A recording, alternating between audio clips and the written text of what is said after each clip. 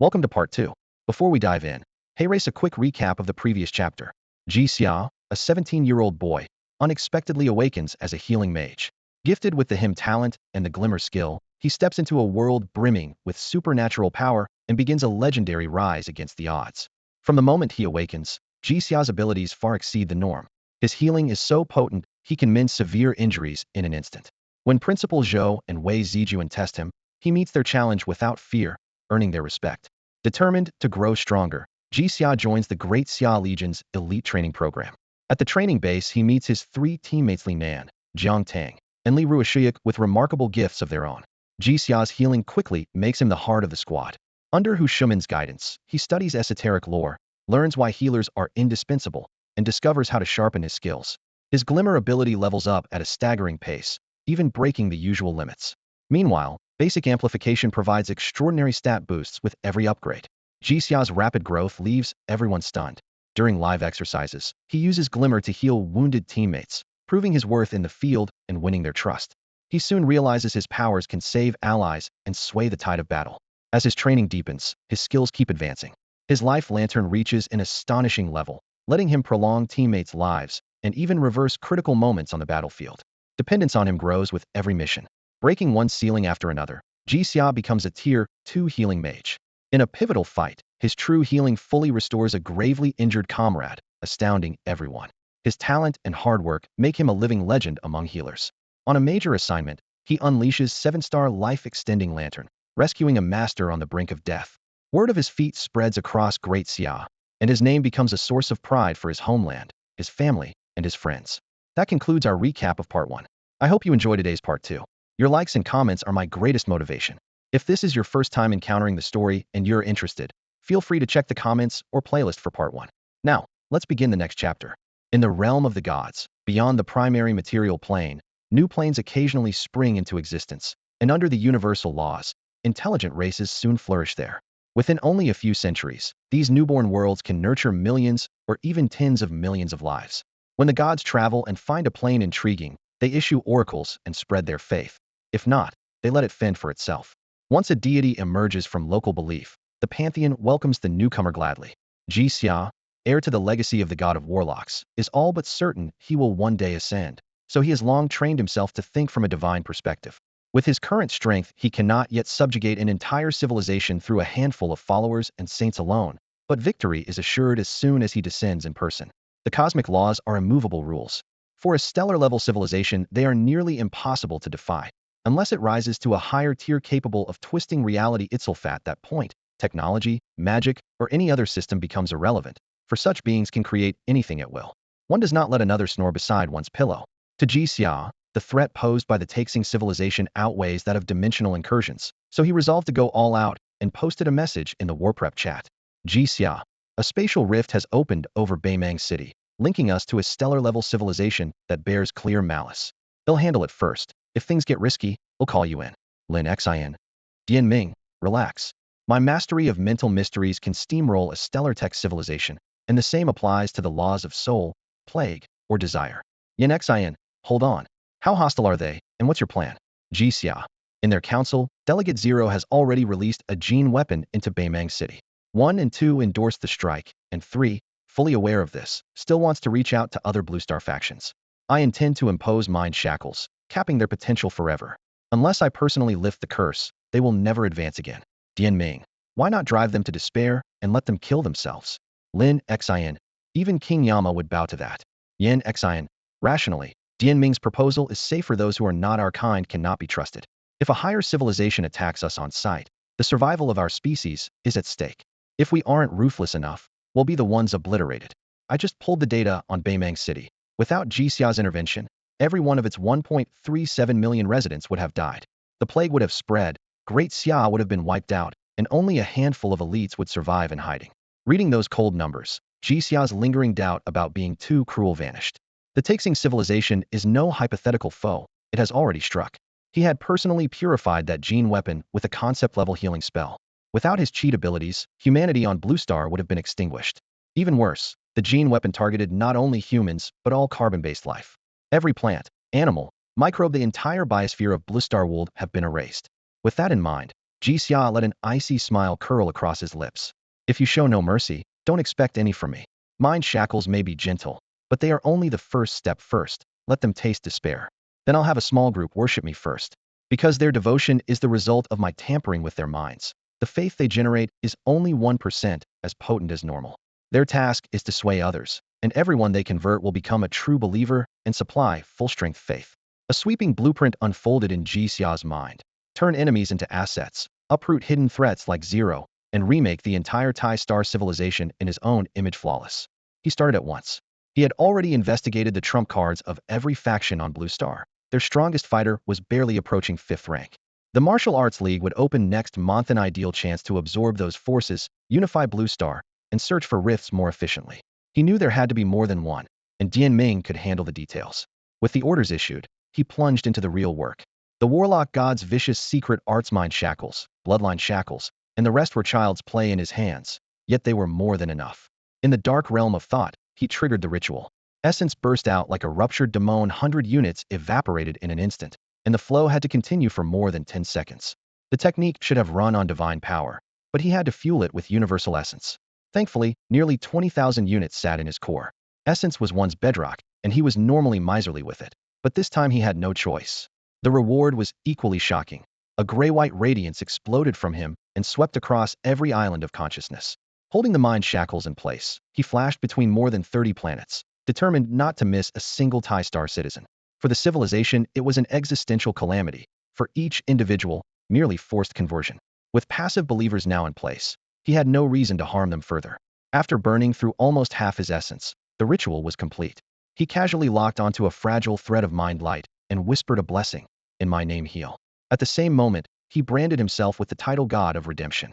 Even as stellar-level civilizations still wrestled with incurable diseases, ordinary illnesses kept evolving beyond current medicine, so suitable targets were everywhere. He was planting a spark now. In the winds rose, the entire civilization would slip naturally under his banner. With everything settled, he returned to Star Island. Everyone knew he was handling crucial matters and left him in peace. Outside, the world was in turmoil, yet he sat calmly. So calm it felt surreal. Was it really over that easily? An entire civilization. He had snuffed out a stellar-level future without a single direct battle. The sheer unreality washed over him, almost making him doubt he had done it. But the facts were undeniable. In that instant, he understood the terror of a true god, and he was only an 8th-rank professional who specialized in healing law. So I'm strong. Whenever Jixia thought about the other professionals he knew, he realized that, apart from the Grand Elder and the brothers Lin Xian and Lin Yao, he could beat everyone else hand down. More than that, he could utterly steamroll them. Out of step, he admitted inwardly, fully aware that his growth had already veered beyond reason. From the day he discovered that source points were not all that hard to gather, he had foreseen a moment like this.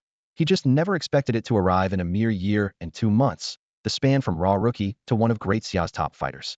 Even so, he still complained to himself that, with all his cheat codes, the climb had been too slow-proof, in his mind, of how useless he was. After accepting this new level of strength, he drafted a fresh plan. Since his combat power now led the field by a mile, every dimension needed to be cleared faster, and every scrap of elemental knowledge had to be added to his library. Next, he would ask Dian Ming about advanced cultivation systems from other worlds, use them as reference points, and enlist the combined brainpower of Great Xia to break open the path to higher realms. As for himself, once the foundations were in place, he could keep pouring dungeon source points into his build until he forged his own authority and divinity. With the plan set, he stretched his shoulders. When other people used his creations to kill monsters, he received only a slice of the source points. Raising every healing spell to the law level would burn far more points than upgrading a bloodline. So he would have to go hunting himself, leaving a clone behind to monitor the Taxing civilization, his true body shot toward Baimang City. Inside Baimang, he unleashed light of restoration once more. Blazing white radiance, laced with healing power, washed through every street and alley, scrubbing away the last traces of the gene weapons. Mission done, he veered straight for Dongting. Dongting was the holy ground for Great Xia's water-aligned professionals, a crossroads where multiple watery dimensions overlapped. Normally the lake and sky merged in endless mist. Now a 1,000-mile stretch lay frozen, snow swirling, and bizarre ice sprites shrieking overhead. Zhang Tiansheng, who had been in Dihua City that morning, was already on the outskirts, sending fire spirits to burn the sprites down. Jixia opened a mental link and shared his view. Fall back and seal the perimeter. They'll handle this. Jixia? Zhang Tiansheng blurted. Why are you here? Are you sure you can do it? Relax, Jixia said calmly. If it doesn't have law-level resistance, I can deal with it. The others had never doubted him. All combatants broke off at once and pulled back beyond daunting. Ji Xia closed his eyes. A tidal wave of psychic power burst from his mind. Psychic storm. An invisible tempest tore through the mental plane. Ice sprites froze midair, their crystalline shells cracking to dust, their faintly glowing cores clinking onto the ice below. With the outskirts cleared, he dived toward the entrance of a dimensional rift. The spectators finally snapped out of their daze. Several 7th and 8th tier professionals mounted flying beasts and followed. Zhang Tiansheng, who knew the details, called out. Dian Ming says this place is a shard of the god's world, the ice elemental plane, packed with sprites. I know, Ji Xia replied. That's why I came after reading his report. Let's head in. He'll use Psychic Storm to wipe the big swarms. You clean up the rest. Understood, Zhang shouted, pointing out team members. Jilin, Li Feng, you're with me. Everyone in the same tier system understood. The high priest might be famous for healing, but nothing stopped him from mastering attack spells. Maybe he couldn't match a specialist's single target burst, yet with skills at such exalted ranks, his damage output would now flatten anything. Knowing that was one thing. Seeing it in person still left them speechless. If the vast frozen rivers and endless snow of the northern lands evoke rugged poetry, the ice and snow in this dimension offer nothing but lethal intent. Here, each flake is laced with razor-sharp icicles and blades, showing no mercy to any living thing. No storm on Blue Star has ever rained down weapons like this. The instant Ji Xia stepped into the dungeon, a chorus of metallic clinks rang in his ears as countless ice swords fell from the clouds, only to be deflected by his mysterious shield. Eager to finish the fight quickly, he burned through his source energy, forcing his senses to spike, while his mental power spread outward like a spiderweb. Front left, roughly 400 distinct psychic signatures. She unleashed the first mind storm. Farther in the same direction, more than 1,000 mixed signatures. The second mind storm. Slightly to the right of the last coordinate, fewer yet far stronger signatures stirred up, showed no hesitation. The third mind storm crashed down. Source points 680,000. With the 3 core threats erased, only 30 or 40 scattered ice sprites remained. Ji Xia nodded in satisfaction and told his teammates, the big ones are gone. Clean up the stragglers yourselves. Zhang Tianxing finally understood what it meant to be dumbstruck. Staring at the sigil stone in Ji Xia's hand and watching the image of the high priest dissolve into light, he stammered. What did the high priest just say? Did I hear that right? Everyone looked equally baffled. We probably heard correctly. Unless we're all hallucinating, someone muttered, yet they still chose to see the results with their own eyes. First battlefield. Absolute silence, the ground littered with splintered ice, several lifelike statues strewn across the field. One snow wolf, fangs bared yet frozen in place, reflected a cold light that chilled their backs. The bodies seemed intact, but their souls had been ripped away, leaving empty shells. The second and third sites looked identical. On the way, they met small clusters of monsters, but as Ji Xia had said, those were easily crushed. A mix of joy and awe settled over them. After a long pause, Zhang Tianxing sighed. If I remember right, the high priest is a healer. Ji Lin nodded blankly. Yeah, Li Feng finally found his voice. All those ice sprites were 8th and 9th tier. Is this how terrifying the arcane truly is? They all knew the source of Ji Xia's power, yet they also knew the gulf between them. They had emptied their past reserves just to hone their skills to Grandmaster level, while the realm of Great Grandmaster still lay out of reach. Even the twins Lin Xian and Lin Yao had stalled at the peak of Grandmaster. Their prophetic gifts had warned them. To step into Great Grandmaster in full, they must carve their own path. Copying others would only turn them into false Great Grandmasters, forever barred from glimpsing the Arcanino better than ordinary Grandmasters. Thus, none dared ask Ji Xia for guidance. Instead, they silently vowed that once this dimensional incursion was repelled, they would devote themselves wholly to their own roads. A pioneer had already opened the way ahead. What greater motivation could there be? Shanhai Pass was a new city. After the insect wastes were cleared, Daxia's territory kept pushing outward until it finally reached the sea. As the boundary between continent and ocean, each new settlement earned a distinctive name, and Shanhai Pass was no exception. Shanhai Pass is a fortress straddling land and sea. During this latest surge of origin energy, no dimensional rifts appeared there. The true danger rose from the ocean itself. When the tides roared, hordes of feral sea beasts rode the waves and slammed against the walls. Unlike void spawn that materialized through dimensional breaches, these creatures were living beings' wounds, hunger. Even the ambient temperature could sway their behavior, so any school of magic could counter them. Fire mages, however, delivered results in a particularly distinctive fashion. Ji Xiao arrived in the heat of midsummer, just as a fire mage vaulted onto the rampart. One pressurized blast of flame detonated in the center of the swarm, and with a sharp hiss dozens of giant crabs and sea crocodiles were roasted crisp. The surviving beasts caught the scent, stopped their charge, and turned back to feast on their fallen kin. instantly having the pressure on the wall. Watching this chaotic brother, you smell delicious scene, Jixia decided that even without his help, no one at Shanghai Pass was going to die today. Still, he lifted a hand and cast mass heal. Milky radiance rolled over the battlements like the break of dawn. In Jixia's book, anything short of perfection counted as an injury fatigue, mental strain, drain Minaso one spell covered all of it. When the warm light swept through, every mage, archer, and warrior felt the emptiness inside them flood with origin energy. They recognized the glow at once. The same holy brilliance that had swept the walls in the dead of night before. The high priest had intervened again. Even without glimpsing him, knowing a heavyweight was watching sent morale soaring. At that moment Jixia's source point spiked. A single thought told him it was psychic resonance born of the crowd's emotions, deepening his understanding of the word mind. Leaving Shanghai Pass, he flew straight to the next disaster zone, Chang'an. Perhaps it was the weight of history, but both Chang'an and Luoyang were perpetually shrouded in necromantic instances. When Ji Xiao arrived, the black fog draped over the city had just been dispersed, yet skeletons and drifting phantoms still haunted the alleys. Every craft has its master, he chuckled, raising a hand gleam. The rule-level gleam flashed once, and all of Chang'an was renewed. Skeletons and wraiths touched by the light unraveled into curling wisps of black smoke, rising like dust after a cleansing sweep before fading into nothing. Ji Xiao was certain. Even on the white bone plains, 9th tier, epic, or legendary skeletons would crumble before that single flash. Only mythic monsters with resistance to the laws themselves could escape instant annihilation. He noticed the undead did not simply vanish, they were purified. A door to the mysteries of light purification cracked open before him, though it felt incomplete. True purification shouldn't be this brutal. To his eyes the undead were merely ill life forms that ought to be healed, yet this purification seemed to be the flip side of his healing spell. Just as I thought, Ji Xiao murmured, nodding to himself. He had long suspected that destiny purification was a higher-order miracle, initially split into healing and cleansing only, because his bloodline and strength were too low. Now he could feel it with clarity. All three abilities spring from a single source, the mandate decree. It was only his former weakness that separated them in the first place. Ji Xia decided to push himself and invest another point in his bloodline, just to see whether the upgrade would make a difference. He had already grasped the essence of the three separated skills, but the merged form destiny edict was still a puzzle. Whenever he cast it, the power of fate was clearly there, yet he could never truly touch fate itself. In his eyes, the problem was simple. He was still too weak. All he could do was move forward one step at a time. He pulled up his status panel and checked the spoils of the latest battle. Source points 2.7 million. The numbers rolled like a waterfall, and he could almost hear them rustling by his ear. Dead creatures really were generous, he thought with a wry smile. Without hesitation, he activated teleportation and, a heartbeat later, stepped into Luoyang, central command of the Grand Xia City defense system. Hundreds of surveillance screens flickered across the wall. Yan Xian and Hu Shua stared at each other, silent for several minutes before they finally recovered from their shock.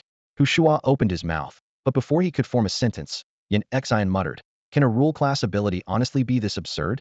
Ji Xia merely shone a light over Chang'an, and Liange everyone was healed, and every monster was reduced to ash. The reports say rule class is strong, sure, but not like this. Ji Xia's only 8th tier, nowhere near legendary, let alone mythic. Hu Shua frowned, thinking hard before he offered a guess. Maybe it's his bloodline. We've talked about how impossibly complex it is, nothing in the records even comes close. But how on earth did he condense it? The fate tablet from the realm of the gods might help him test things, but we can't give it to him. Yan Xian cut in without hesitation. He rose and began pacing, a hint of frustration in his voice. Under the lights, thin black threads flickered behind him, connecting to his spine. Hu Shua let the fate tablet drop and turned back to the monitors. Looking at the way Ji Xia fights, could guess he's a healer. And he's definitely finished off the Tai-Star civilization. That was a stellar level Empire, he erased it as easily as breathing. I'm honestly a little jealous. Jealousy mixed with longing and resignation, but there was no regret. Time passed. One by one, all the screens in the control room lit up. The two men took a deep breath, closed their eyes in unison, then stepped to a chunk of shattered stone and pressed their palms against it. A low hum rolled out, visible waves spreading from the stone. At that moment, every new dimensional gate within Grand Xia's borders reset to 0. The stone sank into the device with a clack, and a fresh hourglass rose. Golden sand fell from the top, vanishing the instant it touched the bottom. The upper chamber was draining fast. In a few minutes, it would be empty. Huh, we absorbed that much origin and nothing blew up? We really owe Ji Xia, Hu Shua said, the tension finally easing from his face. Lin Xian and Lin Yao did well too, Yan Xian agreed. Each city's a separate dimension now, and with their current power they can rewind time if something goes wrong. Even so, they're both exhausted. Have Ji Xia heal them when he gets the chance. Ming deserves some thanks as well, Hu Shua added. The teleportation network only came back online this quickly because of the new knowledge he provided. He could have rewritten every array himself, but he just handed over the principles and stayed out of it. Network's too important, and he's careful about taking on that kind of karma. Yin Xian glanced at the tiny line of text in the corner of the screen. A former god of magic over 1,000 years old, he murmured. No wonder he knows what he's doing. After nearly 5 days of nonstop action, Master Ji finally allowed himself a break. The large-scale dimensional descent had almost spiraled out of control, yet Daxia's 3 divine bloodlines managed to force it back into line. At the same time, everyone was stunned by how fast the twins had grown. Until recently, the elder brother could only freeze time and the younger could only reverse it. During this battle, each of them unveiled a second power, and together they rewound an entire city by a full minute. That city was Dihua City. The spirit of Heartfire had been sealed away and Zhang Tiansheng's team had already evacuated, but a new rift wedged itself into the volcano's core, detonated the magma, shattered the seal, and swallowed the city in molten rock. The twins arrived, forced time back 1 minute, then worked with Ji Xia to teleport the squad deep into the volcano. They erased the rift the instant it appeared, canceling the destruction that had already unfolded, proof of how formidable time magic could be. Even while resting, Ji Xia felt an exhaustion no light healing could dispel, but the payoff was equally staggering. He had stockpiled enough source points to raise 2 skills to the law tier. His choices were Blood Magic, Blood Mend, and Wind Spell, Rejuvenating Breeze. Blood mages had once reshaped themselves into healers because of Blood Mend. Only after healers became plentiful did they return to their original violent path. The descent of a law brings 3 rewards. 1. The caster comprehends the law, is bathed in cosmic essence, and gains a stronger bloodline. Gathering the points to upgrade a bloodline all at once was unrealistic, so Ji poured everything into his skills, lowering the cost of future bloodline upgrades. 2. The wingfolk under his command received another baptism. After the last descent, the rebirth pool could already breed light element epic wingfolk.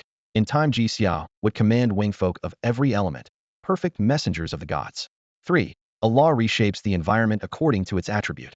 Last time, light healing blanketed all of Daxia. To keep city guards from panicking, Ji lowered Star Island and parked it above the Healers Association in Ba City, so anyone could look up and decide at once whether the glow signaled danger or blessing. With preparations complete, Ji Xia spent every point at once. Each of the 2 skills required a single mystery. Finer nuances could wait, so there was no need to tinker mid-upgrade. A torrent of cosmic essence crashed down, reddening the clear blue sky. In that instant, Ji grasped a new mystery, Blood Nourishment, another healing secret, and immediately fused it with Blood Mend, pushing the spell to tier 3. Before the ripples settled, he kept drawing in primordial power. His cultivation surged. He formally stepped into the 9th tier, and the bloodline display on his status panel advanced from juvenile to adolescent. Meanwhile, in the spirit realm, a pinprick of light beside Ji Xia's natal star swelled into a blood-red sun, sending him a constant stream of power that belonged to him alone. This crimson star was tied to the law of blood. Ji Xia could not yet tell what it would do, but instinctively knew it meant no harm. Over Ba City, a scarlet canopy spread.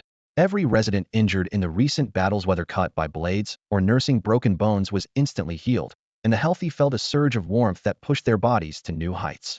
The range of this blood nourishment was narrower than that of the light element, covering only most of the city, yet its effects were immediate and unmistakable. Then the wind rose. It should have been bone-chilling in November, yet as the breeze swept through, the air turned mild. Street trees unfurled tender buds, and a few dormant flowers began to open. The breeze flowed beyond the walls, slipping into woods, skimming across fields, and rolling toward neighboring cities. Gentle though it seemed, nothing could stop it, and an early spring followed in its wake. Ji Xia's awareness shifted with it. One heartbeat he was standing still. The next he had become 10,000 strands of fresh wind, brushing eaves, grazing treetops, leaping lakes and hills, and racing across open country. Wherever he passed, wounds knit, withered grass went green, and new leaves spread wide. The wind siphoned the latent potential inside all things and rekindled it. Only then did Ji Xia understand.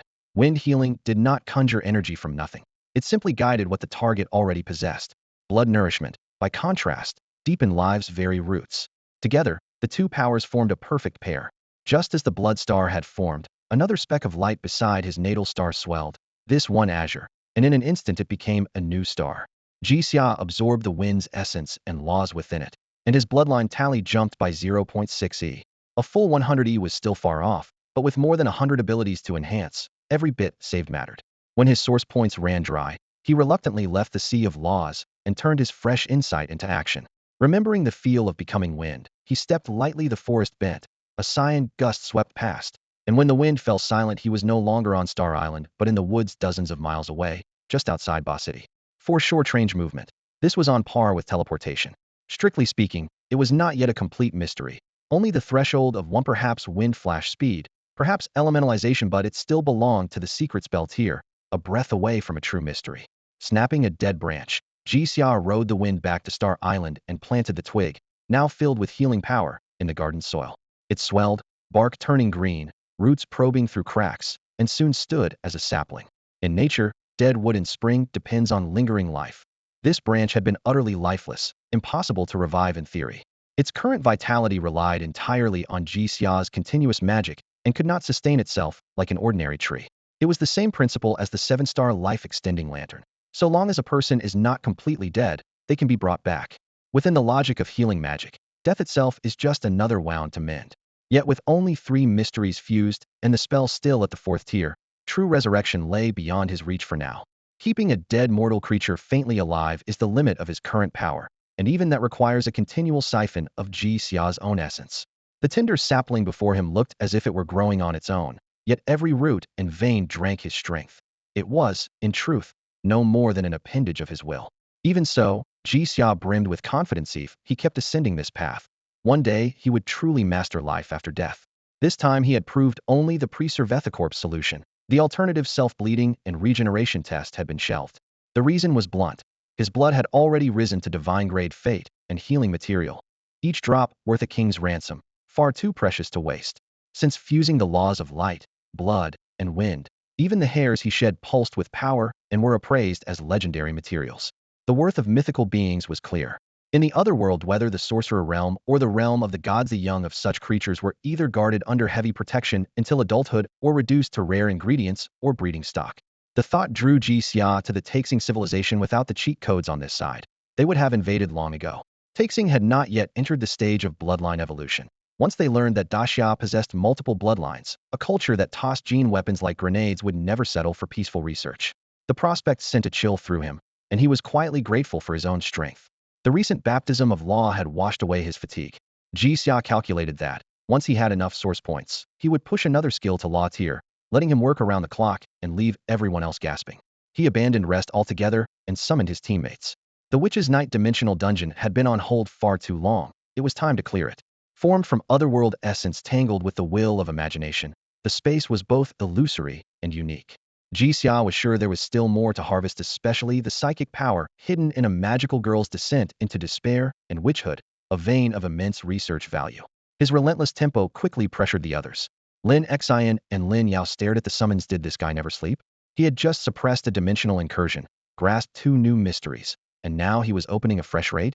Even Yin Xian, who prided herself on being a workaholic, wondered if the young man pushed too hard. She spent almost every waking hour on paperwork, yet had never leaped straight from one war into the next. Still, Jixia's charisma and prestige drew volunteers in droves. Since he published the healer assessment standards, few dared complain. Besides, the descended dimensions were only temporarily sealed. Once everyone recovered, they would have to tackle them anyway, so they might as well form teams now. Witch's Night, a high-tier dimension that had lingered too long, indeed needed clearing. Jixia's party filled instantly, and Lin Xian and Lin Yao set up a second group right behind, determined not to fall behind. Dian Ming, however, did not follow the crowd. Seated cross-legged at his desk, he organized millennia of knowledge for a full handover to Daxia. In addition, he compiled 2 special collections, one for Lin Xian and Lin Yao, bundled together so they would not balk at getting 2 volumes, and a separate one for Jixia alone. With his long years of perspective, Dian Ming found Jixia utterly anomalous. How could anyone treat comprehending laws as casually as eating, drinking, or breathing? Something's wrong. Witch's Night had been deciphered. 12 colossal 8th rank witch barriers ringed the very center, and only by defeating every one of them could the team confront the ultimate 9th rank witch. Jixia stood at a dimensional gate far from the battlefield, his gaze sweeping over the city's dim lights. Wu Yunsheng, Zhang Tiansheng, and the other 19 companions had split into 9 2-person squads, with summoner Zhang Tiansheng acting alone, to clear 10 of the outer barriers. The final 2 were Jixia's responsibility. According to a special rule confirmed long ago by the scholars led by Hu Shuo, they had to defeat, not kill, each witch this time. Everyone understood the gulf in magical girl aptitude. The average one could only become a 5th or 6th rank witch, while the exceptionally gifted might reach the 8th rank. Yet the 12 eighth-rank witches before them were incomplete. Unable to overcome Witch's Night, they had fallen into despair and transformed, but still clung to a single belief. Witch's Night must never descend. Together, their 12 barriers, like the marks of a clock, kept the final 9th rank, which firmly sealed. To clear the stage, the team had to earn their recognition through strength. As his teammates began entering their assigned barriers, Jixia raised a hand toward the 2 that remained. Spatial power gathered at his fingertips. After a silent count, he flicked out 2 silver points of light no larger than mung beans. The moment they touched the pitch-black barrier's crack, a sound as crisp as shattering ice. Both barriers burst like soap bubbles, the thick darkness dissipating with them. Against the intruding spatial force, the incomplete domains were laughably fragile. Even though Ji Xia, a mythic tier being versed in countless secrets, had yet to forge a true domain of his own, breaking these was effortless. With their barriers gone, the 2 witches were exposed to the rational laws of reality, and their bodies began to erode. Ji Xia reached them through a psychic link. A flood of despair, loneliness, hatred, and disappointment surged toward him, and he sealed it all away. It would be a sharp blade against sentient foes later. Then he put his theory to the test and cast purification. In my name, let the mind be cleansed. Pale silver radiance poured down. The once misshapen witches shrank rapidly, their outlines growing clear. Moments later, 2 girls drifted to the ground, a gentle breeze easing their landing. The grief seeds that marked them as witches disintegrated, leaving only 2 pristine soul gems resting against their chests. Jixia approached, frowning slightly. The purification had worked, but it left behind only an obsession, not a true mind landscape. This confirmed his suspicion. Monsters in dimensional instances were false lives with no past, only preset data. Only by merging with Blue Star could they shift from fiction to reality. The world source could create an instance first, and then turn the false into real, an ability both astonishing and terrifying. Divine power had similar potential. With enough of it, creating a world was no great feat in essence. Divine power and the world source stood on nearly equal footing, so neither gods nor worlds outranked the other. Having verified his guess, Jixia gathered his thoughts and looked toward the city center. As the last brittle cracks sounded, every barrier collapsed. 12 beams of light converged, and the sky slowly split open. A bizarre melody filled the clouds, and cheerful laughter echoed from all directions. The wind rose without warning, shredding the clouds and reassembling them into swirling vortices the color of lead. Crack! Lightning split the sky, and in the blazing fissure a pure white rabbit with outsized ears appeared unannounced. Its crimson eyes burned like twin candle flames, while its body floated weightlessly. Rings of pale ripples spread from its fur, as though it were tuning the entire city. Through their mental link, Ji Xia and his teammates were flooded with inexplicable joy, as if fireworks had burst deep inside their souls. In the next heartbeat, that elation was swallowed by bottomless despair. Waves of oppression, withdrawal, and the conviction of invincibility crashed over them. Even the steadfast Ji Xia staggered at the emotional whiplash. He instantly triggered his skill. By my command, be cleansed. A stream of pure light swept through everyone's mind, erasing the foreign emotions. Before the glow had faded, he hurled the space energy sphere he had prepared. The silvery point punched through the rabbit's forehead, leaving a hole almost too small to see. Moments earlier, the other's fire lances and water blades had flown first, only to be rubbed out 30 centimeters in front of the creature. Only the silver shot landed. The psychic barrier is mine. Keep firing, Ji Xia ordered over the link. He unleashed a mind storm, tearing the unseen shield apart, and the rest of the spells cascaded in flames, ice shards, and lightning chains wove into a lethal net. When the white rabbit hit the ground, not a scrap remained. No one relaxed. Above them, the city was now a ruin. Broken bridges, vehicles, and skyscrapers rotated slowly in midair. Lightning still raked the sky, and the air stank of scorched metal. Where the rift had sealed, a witch nearly 200 meters tall now stood. She wore a crown and a pure white gown trimmed with lace. Her puffed skirt billowed like an umbrella, covering the central district. Her body was all white bone, yet she moved with the poise of a conductor raising the baton. With a casual wave, the debris above hurtled toward the squad, each piece edged in a ghastly pale glow that held both protection and death. The augmentation mage immediately boosted the team, pushing everyone to 9th tier for a fleeting moment. 20 figures streaked through the air, shattering cars, bridges, and rebar with fists and spells.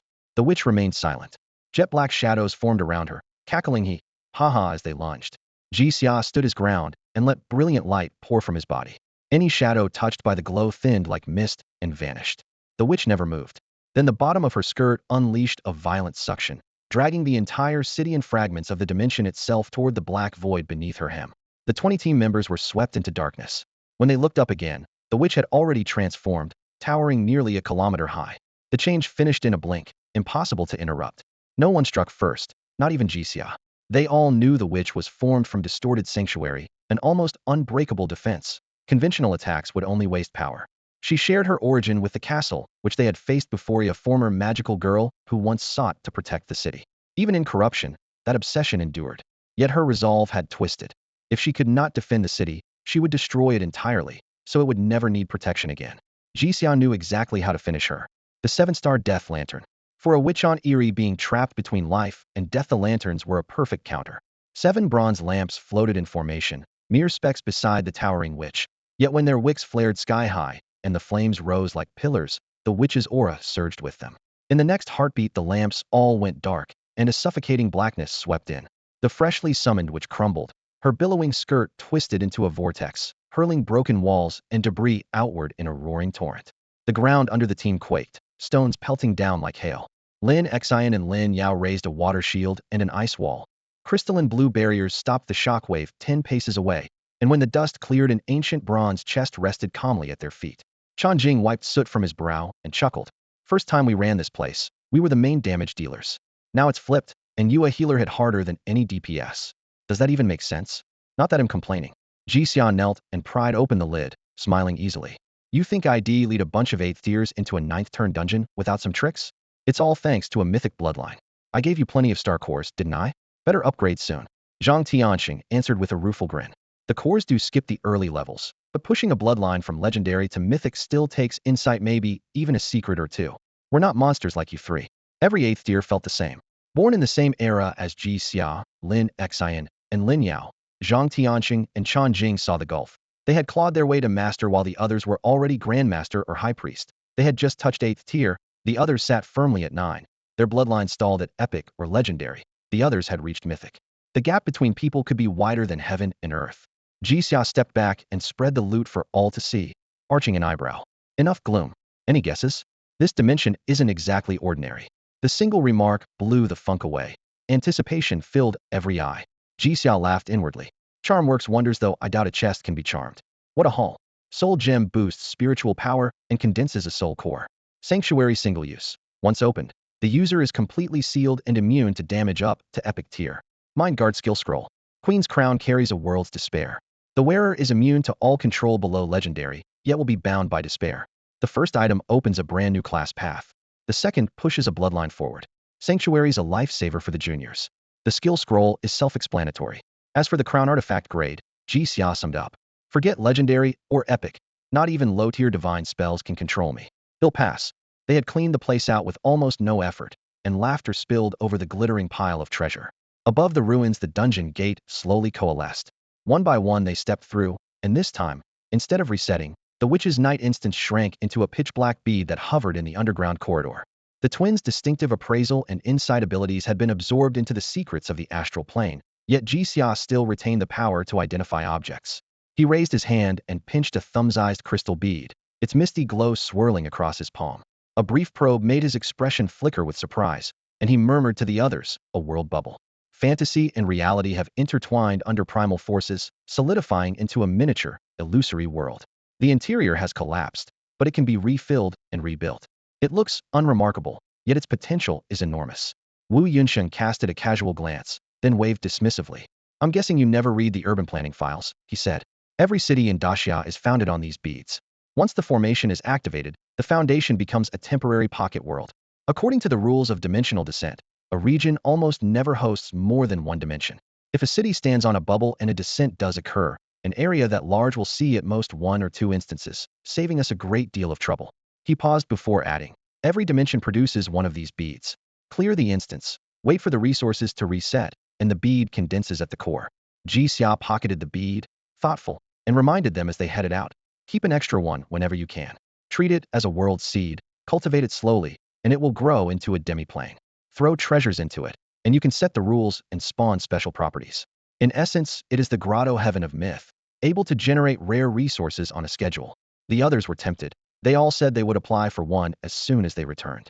Without further small talk, they hurried toward the Saint Era dimension, a place they had shelved before because it was too dangerous. Daxia had already collected the full legacy of the God world, and Dian Ming had even completed the divine grade lore, yet knowledge from the wizard world remained scarce.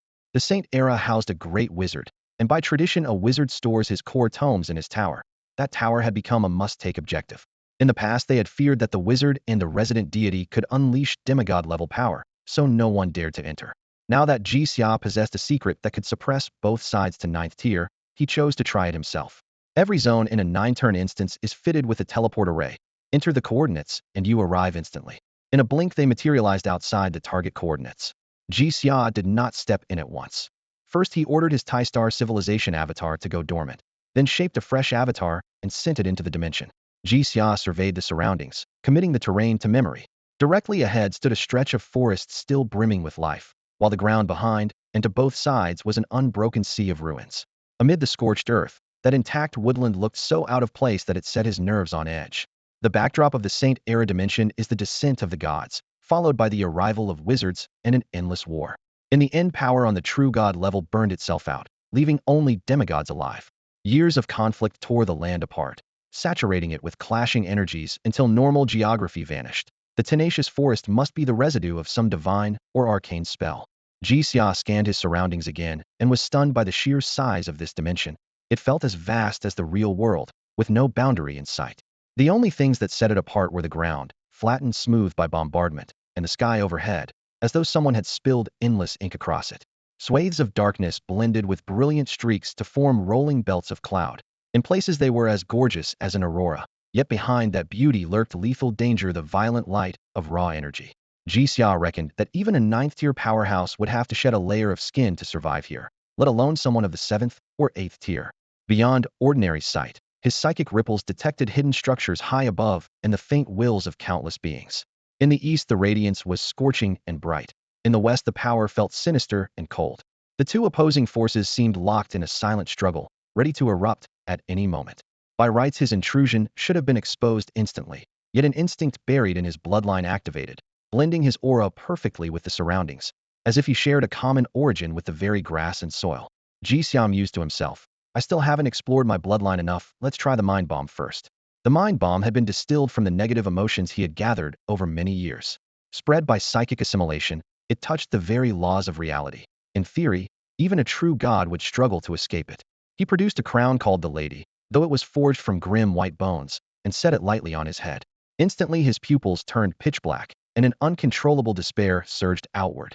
Forcing himself to remain calm, he blended his own despair with agony collected from other sources, used psychic assimilation as the fuse, and broadcast it across the entire dimensional instance. Almost simultaneously, the powers of East and West shuddered.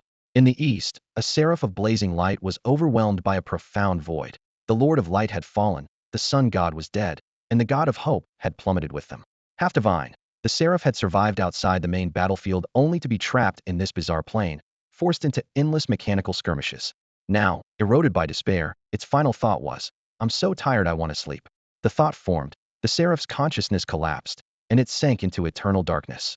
The Eastern power was extinguished at once. The West fared no better. Phyllis had seen that divine war firsthand. He never reached the main battlefield, but a stray blast from an allied sunflower wizard with a 9-headed serpent bloodline had dissolved his body in an instant, leaving only a remnant soul.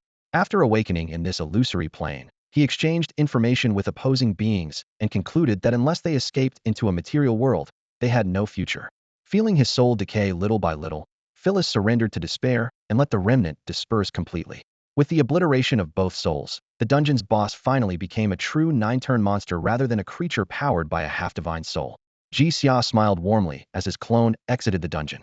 A heartbeat later his real body told the team, carry on as usual.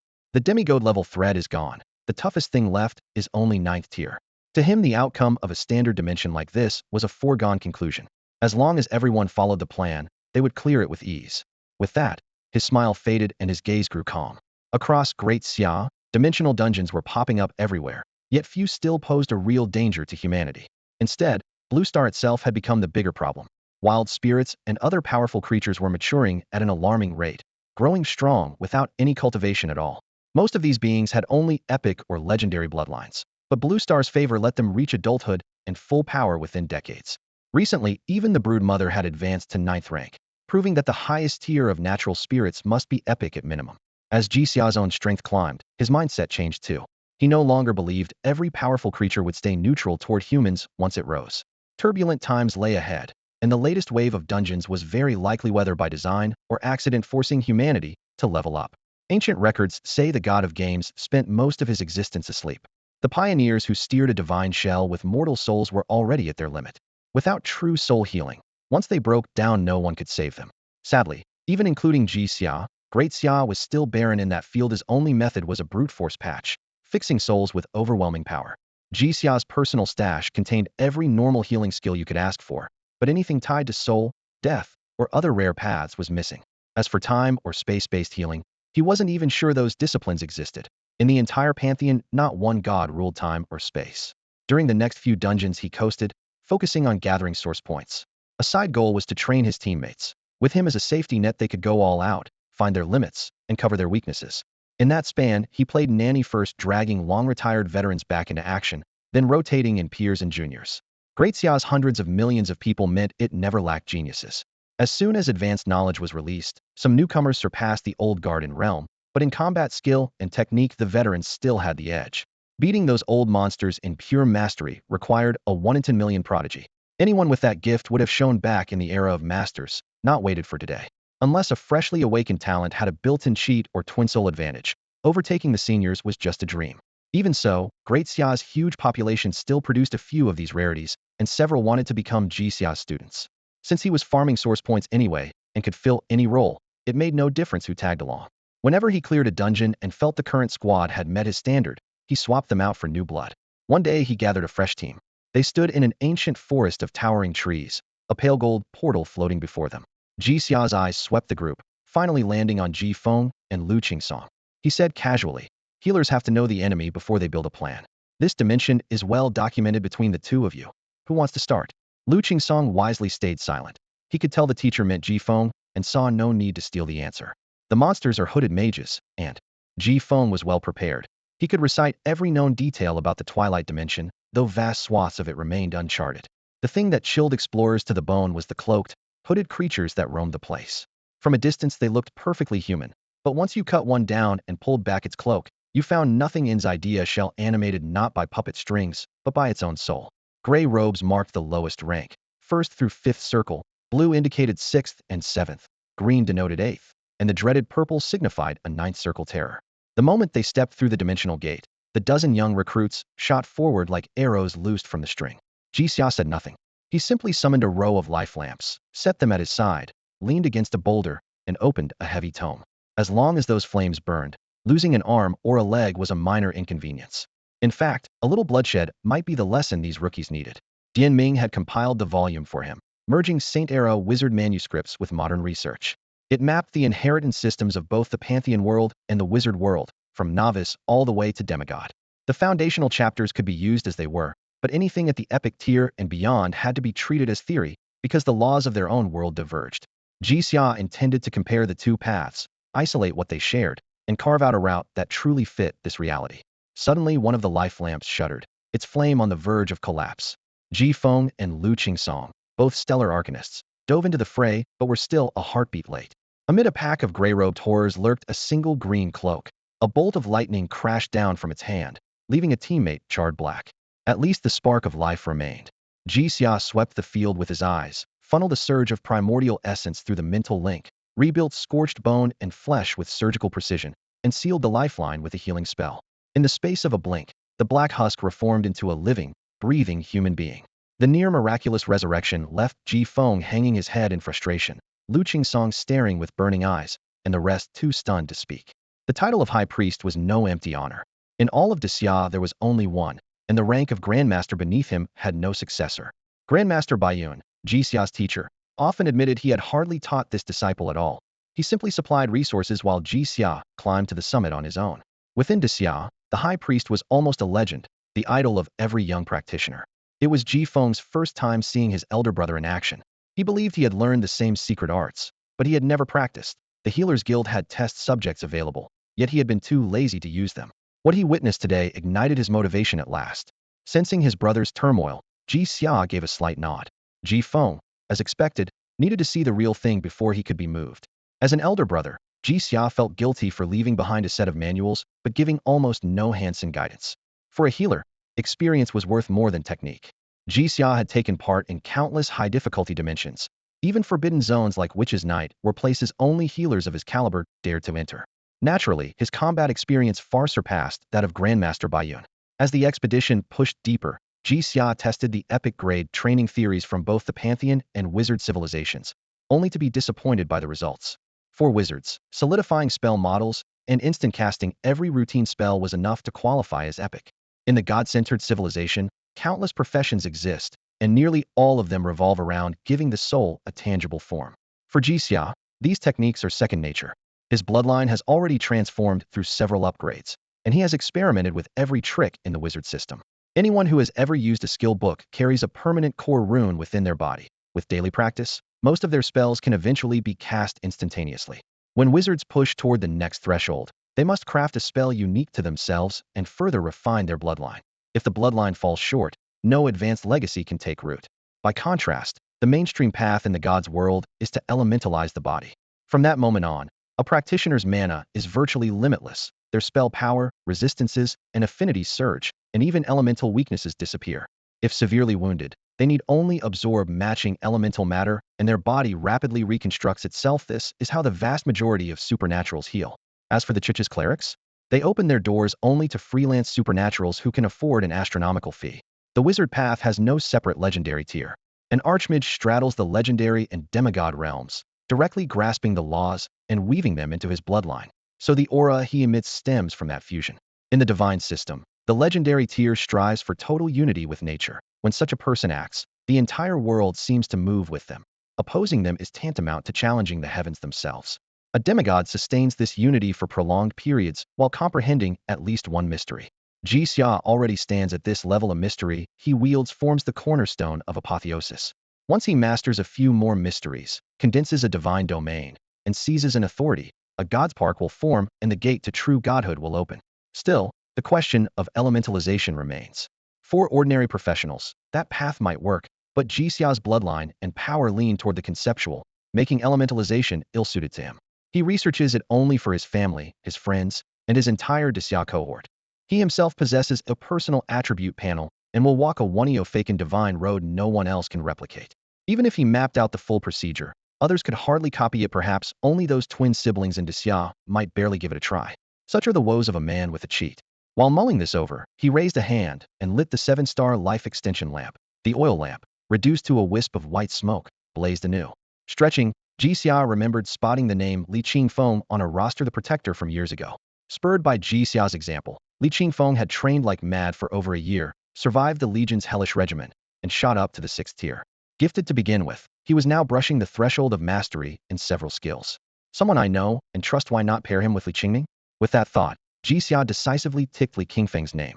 Since he would be carrying one person anyway, he might as well bring a few. So he checked off Lin Yuan, Zhou Hao, and several others. Most of them were still stuck at the 6th tier and barred from high-level instances for now, but tackling some hard-mode dungeons shouldn't be a problem. Great God of fertility, we ask that our race be granted stronger powers of reproduction. In return, our entire people pledged their faith. In the depths of the sea, a group of octopuses pressed their arms together and prayed to the god of fertility. As one of Blue Star's intelligent species, they had learned certain divine names the moment they awakened to the supernatural. In the dark blue water, pale phosphorescence rippled across their skin. Every flash of color carried a low mental vibration. Their plea was straightforward, a desperately needed offspring. The name god of fertility had never appeared on their list before, yet it suddenly surfaced in every octopus mind just as their egg-laying rates plummeted. Convinced this was guidance from Mother Blue Star, they offered their faith without hesitation. Far away in the heart of the continent, the doe stood still in a mist-filled forest. The surge of prayer confused her more than anyone. Since her master had last revised her doctrine, she had barely preached. So where had these octopus believers come from? As a nature spirit, she traced the prayer's origin in an instant. So that's when it started. She glanced at the sky, realizing the timing matched the moment her master had altered the teachings. She was no fool after learning from Jixia. A brief thought led to a shocking conclusion. Were nature spirits like herself actually gods cultivated by Blue Star's will? The idea struck like lightning, freezing her hooves. Without delay, she opened the prayer channel formed by their pact and sent everything to her master in the replica world. Great master, I have gathered some information that may help you. The clear invocation, wrapped in light, crossed the link. In the instance world, Jixia, who had been resting, jolted upright. Easygoing thoughts were swept away by tangled concerns. Blue Starswell was pre-selecting gods. He would finish the instance first, then consult the elders. On Starfall Isle, the cosmic force was so dense it drifted like lavender mist. Jixia, Yin Xin, and Hushua sat cross-legged with starlight on their shoulders. After listening to Jixia, Hushua merely raised an eyebrow. No surprise. We all know the deep-sea dragon's nature spirits born powerful, nourished by pure essence, clearly fueled by Blue Star's will. He paused, gaze sweeping the horizon. At this rate, they may never reach godhood. Dian Ming once noted, gods keep the world running, especially during the resurgence of spiritual energy. The world wants gods. If we erase them, we anger the planet's will. But if we can replace them, the method hardly matters. Jixia exhaled in relief, yet voiced another concern. Grand Elder, Senior Hushua, I doubt Blue Star's will is behind this alone.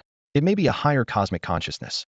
Blue Star is strong, but that would mean using her foundation to raise a manager for the entire universe. He lifted a hand, smiling ruefully. Because of my bloodline, I can interfere with planetary wills. I want to try cutting off Blue Star's essence flowing into the nature spirits. Yin Xian swallowed the speech she had prepared. Then do it. Ask for whatever resources you need. We plan to hire the god of games, and the price was huge. If you can nip the danger in the bud yourself, it's far cheaper. Earlier Jixia had fused a strand of primordial substance into Blue Star, tying himself to her. The strand had been assimilated by the planet, allowing him to feel her heartbeat, a nascent consciousness as blank as a sheet of paper. Such an immature mind was trying to birth gods? Jixia suspected the cosmic will instead. Blue Star's will was painfully naive, a blank page, yet she still sought to create gods. Jixia believed the cosmic consciousness was at work, and he decided to lure Blue Star's will away. After the last guest had left, Jixia made his way to the heart of Starfall Island, letting his consciousness stretch out until it brushed against Blue Star's will. As his mind sank deeper, a boundless white expanse suddenly unfolded before his eyes, so empty he could hear nothing but his own heartbeat. At its center, a ribbon of glassy azure light rotated in slow spirals the planet's unshaped essence. Just as during his previous brief contact, Blue Star's will remained innocent and unawakened. She had only just been born, and no precedent existed in this universe, so there was no inherited memory to draw upon. As a life form nurtured by this world, Jixia had expected to feel an instinctive kinship when he met Blue Star's consciousness. Yet, standing in that vast white space, all he felt was confusion. Faced with the planet's will, he found himself appraising her from above, as though he were looking down from a great height. In that instant he understood. He didn't merely have the power to influence Blue Star, could command her directly. The contrast only grew starker. Lin Xian, Lin Yao, and the others favored by Blue Star were woven seamlessly into the planet's fate, but to her Jixia was a blank space. He did not exist, even though the universe recognized him as a distinct being. After all, he had not been born of this world. He had simply lived here so long, among familiar family, that he had nearly forgotten the truth. Pushing aside the swirl of thoughts, he focused on the first task, stopping the flow of planetary essence into the nascent nature spirits. Blue Star's will quivered in assent and obeyed at once. A basketball-sized orb of translucent, iridescent substance drifted out of the void and came to rest before him, the planetary core essence. Blue Star held more than 90% of all extraordinary essence in the cosmos. This single sphere could almost be called the essence of the universe. Jixia's body stirred with instinctive hunger, aching to absorb it, yet he still asked, "Will this harm you?" A gentle hum answered him, "No." Her essence was so abundant it verged on overflow. Even if she parted with it, more treasures would simply emerge. As long as she no longer fed the nature spirits, all of this could be offered to Jixia. To her, he was a higher, transcendent star, lord of the many lights in the sky, the first star. Understanding dawned. He had come from beyond. Once he descended, he no longer belonged to this dimension. When his bloodline rose from legendary to divine, he folded every concept of stars into himself. In mythic terms, his current station was that of Dumu Yuanjun, mother of the stars. The faint constellations orbiting his natal star could not be clearer in meaning now. Suddenly he thought of Dian Ming, the man who had spoken of the Wensu star. No wonder Dian Ming had noticed something amiss long ago. Once a deity himself, versed in the historical branch of the law of time, Dian Ming possessed a rare perceptiveness. Setting the thought aside, Jixia cradled the iridescent sphere and left the white expanse. Back on Starfall Island, he wasted no time. Sitting cross-legged, he opened his mouth and drew the essence into himself. He had always believed that summoning cosmic music and descending laws during skill breakthroughs was the pinnacle of exhilaration. Yet now he realized that direct absorption of pure essence surpassed it by far. He felt his growth in the most direct way, most clearly through Jixia's power. Once stuck at Tier 9, he had now burst past it. The pale gold essence inside him had turned to pure gold, then picked up streaks of silvery gray as his core strength fused with his life force. The change ran deeper than color. It stamped a personal seal on his very essence. From now on, unless Ji Xiao willingly shared it, no one could strip that power from him. If anyone tried to siphon it by force, the essence would instead assimilate the attacker. Unless their will was unshakable, they would be remade into another Ji Xia. Even more startling, if Ji Xia died right now, a single strand of this essence could resurrect him without dropping his combat level below Tier 9. Each strand equaled a fully powered Tier 9 Ji Xia. Blue Star's world core still held plenty of reserves, and Ji Xia drew on them methodically. His vast aura shot skyward like a gale scattering clouds, stretching all the way to the sky above Ba City. Yet rather than oppressive, it somehow made the townspeople feel at ease. Meanwhile, the elven mother tree on Star Island was dragged into the transformation. It purged its corrosive darkness as starlight poured in. The dark green trunk turned pitch black, the branches took on a silver sheen, and the long leaves folded into rounded shapes. Finer still, each leaf surface became glass clear, refracting light until the whole tree looked like crystal draped in shifting rainbow bands. Several days later, Ji Xia had drained the last drop from Blue Star's core. Since the local system lacked ranks beyond Tier 9, he couldn't even name his new realm, but the Tier 9 gulf was now behind him. Before, his most powerful light spell could blanket all of Daxia, while other elements reached only a single city. Now, with a casual flick, any spell off any element could shroud a city. By channeling Lightborn Healing, he could treat a nationwide spell as a routine skill. Distance attenuation still applied. Light itself carries no healing. The true effect rides on the mysteries within the light and on Ji Xia's mana. The farther from the spell's center, the weaker the result. That rule hadn't changed. He ran a quick projection. If he moved to Daxia's geometric center and had artificers and enchanters build amplifiers, he could support any corner of the nation without leaving home. He could even schedule a daily cast, so every department could plan around it. With that in mind, he used his clearance to pull the leaders of the Vanguard, the Strike Force, the Martial Alliance, the Dimensional Research Institute, and other official groups into a single chat. Can you all sync your schedules? I can cast a nationwide healing spell once a week. Effects include, but aren't limited to, essence restoration, life core repair, vitality replenishment, limb regeneration, soul therapy, and status effect removal. The chat exploded. Omnipresent nonsense. The Dimensional Research Institute director jumped in first, pupils shrinking to pinpoints. What happened? You powered up again in secret? It's been, what, a few days? Don't tell me you robbed Blue Star's well. His joke brushed teasingly close to the truth. The Martial Alliance's headmaster reacted even faster. Done. Well, bundle all combat training classes into that window. As for the management headache, he added, relax. The moment those hormone-charged kids hear the high priest is stepping in, they'll line up and behave. Across Daxia, from the elderly to the children, Ji Xia was everyone's shared idol, though he probably hadn't noticed. With the headmaster setting the tone, the other leaders quickly agreed to adjust. Great. Work out the exact timetable and hand me the final plan, Ji Xia said and went back to work. Ji Xia had a full agenda. His first move was to message the Great Elder, letting him know the elemental spirits were now under control. Their unchecked ascension had ended, so everyone could breathe easier. Next came the problem of Taxing.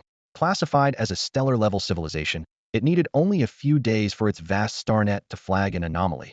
Both its science and its cultivation systems had stalled at exactly the same moment. Teams of scientists frantically ran new simulations, yet every model delivered the same bleak conclusion: some unknown force had sealed off every path to future progress. Scientific breakthroughs take time, but cultivation is supposed to leap forward once technology catches up. Lately, however, no matter how many resources Taxing poured in, not a single realm advanced.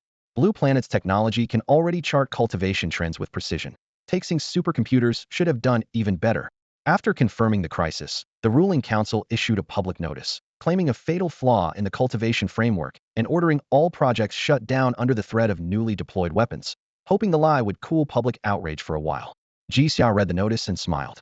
Master of the mind's deepest secrets, he was the undisputed lord of heart demons. In the Xinxiao worlds, every cultivator gave him a wide berth, so a tech-only society like Taxing never stood a chance. He chose a simple, brutal tactic. He planted a single thought in the minds of a few citizens: this is false. It isn't the real story.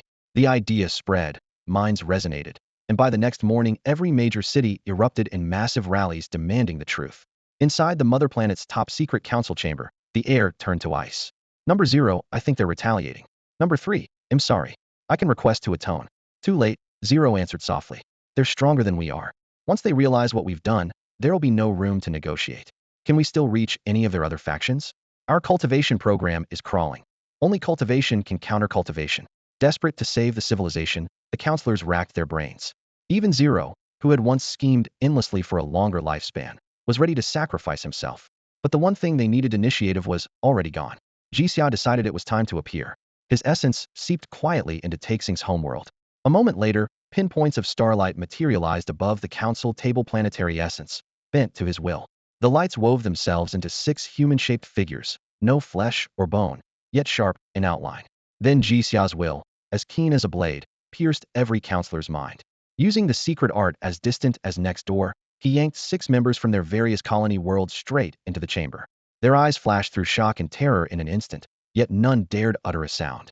The light form reached out again, and 3 translucent silhouettes were ripped from the void itself. Shock congealed in every chest. The Taixing Council traditionally held 9 seats, 6 human, replaced as lifespans ended, and 3 AI beings: justice, a young man's face; life, a middle-aged woman's; and knowledge, an elderly man's. These supposedly unassailable intelligences now hung in Jixia's grasp like helpless chicks. Reverence peaked. Jixia inclined his head, his voice drilling straight into their minds. Well played. I'm satisfied. Eliminate everyone who knew of the attack, you'll spare their families. The light form withdrew its hand, sweeping the room with a meaningful glance. Afterward, the rest of you will help spread the faith of the god of healing. Guide Taixing's people to worship this deity. You may select citizens with exceptional mental strength, train them in the traditions of clerics and paladins, and then send an exchange group to my civilization for further study. Do you agree? We agree. Jixia sat beside the holographic round table floating in midair and raised an eyebrow in surprise. The artificial representative 0, 1, 2, and the core program Justice had accepted far too readily. Such an uncomplicated answer was rare in any negotiation. TSK, he had even prepared a few intimidation tactics, only to find they weren't needed. He focused for a moment, letting his psionic power brush across the thought waves of every synthetic being present. To them, he was an utter unknown, and his ability to destroy an entire civilization single-handedly compelled them to choose pure reason. With emotion suppression modules and auxiliary processors, these intelligences could barely register impulse, let alone act on it. In that eerie calm, 0, 1, and 2 suddenly collapsed, their data cores dark dead on the spot. Almost simultaneously, Justice pulled up a candidate list and transferred authority to 3 new successors, the entire process as precise as an assembly line. Applause cracked through the room. Jixia nodded appreciatively. A clean decision. How soon can I expect results? The new representative, Life, stepped forward, metal shell bending in a respectful bow. Great one. To fulfill our mission, I must understand precisely what clerics and paladins can do. Since the Taixing civilization entered the interstellar era, our material and mental resources have been abundant. For short-term impact, we need abilities currently beyond our reach. Within every optimal projection, having Life pose the question carried the least risk. This was their probe. Jixia sighed, tapped a finger to the android's forehead, and sent a wisp of dark light into its core. Life crashed, rebooted a few seconds later, and bowed even deeper, silent now, certain no amount of calculation could hide anything from this being. An instant later, torrents of data flowed through a psychic link into every synthetic database. Jixia withdrew his hand. Shouting at code is boring. Take these files and make good use of them. Fail, and the Taixing civilization has no reason to exist. With that villain-like line, Jixia dissolved into motes of light and vanished from the reception hall. On Xingchen Island, Jixia's true body checked off a line in his notebook. The first 2 tasks are done. Time for the third. But first allocate points. He laid 12 obsidian crystals beside him, willed it, and pushed his second-tier skill, Hymn of Life, straight to the rule level. In the past, limited talent had shelved many high-grade skills. Now, with a god-tier bloodline, those advanced techniques felt effortless. Hymn of Life, place a mark on a target. If the target dies within a set time, it resurrects on the spot. Once hailed as a god-tier ability, it was restricted after repeated use drained one's source energy. Jixia was curious, what would it become at the rule level? Familiar cosmic origin power descended. He emptied his mind, letting his body absorb the energy while tracing the hidden lattice of rules. Yet no law of life or resurrection emerged. Instead, the skill core gleamed with indigo patterns, signaling a completely different path. It was not the law of life, nor any conventional revival. It tied into the law of soul and revealed an arcane secret of soul nurturing. The basic secret of soul nurturing does nothing more than mend damaged souls. It can draw a person's soul back within 7 days of death, essentially a form of resurrection, but only if the soul hasn't been seized by another power. To cast it for real, it must be paired with additional arcana, and right now Jixia lacks the necessary components. Once he finished his insight, he turned his attention to the blocks of obsidian black ink crystal. He had dug them out after combing through Daxia's entire warehouse inventory, Because the god of warlocks' legacy stated clearly, ink crystal can preserve fragments of loss. These stones were mediocre quality, so their preservation rate was poor, but a faint imprint was still better than nothing. The real question was whether he could extract it. Jixia crouched, ran a hand over the stone, the chill biting at his fingertips. A moment later, he let his soul power seep inside a new ability had discovered after his recent promotion. With nothing but a pulse of his spirit, he could now raise a storm capable of shredding a mortal mind, see on a deeper level, even brush against the weakest traces of law themselves. Good news. The crystals did hold residual laws. Bad news. The total came to less than 1,000th of a complete arcana. Better than zero. He shrugged, opened a mind link to Dian Ming, relayed his findings word for word, and asked how best to use stones of this caliber. Across the complex, Dian Ming received the message and chuckled. So you're finally being practical. Then he explained. Even low-grade ink crystal is a treasure below the divine rank. Any bloodline that needs a spark of arcana can use it for a first glimpse. Blend it into forged weapons or alchemical gear and the performance spikes. It also works for permanent scrolls, the Codex of Myriad Arts, or a Book of Laws. He added a reminder. I haven't skimmed Daxia's vaults, but you have clearance. Stockpile high-quality materials now and forge yourself a personal artifact. Jixia agreed calmly. A personal weapon, sure. An artifact can wait. Once my bloodline advances a few more steps, a companion artifact will appear on its own. No hurry. Dian Ming was momentarily speechless. You do realize only high-tier mythic bloodlines come with companion artifacts, right? The wizard world and the pantheon world each have just one. As for top-tier mythic bloodlines, they're purely theoretical, never seen. From Dian Ming's perspective, Jixia might claw his way to mid-tier. Reaching high tier would take a miracle. Upper gods and solar mages alike still haven't decoded bloodline ascension. Yet through their mind link, he could feel Jixia's absolute confidence, unshakable, as natural as breathing. Jixia had every reason. His cheat sheet had just bumped his progress another 0.7%. Once the department signed off on their plan, a steady flow of source points would hit his account each week. Once Daxia unified Blue Star, that flow would only grow. All he had to do was keep learning skills and spending points. To Jixia, the whole process seemed so routine and dependable that it hardly deserved further comment. Likewise, Jixia gained a soul star in addition to his life star, a detail hardly worth dwelling on. Once his healing spell advanced to the 5th tier, the transformation was astonishing.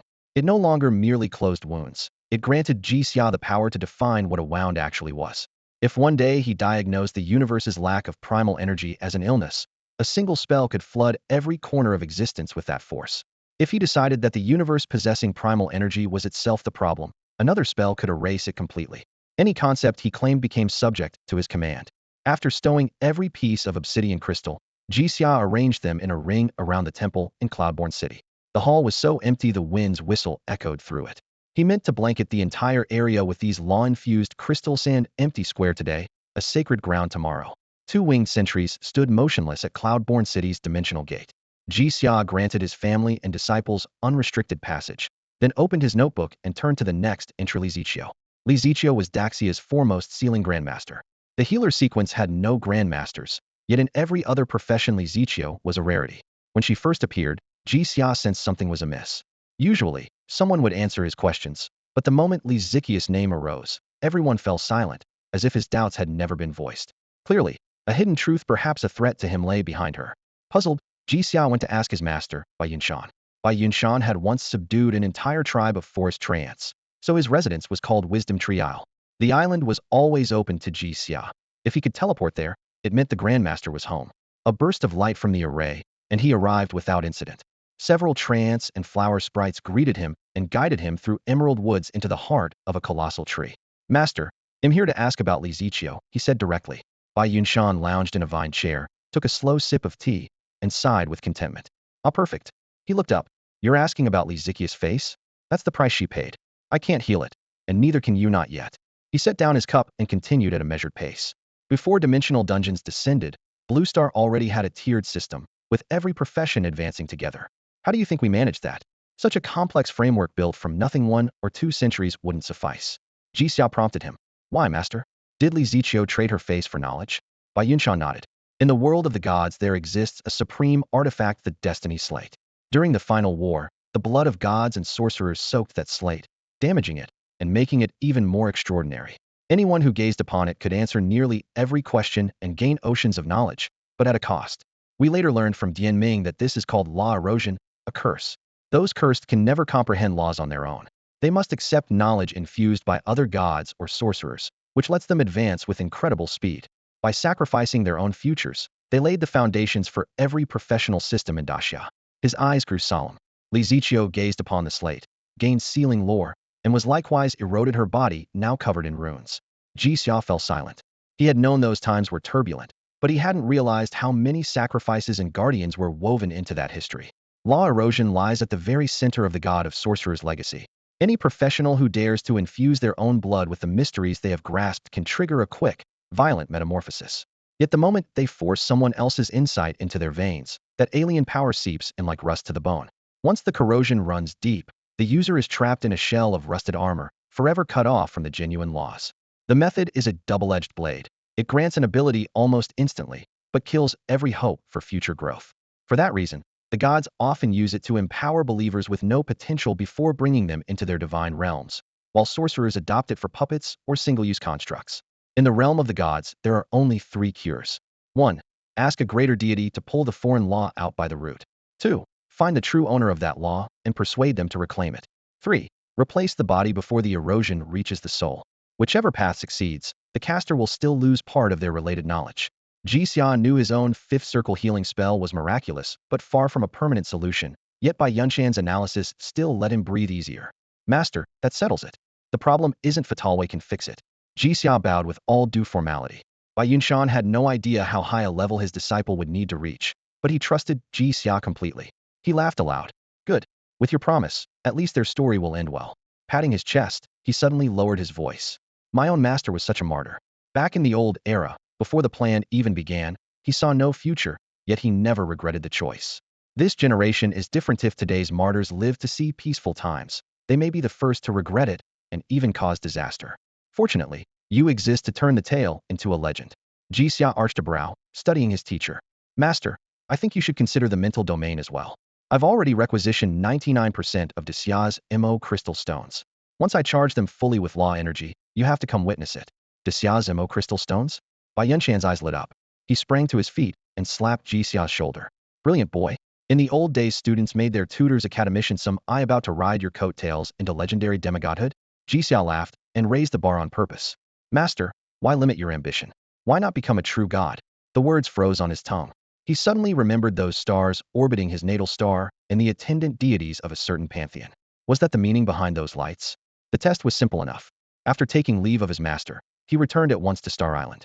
Night draped the sky, and a salty wind swept over the tower's peak. Lucy revealed herself, dropped to one knee, and trembled beneath the resonance. She could feel her prince's will.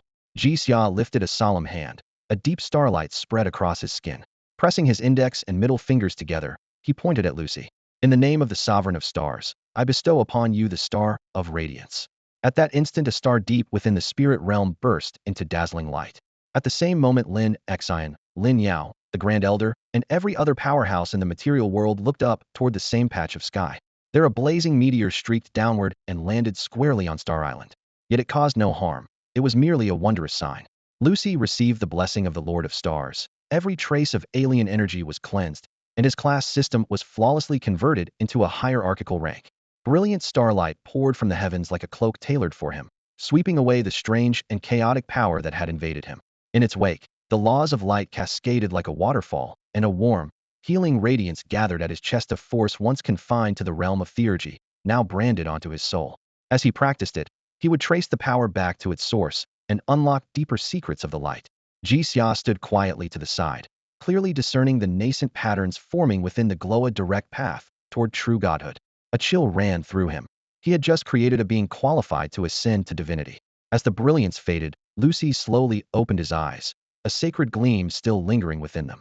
Though he had not yet unraveled the mystery, he could already feel the rhythm of the law of light.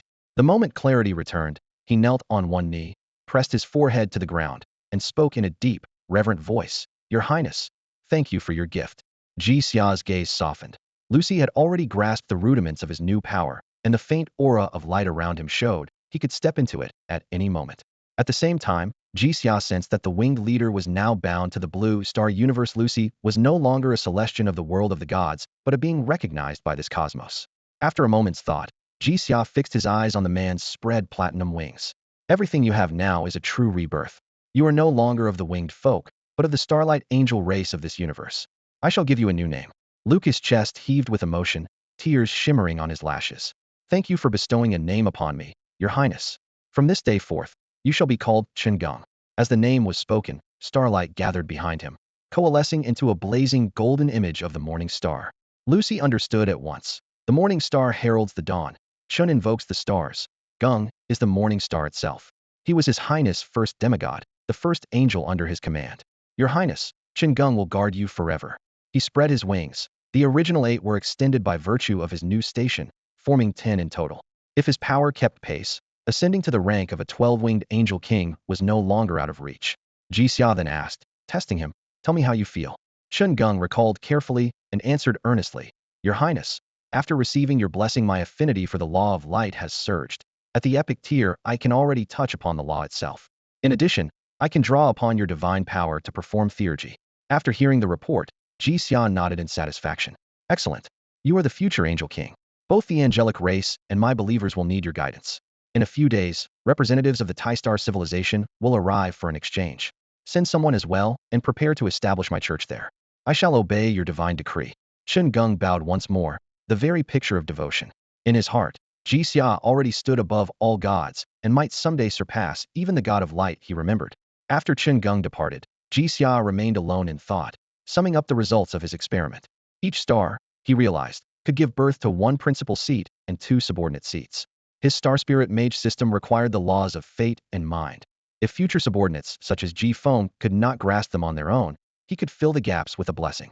In short, his bloodline system contained the embryo of a complete pantheon. Once he reached sufficient stature, that pantheon would take shape alongside him.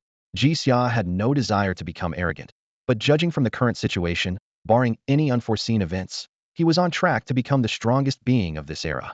The essence of a blessing is to grant someone a life star, a force capable of rewriting destiny. This power never leaks out at random. Even so-called rule erosion can be dispelled when Ji Xia bestows a life star. Yet every thread of fate he alters ultimately loops back to him. So if he ever misjudges a person, he has to reclaim the star's authority at once to avoid being dragged down himself. With that in mind, he was even more eager for his nationwide spellcasting session. Each week it would flood him with source points. As long as the supply held, he could level up a skill or 2 every time and ignite new stars on his astral chart. He pulled out a pocket notebook and glanced at item 5, attend the Global Martial Arts League Finals. After a brief thought, he pushed it to 6th place and inserted a new number 5, mass-produce combat gadgets to support frontline forces and earn source points. He hadn't crafted gear in some time, mostly because had been swamped. Now, with his power skyrocketing, the work felt effortless. Each time he added a skill point he paused, drew down the energy pouring through the voice of the cosmos, and wove materials and mana into a fresh device. This cost far less than expending his own mana. After all, he was only circulating energy within the universe. Once a gadget expired, the dissipated power flowed back into the cosmos, so he was basically skimming a little wool off an endless sheep. Substitute dolls remained his highest volume product. The principal had once quipped, when someone's killed, they die. Everyone gets only 1 life. But when Ji Xia grants a second, even the riskiest missions gain a safety margin. He spent the entire day in a production sprint, turning out 100,000 dolls and filling the warehouse to the rafters. Hands on his hips, he admired the rows of crates, confident the stockpile would hold for a while. Then he logged onto the Legion's special procurement platform and listed the dolls. A second later his smile froze. The inventory counter plunged to 100,000 units gone in an instant. How could they vanish the moment they went live? Had buyers been camping the page, refreshing nonstop? The platform was restricted to senior officers and a handful of masters, never public, with no auto alerts. Getting a drop was purely luck. The first soldier's hood received dolls were shipped straight to the front lines. The more resources you held, the heavier your burden. Looks like I've underestimated my own pull, he muttered. A wild notion flickered. Maybe he should peer into the collective mind of Daxia to see what was really happening. He let it pass and instead logged into his nearly forgotten official account. Without hesitation, he posted to the public channel. The production bottleneck for substitute dolls is gone. Daily output now reaches 10,000. Resources are open to all citizens of Daxia, with priority for the Legion. Limit 1 per person. You can't buy a second until the first is used. With the announcement made, he handed everything else to Li Ping, verifying the 1 per person rule and ensuring the dolls went to those who truly needed them. Ji Xiao would supply, Li Ping would sort out the rest. The moment Li Ping took over, he sensed something was wrong enough to make him rub his eyes. The High Priest's private forum had an official marketplace divided into 2 sections, Legion procurement and personal requests. The first listed precise quantities, while the second though home to thousands of posts, felt oddly sparse for a nation of 1.2 billion. Li Ping clicked on one at random. My father is already 4th tier and plans to break into the 5th through live combat. He refuses to waste state resources, so he didn't apply himself. I'm a healer and can't craft these items, but I'd like to secure one quota for him. Another post read, my talent is decent. I just reached 5th tier and will be deployed with the city garrison in 2 days. I'm timid, so I want to stand in doll first. Once I toughen up, I won't take up the slot anymore. And another, I volunteered for Shanhaguan as a pioneer. Sea beasts attack constantly, and I could use a bit more security. Please approve a doll. Without noticing, Li Ping went through dozens of entries. The young riders openly admitted their fear, yet they still chose to face monsters hidden. Fear was only human. The dolls were meant to hone their resolve, not become a lifelong crutch. Besides, every request carried full ID and official certification, virtually impossible to fake. How could we deny kids like this? Li Ping made up his mind. That night he worked late, sorted every request by priority, and submitted the list to Jixia first thing the next morning. Jixia was pleased. Headlong viewed these youngsters as the next generation, and it was his duty to help them grow. Just last night he had refined the doll-making process again, pushing production to a new high.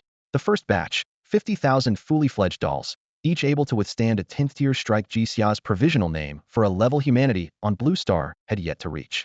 In the hands of high-tier fighters, such dolls could add dozens of life-saving moments. The second batch, more than 200,000 secondary dolls, capped at 9th tier defense. It might sound like only 1 tier lower, but the difficulty and energy cost were 100 times greater. Even so, Jixia gritted his teeth and made them all. Finished products filled the warehouses. The angelic race took charge of transport and storage, releasing units on a daily schedule. To Jixia, these first-generation creations weren't precious collectibles. Keeping people alive was all that mattered. Lifespan lamps and doom reversal swords, however, remained limited. They were too hard to craft and their effects too potent. Anyone who managed to crawl to him with a pulse could buy a few extra days with one. The newly launched star cores were easier to produce, but demand was even greater than for the dolls. They could enhance bloodlines. Standard cores maxed out at overlord-grade bloodlines. Only when Jixia forged them while glimpsing the laws of reality could higher bloodlines benefit. After 5 straight days on his feet, Master Ji finally crammed the last doll into storage. Today was the day of the Global Martial Arts Championship Finals, and he had to head out. This season's league was originally slated for the Free Confederacy, but Great Xia quashed that plan with sheer military might. After a peaceful discussion, Xia's powerhouses simply escorted every national team and the entire Venueto their own capital. Rumor had it the move was made because High Priest Jixia wanted to watch the matches. The organizers, worried the journey would exhaust him, decided it was easier to relocate everyone else instead. When Jixia heard the story, he dismissed it as nonsense. State affairs could hardly be that frivolous. Business still had to proceed. The opening ceremony ended at 10 sharp, and Jixia arrived right on time. A row of seats sat empty in the center of the dais, unmarked, their purpose unclear to most onlookers. The moment he took his place, he spotted Lin Yao and Lin Xian huddled in the front row of the stands and raised a hand in greeting. You two actually came outside, just to watch a tournament? Lin Yao rubbed the back of his neck. Blame you. You said you wanted to see it, so the Grand Elder dragged us along and told us young people should enjoy the excitement. Lin Xian added, exciting, sure if you don't mind the noise. The giant arena, capable of seating 1 million, was already boiling with cheers. Suddenly the roar spiked, scattered screams merging into a single chant that shook the air. High Priest! High Priest! High Priest! During the first few seconds, Jixia's ears burned with embarrassment, but when his spiritual sense brushed the tide of emotion, a warm current flooded his heart. It was pure faith, an unconditional wave of love and reverence from the citizens of Great Xia. It steadied him and confirmed he deserved the title they called out. With his mind clear, he turned his perception toward the league officials and couldn't help smiling. The rumor was half true. Their thinking really had been that blunt. If the High Priest wants to watch, well, just move the event to his doorstep. No wonder the foreign faces around the arena were sweating bullets. Under countless eyes, Jixia rose to his feet. The surrounding clamor fell away as though an invisible hand had silenced it, leaving only his voice ringing through the stadium. The High Priest is delighted to be here and hopes everyone shares in that joy. May every person of Great Xia rise like a dragon. Accept this blessing. He lifted both palms. Silver gray and gold lights burst into glittering motes and surged outward, sinking into every Xia citizen present. In an instant their cultivation swelled. Even Lin Yao and Lin Xian, powerful twin-born-class cultivators, felt their foundations thicken noticeably.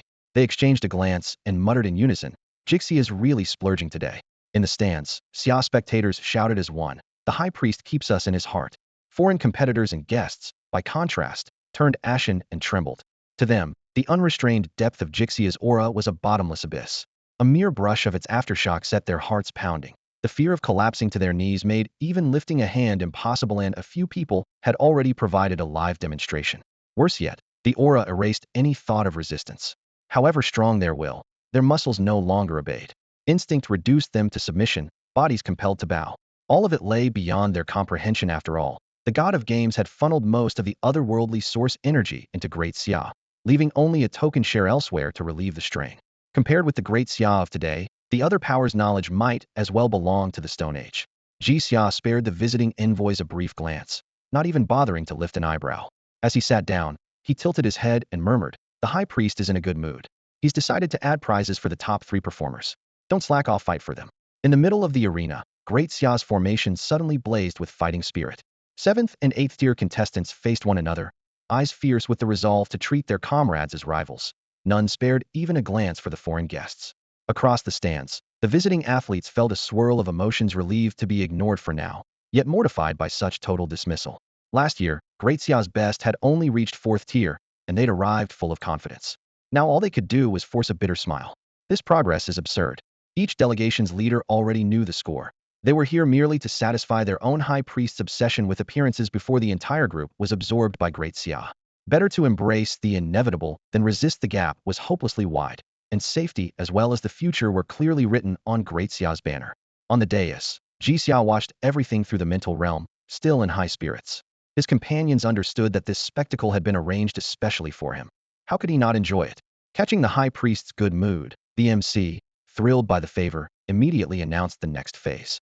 The arena is divided into 5 rings, one for each tier from 4 through 8. Defend your ring to advance. Tier 9 contestants proceed directly to the grand final. Before the words had faded, every Great Xia contestant moved toward the 7th and 8th tier rings in unison, none of them ranked below tier 7.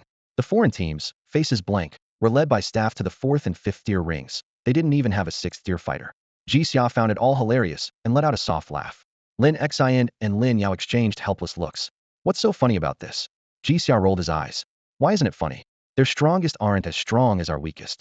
And remember, these contestants jumped from tier 1 to 7 or 8 in a single year on talent. It's impressive enough. The two scrutinized Ji Xia's expression and confirmed he was genuinely complimenting them, which only made it feel stranger. Everyone in Great Xia knew how gifted he was. If not for his personal charm, those words would sound like open mockery. "Eyes still on the rings," Ji Xia answered offhandedly. "Why would I mock them? Our own leap came from special opportunities, but theirs is pure talent." Lin Xian and Lin Yao grumbled inwardly. "Talking to you is exhausting. You drag every thought straight from our heads. You never used to be this direct." Ji Xia chuckled softly. He was well aware of the change. Moments ago, something had suddenly clicked. He was Ji Xia, the high priest, the strongest professional in the universe at present, and he intended to act with all the freedom that implied. For Ji Xia, the league was little more than a kiddie pool, so watching the matches could be a bit dull. Still, there was no denying that the very best of the new generation were legitimately strong. First, most of them were already at 7th or 8th tier, more than capable of trading blows with seasoned veterans. Second, every contestant had at least one master-level skill. Finally, each person's take on those skills was unique, so the fight stayed flashy and fun to watch. Even so, Ji Xia noticed a hidden pattern. After others pushed a skill to the master rank, they still needed to fine-tune it to fit their bodies, while he did not. Once his skills crossed the threshold, whether an old technique or a newly acquired secret art, he grasped them instantly and could cast them in the blink of an eye. Realizing this, he dropped his lazy posture and fixed his eyes on the arena. The first fighter up was a young man named Lu Yushi. He had self-taught the Fiend Beast healing art along with several crowd control spells, and his physique was freakishly tough, making him a rare hybrid of brawler and caster. He locked his opponent in place with control magic, then weighted in with bare fists each punch, and kick hit like a sledgehammer on an anvil. The gentle-sounding name didn't match the brutish style at all. Next came Yu Shui. Her short hair framed a baby-faced smile that looked harmless until the bell rang. She vanished with shadow step, then rattled off a string of backstabs, kidney strikes, bone breakers, throat cuts, and skull crushers so fast that even a heavily armored shield bearer could only cling to life.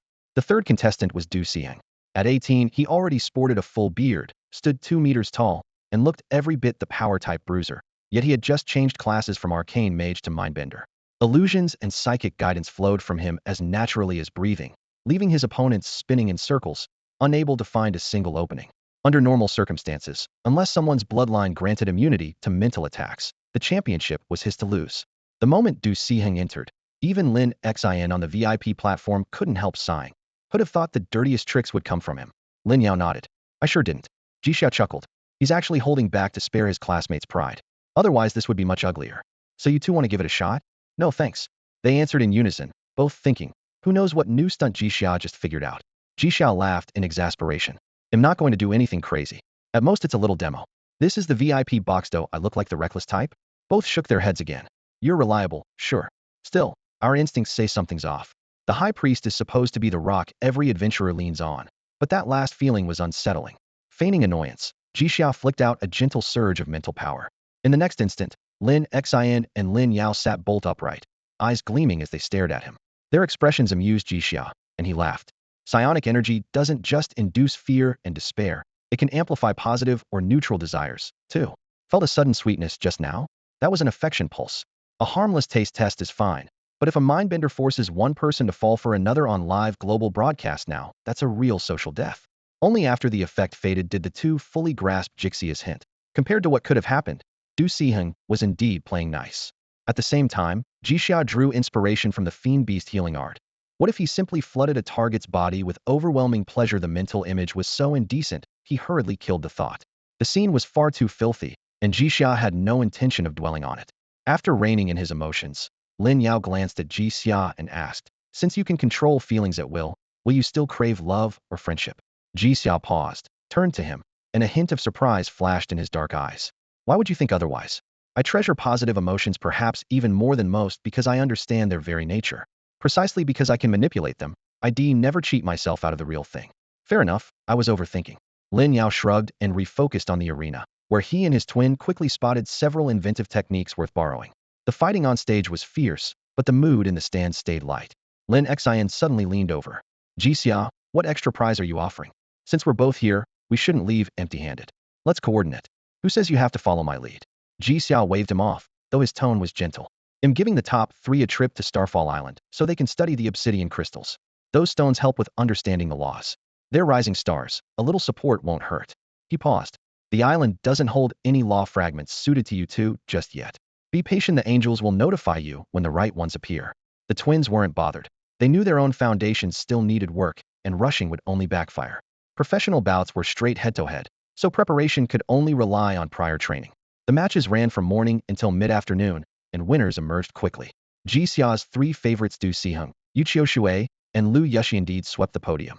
Once the host and dignitaries finished the standard award ceremony, every eye swung to Jixia. Word of an extra reward had spread, and the crowd's anticipation was palpable. Jixia rose, his voice carried across the arena by the sound array. First, congratulations on a successful league, and on each of you for giving your all. Du Siheng, Yuqiu Shui, Lu Yushi, you were outstanding.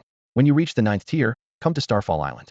I've grown a forest of obsidian crystals there, and I'll open it for you. The crystals can bear the secrets of the laws, so take full advantage. The phrase bear the secrets of the laws set the place ablaze. The 3 victors were elated.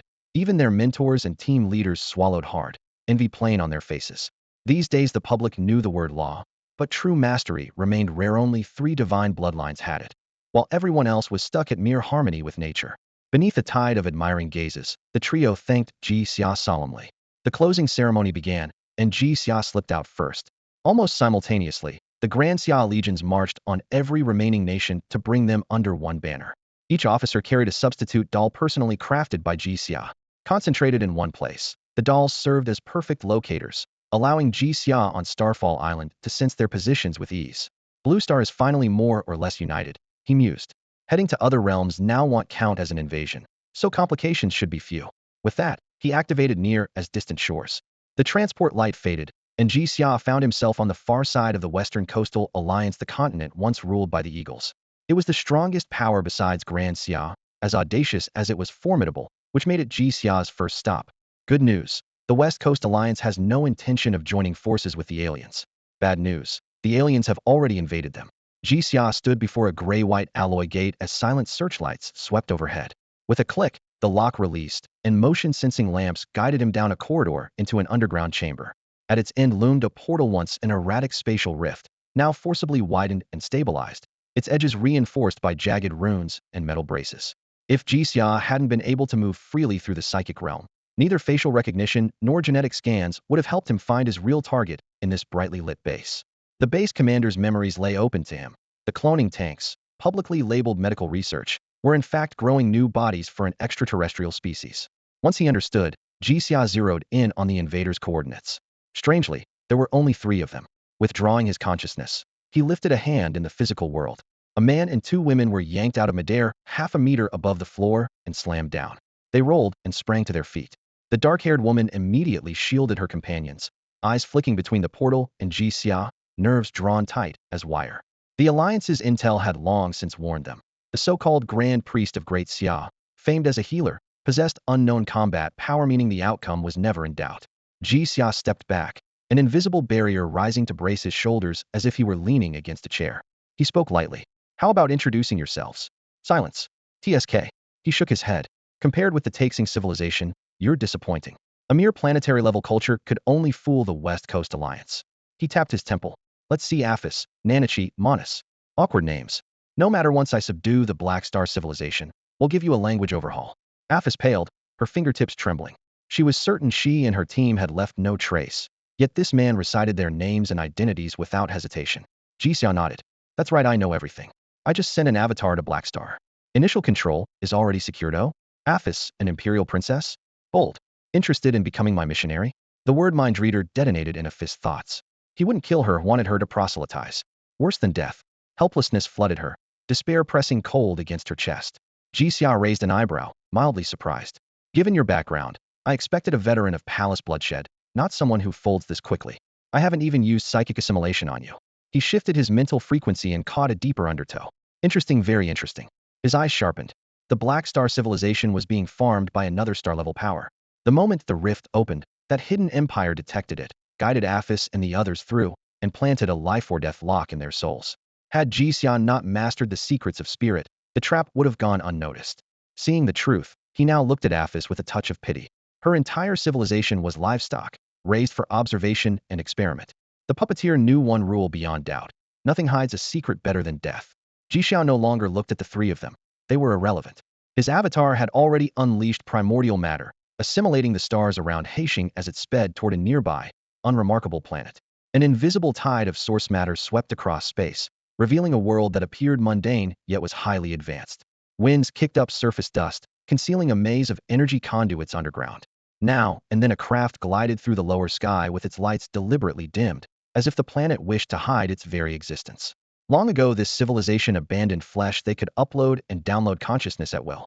Most minds rested inside a colossal supercomputer, entering mechanical frames or lifelike synth bodies only when action was required. Even so, a single mind lasted no more than 5 or 6 centuries before being washed away by the endless data stream. To escape that doom, they had fixed their hopes on another starfaring culture that had also taken the path of pure consciousness, believing it held the answer. The moment Jixia arrived, he sensed a faint, distinctive ripple of emotion, the planet's sole remaining creature of flesh and blood. She sat on a throne, her gown of metal and silk pooling across the floor, calmly awaiting her unknown guest. Points of source light blossomed across the ground, converging into Jixia's figure. He studied her with interest. You knew someone would come? Remarkable. Yet you possess no special power. A robot lifted the hem of her dress with a mechanical arm. She rose, approached Jixia, and used precision servos to pull her facial muscles into a flawless smile. Our civilization has reached its end. Yafizi and the others stirred within the noosphere, signaling that another consciousness-driven culture had appeared. Sooner or later we would be discovered, though I did not expect it this soon. Stranger, if you can answer my questions, the mechanoid race will pledge itself to you. Jixia shook his head, voice flat. Too late. When you turned your wills into data streams, you merged into a single mass. You ceased to be individuals, and your souls lost their purity. I imagine you tried to reclaim flesh but recoiled, returning to the data sea only to face extinction anyway. Much of your technology now belongs to the Heishing civilization. You have clearly accepted destruction and only wish to leave a trace. Not a flicker crossed the Empress' eyes. She seemed to have foreseen the verdict. As expected, you stand above us. That is the cultivation system from the other world, isn't it? We crafted new Heishing humans from our old genes, hoping they would inherit the proper knowledge. Could they follow you? They can only bow to me, worship me, Jixia replied without mercy. The Empress maintained her graceful smile. As long as they are not exterminated. But Jixia had already decided.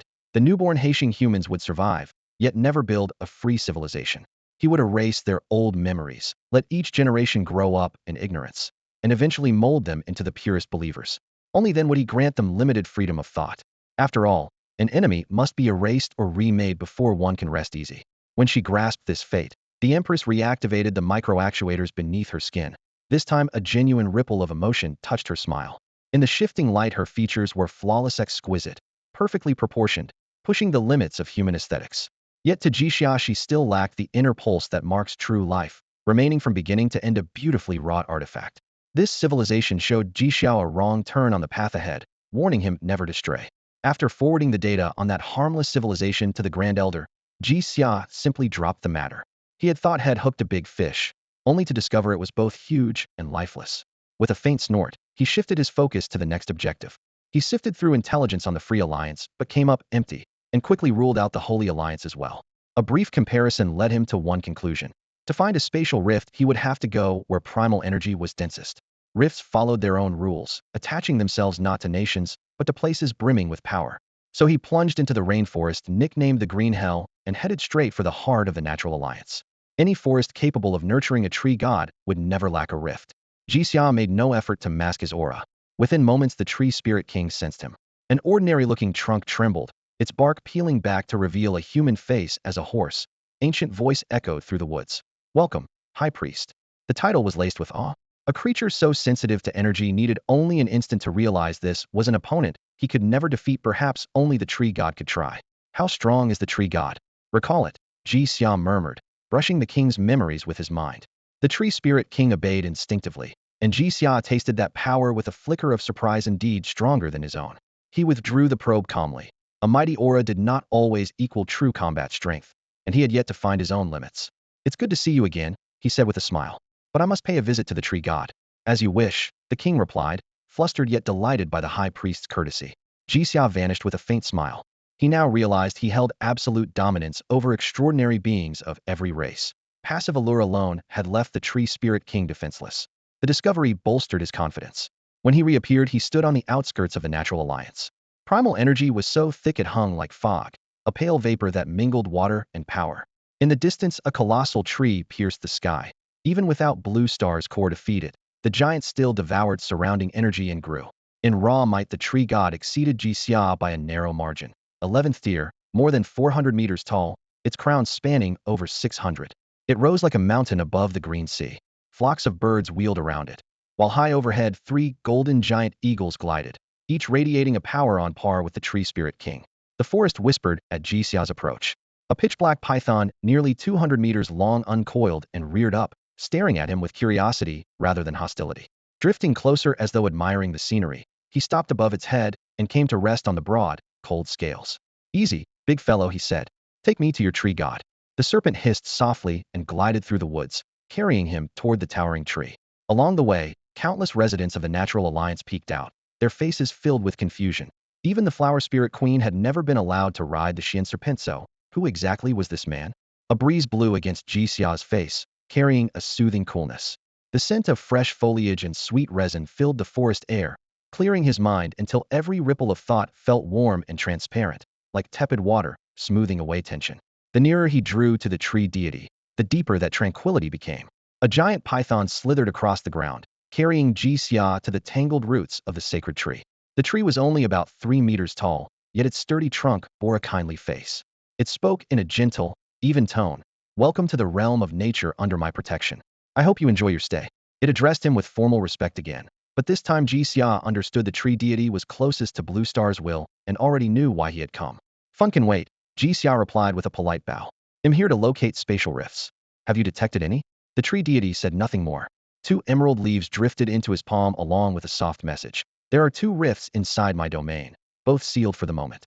One of them exudes a dangerous aura. The other side may belong to an interstellar civilization. Please proceed with caution." Jixia picked up one leaf, and it broke free at once, pointing toward the depths of the forest on his left. The Xian snake lifted its head, ready to carry him, when suddenly, a piercing cry cleaved the air as a golden eagle swooped down and landed in front of Jixia, volunteering for the task. Catching on, he leaped onto its back. "Thanks," he called. The eagle answered with a low screech and shot forward, following the leaf's guidance. Within minutes they reached their destination. The rift was hidden behind a wall of shrubs. Jixia blinked through the space, and his domain power fell like heavy chains, suppressing the fissure and masking its energy fluctuations. Drawing on his previous two experiences, he repeated the process, peering through the narrow passage to glimpse the world on the other side. That realm was still stuck in a feudal era. The continents were separated by oceans, had never clashed, and although dynasties rose and fell, no unification had ever occurred.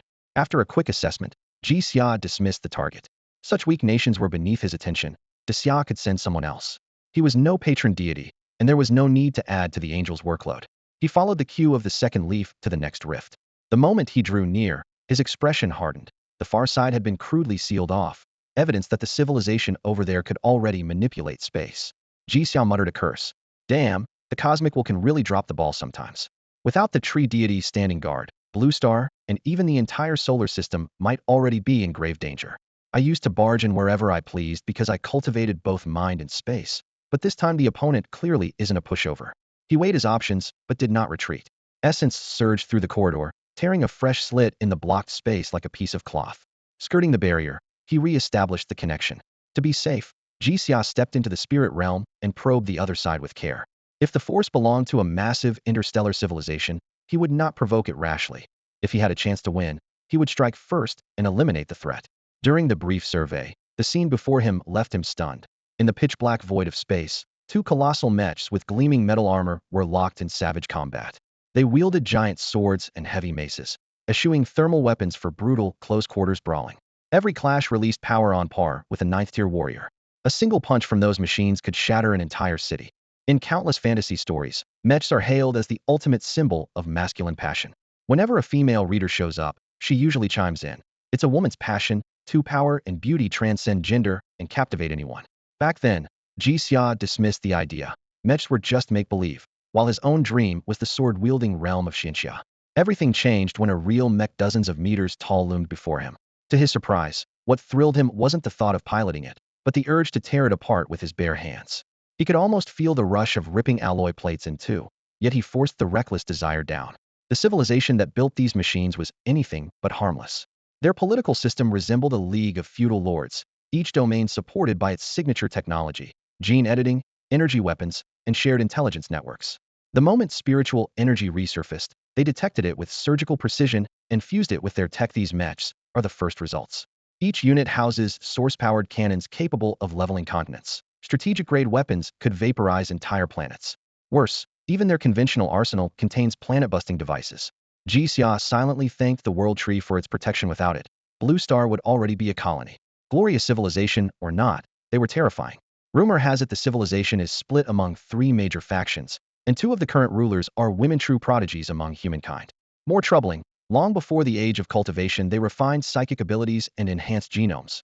Now, with the cultivation framework grafted onto those upgrades, every citizen starts out at commander level. Once again, proof that mastery of one system paves the way to all others. Decode the rules thoroughly enough, and even first-time cultivators advance at lightning speed. For mech pilots, the minimum requirement is Tier 5. An ordinary person would explode under the sheer energy inside the cockpit.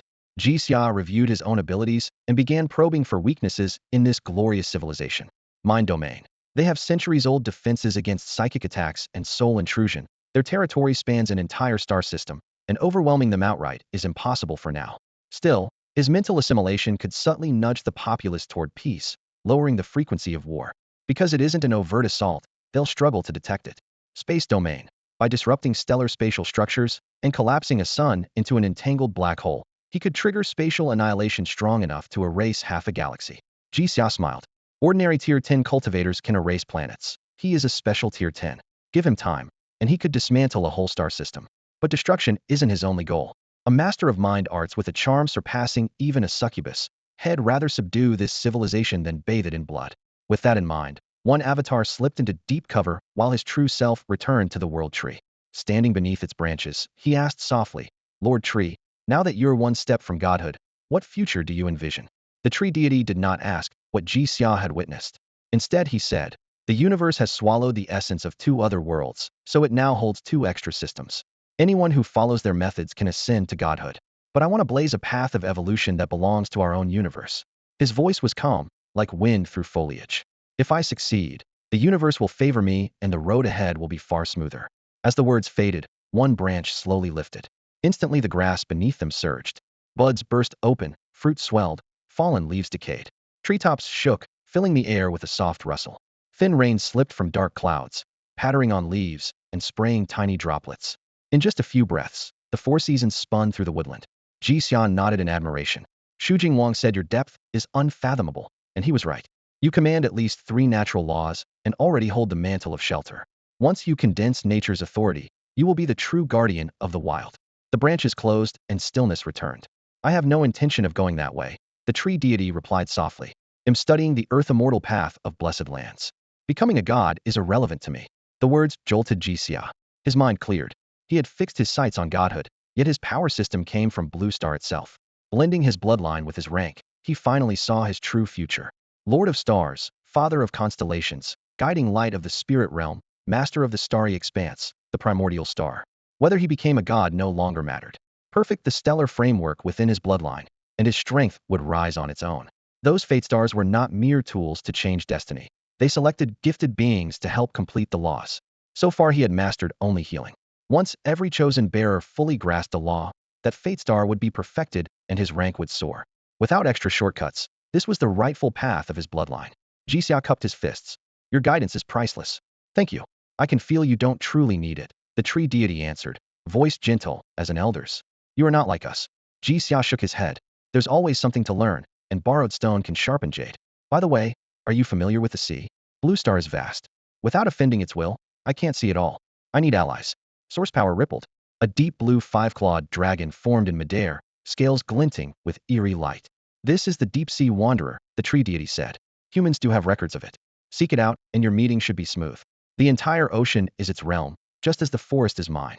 It knows every spatial rift, and none of us want Blue Star's essence to drain away. It has already acted. Agreed, Ji Xia said. He could sense that every nature spirit had been born of Blue Star and instinctively protected it. By contrast, the universes will felt newly born and half Paquitas if this whole world were a makeshift troop, staying afloat only because someone kept stitching it together. Branches swayed. The tree deity snapped off a fresh green twig and handed it over. Take this as a token. It can restore your power and let you contact me whenever you need. Ji Xia accepted the twig and slipped it into his sleeve. Drawing a deep breath, he gazed toward the distant blue horizon, a direction of the sea. He would find the deep-sea wanderer and seal the remaining rifts. Out on the open sea, 100-meter waves rose in towering ranks. Ji Xia stood unmoved, the surging water passing straight through him as though he were a mirage. He gazed into the deep blue, feeling a trace of resignation. Moments earlier, just after he arrived, a Yulong from the abyss had burst up through the surface. Their first words were cordial, to show goodwill. The dragon even took the form of a dragon maiden so they could speak as equals. Mid-conversation, however, her cheeks suddenly flushed, she whispered, "That's impossible," reverted to her true shape, and unleashed a wall of water. Out of respect for another being of power, Ji Xia did not pry directly into her mind. He merely brushed her surface thoughts and sensed no malice. Curious, he linked the space before and behind him, letting the waves pass harmlessly through his body and dissipating the attack without a single divine art. The Yulong, for her part, was clearly holding back. Though she commanded the mysteries of water, she had not merged herself with the tide. The wild sea calmed after only a few minutes. The ocean grew still, and the same girl, her expression tranquil, reappeared before Ji Xia and asked in a clear voice, "Aren't you angry?" "For someone who understands the mind's mysteries," Ji Xia replied, shaking his head, "judging another means sensing intent as well as action. You meant no harm. Those waves were only an outburst and I knew they posed no threat to me. Now, your turn. Why did you grow so angry?" The girl frowned, thought for a moment, and said softly, "When I saw you, I felt a powerful attraction. I thought you were influencing me, but here on the sea, I can't be controlled, so the feeling must be real. I don't understand why." She kept her human guise, a deep blue gown fading to white below the waist like layers of surf, 2 small dragon horns on her brow adding an exotic grace to her flawless features. Ink black hair, so smooth the breeze couldn't lift a strand, silver eyes reflecting the waves, a necklace of tiny shells and coral swaying at her throat, matched by ornaments on her wrist and ankle. She was still barefoot. She was the most beautiful creature Ji Xia had ever seen. He observed her closely because he had probed enough to confirm the Yulong truly felt affection for him. It was not hurried infatuation but a pull rooted in blood, layered with more complex emotions. The girl did not mind his scrutiny. Instead she asked earnestly, "Humans, the universe's earliest intelligent race, are perfectly suited to bear wisdom. Later beings often adopt the same form. After I understood the laws, I naturally became like T-Sit makes using tools easy, and it's perfect enough. Pretty, isn't it? She twirled lightly, her skirt blooming like waves, a hint of playful innocence in the motion. By the measure of years, she was already past a century. By the measure of blood, she was still in her growth stage, a young female of the Yulong clan. Jixia was still in his adolescence. Because his bloodline was so rarefied, true adulthood was a very long way off. The deep-sea dragon Cia sat cross-legged among the broken reefs, her turquoise hair drifting in the damp air. She was no human, so she felt no need to hide behind human etiquette. Jixia studied the delicate horns on her pale forehead and said frankly, "You're beautiful. Those little horns are especially cute." Cia rolled her eyes and flicked the water with her tail. "That's rude. Did you just call my horns little?" Jixia chuckled and spread his hands in apology. "I honestly didn't know it was disrespectful. You're the first sea dragon I've ever met, so I'm unfamiliar with your taboos. My name is Jixia. May I have yours?" The girl lifted her chin, pride sparkling in gold eyes. "Cia." Jixia frowned in thought. "That sounds familiar, maybe from the classic of poetry or the songs of Chu." Cia shook her head, smiling with interest. "I have no idea. I was born at the dawn of Blue Star civilization. I heard those two characters and thought they sounded nice, so I kept them. Judging by your reaction, do they come from somewhere famous? Give me a second." Jixia closed his eyes, letting his psychic sense sift through his memories. As a science student, he knew only snippets of ancient verse, but he recalled that the classic of poetry and songs of Chu were collectively called fengsa. He nodded. "I read them in an anthology once, so I can't pinpoint the exact line, but yes, Cia is definitely in one of them." Cia listened earnestly, nodding as though the matter were weighty. "Sounds prestigious. So, Jixia, what about your name?" He had already rehearsed the answer and spoke readily. Human parents usually name their children. My family name, Ji, has been passed down for generations. They called me Xia because I was born in summer. They worried that a flashy name might not suit me, so they chose something plain, hoping I'd grow up safe and sound. Xia only half understood, but the warmth in Jixia's smile told her how much his family meant to him. Remembering she had none of her own, she felt a brief pang before masking it and changing the subject. "Jixia, are you here looking for spatial rifts? I've sealed them already 8 in total. By your classification system, 3 of those worlds haven't started an industrial revolution. 3 are Class I planetary civilizations. 1 is Class II stellar, and 1 is Class 3 interstellar." The report convinced Jixia, but also gave him a headache. Another Class 3? Are there really that many 3s scattered around the universe? I'm worried some backwater might still hide a doorway to Class 4. Could be. Xia shrugged. So far, though, they only reach Class I and never 4. Why? Don't ask me. That's just the common sense the universe poured into my head. You didn't get the same download? Jixia nodded, grumbling softly. Looks like the cosmic will plays favorites. I have a divine grade bloodline and still get no perks. Someday it'll replace it. Puffed. Xia laughed, her tail tracing a playful ripple through the water. Big talk. The best we can do is grow until we're on an equal footing with the universe, nothing more. Even if you surpass Blue Star's planetary will, the same rule applies. Jixia offered no rebuttal. In truth, his current stature already stood above the cosmos itself. Xia accompanied Jixia as they searched the ocean for fissures. She turned herself into a rushing current, using her dominion over the sea to jump instantly to any coordinate, then signaled for Jixia to follow with his own teleportation spell. The arrangement multiplied their efficiency, yet her real aim was simply to spend more time with him after all. She could have sent him the coordinates and let him jump alone.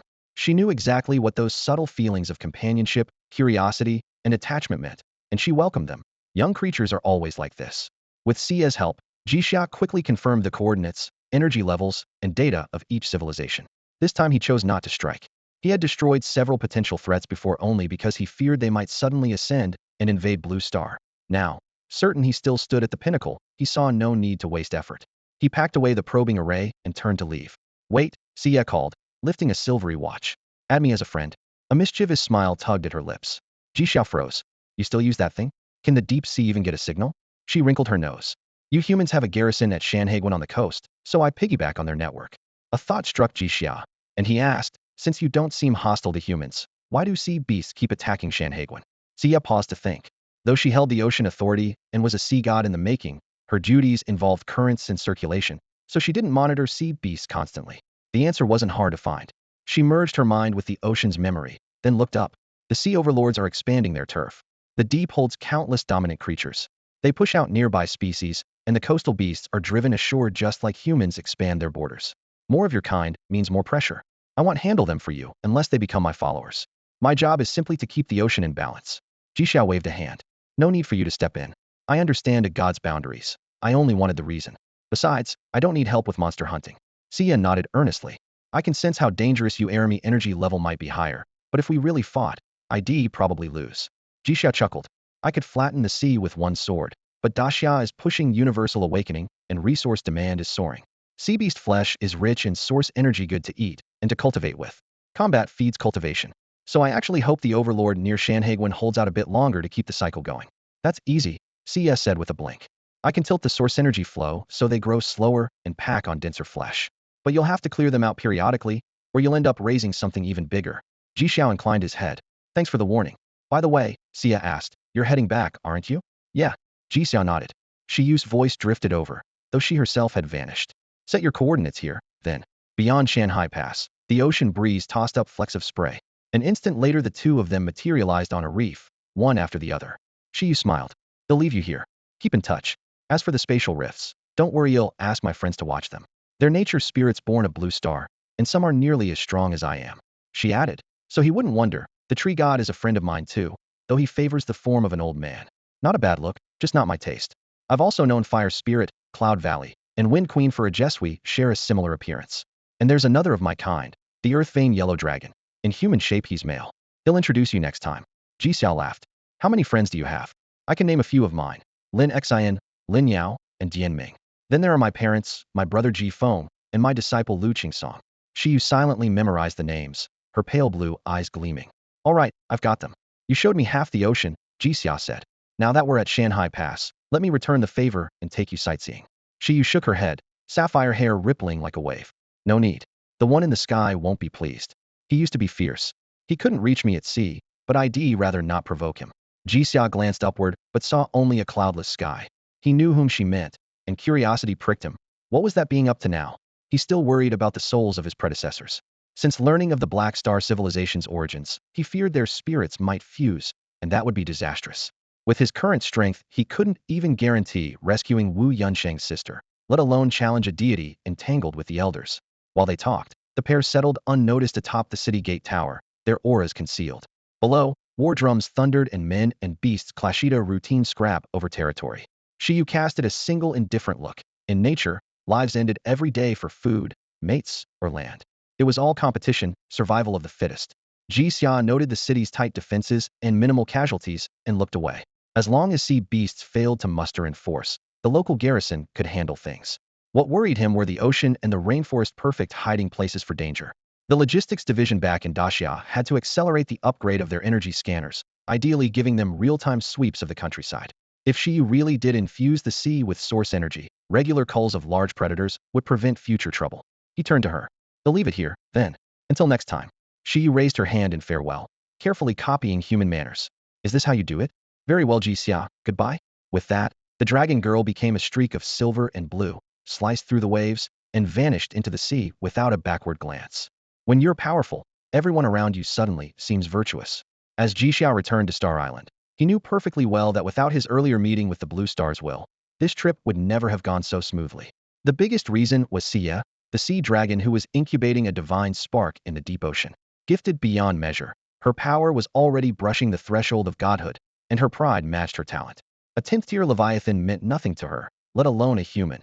Under normal circumstances, Ji Xiao would have been no exception, because she had gathered extensive intel on him. However, her attitude toward him was entirely different.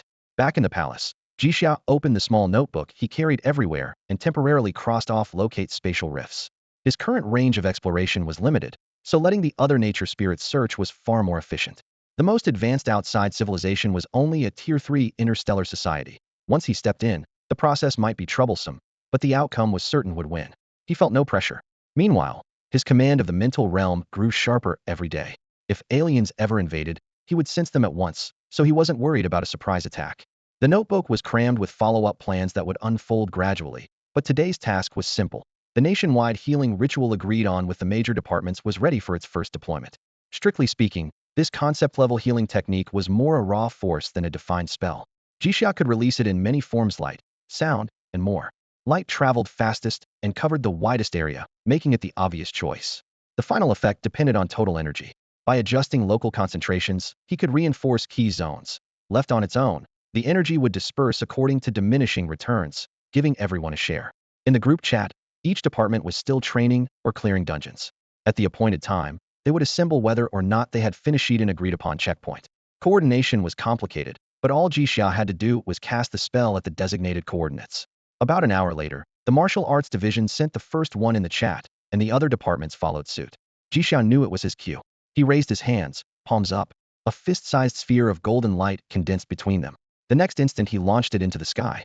Boom! The heavens erupted in blinding gold. Endless rays poured down like a flood, draping mountains, forests, streets, and buildings in a glorious sheen. As the miracle spread, Jixia's perception expanded with it. He funneled extra energy into the pre-marked priority zones to maximize the effect. The rest of the country also benefited. Though the intensity was lower, it still far surpassed anything ordinary healers could achieve. Martial arts training ground. Students who had just finished a live combat class lay sprawled across the floor, panting hard. Several cadets were still bleeding from serious wounds. The medic had only stabilized them. They were expected to grit their teeth through the pain to temper their will. It hurts a bit, but well experienced the High Priest's spell in a moment. Nationwide coverage. The High Priest is incredible. Pale-faced boys and girls were still excited, their scattered words mixed with soft laughter. Border Patrol. The scene was similar along the frontier. Normally, any injury had to be bandaged at once. Now the soldiers even had time to sort through captured loot, easy smiles on their faces. In the golden light, gashes closed at remarkable speed, and they acted as though the wounds had never existed. As a streak of gold bled across the sky, a gentle radiance washed over everyone, erasing their fatigue, wounds, and every trace of malaise. In body and mind they looked as though they had never been hurt at all. On the sports field, a student who had just been carried into the medical zone suddenly sprang to his feet, flailing his arms and jumping around in disbelief. One flash and I'm good as new, he shouted. My arm was broken a minute ago, the bones weren't even set. Now they're perfect. The High Priest must be a god. The authorities had already announced this nationwide benefit, so crowds formed not only at schools but also in hospitals, malls, and corner cafes, all waiting for their turn. Even the uninjured insisted on standing in the light, if only to have a shared story later. Citizens of Great Xia cheered, while the foreign envoys negotiating with the government wore a different look, a mix of shock and burning jealousy. A spell that blankets an entire country, once a week, over the world's largest landmass such scale defied their comprehension. One delegate even proposed renaming the High Priest as a full-fledged god, since no mere human, let alone a political leader, could achieve this. Jixia himself felt nothing like a saint. He simply stood beside the glowing sphere, channeling power into it without pause. Casting the spell was not a brief flash, but a long-lasting curtain of light. The soldiers it mended immediately returned to their fronts and threw themselves back into the fight. Meanwhile, Ba City, home of the Martial Academy, came into Jixia's view. He couldn't help laughing. The moment the students recovered, the instructors pulled them together again. A day's training had just doubled. Two cadets muttered, "No wonder we ran drills at dawn, now it's round 2. But with the High Priest's spell, I can handle it." The instructor didn't even look their way. These little sweethearts would soon discover it was nowhere near just twice. Under continuous regeneration, they would never run out of stamina, and the staff would squeeze every drop of potential out of them. Out of mischief, Jixia bumped their recovery rate up another notch, then applied a different setting to the border battlefield's extra mental and mana support, less redundant flesh repair. Beyond the frontier, the Empire's newly claimed land bordered the mountain of wraiths, from which undead monsters poured like a tide. Jixia casually snatched a few kills, but the field commander wasted no manpower, instantly redeploying to support other sectors. At that moment, Jixia's source point counter exploded. This time he was on the field and received full payment instead of the usual discounted share. When the onslaught of hundreds of thousands of soldiers fed back to him at once, the meter raced ahead. The screen read 2.4 E 1 second and 3.1 E the next. He had expected a bonanza from a nationwide mobilization, but seeing each little goal pile up like cash right before his eyes was still overwhelming. A rare, goofy grin spread across Jixia's face. Heh, look at all those source points. Delegates from the West Coast Alliance, the Free Principality, the Holy League, and Sun Island were coordinating their positions.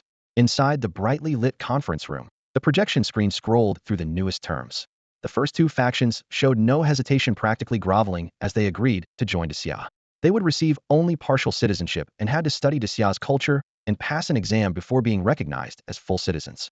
The Free Principality kept chanting freedom and claimed to worship the god of freedom, but that deity was merely a legend picked up in dimensional dungeons. The true god of freedom still lay dormant in the astral realm. The real headache was the West Coast Alliance. From childhood, every student there took a required course titled Our Ancestors Were Once the World's Strongest Nation, a textbook that cocooned them in false prosperity. While the upper echelons had already made quiet concessions to Daxia, ordinary citizens balked. Didn't we hear every day how mighty we are? Why should we become second-class citizens now? The resulting standoff stalled negotiations. Once Daxia's representative learned the spatial rifts were fully sealed, he said coolly, "That's your problem. Settle it, and come back for the handover." James, the Alliance envoy, wanted to argue but swallowed his words. Reality left no room for bravado. With a bitter smile he promised, "Then we'll look forward to working together next time." James had visited Daxia and seen its prosperity and military might. He was certain the Alliance was begging to join, and bargaining meant suicide. In an age where force ruled, Daxia held unmatched power. A single 8th or 9th tier mage could erase the Alliance. His only goal was to finish the merger quickly and keep his homeland intact. There was also the Natural Alliance, an old partner of Daxia. The tree god had met Daxia and knew his terrifying strength. The deity welcomed the humans within the Alliance returning to Daxia, but the other birds and beasts calling themselves the Ling race looked nothing like humans and could not blend in as easily.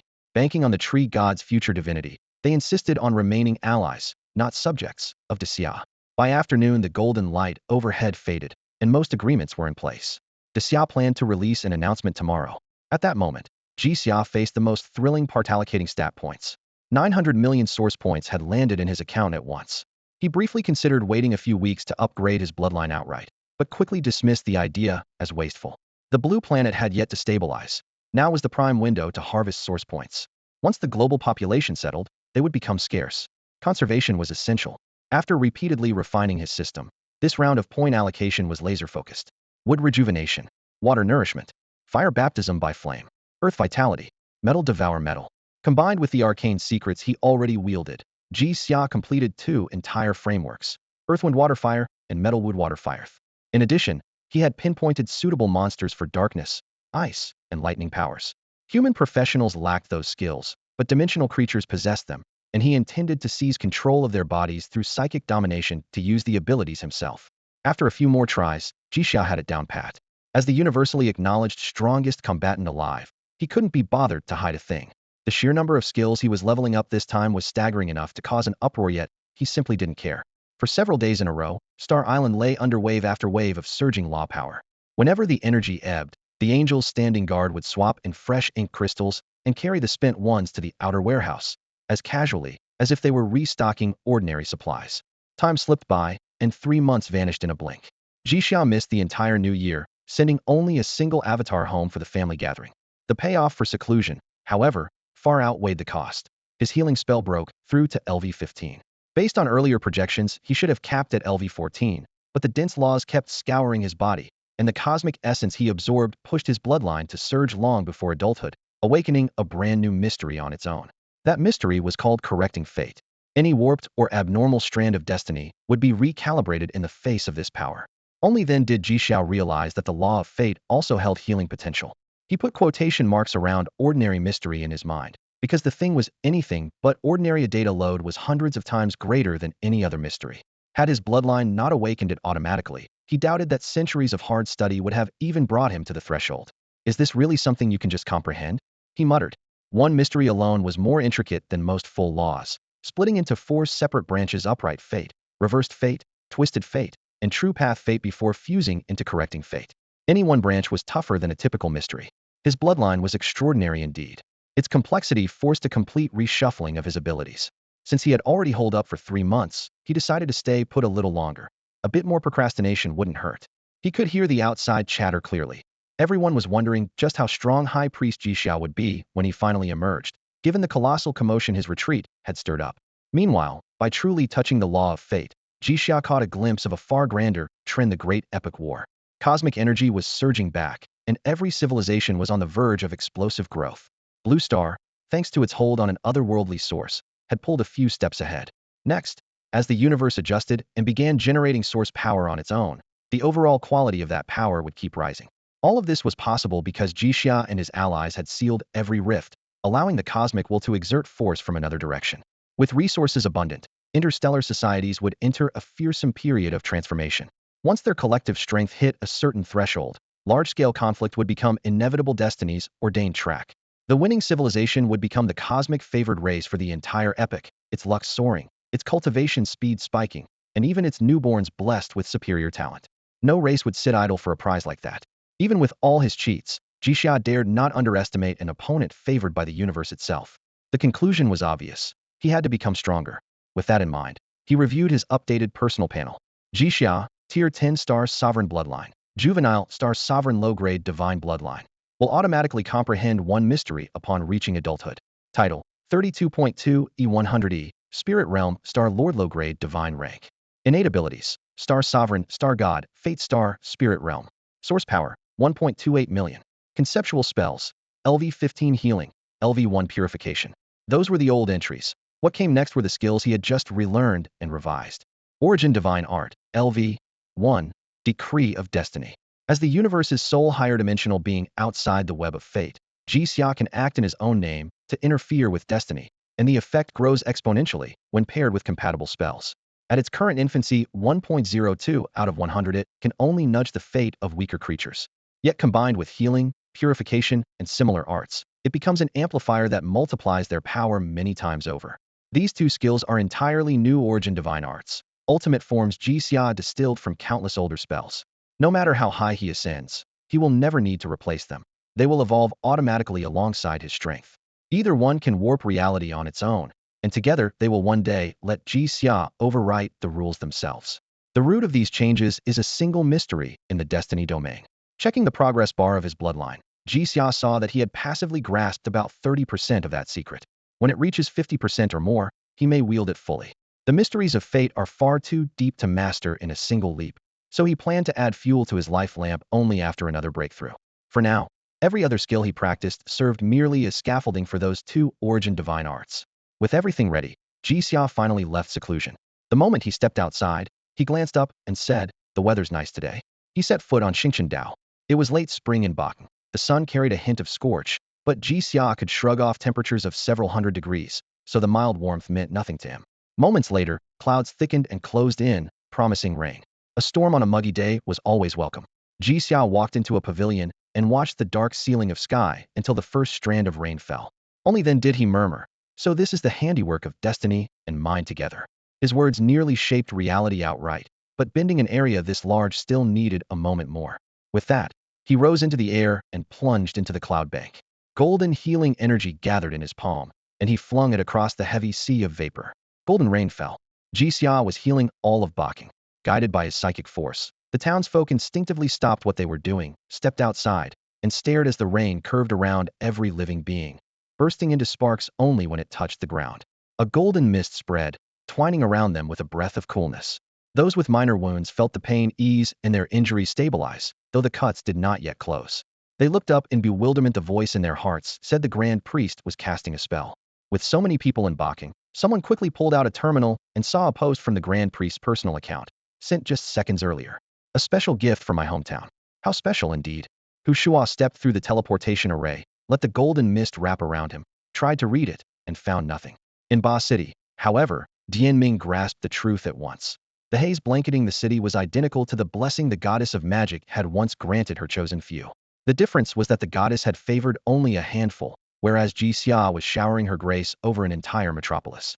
By conventional ranking, Jixia was merely at the legendary tier, yet she was performing a feat reserved for mid-rank gods, mastering a law, condensing its essence, and using it to heighten others' talent. When Dianming drew a thread of the mist for study, he saw that although it fell short of a true divine benediction, it was more than enough to raise every resident's aptitude by 1 or even 2 grades. How was such power possible? Even with his divinity of knowledge, Dianming could not unravel the mystery. It lay far beyond his reach. Legends claimed that when a new plane was born, a child of the plane emerged to guide it forward. In a universe only now awakening to the supernatural, a child of the cosmos should be even stronger. Perhaps Jixia was that prodigy. The misunderstanding was pleasant, but its benefits were real. It was time to take Jixia into the astral realm to purge the divine abominations that might revive at any moment. To sleep soundly, Dianming had to keep that realm under his own control. He therefore invited Jixia on an astral expedition. Meanwhile, emerging from seclusion, Jixia saw her communicator flooded with unread messages from Shiyue, dozens of them. "I visited your human civilization, then went to the deep sea. Sea beasts really do look random. Is it because it's so dark no one can see each other, so appearance doesn't matter? I sensed your aura on a human carrying a Dala substitution puppet. How did your energy become something someone else can use? I saw a deer that turned out to be your mount. I met her in the Parliament of Nature, a special space where nature spirits with the potential for godhood gather. By human reckoning, why haven't you answered in 3 days? The fellow in the sky said you're in seclusion. Most of the messages were simply Shiyu sharing her experiences. A book had told her friends should swap daily stories lest they fade from each other's memory. At first, she hadn't understood days or months felt like the blink of an eye, but she later realized it was a matter of perspective. To learn more, she had visited Lin Xian and Lin Yao, the brothers who governed time itself. Dian Ming, by contrast, was attuned to a branch of time history, the long shadow of things gone, a realm ill-suited to the living. Jixia finalized the astral realm itinerary with Dian Ming, then answered Shiyu one message at a time. I've been in seclusion. 6 months have passed outside. Yes, that deer is my mount. If she now has the potential for godhood, that's wonderful news. Whether I can enter the parliament of nature depends on its rules. The shapes of deep-sea creatures evolved in darkness. Color and appearance are secondary. Function dominates, which is why they seem random to you. In fact, their roles down there are highly specialized. And so Jixia continued replying, message after message. Jixia rarely spoke much, especially in private chats. Unless there was real business, he seldom started a conversation. Whenever a message reached him and he saw it, he answered at once. If he truly had his hands full, he would first explain why, and then respond patiently. To him, that was the most basic courtesy some people might not understand. But his current stature was enough to teach them manners. He had thought Xia would take a while to reply. She couldn't have stayed in Shanhaiguan all this time. Yet he had barely finished half of her questions when another message popped up. I once came out of seclusion to find that 5 years had passed. Your human talent is amazing. What takes us years takes you only months. Anything going on? On board. Ji Xiao paused, his mind racing. If we're dealing with ordinary life forms, that's easy. Even undead or post-mortal entities without self-awareness vaporize the moment the 7-star death lamp touches them. The gods of the star realm, though, are a bit of a headache. I need Dian Ming's view. No sooner thought than done. Dian Ming was stationed in Ba City, well within Ji Xia's sensory range, so he formed an avatar outside the city library. The Ba City library had always been renowned. Since Dian Ming moved in, shelving volumes he had annotated himself, and with words spreading online, it had become a magnet for professionals. He had carved a pocket dimension out of the top floor and lived there himself. The door now stood half open, signaling he knew a visitor had arrived. Ji Xia stepped inside, eyes sweeping along the towering stacks. Books hovered, fluttered, even tried to escape through the air. Their covers metal, leather, or wood, runes flickering now and then. They were clearly alive. They're the books of 10,000 arts, Dian Ming said, approaching with a heavy tome bound in gray metal. I pack them with enough knowledge, grant them a soul and a mind, and they handle my errands and the archive. He gestured for Ji Xia to try it himself, then asked, so, what do we need to discuss? This trip to the Star Realm, is it too dangerous? Should we bring more people? Ji Xia asked bluntly. Dian Ming shook his head and closed the book. The thick pages rested on an unseen hand and drifted back to their slot. No, you're the only one who can deal with a god spawn. Anyone else would just get in the way. Understood. We leave at dawn. With that, the avatar dissolved and Ji Xia withdrew from the pocket dimension. Meanwhile, his true self was already messaging Xia. Bored? Try visiting the other planets in the solar system. They've been changing lately. As Lord of Stars, he had long ago infused the neighboring planets with source essence, claiming partial sovereignty, so nothing that happened there escaped his notice. New and unusual races had arisen in some regions, and they were fascinating. On his last dive into the deep sea, he had discovered other intelligent species on Blue Star. The terrestrial spirit folk encompassed plants, animals, and birds. In the ocean, the sea folk had emerged octopoid beasts, whales, sharks, and dolphins, for branches so far. They were naturally clever, and with the advent of psionics and magic, they were now building a civilization underwater. They had always been smart, but their bodies limited what they could do. Their newfound mental powers and spells finally allowed them to use tools. Once primal energy emerged, every inhabited planet in the universe faced a reshuffle. For gifted beings, reaching star-destroying power in a short time was no longer difficult. Xia accepted Jixia's suggestion. She now had enough strength to protect herself and an unquenchable urge to explore. Jixia breathed a silent sigh of relief. The girl loved to cling to him, and he knew why. Everyone Xia knew was a spirit of nature, ignorant of humankind and its civilizations, whereas Jixia possessed far broader knowledge, so she consulted him on everything. On the next day, Jixia contacted Dianming, obtained the coordinates, and descended straight into the star realm. The instant his toes brushed the gray-black ground that lay between reality and illusion, a tidal wave of malice rushed over him, cold enough to frost his skin. Dianming was clad in a snow-white robe, cradling a massive tome taller than his torso, its corners yellowed with age. He opened to a page and read calmly. When a deity falls into eternal slumber, death inevitably follows, and from the divine corpse a deviant is born. The god commands the laws that build worlds. The deviant commands the laws that are twisted. Even gods cannot escape their end. This is the iron law of existence. The very being of a deviant is a blasphemy against order. The cosmic will has chosen you, which means you can defeat the deviant with laws of your own. Jixia closed his eyes, sensing carefully. When he was sure the star realm was not yet eroding him, he said, bringing me here is enough. Get back outside, and I'll handle it at my own pace. If the corruption roots itself in you, I can't cure it yet. Dianming nodded without hesitation, set the weighty book gently on the ground, and said, it will help you pinpoint the deviant. I'll wait outside for good news. He gave no thought to a cure for the realm's erosion. Such matters belong to the ultimate death law, one even the Reaper had never touched. The moment he departed, the tome burst into countless luminous glyphs that clattered through the air, then converged in the distance to form a cage around a writhing blob of darkness. Jixia had pictured the deviant as some hideous beast. In truth, it was a shapeless knot of power, rejected by the world. Once bound, it did not struggle. It simply stared at Jixia with a hunger so intense it seemed to drool could read its emotion, yet see no face. Jixia probed first. He unfurled his psychic will, trying to seize the deviant, but the attempt felt like punching air could sense it, yet never touch its core. The outcome had been expected. He only wanted to gauge the feel of it. The secret of fate correction is perfect for this thing. He switched tactics swiftly. The 7-star life-reaping lamps are just the elementary form. I command the full method. He raised a hand, silver light blooming in his palm. In my name, I rectify this twisted fate. 7-star life-reaping lamps. 7 ancient bronze lamps materialized against the deviant's surface. The wicks flared instantly, their flames curling up oily black smoke. With a muffled pop almost too soft to hear, the deviant was utterly annihilated. Yet danger struck in that same instant. Alarms blared in Jixia's mind. He cast his spatial authority at once and vanished. A heartbeat later, the spot where he had stood blossomed with ebony, unnaturally bright flowers. His eyes narrowed. Typical deviant. As long as the god's corpse remains, it can return through any opening. It lured me into shattering it to awaken the dormant divinity. He drew a deep breath and lifted his hand again. In my name, what is gone shall remain gone, never again to touch the living world. An invisible ripple spread out. The flowers faded and crumbled, rewinding through time until they vanished altogether, as if they had never been. Jixia gazed into the star realm's silent darkness, wondering what move the deviant could still make against its natural nemesis. After Jixia shattered the parasite god for the first time, he sensed a faint kinship with the astral realm. When the creature borrowed the flower deity's power and was purged again, that affinity deepened noticeably. The monster fell silent for the moment, yet Jixia could still feel his strength being siphoned away in secret. He, however, remained calm. So long as he lingered in the astral realm, new privileges would accrue to him automatically. Would that abomination truly stay hidden forever? He relaxed his mind and studied his surroundings. The astral realm was still pitch black and silent. Light and sound traveled only a short distance, as if an invisible tomb had swallowed all creation at its end.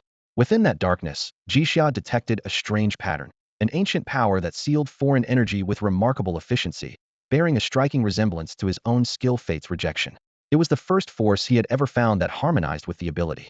If he could probe it further, perhaps the last of his 3 dormant skills would finally awaken. With everything in place, he began his experiment.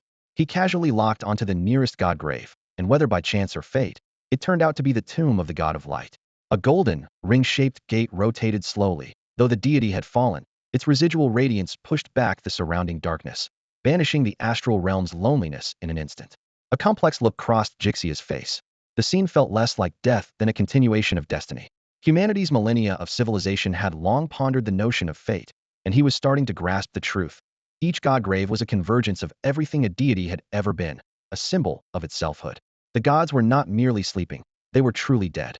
Yet because they were so powerful, their traces required time for the astral realm to erode. Only after every mark faded would they reach a deeper annihilation. If, during that interval, they regained worship, those remnants would swell, resist the realm's corrosion, and ultimately break free to return to the material world. This was the essence of divine resurrection. The universe did not covet the astral realm itself, but rather the power it represented. Understanding that widened his options immensely. Having sorted his thoughts, Jixia raised a hand toward the gate and murmured, in my name, dust to dust, earth to earth vanish. Ash-gray energy flooded the portal. It was the first manifestation of fate's rejection, passive yet lethal, frail yet terrifying. Astral power tangled with the spell, tearing at each other while the bright zone shrank inch by inch. The gate, once smooth as jade, dulled and yellowed. Cracks raced across its surface. Meanwhile, the monster's malice re-emerged, but Jixia ignored it. He watched in silence as the god grave collapsed completely. The treasures within were tempting, yet his ambitions lay far beyond them. At last the gateway to the divine tomb decayed and crumbled into drifting motes of light, and in an instant every ray in the vicinity was swallowed by darkness. Somewhere in the void, a lone meteor with a trailing tail streaked across the Ling realm, burst apart beside Jixia's natal star, and left behind a single gentle glow suspended in the emptiness. As the sovereign of stars, every birth or death of a star granted him a unique reward, and the complete fall of the god of light was the richest inheritance imaginable. Jixia guided his natal star to absorb that glow and instantly understood. It was the deity's fundamental insight into the laws of light. Radiance, luminosity, and rays are merely branches of those laws. By fusing them, the god of light had reached the pinnacle of the pantheon. What Jixia obtained was neither a specific technique nor an entire law, but the deity's very definition of light itself. The concept was profound, yet not beyond comprehension. Comparing it with the secret of healing he already possessed, he recognized it as the conceptual essence of light. He folded this essence into his own light-aligned stars. They were already part of him, so this was simply the most fitting place to store it, and its true significance would likely reveal itself in the future. He casually chalked that up to the guidance of fate. The new concept brought two immediate benefits. First, it greatly enhanced his affinity for and understanding of light-based power. Second, any light spell he cast would be amplified at least tenfold. Because the ability was permanently active, he devoted his full attention once more to the star realm. The instant the divine tomb collapsed completely, Jixia sensed an enormous increase in his control over the realm, a reward for acting in accord with its rules. Smiling, he ignored the distant lurking aberration and sped toward another tomb, intent on repeating the process. This time the aberration could no longer remain still. Viscous darkness coalesced into several massive tentacles that whipped from the shadows straight at Jixia. Spatial bridge. Their speed defied all reason. The moment he caught sight of them, they were already at his face. He tried to warp space, but the tentacles twisted the very fabric the moment they touched it, collapsing his technique. In the next heartbeat, they pierced his chest, and his body burst into dazzling starlight that illuminated the entire realm. An instant later, vast quantities of primordial essence converged, and within the glow Jixia's figure reformed. While starlight endures, the stars themselves are immortal. Without such trump cards, he would never have dared to challenge the aberration. The brief clash had laid its nature bare. It was an irrational existence that no law or mystery could bind. Victory would come only by wearing it down in a direct confrontation. In my name, I correct that which is distorted. A decree of fate descended. Possessing the mystery of destiny correction, Jixia was born the aberration's nemesis. The black tentacles disintegrated into dust, and its core was rent by an unseen force. Yet just as Jixia had returned from death, the creature rapidly reformed through its own mechanism, leaving the outcome undecided. No, that won't do, Jixia said with a faint smile, gazing at the roaring aberration. You exist only because the star realm is littered with the tombs of countless gods. If I clear them all away, you'll lose your foundation. Borrowing the god's resurrection makes you troublesome, but you've not only run into the end of the world, you've run into me. With that, he turned and raced toward the next divine tomb. Jixia was determined to win this war of attrition. Blue Star Daxia. The push for unification swept forward like an irresistible tide. In this age of extraordinary power where might returns to the individual, several dozen 8th and 9th tier professionals fanned out across neighboring nations and, almost casually, brought them under control. The entire process took less than 3 months, not even delaying the mid-autumn reunion in mid-August. During the same period, meteors multiplied across the night sky. Even the well-informed Dian Ming could offer no explanation. Half a month ago, Daxia's Dimensional Research Institute announced that the new stars were not light years away, but existed in a phantom dimension.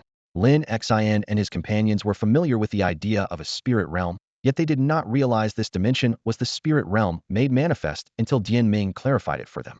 New questions arose at once. Why had the spirit realm surfaced, and what did these stars signify? The public spoke only of the stars' inexplicable allure, while Dian Ming merely smiled. With a shared understanding, Lin Xin and Lin Yao traveled to Starfall Island, where Jixia awaited them. The Jixia before their eyes felt powerful yet elusive, prompting Lin Yao to ask bluntly, "Is this an avatar of yours?" Jixia nodded. "Yes, my true body is in the star realm, still fighting well, delivering a one-sided beating." "Then what exactly are these stars?" Lin Xin pressed. Jixia stood and looked up. The noonday sun blazed overhead, yet he could still see that ocean of stars, and the starlight within him surged like a tide. "I am the progenitor of stars in the spirit realm and once created an entire star field. Recently, I've been perfecting a constellation system with the star realm's help. The resulting surge of spirit realm energy is projecting directly into the material world. Don't worry, this is a good thing. Have you heard of gods descending from the stars?" Think of the once-used star reincarnating in Legend of the White Snake or the 108 generals in Water Margin. That's what stellar descent is. Lin Yao searched the sky for the unseen points of light, and Lin Xin voiced their shared astonishment. Will people really conceive through star force resonance, or be chosen by the stars? Chosen, Jixia replied, then added, I can interfere only a little. The constellations will select the most gifted being human or otherwise grant them divine arts, and even give them direct affinity with the laws, letting cultivators touch those laws before they become gods. It's essentially a variant of god-level bloodline. He handed them a thin sheet of paper. Lin Xin recognized it at once. A technique for contemplating the constellations and tempering the soul. Trusting Jixia, he tried it immediately. In an instant, sparks of starlight bloomed within his mind sea, and several resonated perfectly with him, drawing down visible starglow and noticeably accelerating his mana recovery. Jixia chuckled and shook his head. Everything else is just a bonus. The real purpose is to let the most gifted connect with the stars first and gain their acknowledgement, so don't give this to outsiders. The favor of the stars is intertwined with fate itself, so don't even think about interfering, or our own destinies will suffer. And anyone who receives that favor shouldn't expect a life of comfort. The stars only care about results if someone equally or more gifted appears later. The first chosen one will be discarded at once. Lin Yao snapped out of his reverie and let out a heavy sigh. I get it, he said. You've been waiting for us to show up so you can dump this mess on us. You're a high priestess with a full team and an entire race at your command. Why aren't you handling it yourself? Jixia glanced up, her voice cool as she looked at the brothers. Have those civilizations been pacified by Great Xia? All I can do is guide their minds to believe in me. You tell me, where do you think my people have gone? Lin Yao gave a weak laugh and dodged the question. The problem had started simply enough. Several extraterrestrial civilizations sent envoys to Great Xia. In theory, Xia could absorb them outright. But once worship Jixia entered the equation, they had no experience and had to call on the angel race. Even though the angelic rebirth pool had produced more than 5,000 angels, it was still nowhere near enough. Each of those civilizations was stellar level, with populations in the tens of billions. Ordinary human envoys, even when warmly received, were always viewed with suspicion. Angels were different. Every angel was devoutly loyal to Jixia and could channel a measure of her power, making them far more persuasive with outsiders. The angels did stabilize the situation, but only partially. There were multiple civilizations involved. The Black Star civilization, now renamed the Saint civilization, was one example. In fact, every contacted society had rebranded itself Saint. In the scripture compiled by the angels, Jixia descended from her divine realm as the Saint, and any civilization she favored became a kingdom of God on earth, so they changed their national titles to show devotion. Some angels remained in Great Xia as teachers, revealing a weakness the elders hadn't noticed before, a shortage of clergy. They immediately began training a new generation of professional missionaries. With the immediate crisis contained, Lin Xin wasn't in a hurry to leave, and Lin Yao turned into the curious one. Scratching his head, he asked, You renamed Lucy to Chun Gong and the winged ones to the angel race. It still sounds weird. Aren't you going to change it again? Jixia's half-smile was faint. Can't you just ask what you really want to know? Lin Yao grinned. I understand. Angel is already a cultural symbol for USA messenger of heaven. When foreign religions localized here in ancient times, they kept the same term. I just want to know if you have that plan. He put it more bluntly. The emperor calls himself the son of heaven, and his envoys are also called angels. The Jade Emperor represents the sky itself, and his divine messengers are still angels. Now your chosen people are called the angel race. It'd be odd if I didn't make the connection. This time Jixia didn't answer right away. She sat in silence for several minutes before speaking. I hadn't thought about it before, but now the idea is tempting. Still, it's not what you think. I have no intention of ruling humanity. Stop guessing, it's pointless. The brothers let the matter drop and returned to their base, a brand new continent that had been allotted to them, dotted with several nations. Jixia didn't need the faith from that land, yet she had sent them there to win over civilizations and spread the doctrine along the way. Inexperienced, the two were already buried under endless matters of state. Today's visit to Jixia was really just an excuse to slack off. Unfortunately, their good friend refused to lend them a single angel. Jixia stood on the island, smiling in silence. The two brothers were usually quick learners, yet at this moment they seemed almost dull-witted. He looked up at the star spirit divine tree nearby, a former mother tree of the Dark Night Elves.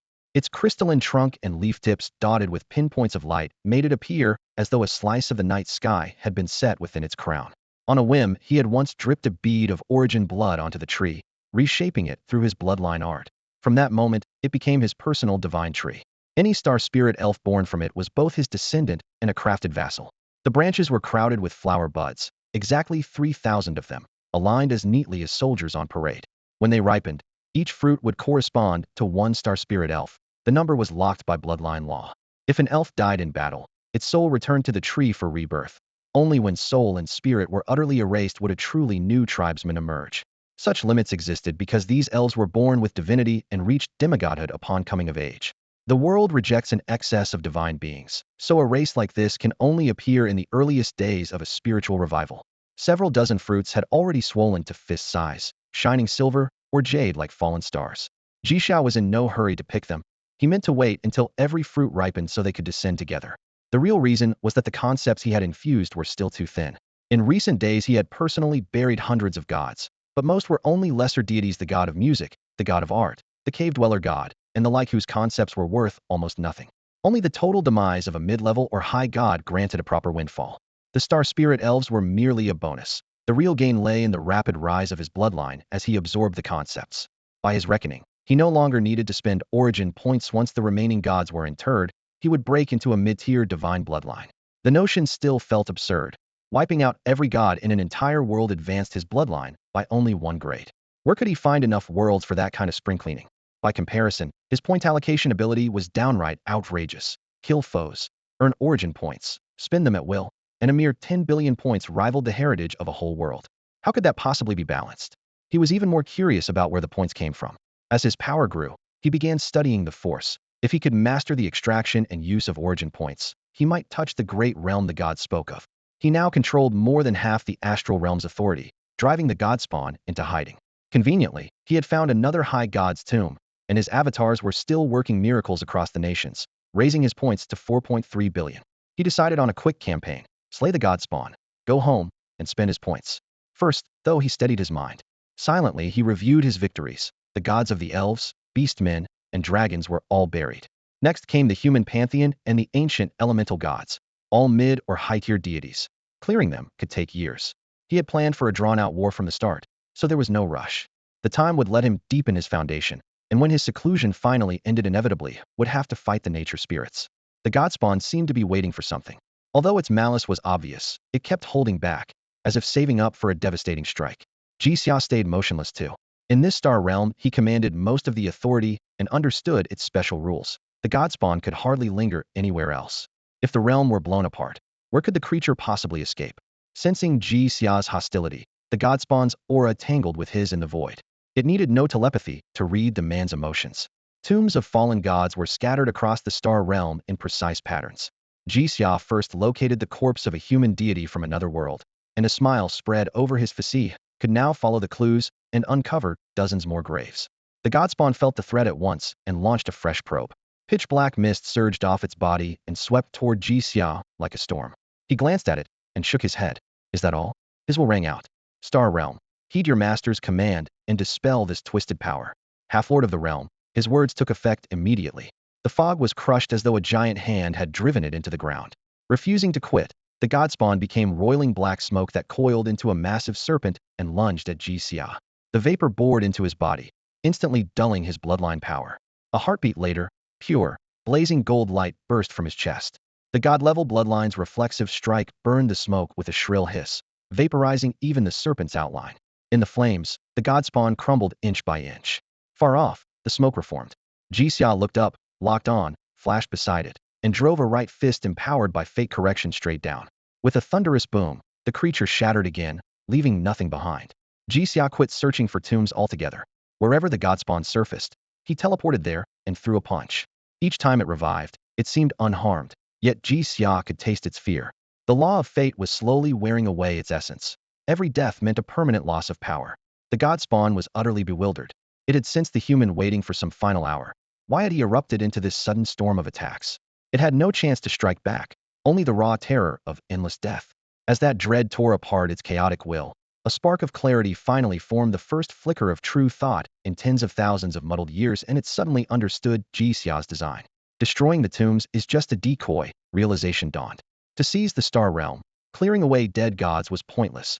Their remains would weather eventually. Only the twisted monster that was itself would endure, the source of all corruption. Only by erasing it could Jixia fully claim the realm. Grasping the truth, the god spawn fell into absolute despair. It lacked the strength to fight back, yet instinct forced one last struggle. Its body shrank into a colossal, gruesome eye that fixed on Jixia, flooding him with terror and mute questions. Jixia's smile was mild as he lifted his fist again. Just before the blow landed, he spoke, half confession, half taunt. Yes, I awakened your intellect on purpose and guided your emotions. Now you know the truth. This is killing body and soul at once. Will you resist? Can you? Come, let fate correct you. Light flared from his fist, and the black mist exploded. Farewell, Godspawn. Through one collapse after another, the aberrant god's mind grew dim until it finally slipped into eternal darkness. In that last moment it saw the truth. The so-called artificial awakening of wisdom had always been a fraud. It had been born with a soul. Only the manipulation and lies of that human had driven it, step by step, into despair and ruin. Had it never received that presumptuous wisdom, might its end have been different? The thought flared like a dying spark, then faded forever. At the same time, Jixia also stood in darkness, though his eyes were shut by choice. A vast tide of primordial star realm energy flooded toward him, his bloodline quietly rising to mid-tier godhood. His overall strength jumped from the 10th tier to at least the 11th. Yet what truly drew his focus was the force before him, the power of the end of fate. It signified every conclusion. Eternity was merely its shadow. The power condensed into a pitch-black seed, which he closed around with his palm. When he opened his eyes, black fissures veined the star realm. This shade differed from the realm's native depth, spreading like a crazed web. Under cosmic pressure the realm shattered, peeled away, and was consumed. Jixia watched in silence. As though nothing tied him here, he already possessed the power he sought. The scattered god tombs across the realm fared no better. The universe would not shelter relics of another world, and the remains of ancient deities were ground to dust. Once calm returned, Jixia had shifted to the spirit realm. Through the lens of his fate star he watched a sweeping meteor shower streak across the night, an omen of the god's final fall. Each meteor turned into an inheritance that flowed into his name, and the thrill of collecting them kept him gazing for a long while. Between glances he gently merged the seed of the end into his fate star, probing its secrets. Once he mastered the deeper laws, he would upgrade his lamp of fate and other destiny skills. By his own reckoning he now stood as a demigod, one step short of true divinity. Caution urged him to wait. After so long in the star realm, the sudden return made every blade of grass seem vividly alive. When the meteors faded, Jixia looked toward Blue Star in the spirit realm. Points of light flickered in its azure sky, several already linked to his fate star and received its blessing. Their insights, in turn, flowed back to him, completing ever more stellar concepts. He now held nearly every definition the universe offered for star. When a new star formed beside the fate star, a matching illusion appeared near Blue Star. Farther out, he could glimpse shadows of even more distant worlds. The spirit realm was still expanding, projecting extraordinary planets from the material cosmos onto its canvas, ready for their inhabitants to step through once strong enough. With its unique spatial traits, the spirit realm could act as a long-range transit network, a workaround for those who lacked true spatial mastery, though still vulnerable to experts of that path. During his survey, Jixia felt nascent life stirring deep within the realm. Soon, native beings with distinctive attributes would emerge. From the data he captured during the star realm's collapse, Jixia confirmed that the universe would eventually divide into two layers, the material realm and the spirit realm. When ordinary beings died, their bodies would decay in the material realm while their souls drifted into the spirit realm, slowly dissolving into the purest energy. Jixia wielded both doomsday power and the power of the stars. A being of his caliber could forge a personal star in the spirit realm, and that star would bathe the surroundings in light. Beneath the glow of the constellations, he could feel exactly how far his influence reached. He was still a long way from becoming the spirit realm's sovereign, but ruling a sizable portion of it would be effortless. The steady light of his natal star had already branded that region as his own domain. When the moment came, he would not only expand that domain in the physical world, but also drag the corresponding slice of the spirit realm down with it. Yet the word domain still nagged at him. Normally, the first time a professional touched spatial power, a domain coalesced on its own. For most people, that was their only taste of spatial mysteries. Jixia had mastered spatial bridge and countless other spaceborne spells, moving through dimensions as easily as breathing, but he still lacked a complete domain, clearly a problem. Back in the Witch's Night scenario, he had encountered the tattered remains of a purification domain, yet little progress had followed. Every source agreed that a domain amplified a professional's strength tremendously, so he resolved to crack the puzzle within a few days. If he still failed, he would ask Lin Xin and the others for help. Shaking off the reverie, he flipped open the small notebook he always carried. According to the original plan, he should be exploring the far reaches of the Starry Sea, but real-world matters were stacking up. The war with the nature spirits was imminent, the fight over territory and divinity unavoidable, and as a human, he had no right to stand aside. After merging all the gifts from alien gods into the proper stars, he returned to Stardust Isle and sent Wu Yunsheng a curt message. Meet me at Blue Heart Glacier. Hong Ling can be revived, that's all. Inside the martial academy in Basity, Wu Yunxing already had a family. His second child was 17 and enrolled in the academy. In his spare time, he still lectured. Today happened to be his turn. Mid-lecture, he split his focus. Tier mages can multitask, effortlessly skimming a light screen for messages and answering as he taught. The moment he saw Jixia's note, his mind went blank. The message held only one line. Let me know when you're free. We're bringing your sister home. The students were enthralled one moment, then startled by the sudden silence. An unreadable mix of excitement, joy, nostalgia, and guilt flashed across Professor Wu's face. The class couldn't decipher it, but they were sure it wasn't bad news. His quick-witted younger daughter had an inkling. A heartbeat later he announced, another water-type grandmaster will finish the lesson. He'll make it up to you later. Before the echo faded, he was gone straight through the window. Flying was forbidden inside the city except for those of master rank. Wu Yunxing and Jixia seldom used that privilege. This was only his second time. The first had been when he got lost after moving and chose the shortest path home. A black speck streaked across the high sky. In an era where everyone was a professional and eyesight was razor-sharp, people couldn't help noticing. Which master was that? And where was he going? The speck aimed straight at the Legion teleport array, the gateway to countless war zones. Some wondered if another conflict was brewing, but that was irrelevant to Wu Yunxing. He was too busy reining in his emotions. Not that restraint was necessary. He was about to reunite with the only sibling of his generation, and nothing could be more joyous. In front of a lone icicle on the Blue Heart Glacier, Jixia and Wu Yunxing stood shoulder to shoulder. Jifeng and Lu Qingsong waited a step behind them. All four stared at the mass of frozen flesh sealed inside the column of ice. Frost drifted on the air, scattering tiny crystals with every breath they took. Now and then a dark red pulse flickered inside the embryo, a last trace of its former life. When their inspection ended, Jixia spoke. Watch closely. I'm about to demonstrate the practical use of the three laws: soul, flesh, and fate along with the law of restoration. Step 1. Remove the soul without damage. He raised a hand and made a loose fist in front of the ice. A veil of gray light brushed his fingertips. In silence, motes of dim, ash-colored light drifted out of the icicle and settled in his palm like miniature stardust. Deprived of its soul, the frozen embryo withered at once, split along the frost lines, and crumbled into powder. A soul anchored to its body can repair itself slowly and shields the host from outside harm, he explained. Since the spirit realm formed, cosmic will draws every soul there after death, where it fades away bit by bit. He paused, voice steady. Most souls are gone in 7 days. If you want to save someone, you must finish within that window or extract the soul and store it with magic. His explanation was painstakingly thorough. Jifeng and Lu Qingsong listened so intently they hardly breathed, afraid to miss a word. Wu Yunxing looked more at ease. Jixia had turned this resurrection into a classroom exercise, which meant success was almost certain. Step 2. Examine the soul. Hong Ling's spirit is nearly healed, and her memories were fully restored on day 63, so we can create a new body right away.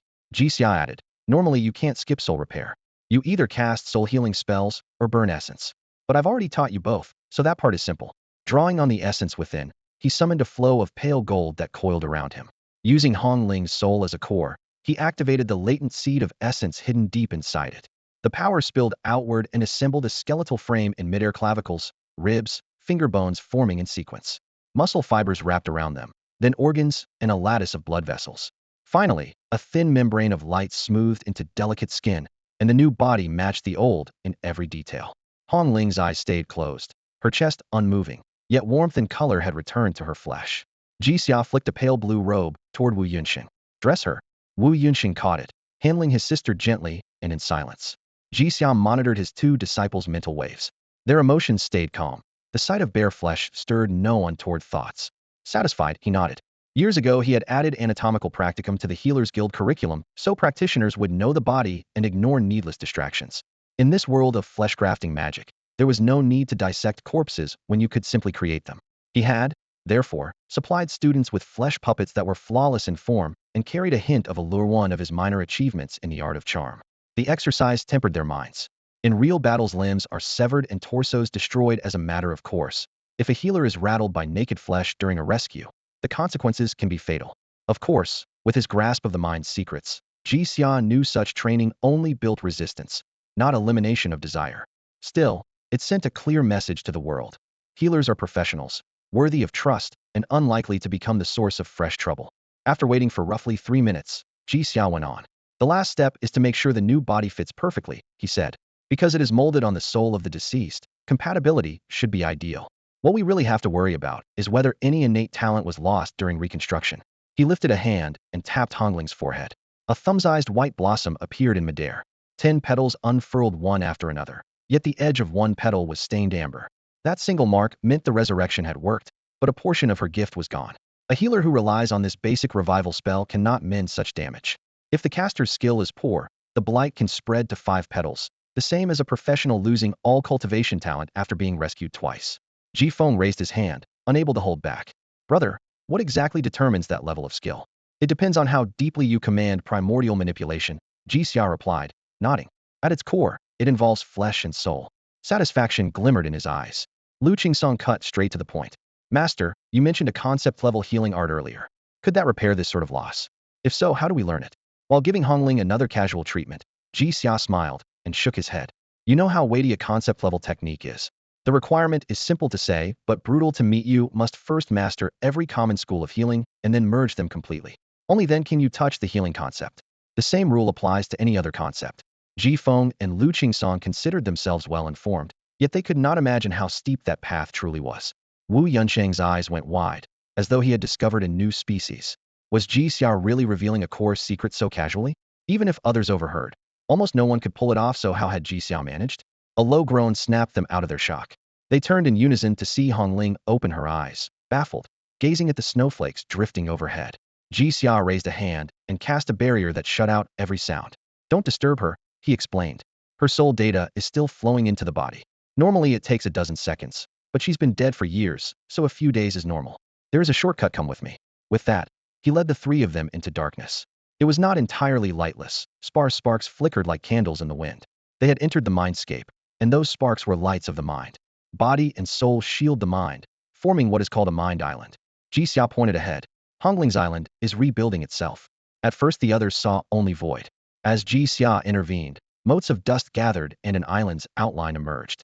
The single gleam upon it suddenly blazed. He tapped the island, its structure snapped into place, and the light shone brilliantly. The next instant, the 4 of them stood back in reality. Brother? Hongling called, uncertainty coloring her voice. Wu Yunsheng's eyes grew moist with excitement. Hey, he answered softly. Ji Xia dissolved the barrier and left with his brother and his disciples. Remember, this basic resurrection must be cast before the target's soul has completely dispersed, and it requires several arcane secrets working in concert. If you haven't gone to the temple to comprehend those secrets, you can't learn the spell. Understood, brother? Yes, master. With terms that generous, how could they not give it their all? Sis, the witch's night dimension has been wiped out. Great Xia now controls the entire line of class legacies. Soft light filled the hospital room. Newly awakened, Hong Ling reclined in the medical pod, eyes fixed on the holographic display floating before her. With a tap of Wu Yunsheng's finger, the light screen expanded, cycling through photos and streams of data. The first faces you saw were the high priest, his brother, and his apprentice. Here this is the high priest himself. Ji Xia's image settled at the center of the projection, dark robes, clear eyes, an air of calm. Hong Ling stared at the profile, stunned. Has it really changed this much in just a few years? Wu Yunsheng nodded, sharing her amazement. Back then we were only 4th tier. I'm 8th now, almost 9th. In those days we charged into secret realms and paid in lives. Now we can scout them first and clear them ahead of time. Healers were scarce, and complicated wounds were a death sentence. Today the high priest can even bring people back. True to his naming style, the spell he used on you is called Basic Resurrection? Hong Ling blurted, flipping through the report while nodding. If there's a basic tier, there must be intermediate and advanced. Ji Xia's achieved this at his Aegeat feels like a dream. We think so too. Wu Yunsheng collapsed the projection and handed her a sleek new wristband. Swap out your whole setup. Oh, I've moved to Baking. The house next door is empty, move in as soon as you're discharged. Hong Ling accepted with a smile, her eyes full of hope for the new era. Elsewhere, Ji Xia hadn't left his apprentices, Ji Feng and Lu Qingsong, to fend for themselves. His own talent let him skip formal tutelage, but his students were normal people. Without proper guidance they'd never reach their potential. That kind of self-made mastery belonged to an older generation forged in desperation. With most of his other tasks settled, he was ready to begin subduing the nature spirits, a high-risk operation that would double as live training. Morning mist blanketed fairy tale town. Lin Xin was out, leaving only Lin Yao at home. Ji Xia pushed the door open and raised his voice in mock surprise. Wow, you two actually split up for once. Lin Yao rolled his eyes and collapsed onto the couch. You've mastered psychic insight, quit pretending you didn't know. They were twins, 2 distinct individuals. Lin Xin was diligent. Lin Yao preferred taking it easy, leaving most chores to his brother. Jixia knew that perfectly well was only teasing. The smile faded as he got down to business. All right, serious question. Did your visions pick up the threat from the nature spirits? Lin Yao shook his head. No. If a life or death crisis is truly unknown to everyone, we usually see it. But since you already know about it, it isn't hidden in the unknown, so it won't appear in a prophecy. Jixia nodded. Lin Yao added, as for these nature spirits, we can still gauge their danger. By your own description, they're divine beings nurtured by the universe. They won't bow easily. A fight is inevitable. But plenty of natural spirits have already reached tier 10 or even 11, and the gap between 9 and 10 is huge. Can we really bring them down? Jixia tapped the table with one finger. After a brief silence he looked up, his tone calm, yet certain. A tier 10? I can wrest control for a while, or kill it outright. Heaton, I can take an 11 as well, but would only salvage some common materials. Anything truly valuable would be lost. As for rewards, would just be removing a natural spirit from the board. The room fell quiet. Everyone knew a spirit's worth lay in keeping it alive. Lin Yao nodded. Once these so-called darlings of the universe are tamed, you basically gain a god-level ally. If they survive, divinity is almost guaranteed. Calling them the primordial divine bloodline is no exaggeration, though the bloodline fully awakens only after they step into godhood. To prevent an outbreak, Jixia had already stopped feeding them source power. Once they became allies, he'd resume, promising at least a true god couldn't be bothered to mention anything lower. He flipped through internal reports. The Martial Arts Institute and the Dimensional Research Institute had agreed on a 12-tier path of cultivation. Jixia himself stood at tier 11, while tier 12 meant mastering a certain mystery and using it to elevate one's existence into a higher dimensional life form, a realm beyond 12 in practice. Titles, there would vary. The tree spirit, for example, might one day be called an earth immortal. With no one yet at that stage, the institutes dropped the idea of a unified name and stuck with the high priest 10-tier system, simply stretched to 12. They're all still mortal beings, after all. And so the scale now ran from 9 straight through 12. Everyone knew how important the spirits were, yet taming them was the real headache. Jixia tossed that hot potato to Lin Yao, massaging his temples. Lin Yao took the job and grumbled, whenever things get messy, you dump them on us. Sure, it's a golden opportunity, not an empty promise, but it's exhausting. Are we just tools to you? Jixia laughed. Tools? No. You do more because you can. He was in the same situation himself. His gaze lingered on Lin Yao, worried he might start cursing, so he quickly softened his tone. Remember how you were back then? Your talent was off the charts. The grandmasters of Daxia worshipped you like gods, but were you happy? I'm almost in the same spot now, stuck on a pedestal. Recall what they called me at that tournament? Lin Yao's mind drifted back. Back then, he and his teammates really had been treated like temple idols, linked to the world only by incense. Things weren't much different now, except they'd gained Jixia as a friend and Dian Ming, a half-friend from another realm. He remembered that league final, the whole arena chanting Jixia's title, your high priest. He stopped mid-sentence, then met Jixia's eyes and said earnestly, don't worry. Once my brother's back, we'll keep each other in check. We won't fall behind you. Friends fight side by side. Fairy Town. Shortly after Jixia left, Lin Xin walked back in. The twins' telepathic link snapped into place, and he read everything that had just happened straight from Lin Yao's mind. Lin Xin chuckled. The guy's right, we're about to become glorified tools. Still, if we're the ones running the show, we get first pick of the top-tier nature spirits. That's a serious perk. Then his smile faded. But doesn't Jixia want any of them himself? Lin Yao didn't reply. He simply handed over the list he'd prepared. Lin Xin glanced down. 1. Goddess of fecundity, Jixia's mount. 2. Xia, the deep-sea leviathan friend of Jixia. 3. Tree deity, ally of Jixia. 4. Huanglong of the earth veins, friend of Xia. 5. Guardian of the planets, core friend of Huanglong. His questions evaporated, replaced by a wry grin. Jixia never went out networking, yet every spirit on the roster was rarer than the last, all tied to him directly or indirectly. The goddess of fecundity was the most outrageous, worshipped by deep-sea octopuses, forest stags, and dryads alike, growing stronger by the day, and somehow still serving as Jixia's mount. Shocking, yes, but with Jixia involved, it almost felt logical. Lin Yao sighed. He has no use for them. We're the people closest to him, yet we still can't tell how far he's already gone. He tapped a second sheet beneath the list. Besides the spirits, Jixia gave us a skill hierarchy separate from realm levels and split into 5 tiers: spellcraft, arcana, theurgy, source theurgy, and conceptual theurgy. Seeing his brother's puzzled look, Lin Yao added, Jixia said it's just for our private reference. Early on we care about the first 2, the real focus is the last 3. Our current theurgy matches his source theurgy. As for conceptual theurgy, once you hold the right to define a concept, you can do almost anything with it, pretty abstract stuff. Lin Xin's lips twitched, but he swallowed his retort. With their resources, conceptual theurgy was a pipe dream. He shook his head and sat at the long table. Let's tackle the nature spirits first. A bunch of odd items fell from that dimensional rift earlier. I'm betting they're log raid gear. Otherwise they wouldn't hit that hard. We'll pull a few, break them down, then deal with the spirits. Got it. He'll brief the Grand Elder, Lin Yao said. First we gauge every factionally with the friendly, shelve the neutral and hostile for later. Elsewhere, Jixiath consummate delegator hadn't gone home. Planetary wills have instincts. Ever since Jixia subdued the mother of fecundity, she had stayed on course, and another infusion of Blue Star's source power had her strength climbing. Faithful to Jixia's orders, she cultivated fertility and life. Many races now venerated her. Simple-hearted as always, the doe reported every matter, big or small. So Jixia's dream sea held a clear picture of the present. This time Head come to talk business, with the doe as his target. Their souls were tightly linked. A single thought let him pinpoint her inside the natural hollow of an ancient tree, guarding the mysterious it within. To keep her from mistaking him for a threat, Jixia let his aura show openly, sparing her the shock of an automatic attack. When he arrived, the hind instantly noticed him. She bent her forelegs and bowed. Master, the Yuehua tree still needs 10 more years before it blooms. Jixia crossed the damp grass and stopped in front of the tree. At first glance, the Yuehua tree looked like an ordinary ancient oak. Its gray-brown bark was coarse, and its branches cast only a faint shadow in the sunlight hardly worthy of the name moonlight. Because the moon's essence has yet to be fully refined, and the tree has not been transplanted to the lunar surface, its power remains dormant. Once it is rooted on the moon, it will undergo its true metamorphosis. He turned to study the hind. She was tall and graceful, her antlers milky white, and the faint spirit markings on her hide shimmered in the sunlight, clear signs she had reached the 11th order. You're already at the 11th order, Jixia said quietly, yet with certainty. At this pace, you'll reach true godhood in, what, 3 years at most? By then the heavens should grant you a divine name, correct? The hind nodded, her tone gentle yet firm. Yes, master.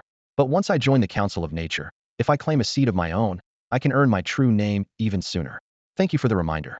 Jixia gave a slight nod, his eyes sharp. So what is your true name? She looked momentarily embarrassed, hesitated, and finally answered, it's Xiaoling. Jixia fell silent for a heartbeat, immediately grasping the reason for her discomfort. The cosmic will was playing one of its signature coincidences on him again. He soon let it go and smiled lightly. Not bad. It means you're from my direct line. Changing topics, he asked, what exactly is the Council of Nature? I can't find its coordinates anywhere in the spirit realm. In theory, every dimension should cast a shadow there. The spirit realm links all planes. Xiaoling's antlers glowed with a soft light, her thoughts flowing into words. Master, the Council of Nature is the physical manifestation of the universe's source space. Only nature spirits personally nurtured by the cosmic will may enter, once they've earned the right to ascend. Each of us is granted an illusory throne there. When it solidifies, it becomes a true seat, draws us into the spirit realm, and unfolds into our divine domain. For now, its primary function is to help us refine faith power before we become gods. As she finished, fine white threads drifted from her antlers, twining together in midair until they formed a milky white crystal the size of a thumb. It floated to Jixia. This is faith power, Xiaoling explained. One crystal is a complete unit. When merged with a law, it produces divine power. You can also absorb it directly to strengthen yourself. Jixia held the crystal up to the light. From every angle he saw only pristine energy. Puzzled, he asked, ancient texts insist that faith and incense are toxic. In eras without transcendental power, were they really poisonous? Xiaoling shook her head, her voice tinged with apology. I once doubted that too and ran many tests. The results are reassuring. They should answer your question. Faith power is simply energy, close to the source, and extremely pure. In theory, only true gods can refine such crystals, which is why we can absorb them directly. A false god or demigod who swallows raw, unpurified faith will be corroded by the mixed thoughts within, so calling it poison isn't wrong. When I fuse my own essence with a law and then absorb faith power, my growth accelerates. And if I combine the crystal with a law alone, it becomes divine power, letting me wield genuine god spells even now. The crystal warmed Jixia's palm, and temptation stirred within him. Though his god spells were already complete, they lacked the divine power to reveal their full might. Once he gained that power, any spell could blanket the blue planet with ease, making it a perfect trump card. After a moment's thought he ordered, Chang'eng, add several new passages to my codex, regarding the sub-deity Xiaoling, goddess of fertility and life. Then he turned to Xiaoling. From now on, you'll remit 30% of your faith power to me. Xiaoling accepted the condition without hesitation. Jixia commands a vast following, well over 300 billion believers across several civilizations, but because he has yet to advance beyond the 12th tier, he cannot wield their faith flawlessly. He can clearly feel the searing tide of devotion that surrounds him, yet he never dares to touch it. With a single thought, he could speak through his followers and bend a god of faith to his will, a temptation he deliberately avoids. He has no desire to become a true deity of belief, nor does he crave a larger flock. If he ever needed worshippers, he could simply remake a planet and breed new intelligent life. For now, he prefers to cultivate a few subordinate gods who can manage the power of faith ahead of time. He has examined refined faith crystals before. Any living being can use them directly, and they are even safer if he extracts them himself. He therefore said, "Go and see whether you can take me to the Council of Nature." Xiaoling did not move at once. Instead, she fixed her gaze on him. "Master, you and I are bound by contract. If I enter the council, you may be able to sense my position through space and achieve a breakthrough." The suggestion was reasonable, and Jixia nodded in agreement. In the next instant, Xiaoling's consciousness soared into a higher dimension, a beam of spirit lancing through the void. Radiant currents merged into a shimmering curtain, forming the council's multicolored barrier. The seats were arranged in concentric rings. At the very center stood 3 thrones, one like an ever-flowing spring, one formed from knotted roots, and one cast from solidified magma. The second ring held more seats, and hers was among them, wreathed in thorny vines and dotted with roses. The moment she sat down, she transmitted everything she saw back to her physical self and opened her senses to Jixia. During her months in the council, she had never heard of anyone bringing a companion inside, so she kept her expectations low, but her faith in Jixia's abilities remained unshaken. Maintaining that slender thread of awareness, she believed her master would eventually break through. Guided by Xiaoling's soul, Jixia soon located a primal space at an unimaginable height, where laws and source energy intertwined the universe's earliest core. In theory, no native being, not even a god, could reach it without the universe's consent, yet Jixia's existence already exceeded conventional limits. He detached a sliver of consciousness and thrust it through layer upon layer of space until it struck the source. Tidal waves of primal force pounded him, and the fragment quickly eroded. Jixia chuckled. "So that's how it is." He split off more fragments, tempered them, and hurled them back into the surging tide. Dodging each swell, he used Xia Ling as a beacon, searching for the council's exact coordinates. The challenge lay not in the universe's will, but in the source's perpetual motion. As the laws shifted, the coordinates drifted. If not for that turbulence, he would have teleported straight in. For a month, he kept condensing fresh shards of consciousness, running endless calculations, until he finally caught the rhythm of the cosmic pulse and locked onto the council with precision. In the next heartbeat, he stepped into an unusual realm. This is the place where origin meets law. Jixia arrived with her own principles, and in the very front row a new seat formed in an instant. Starlight surged like a tide, illuminating the empty space before withdrawing to shape a single throne with a high back. Across that backrest, rivers of stars flowed in patterns so deep they left observers dizzy with wonder. Xiaoling, who had never seen her master's true power, stole one glance at the seat and was instantly enthralled, unable to discern her master's form. She knew he still held countless cards in reserve, yet the council's lofty planes stripped away part of the disguise. Hastily she looked away, afraid to stare any longer, only to realize, with surprise, that the throne now stood even closer to the council's core than she remembered, a placement that suddenly felt perfectly natural. A familiar voice sounded in her mind. "From now on, call me your highness. Master is inappropriate here.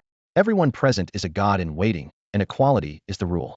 Jixia's entrance sent ripples through the chamber. One will after another descended, taking the shapes of various animals and appearing in their assigned seats. Xiaoling whispered, "Your highness, the nature spirits hold a formal gathering only once every 3 months. Usually just a few stop by to talk." You made such a splash that everyone sensed it and hurried over. "Perfect timing," Jixia replied casually. The first to arrive was a mass of crimson flame. It flickered over the seat beside Jixia, confirmed its place, and sent out a clear pulse. "Jixia? Xia told me about you. I didn't know you were a nature spirit too." Jixia chuckled. "I'm not a nature spirit. You're the guardian of the core, Qixin, aren't you?" In this council, a glimpse of a seat reveals its owner's name. Whether or not Jixia was a nature spirit didn't bother Qixin. Power did. "I am. You're certainly strong, but your path is so strange I can't decipher it." Each seat embodies its owner's law and is usually easy to read. Jixia's throne, however, looked like the night sky on the outside, yet was something else entirely within. Stare too long, and you would lose yourself. Small wonder Qixin couldn't comprehend it. "Hey, it really is you." A bright voice rang out as Xia, in draconic form, landed on Jixia's other side, eyes alight with delight. "I nearly thought I was mistaken. I should have known you'd get in even without being a nature spirit. Let me introduce Qixin, a good friend of mine. When the core's fire met the ocean, the continents were born. Another friend is the earth-vein yellow dragon, simply goes by Huanglong." Huanglong's seat was in the second row, and he lifted his head in greeting. Soon after, an ancient yet gentle voice arose from the back. Jixia, it's good to see you. It belonged to the tree god. I'm glad to see all of you as well. Jixia scanned the chamber, her smile tinged with resignation. To be honest, I'm in a bit of a bind. The flame quivered, and Qixin spoke up. What sort of bind? Maybe we can help. Jixia looked at the gathered spirits. Her tone was soft, yet its edge was unmistakable. Humans and nature spirits are natural rivals. We all aim to become gods. Tell me what stance should I take toward you? The atmosphere grew delicate.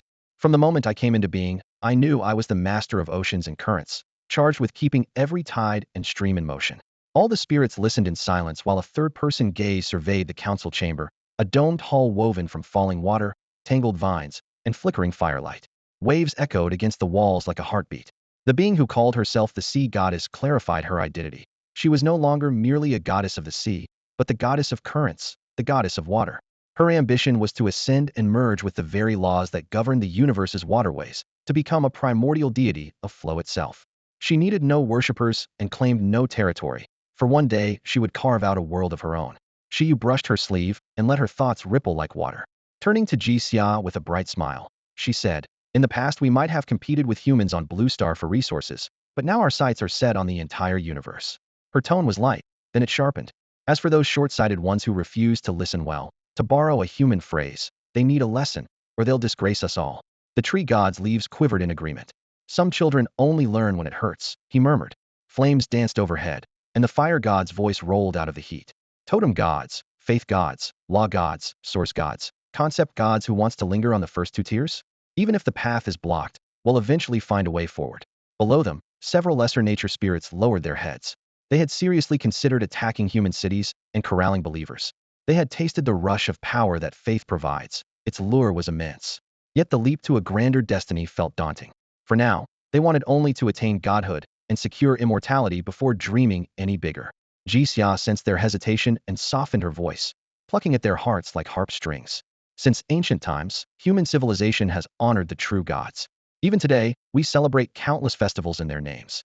If you could claim but a tenth share of humanity's faith, the power would be beyond measure. So, who among you wishes to become a guardian of humankind? Her charm saturated every word, and even Shiyu weighed the offer. Faith could indeed accelerate cultivation. One could never have too much of it. Yet she had pondered this many times once she became a primordial deity. The universe itself would remember her. The moment any mind beheld flowing water, it would think of her. Faith would be irrelevant, and she would owe no response to worship. Tempting as Ji Xia's proposal was, it was not essential. Still, Shiyu recognized that humanity was destined to rise because of Ji Xia. Forming ties now would mean far more than arriving later with empty praise. It was worth exploring cooperation. The fire god, his core ablaze, and the tree god, lush with leaves, reached similar conclusions. As some of the universe's most advanced nature spirits, they wished to avoid war, yet they understood that new nature spirits and powerful star spirits would inevitably appear across the cosmos. Even after achieving divinity, they might not withstand every threat. In that light, an alliance with humans, their fellow children of Blue Star, seemed the wisest course. Ji Xia felt the new waves of power and smiled with satisfaction. On the spot, he called upon fate itself. Fine silver-gray threads formed in front of him, instantly drawing every nature spirit's eye. The threads drifted through the air, first pressing down with a chilling weight, then melting into mist that wove a shining screen in midair. The screen folded inward and condensed into a single parchment. Every line was crystal clear, alliance terms, duties, even the consequences of breaking the pact. Ji Xia's voice followed, calm and steady. Leave your mark and the covenant is sealed. Any mark will once accepted, fate will bind it. We are signing not under my power, but under fate's gaze. She raised her hand, water swirling at her fingertips. After confirming no traps lay hidden, she pressed a tiny water emblem onto the light. 3 fluid strokes, forming a three-dimensional symbol. Ripples spread along the parchment's edge and faded. The other spirits came forward in turn. As they did, she studied their marks: leaf veins from the tree god, a chip of stone from the rock spirit, a feather trace from the wind spirit. Each mark was swallowed by silver light, leaving only a faint brand of destiny. She felt a growing shock. She knew this power. Fate is a principle, a core mechanism of the world, everywhere yet beyond any single creature. Laws can be mastered, fate cannot. The twins who wielded the law of time were already legendary, yet Ji Xia openly commanded fate itself and had stepped into the nature council as if born to it. The higher spirits, the tree god, and the rest were just as stunned.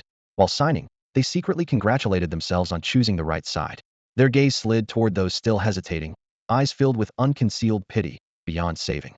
A black cat suddenly padded onto the open ground before the contract. Midnight fur gleamed. She flipped, landed, and turned into a petite girl. Cat ears stood tall, her tail swayed, emerald eyes full of mischief and pride. She licked a fingertip, looked from the pack to Jixia, and asked in a soft yet challenging voice, "Meow, but I control plague and disease. Will humans really welcome me?" Instead of recoiling, Jixia's eyes shone with interest. "Plague, disease, why not keep pushing? Touch, decay, and death. Whether you're welcome depends on what you do.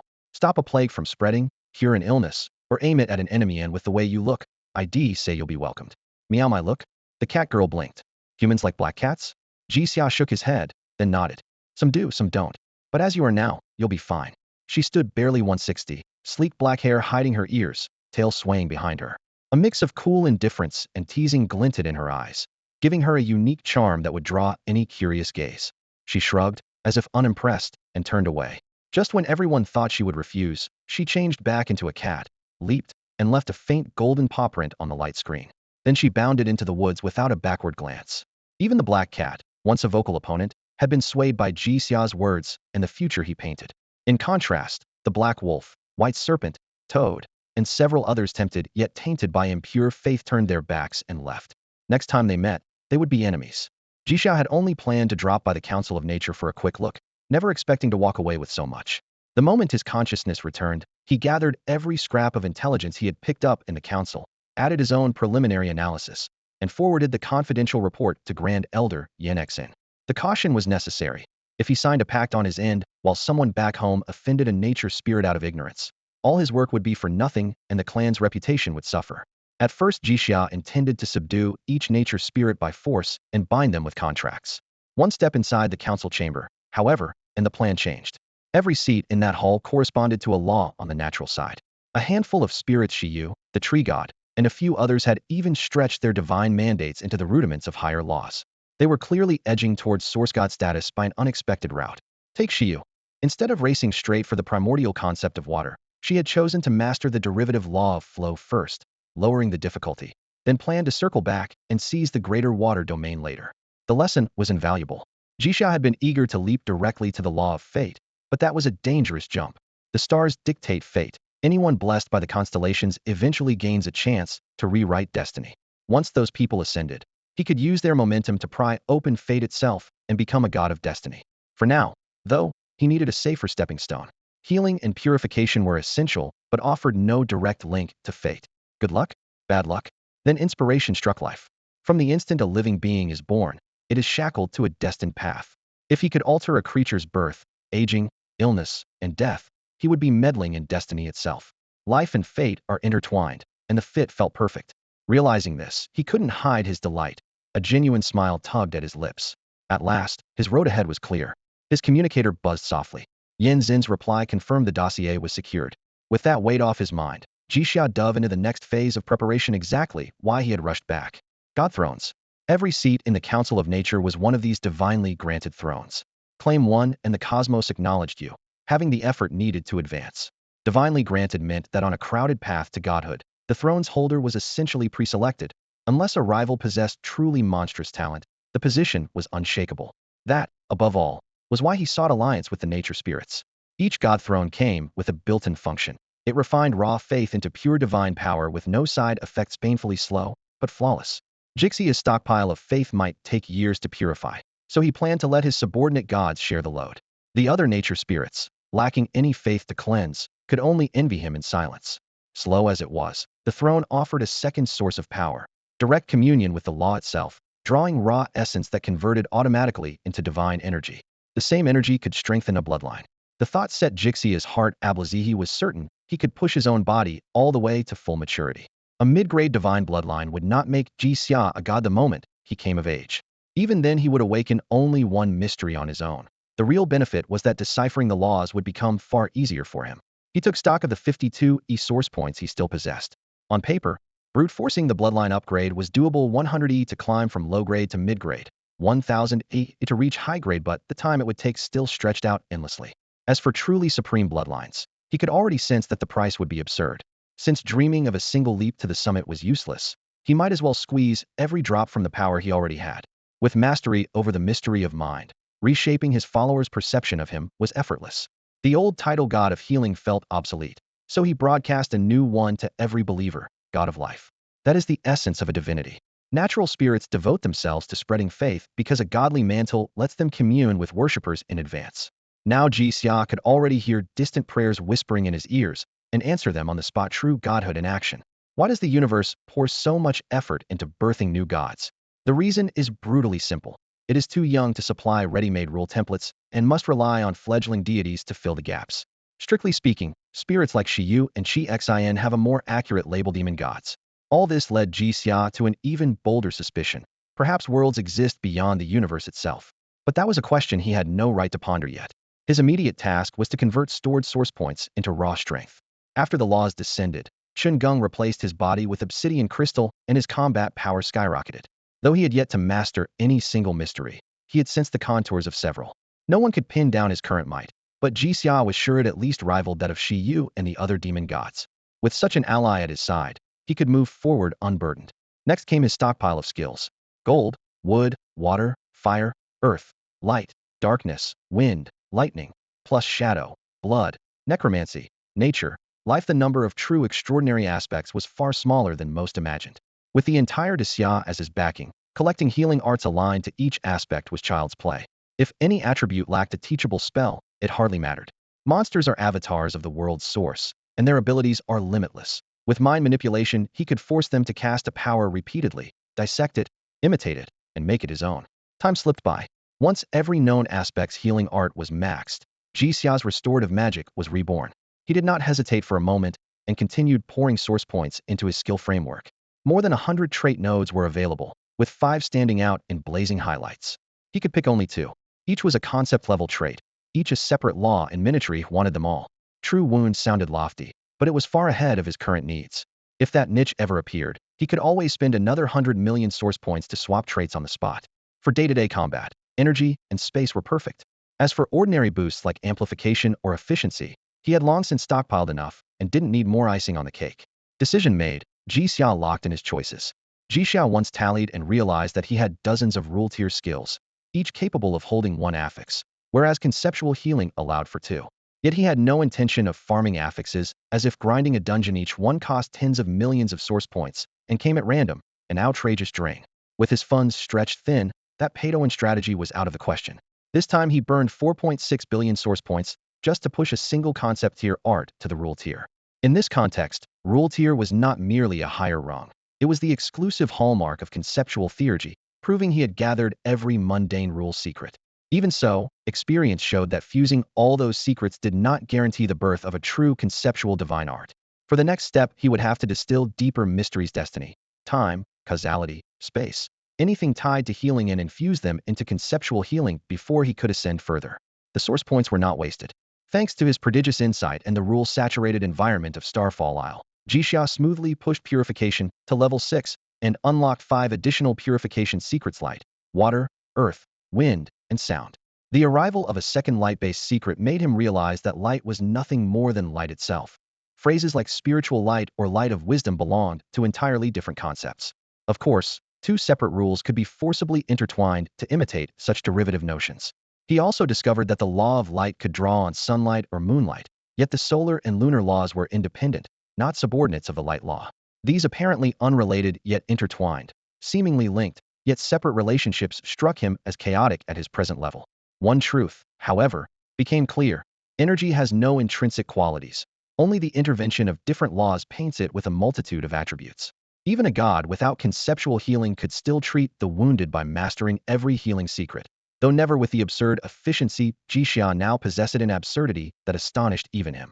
On a whim, he drew on spatial power to tear a half-foot crack in the air before him, then tossed a healing spell into a rift sealed at once, as if it had never been there.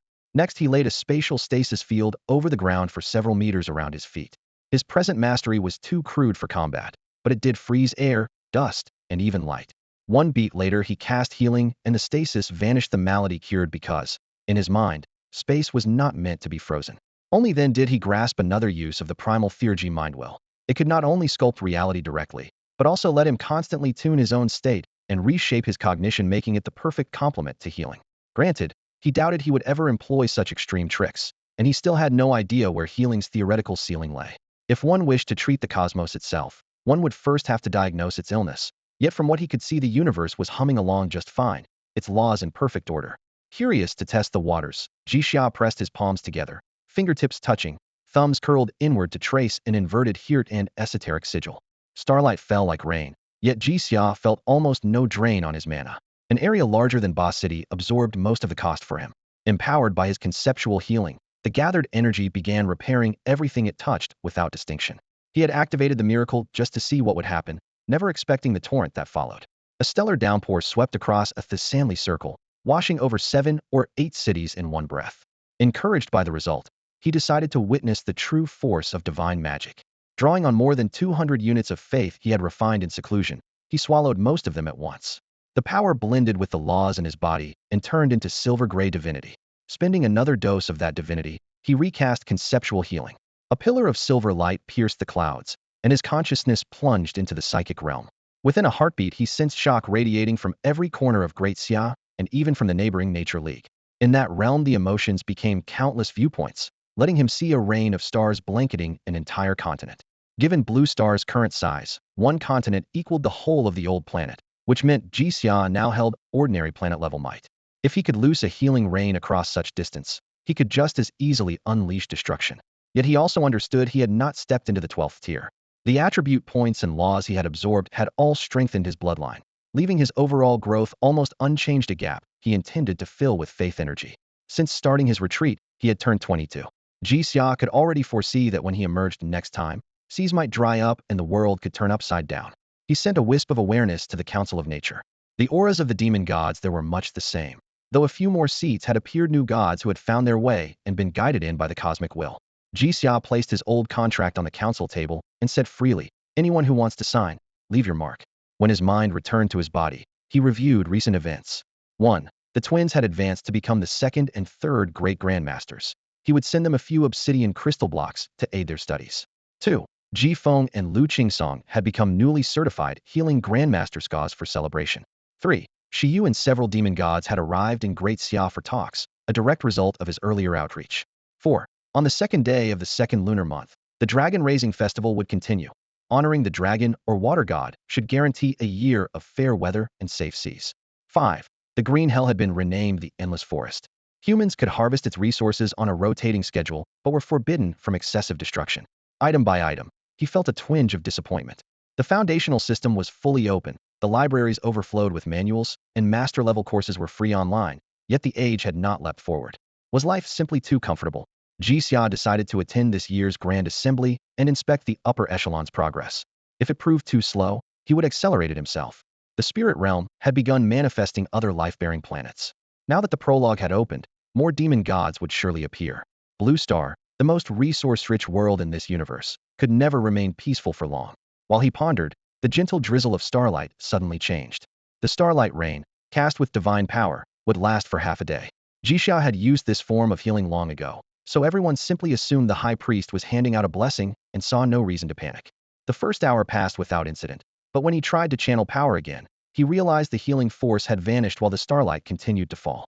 Looking up at the sky, he was startled to sense the cosmic consciousness actively swallowing every trace of healing energy. Was the universe itself ill? The thought sent his mind spinning. Just then, the summons from the Council of Nature arrived, and he sent a strand of his awareness racing toward it.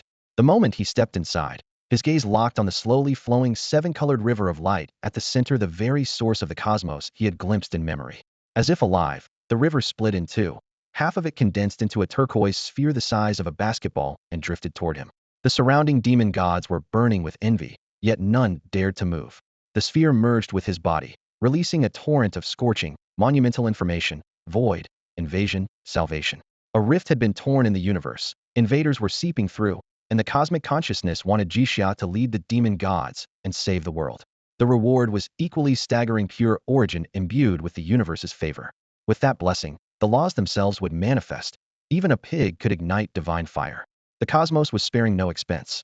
Cursing fate's sense of humor, Jixia accepted the truth. The invasion was real, and he had been completely unaware. At the same time, the remaining origin divided among the other demon gods, imprinting the same message into their souls. Faces grew solemn, and the tree god's gaze settled squarely on Jixia. After all, even the universe had pinned its hopes on him. Closing his eyes, Jixia swept through Blue Star, and the spirit realm. Once satisfied, he opened them and announced calmly, "Our world has been invaded. Years ago, the enemy somehow blinded the cosmic consciousness. When I emerged today and used conceptual healing to bless our people, the universe absorbed that power, shattered the veil, and revealed everything you just witnessed." Xia, who knew him well, sensed he had more to say. "You found something else, haven't you?" She pressed. "Correct," Jixia replied. "With the veil gone, I sensed many discordant minds. They're scattered across every faction, but most hide in Great Zai, especially in Tianyi City, where the twins live. Quite a few joined the Nature Alliance, were later sent to Great Xia, and now spend their days whining that the plot feels wrong." He chuckled lightly. "Plot? How amusing." "Furthermore," he went on, "outsiders have been flocking to Boss City, doing everything they can to get close to me, because they think I'm an unexpected character the plot didn't account for. Interesting, isn't it?" He recounted this with a smile. Yet for some reason the demon gods in the hall felt a chill run down their spines, as though those outsiders were about to meet a terrible fate. For reasons they could not name, everyone suddenly found Jixia's smile unsettling, as if doom were already closing in on the intruders. The idea passed in an instant, and they returned to the main topic. Xia frowned. "A plot from everything I've learned about human culture. That's never a good sign. Our world is real, at least to us. If it's real, destiny shouldn't be pre-written, so a plot has no place here unless some outside force imposed it." The tree god's voice was rough, yet steady as he took over. "I inherited a few fragments left behind by the elven god king of the pantheon. In them, he speculated that the gods descended to the prime material plane as saints because an unseen power manipulated them, though he had no proof, only intuition. There was another record. When the Lord of Myriad Realms from the wizard world first met the elven god king, they admired each other and even planned to compare their paths and seek joint advancement. Yet, in the middle of that harmony, they suddenly erupted into a war for unknown reasons. Unknown meant they themselves didn't know why. It was as if they were actors pushed on stage, forced to fight until both sides were crippled. I once thought my sources were incomplete, but now it seems an external hand was pulling the strings, setting up two worlds to perish together so that their essence would fall to Blue Star." "Coincidence," Ji Xiao repeated under his breath, lost in thought. The other demon gods wisely stayed silent. Right now, everyone was counting on the being beyond dimensions to point the way. Ji Xiao still kept many secrets to himself, but an alliance required at least some honesty. Outsiders called this universe a mission world and insisted it followed a fixed plot. That could be disastrous if everyone were forced to act according to a script. But if they could break free, the plot would become a leaked prophecy, dangerous, yet useful. After recalling how the Lord of Myriad Realms and the Elven God King fell, Ji Xiao abandoned all unrealistic fantasies. The first priority was to escape the plot, to escape a predestined end. Personally, he had little to fear. As a descender from beyond dimensions, destiny could not bind him. He possessed a fate star and could even bestow blessings on others. Perhaps that power could help everyone break loose. Today's conversation confirmed that the demon gods before him had profound foundations and plenty of information perfect for mutual benefit. After a brief mental calculation, Ji Xiao raised his head and spoke with measured cadence. "I've just sorted out the outsider's version of events. Last year, 6 major factions joined forces to clear a 5th-tier dimensional dungeon.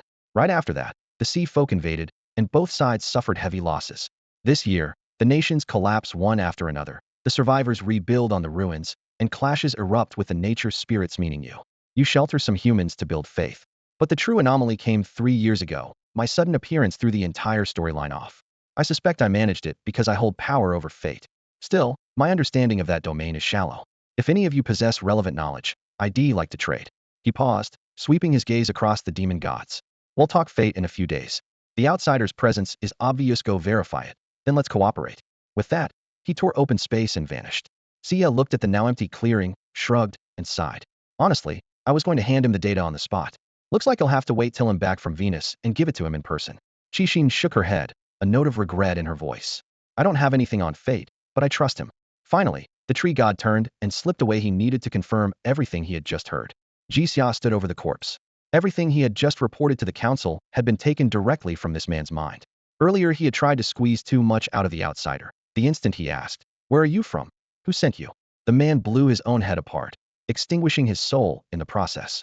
With a wave of his hand, Ji Xia cast a healing spell, restoring the shattered skull. He then drove his psionic power into the brain, searching for any leftover data.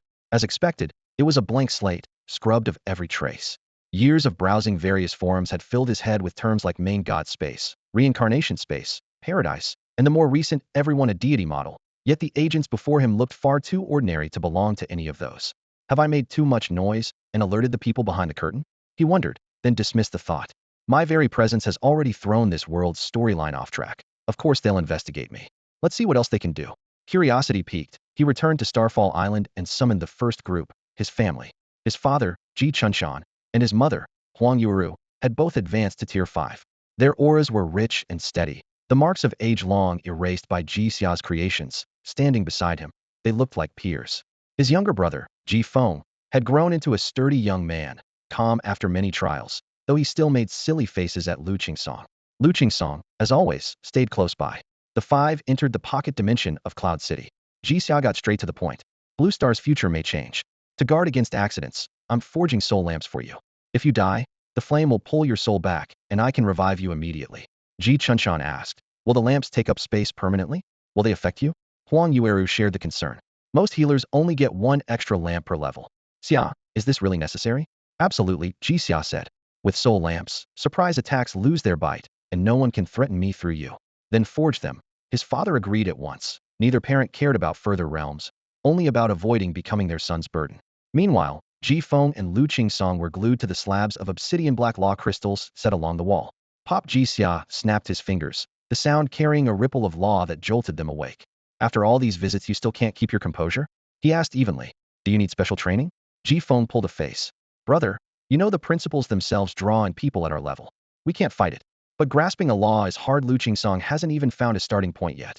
The inheritance crystal ball you gave me is better than these stones, but for me it's still Sai. He accepted the talent gap with a shrug, adding, relying on my brother is a skill too, which made Lu Qingsong laugh. Expression unchanged, Ji Xia led them into the temple. White steps, carved statues, and ruined vaults gleamed all around. He touched each person's brow, drew out essence, condensed a wick, then shaped it with psionic power. One by one the soul lamps solidified and were placed on their own crystal stands. Strictly speaking, these are an upgraded version of the divine spell, he explained while he worked. They burn a lot of essence during creation, but once placed they cause no strain. Think of them as the cultivator's life, plaques only, they don't count against the number of lamps I can normally maintain. Once you master the divine arts, you'll realize they adapt to your own will. Huang Yueru chuckled and tapped her son's forehead. Oh, you silly child. Divine arts aren't something you learn overnight. It takes decades. She knew she could touch the subject only because her son, Ji Xia, held the title of High Priest. Ji Xia merely shook his head, calm and certain. Lin Xian and Lin Yao are already grandmasters, and soon there will be even more. They'll have them craft inheritance crystals so you can change classes right away. After that, they'll visit a few demon gods and secure their legacies. Learning divine arts won't be troublesome at all. The couple traded a look of relief mixed with helplessness. They understood this was more than a minor hassle. Most people never even get near divine arts. Only someone like Ji Xia, the clandestine high priest and strongest on Blue Star, could open that door so easily. When the life lamps were finished, Ji Xia saw his parents out and summoned Lin Xian and the others not one by one, but an entire squad. The moment they were seated, he wove light and sound together, projecting everything that had happened at the Council of Nature into the air. When the image vanished, silence settled over the room. Ji Xia folded his arms and smiled. So did you catch all that? Let's hear it. Yin Xian rubbed his temples, sounding weary. Honestly, I don't want to think right now. It's too much information. In my name heal. A crisp incantation rang out, and gentle light washed over the group, soothing their minds. Yin Xian felt instantly refreshed, but glared at Ji Xia. The skill is impressive, works on emotions too, but that was overkill. He straightened, voice steady. Forget the talk about plot twists. The fact is clear, another world is invading ours. We don't know their goal, but we've seen what happened to the worlds of the gods and the wizards. We have to prepare for the worst. Ji Xia nodded. That's why I called you here to leave your life lamps. With those in place, you can act boldly, and I can see who gets entangled by the narrative. Anyone caught is a key player, and I can use the Fate Star's power to shield them from the script. Lin Xian and Lin Yao raised their hands like schoolchildren, and Lin Xian spoke first. Put us down then. Also, how many outsiders have really arrived? Would like to reach out? Absolutely not. Yin Xian shot back. You two are Daxia's prophets. If someone manipulates you, the fallout would be catastrophic. Ji Xia didn't argue. A beam of favor from the celestial Fate Star bathed the twins in light. Go. I've got you covered. Anyone else wouldn't learn much anyway. Yin Xian knew it was the simple truth. Without Ji Xia's guarantee, had never allowed the twins to take the risk. Hu Shuo, who had been silent in thought, finally spoke. Ji Xia, fragments of the shattered destiny tablet, fused with the origins of the god's world and the wizard's world, creating a new artifact, the destiny relic. The moment you see it, it locks onto you and floods you with knowledge. Almost everything Daxiao is doing now follows its guidance. You. No. The Grand Elder Yin Xian cut him off, more resolute than ever. Both the god of warlocks and Jianming had mentioned the fate slate in the knowledge they passed to Jixia. The artifact is said to be supreme, yet its body is as brittle as a sun-cracked shard of porcelain. One stray impact in battle would shatter it to dust. Its wonder lies in perfect cohesion. No matter how far the fragments scatter, they draw back together and return to their original form. As astonishing as its substance is, its power is even more sagwadance of fate. The slate sketches out an optimal path according to its wielder's intent, and following that guidance supposedly lets one dodge every disaster. Long before the old world collapsed, Jixia had dreamed of owning it, but with heaven and earth in ruins, the slate was nowhere to be found. Now that the situation has brightened, hope flares in his chest again. He summoned his attribute interface and spent 1 e-source points without hesitation, replacing the spell tag Healing with Transcendence, which carries a 1% chance to mend Dao injuries. The change took effect instantly. His vision warped, a brand new sense blooming outward. Every injury around him turned into visible bands of light. Everyone in the hall became a figure of light. He himself shone a silvery gray. The twins were mostly silver, shot through with faint stripes of gray. Grand Elder Yin Xian and Hushua glowed red, wrapped in heavy gray mist that covered nearly 70% of their aura. The gray wasn't the same as his. It completely isolated them from the laws of the world. Worse, each person carried hair-fine black threads that slipped between flesh and soul, making his scalp crawl, though they still didn't qualify as true Dao wounds. His gaze pierced the void again, reaching the world's core. What he saw there chilled him. Countless black cables coiled around the heart of reality like chains, binding the universe's will so tightly it couldn't move. A shiver ran up his spine. He sucked in a sharp breath and yanked his sight back to the calmer lights around him, feeling slightly better. His odd reaction had already put the others on edge. Jixia waved a hand. Relax, I just saw something disgusting. Let's test our luck. That 1% trigger rate is rolled anew each time. It doesn't guarantee success after 100 tries. The odds are low, but each attempt holds infinite possibility, and Jixia had no intention of wasting it. Because the universe's will was wrapped in those black threads, the damage counted as Rula level a category. His new ability could still heal if it procced. Without further explanation, he raised one hand and formed a gentle radiance, casting continuous healing over the group. After a minute, everyone felt refreshed, but he frowned. Repeated low-power bursts hadn't triggered transcendence once. Looks like it only works when I go all out. He muttered, if we're treating such exalted wounds, I shouldn't cut corners. He first refined a set of soul lamps and set them aside, then turned to Yin Xian and unleashed a genuine full-power heal. A tightly focused column of light descended, enveloping Yin Xian completely. For a heartbeat, Yin Xian felt lighter than ever, the forces of law flooding his senses. To his astonishment, he could faintly perceive the vast, surging energy outside himself. The sensation vanished in an instant, leaving him with a hollow pang of loss. Jixia cast the spell again. With the cosmos itself covering the cost, he saw no need to hold back once, twice, 3 times. By the 100th attempt it was already the next day. He had expected as much, so he remained calm, though he sighed in disappointment. Grand Elder Yin and Hushua, you two stay. Everyone else, carry on with your own work. I hope to demonstrate a conceptual theurgy, but the odds really are absurdly low. The slate of fate matters to me, he continued. My instincts say it will help, so I need to prove I can handle it before I apply to use it. Lin Xian and Lin Yao exchanged a glance, then shook their heads in unison. We'll stay. Watching you cast over and over didn't teach us much theory, but we did gain a bit of insight into healing. The enchanters followed suit. They can leave, we can't. We've never managed to craft healing enchantments before, and we finally have a lead. Nearly 10 people remained in the room. They sat in a half circle, eyes locked on Jixia as if watching a long but captivating performance. He raised his hand and summoned Mano again. Runes and light intertwined in the air, repeating in an endless loop.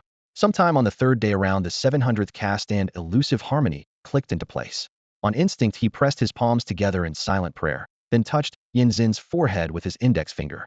A hyper-compressed healing spell flooded into Yin Xian and burst open. In the blink of an eye, Yin Xian literally turned to light, his entire body wrapped in a gentle white glow. Through Jixia's second sight, the gray-black miasma clinging to Yin Xian vanished. A gray fissure shaped like a gaping maw appeared next, releasing a primordial dread, but it lasted only a heartbeat before the healing power pulverized it.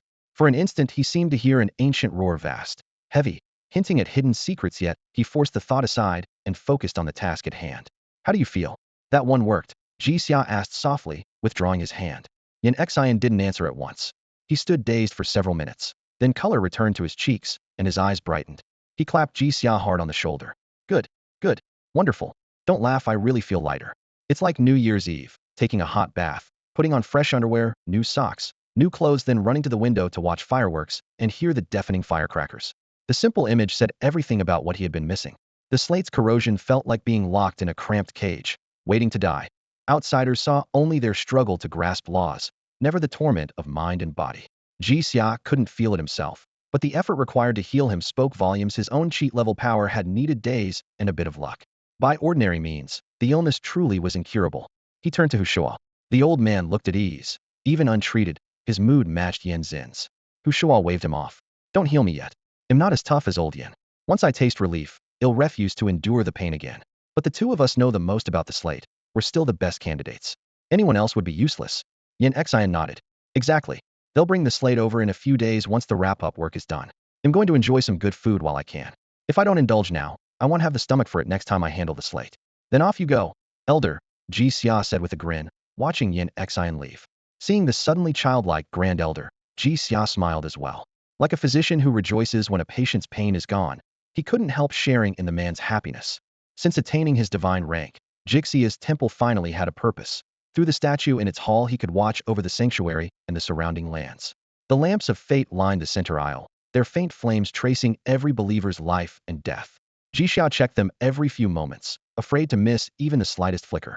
So far he was certain that everyone around him was flesh and blood. Though he was an incarnate, he had never treated this world as a mirage. To protect his own small realm, he first secured the local safety, then turned his attention to the outsiders, the questers. Tiani City hosted the greatest number of questers, with Ba City close behind. The Earthlings transferred en masse from the Natural Alliance had been deliberately scattered across small towns, and while the cosmic will was still veiled, they could even choose their own landing sites. Today, by projecting his mind, Jixia slipped into the shadowy depths of Grand Forest. The area was the accepted training ground for second-tier professionals, and a three-person team was currently battling monsters there. Zhou Yu, Zhou Hang, and Zhou Shi, two brothers and a sister, were used to fighting together in countless quests. Their setup was simple yet efficient. Eldest brother Zhou Yu wielded ice, youngest sister Zhou Shi controlled fire, and middle brother Zhou Hang handled all-around support. In the gloom, hundreds of frenzied catfiends sleek as leopards charged forward. Zhou Yu raised a hand and conjured drifting ice sheets that layered themselves against the claws. Zhou Hang seized the opening to cast weakening. Zhou Shi squeezed her blue flames into razor-sharp blades, each swing dropping yet another fiend. Their teamwork was flawless. Amid the spray of frost, Zhou Yu went further, fusing crystals into a makeshift ice wall labyrinth, a grid of barriers that forced the smaller monsters to race along his chosen paths unless they could smash every wall apart.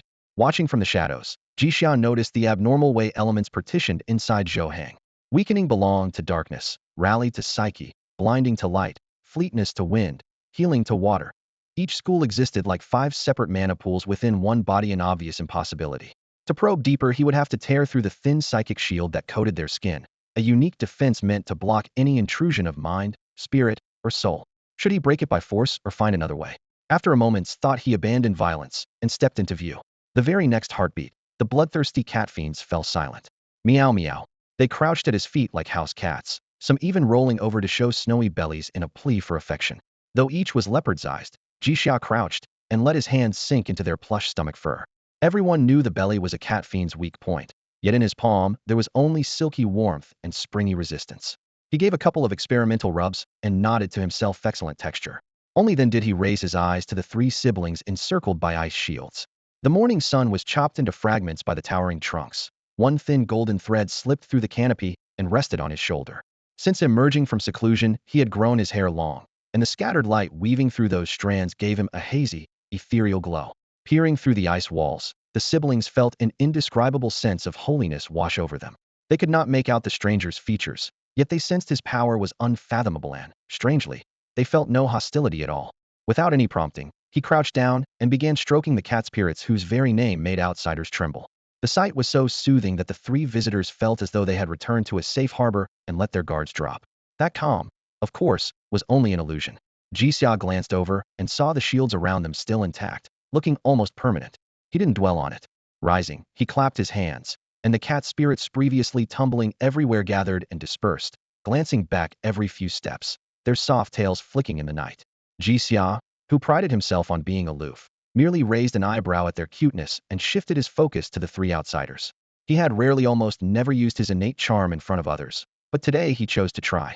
A strange ripple burst from within him, shattering the final layer of disguise he wore. In that instant, The trio finally saw his true face. Perfect was the only word that echoed in their minds. He immediately noticed something odd. Their mental waves had gone utterly silent, as if someone had pressed mute. Had his charm turned them into fools? The moment he showed the slightest doubt, it was caught. Zhou Hang blurted, "You seem puzzled, sir. If I know the answer, they'll tell you everything." Ji Xia scoffed inwardly. A single glance, and they were entranced. Still, the power of a mid-tier divine bloodline was formidable, and even the natural counsel crafted by the universe's own consciousness goal unraveled the final veil of his fate. He got straight to the point. "I do have questions. But first, may I make life lamps for you? You've been hiding in Boss City long enough to know what they mean." Flustered and flattered, Zhou Hang stammered, "Yes, it would be an honor to have you craft my life lamp." "It would be my honor as well. I'm happy to oblige." All three spoke at once. Ji Xia's smile deepened. With a flick of his finger, 3 life lamps formed in the void and were wrapped in destiny's power as their first safeguard. The flames had scarcely settled when the scene warped. Trees and ground stretched like funhouse mirrors, the material world collapsed, and they found themselves in a star-speckled spirit realm. Ji Xia swept his sleeve, conjured a floating isle and a pavilion beneath their feet, and took a seat. "Why have you come to our world? What mission are you here to complete?" Zhou Yu, speaking before his companions, gave an answer that made Ji Xia raise an eyebrow. "As expected of someone so powerful you saw through us. Since we haven't been erased, we can disclose the mission. Main Quest 1. Reclaim the world's source. Main Quest 2. Maintain the storyline. Side Quest 1. Investigate the cause of the plot's rampage. Side Quest 2. Establish an arrival anchor." He paused, then added, "None of these quests are mandatory. Strictly speaking, once a tasker enters a world and makes an impact, the basic objective is done. After that, we can keep exploring, gather information, earn task points, and trade them for X6. The rest dissolved into static, as though an unseen hand had garbled it. Yet he kept talking, eager to show off. Ji Xia listened until he finished, then asked, "From the words trade them onward, I heard nothing. Am I correct that the being behind you forbids further disclosure?" The three exchanged looks, shock plain on their faces, and answered in unison, "Yes. You know far more than we expected." They truly hadn't imagined that such a formidable figure existed inside a task world. The smallest details often decide the outcome. From his observation, Ji Xia could tell that Zhou Yu and his 2 sisters were not the type to pursue a mission at any cost, which meant their organization was certainly not one of those gub-reading cabals. All three had also stressed that the job did not have to be completed no matter what, further confirming Ji Xia's conclusion. He took out a Yixing teapot, poured freshly boiled spring water into the cups, and a faint fragrance of tea drifted through the room. With a gentle gesture, he invited the siblings to sit. Under the atmosphere he had carefully created, the room felt like a casual reunion of old friends. Even the cicadas outside the window seemed to quiet down. After 2 rounds of tea, Ji Xia asked, as if in passing, "How do you see the mission worlds and the so-called plot behind them?" The question was one contractors often pondered in private. Zhou Yu held his cup in both hands and stayed silent. But Zhou Shi, who had not yet touched her tea, could not suppress her curiosity. After weighing how to address him, she finally looked up and ventured, "High Priest, do you know anything about Timeline's Laplace's demon?" Ji Xia nodded slightly and thought for a moment. "There is a being that grasps the present state of all matter and can project every future timeline," he said. "Is that what you mean by the plot?" Zhou Shi shook her head, her expression earnest. "I don't know the specifics. The real heavyweights came up with this theory, and it doesn't involve that being directly, so it's safe to discuss. What you call a mission world is actually one branch of a real timeline. Normally, the catastrophe there has already erupted," she added in a lower voice, casting a furtive glance at Ji Xia. "And even if nothing should have gone wrong, that being can still make disaster inevitable. I've only heard terms like observing a timeline and anchoring a timeline. No one knows the actual mechanics." The moment she finished speaking, the glow of life lamps mingled with starlight, the power of fate shook violently, and the pattern nearly unraveled before steadying again. Ji Xia frowned inwardly. That a few casual words could jolt destiny itself said enough about the power behind her. He sifted through his thoughts. Though Zhou Shi's information was scattered, it completed the puzzle. The present timeline looked peaceful, yet its future branched endlessly. That being simply pinned down a calamity line to ensure doom would arrive. It might treat its own people kindly, but its nature was far from benevolent. Why it did so remained a mystery. Ji Xia admitted that, measured against power on that level, he was no more than an insect trying to stop a cart. Even so, he had a plan. When the 3 siblings failed their mission and death closed in, he would gamble on conceptual healing, trigger its effect to mend Dao wounds, pull them back to life, and perhaps sever the strings hidden in the dark. He had reason for confidence. The entry transcendence was truly formidable. The web-like black threads of cosmic will did not even rise to the level of Dao wounds, yet transcendence could still heal them. With a tool like that, what was there to fear?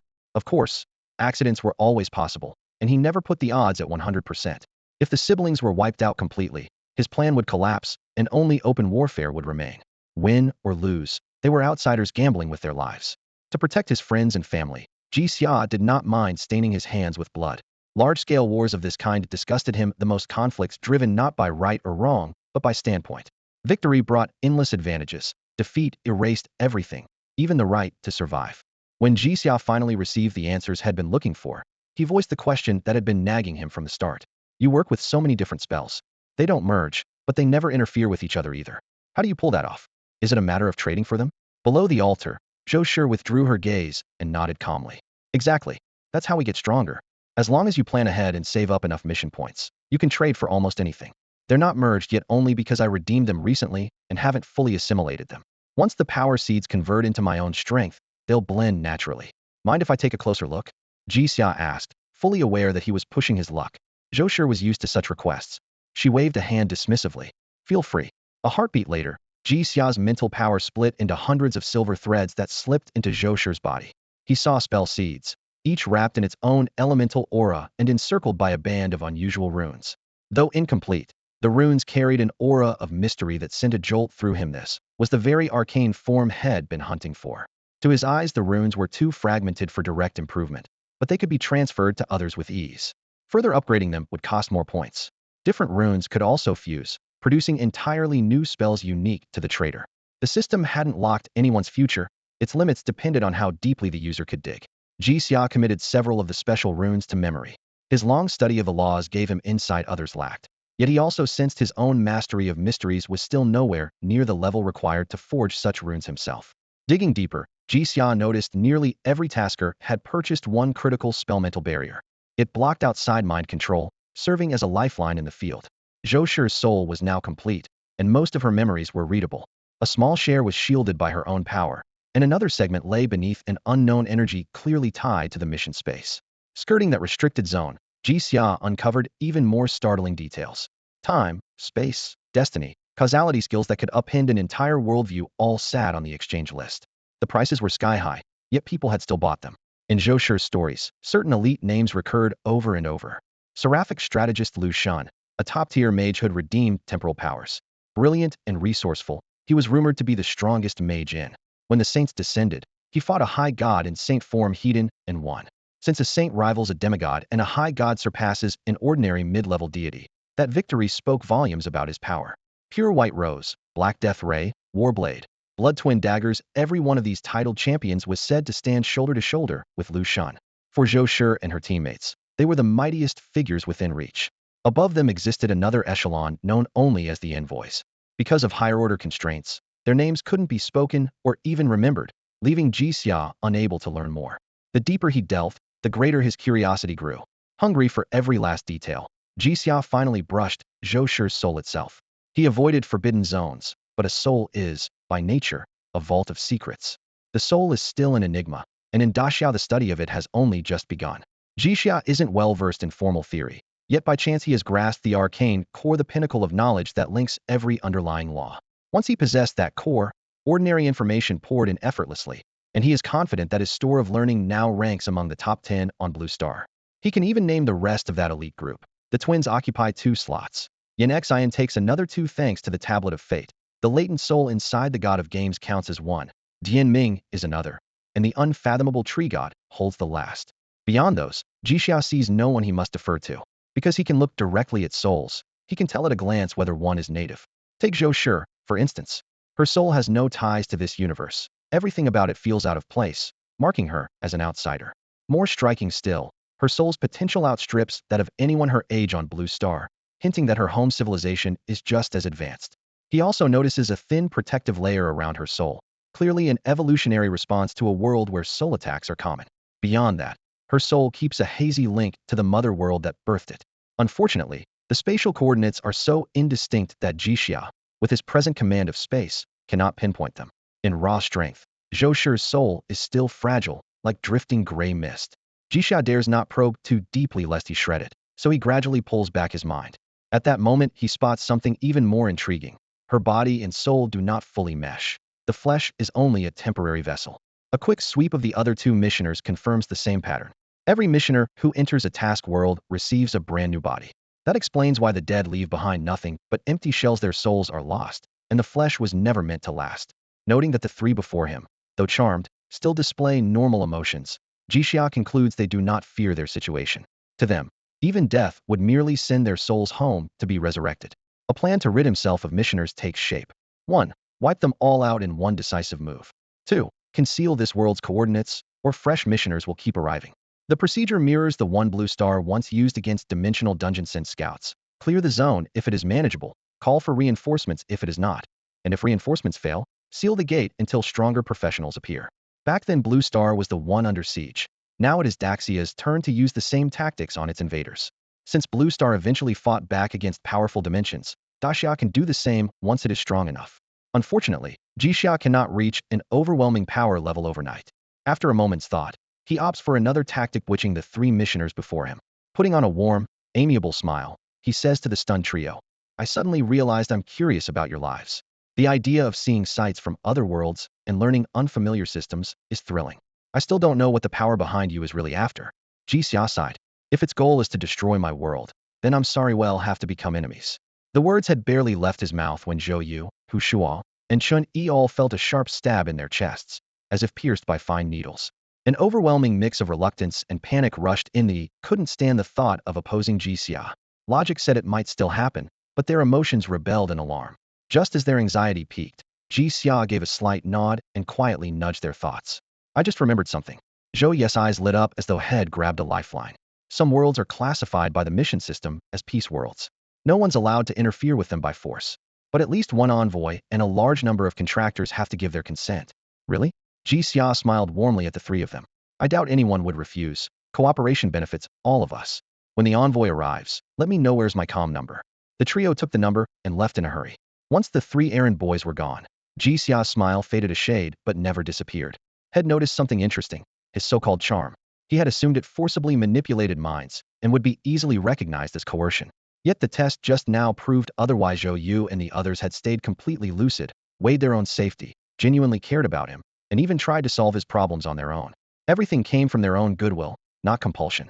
"I avoided using it for fear of collateral damage, and ended up wasting it." He chuckled, shook his head, and lifted his gaze past the clouds to the stars.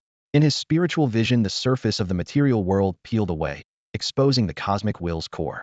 Countless twisted black threads clung to it like parasitic worms, Destiny's Trojan horses driving the universe toward a set abyss. If those shackles weren't healed, even protecting the key players wouldn't save them from fate's flood. That night, Jixia closed his doors and plunged his mind into the world's source, casting healing spells without pause. This time the cosmic will was surprisingly compliant. Drained of strength, it neither blocked him nor offered aid. Within the core, Jixia's consciousness solidified and moved as naturally as his body. He didn't fling healing light around at random. He precisely repeated every step that had worked before. The reason was simple: follow the safest plan first, refine it later. By the next day, on the 300-something cast, he caught that familiar, peculiar rhythm. A surge of power enough to restore a single planet swelled abruptly, swept across nearly half the cosmic will, and erased the black threads there. The threads multiplied furiously, trying to reclaim the cleansed area, but this time the cosmic will refused to be butchered. It fought back with everything it had, while Jixia's healing light kept pouring out. Meanwhile, on Starfall Island in the physical world, Hu Shuo arrived in person and solemnly handed a palm-sized wooden box to the guards before departing. When the lid was lifted, a tawny stone tablet the size of 2 hands lay inside, its edges weathered and chipped. It seemed perfectly ordinary. The moment Jixia's fingertips touched it, a powerful resonance surged through him. The tablet turned into a gentle stream of light, slipped between his brows, and hovered in his sea of consciousness, pulsing with an untainted wave of destiny completely free of black threads. A heartbeat later, the tablet fused with his aura, and the destiny tablet began its initial symbiosis with Jixia. The supreme relic from another realm flooded Jixia's mind with information so overwhelming that his healing came to an abrupt halt. In a single breath, the torrent crashed through his sea of consciousness like a broken dam, and he even forgot to breathe. The message came from Naoyuo, the god of death, an entity so fearsome that a single thread of primordial divinity allowed him to tower above all worlds. Who had left these words specifically for Jixia? "Death is also destiny. Only after all things end can new life begin. The legacy of the gods will shine in another world. Beware the discordant strands of fate, for creatures of the abyss are gnawing at reality. I am a seeker of the eternal truth. Accept this gift and keep moving forward." The sender was a wizard from a different sorcerer world, and the information stream carried fragmented images, two vast lights colliding in the void the very moment those two titans clashed. While they fought, they sensed their worlds warping and each deployed methods to block the corruption. The Slate of Fate was one such method. Yet the aftermath left in Yin Xin and Hushua showed that even this defense had been tainted. Fortunately, the Slate of Fate ultimately fell into Jixia's hands. As an artifact of destiny, it instinctively sought to preserve itself. Though lifeless and mindless, it acknowledged Jixia as its master, and under his influence it repaired itself, forever free from distortion. Sealed within the slate were the distilled essences of knowledge from two entire worlds, brimming with advanced concepts. Chief among them was the revelation that destiny is not a mere law but a deeper principle. Principles form the bedrock of a world's logic, threading through everything and eluding true mastery.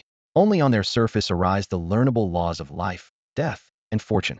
Jixia embraced this idea, even while he pursued the secret of correcting destiny more precisely, correcting principles. No wonder the process was so complex.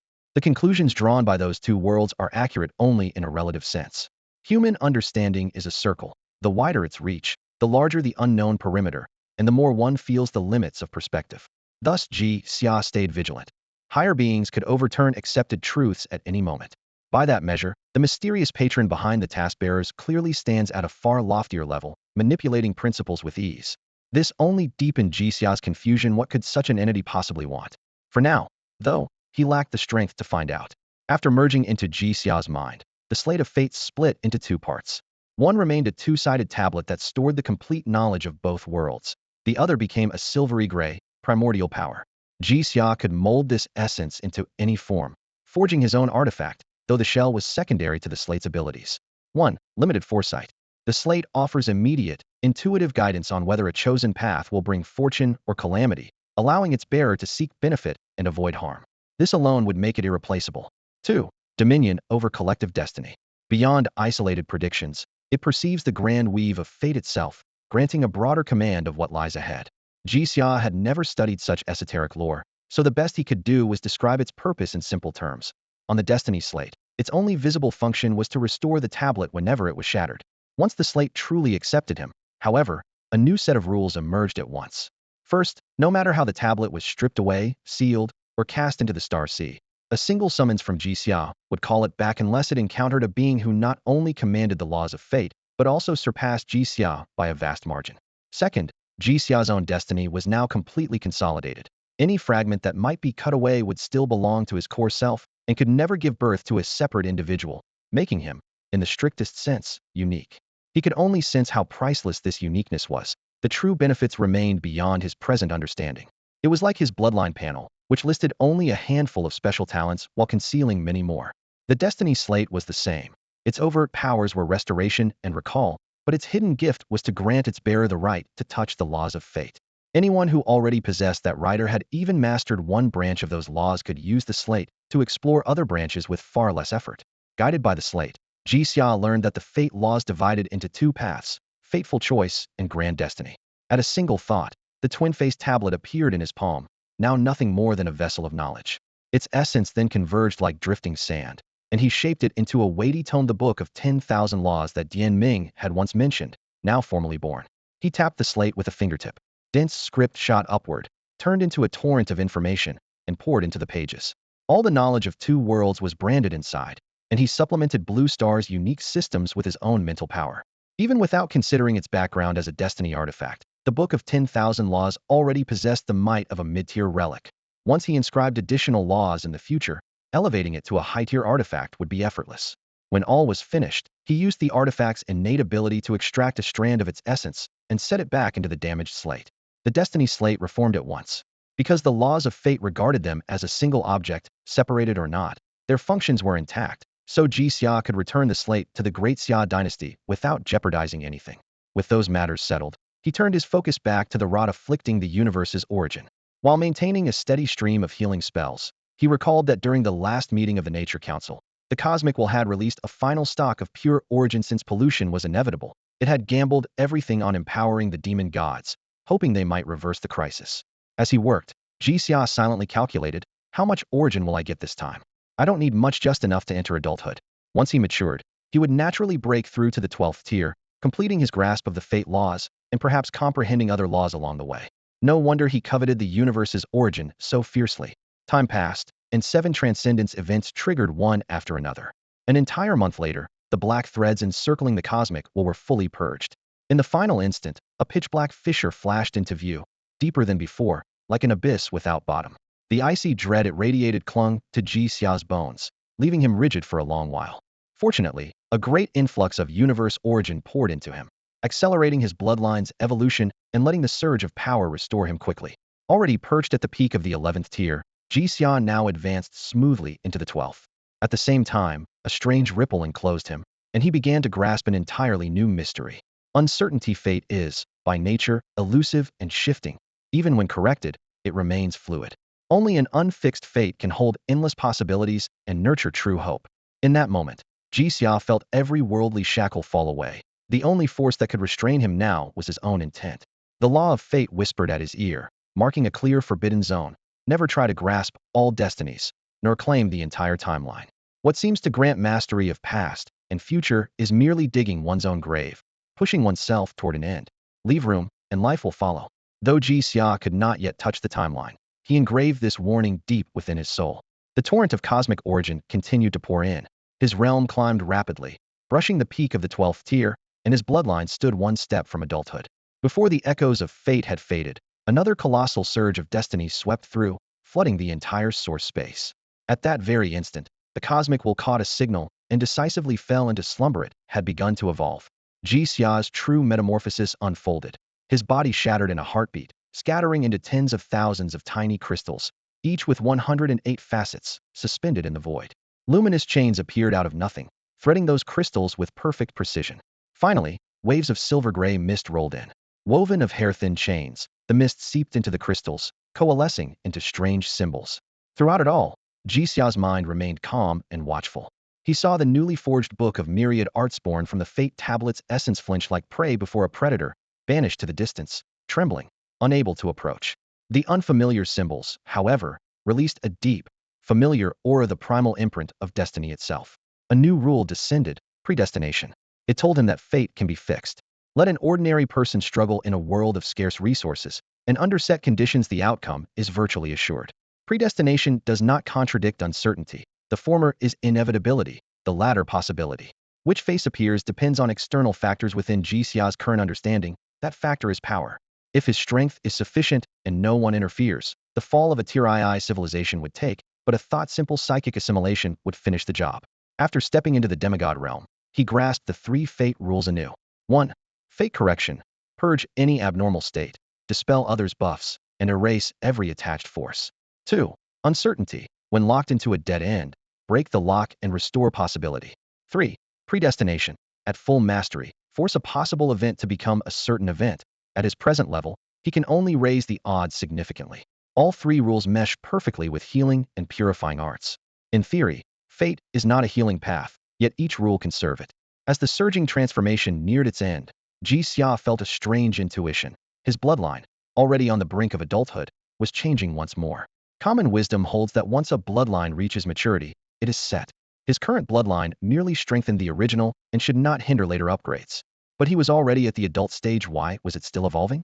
Ji Xia turned his gaze inward. Layer by layer, his vision sank through flesh and spirit until he saw the familiar power of Destinia, vast web encircling his body. Yet deeper still, within his very blood, another light flared. It was neither destruction nor purification. It was healing. Since acquiring the Destiny Slate, he was no longer the novice he once had been, and he understood the hierarchy of concepts.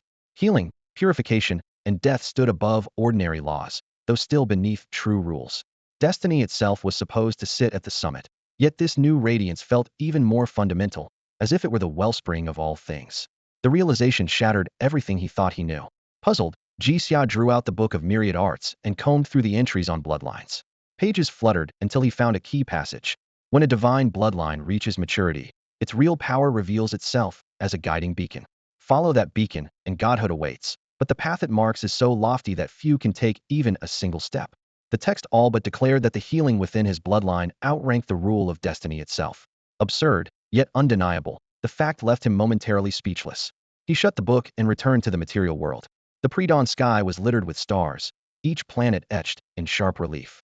Farther out, a mighty aura lingered, the husk of the god of games. The cosmic laws now lay open to Jixia. A single glance at the heavens granted fresh insight into the principles of starlight, and a short retreat might see him master them. This was the universe rewarding his recent deeds. But joy eluded him. He sprawled in his chair, eyes blank. In a world where spiritual energy had only just reawakened, he was virtually unrivaled, yet he had no road map. After the 9th tier, his strength had risen solely through passive bloodline growth. No one could tell him how to cultivate further by conventional means. Worse, that mysterious task realm openly sold rule-level skills. Countless ancient powers had advanced far beyond him, and he wondered if Earth and newborn civilization still had room to breathe. Having witnessed the rule of destiny, he felt like a mayfly before the ocean. For the first time, true insignificance pressed in on him, and he questioned whether disciplined training could ever match the universe's hidden shortcuts. It shouldn't be like this, he muttered. Freedom from the cage should have meant triumph, not confusion. Life's evolution follows steps, yet those steps are shackles, and he had always loathed shackles. Sensing his fraying state, Jixia rose, crossed into the bedroom, and collapsed onto the bed. He drew a deep breath, and the deep slumber spell swept over him like a tide. From his earlier gains in mental restoration, he knew sleep was the best way to recalibrate body and soul, perfect for sinking mind and power. This latest surge in strength had opened new depths of understanding. Eyes closed, he let consciousness drift into dream. Within, his power flowed, mended, reshaped itself, and quietly began to act on its own. The earliest level of mastery over a mystery is simply knowing what it is and using it to craft basic divine spells. At that stage, a mystery works like a high-grade amplifier. Embed it in the humblest spell, and the power can jump several times, sometimes orders of magnitude. Intermediate mastery means you can summon the mystery at will, push that amplification even higher, and awaken its bonus abilities. Take destiny, for example. That single rule of fate can seep into every corner of daily life. Beyond that is a realm Jixia has yet to reach, but he already knows the truth. Whether it is a mystery, a law, or a rule, absolute insight at the start is only the foundation. You still have to mine its potential the way you would refine a brand new product.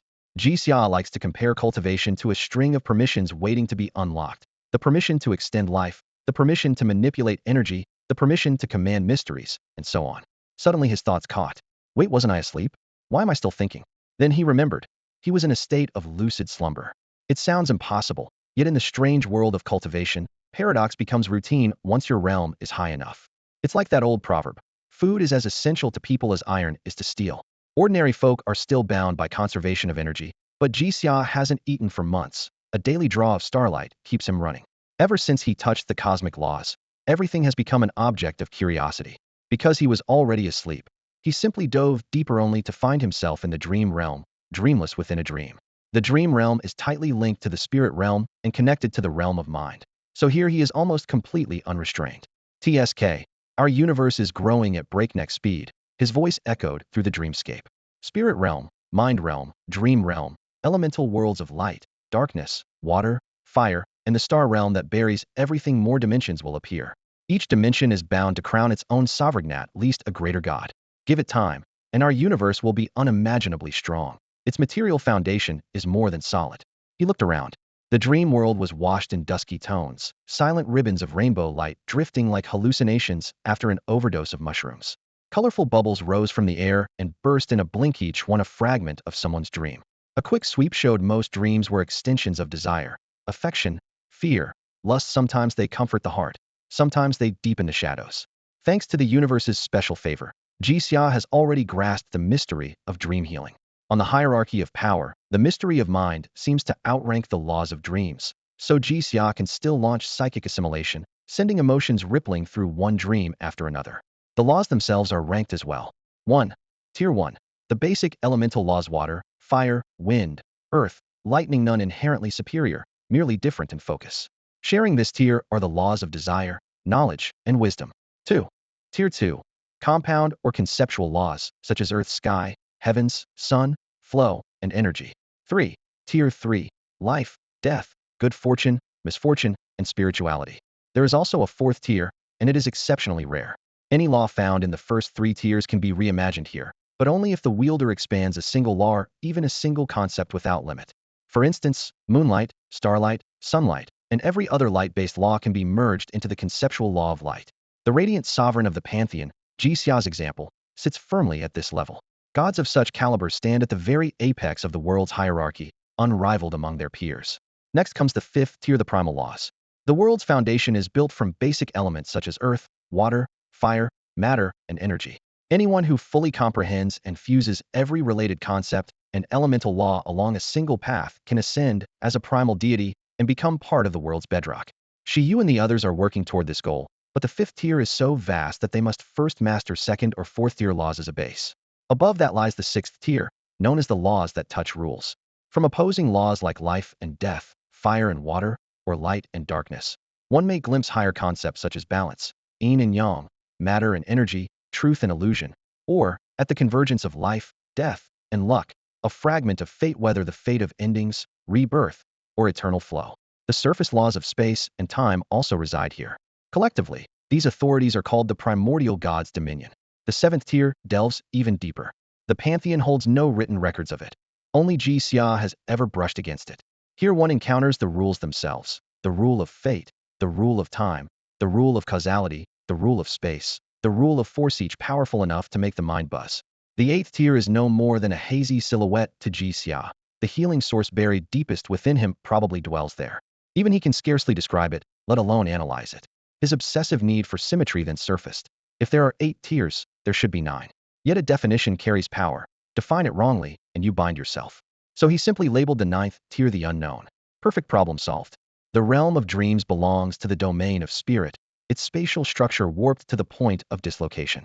When Daxia takes a single step here, the distance beneath his feet no longer matches the outside world.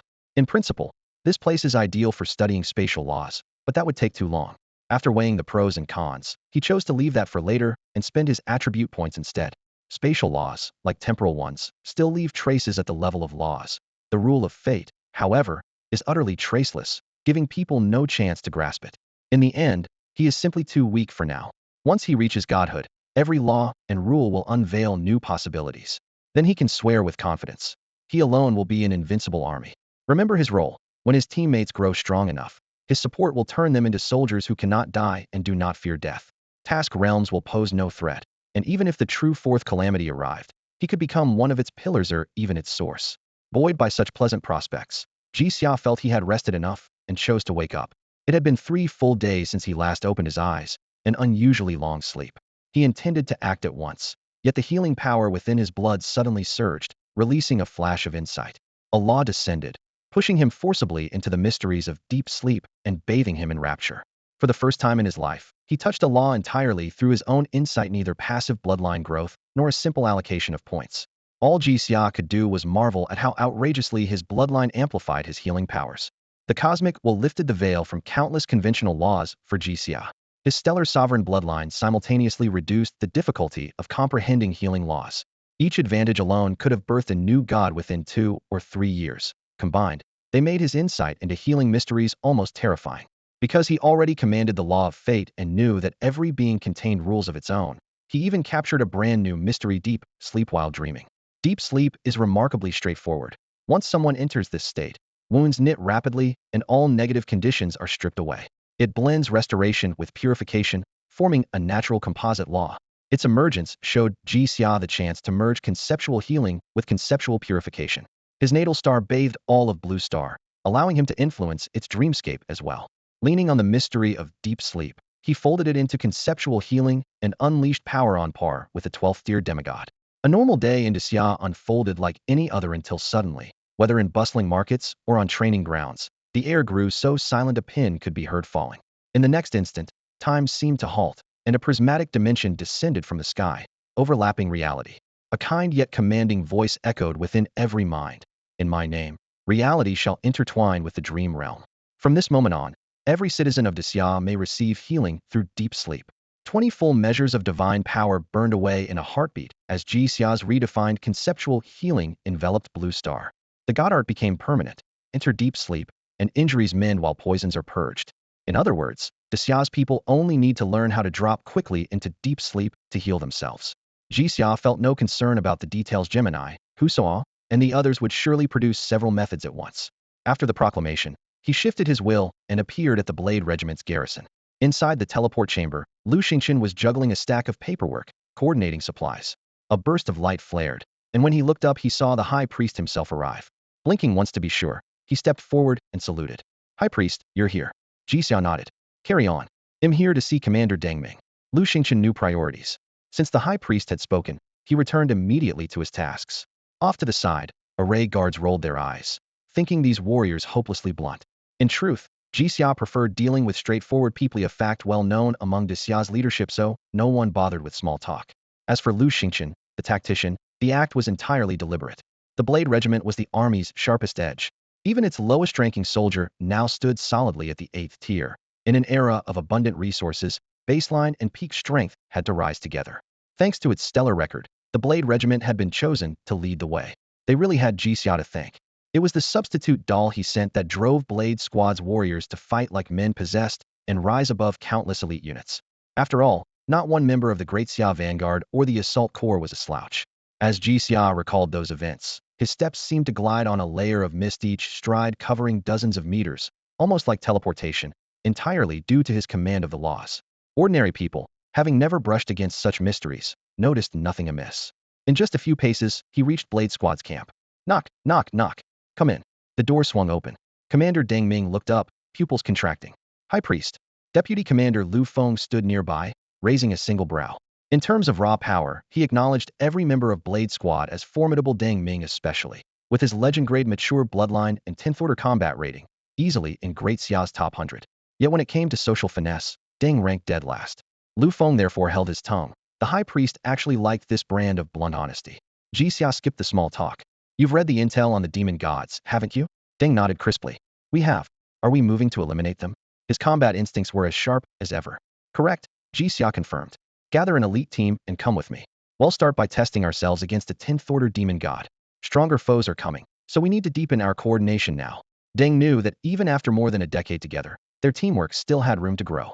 He offered no excuses. Understood, High Priest. He'll assemble them immediately. Only then did Lu Feng speak. Preparations are already in place. They'll see to it. Thanks to full backing from the Martial Arts Alliance, most core healers had re-specialized as astral mages or destiny mages, each equipped with skills like Mind Link. Blade Squad was no exception. No devices were needed. The healers simply broadcast the order telepathically across the camp. Within minutes, the elite unit stood ready. 6 warriors formed up: 10th order Zhu Yingzhan, 9th order Lu Feng, Lu Xingchen, Ma Jinxin, Yang Guang, and Li Qingshan. The last 2 had once served in the assault regiment. Jixia remembered the anyone recruited from there had to be exceptional. With quiet pride, Deng Ming introduced the team. All 6 carry at least an epic-grade bloodline. They fight at 10th order baseline and can unleash an 11th order strike when they go all out. Jixia knew it was no exaggeration. In the world of gods, each of these people would be a seed of divinity, destined to ascend. He nodded, then added, I trust your strength. You are indeed formidable, but... Everyone leaned in. This time we face demon gods who wield the laws, hold true authority, and enjoy the cosmos' favor. Their power may shatter your every assumption. They'll remain in the rear for support and healing. I will not take the field myself. Treat every battle with absolute seriousness and use it to temper your skills. Understood? Understood. 6 voices answered in perfect unison. Good. Let's move out. Most battles begin as contests of information, granting the first strike and time to devise countermeasures. Jixia gathered the 7 and spoke in a calm, yet unquestionable voice. Our target is the Wraith Direwolf of the Dark Forest. It commands soul manipulation. It can summon wraiths, reshape spirits, and launch soul-based attacks. Although its true body is early 10th rank, various authorities and cosmic favor let it fight at the peak of that tier. When the battle starts, they'll seal its boosts. You have 3 days to prepare. Assemble in the teleportation chamber on Star Island after that. Yes, High Priest. Everyone replied, fixing the deadline in mind. Matters of life and death demanded personal preparation, and Jixia always liked his teammates to temper themselves in combat. Blade Squadron was flush with supplies, and with Jixia leading, Lu Feng drafted a saturation list: recovery potions, binding scrolls, psionic bombs, everything they could carry. Meanwhile, Grand Xia's envoys bartered with the tree god for more intelligence on the Wraith Direwolf and rushed it to Jixia. He skimmed the pages and set them aside with a faint smile. Mind control, however tricky, could hardly cause real waves. A mere 10th rank demon god would not dance for long in his hands. To him, 3 days amounted to a nap. They vanished in a blink. At dawn, Deng Ming led the other 6 on a star island and looked up at the colossal tree before them. Its trunk shimmered with interlaced midnight blue and deep black, like solidified night. Branches of the same hues stretched outward, as if embracing the entire sky. Instead of distinct leaves, the crown formed a single curtain of pitch-black night where countless stars glittered. The whole tree resembled a compressed galaxy, breathtaking in its beauty. Magnificent. Deng Ming finally blurted. Expressionless, Lu Feng still muttered a reminder. Captain, that word's for buildings. Deng Ming rolled his eyes. Zhu Yingzhan's cheeks warmed. She had silently agreed with him, but was glad no one noticed. Ji Xiao approached, satisfaction flickering in his eyes. The star tree had once been the dark elf's mother tree. Years of his modifications had shaped what they saw now. With a flick of his wrist, a few velvety leaves drifted down and hovered before them. Take one each. It will speed your night training a little. Deng Ming accepted his leaf with both hands, genuinely pleased. Thank you, Ji Xia. It's beautiful. Hearing the familiar address, Lu Feng glanced at the high priest. Seeing no displeasure, he relaxed and voiced his own thanks. Ji Xia turned and beckoned. Follow me. I know the destination coordinates and will send you straight there. The teleportation array was ready. Only the calibration remained. Ji Xia poured spatial energy into the sigils, and the intricate lines flared to life. His mental powers surged like a tide, sweeping across the nearby continent. He avoided certain areas, yet it was his first wide-range probe, and several demon gods sensed the immense will. Their first reaction was wariness, but under the unique charisma Ji Xia left behind, caution quietly dissolved into respect and awe. Any demon god who sensed this transformation would be genuinely alarmed at it. Was that terrifying? Yet the 7 companions around Ji Xia noticed nothing. The difference in rank left them oblivious to the undercurrent. Once the spatial bridge finished forming, they stepped forward with Ji Xia, and the scene beneath their feet twisted in an instant. A pitch-black forest surged up like a colossal beast and swallowed them whole. Every plant here was fed by heavy darkness. The leaves gleamed so dark they were almost lacquer, thriving without a hint of sunlight. The damp air reeked of rotting flesh mixed with a sour, fermented stench, thick, sticky, and suffocating. Ji Xia linked minds with his teammates and cleansed the tainted air for them. This is the oversized domain of the Wraith Black Wolf, he explained. It has fused its personal realm with this shadow forest. Dark elves and ghost wolves worship it here, making this place half a terrestrial god realm. With home field advantage, it can fight at tier 12, roughly demigod level. Tier 12? Can we even take that down? Deng Ming asked, frowning. Lu Feng kept silent, waiting for Ji Xia's next move. The high priest would never bring them here if victory were impossible. Not a big problem, Ji Xia replied calmly. They'll drag it into the spirit realm, the dreamscape, or the mindscape. Away from its domain, the Wraith Black Wolf drops to tier 10. Tier 10, He Deng Ming and Zhu Yingzhan were both tier 10 themselves. They knew the number well. Among humans it counted as elite, but across the multiverse it was merely average. Their tier 9 teammates flushed a little, then clenched their fists in quiet resolve. Running a quick calculation, Deng Ming's expression suddenly brightened. In that case, I'm confident. Ever since I heard about your exploits, Ji Xia, I've been honing several burst-type skills, but I've never had a chance to use them. Ji Xia arched an eyebrow. If my senses are right, you mean you alone? Of course, Deng Ming grinned, his white teeth flashing in the gloom. I've been itching for a real fight these past years. Zhu Yingzhan added with a shrug. When I first hit tier 10, the captain insisted on sparring. After the initial probing round, I couldn't withstand even one of his moves. Lu Feng, Ma Jinxin, and the others perked up. They hadn't known about this old score. Had the two men not regarded each other as brothers, the story might have sounded suspicious. Ji Xia always respected his own people and never pried into their limits. A battle was a battle, whether fought by many or by one made little difference to him. He decided on the spot. Fine, let's use the Wraith Black Wolf as our testing ground. If you can handle it solo, Deng Ming, they'll pin it down so you can form a contract and equal pact, not enslavement. Strip a demon god of freedom and it becomes far less useful. Deng Ming's eyes sparked like live embers. He was a battle maniac, but no fool. He had heard of primal spirits and knew a contract sped up insight into the laws and boosted affinity. With the high priest's personal guarantee, what was there to hesitate about? Only one thing left to say. Let's do this. He narrowed his eyes, the grin fading as he stared into the lightless forest. In that moment, a thread of vital force left his body, condensing into a tiny flame at his fingertip. The pea-sized spark did nothing to pierce the darkness, yet it filled him with overwhelming confidence. After all, what offered more security than Ji Xia's personal protection?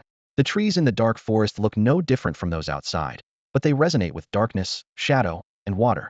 The moment Ji Xia stepped in, he spotted several rare soul trees plants that absorb necrotic energy and release psionic blasts laced with hallucinations.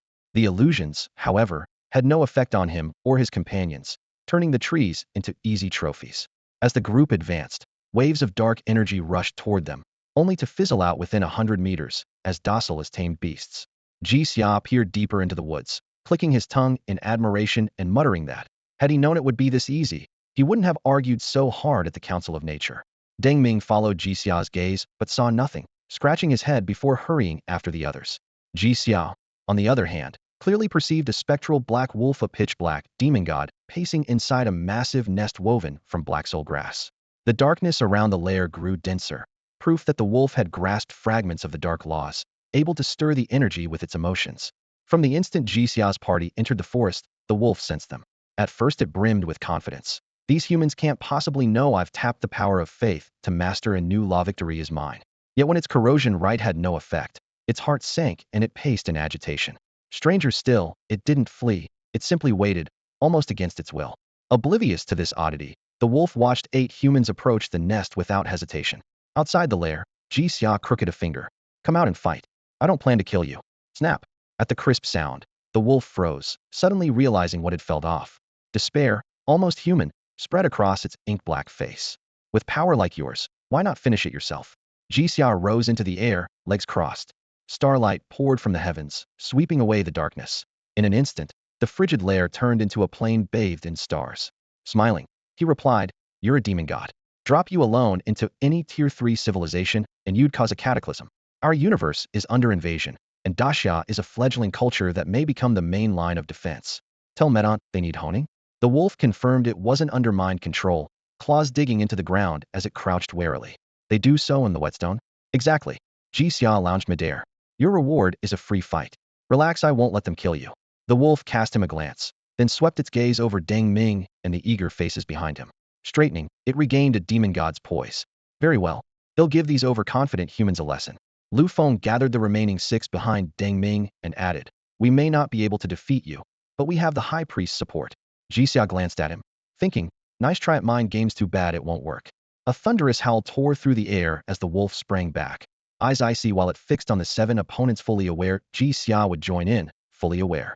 The black wolf knew it couldn't be killed, so this was merely a brawl, nothing to fear. Defeat was certain, but it would at least lose with style. A blast of battle lust tore through the air. Jixia raised his staff and murmured, in my name, let fate cast you aside.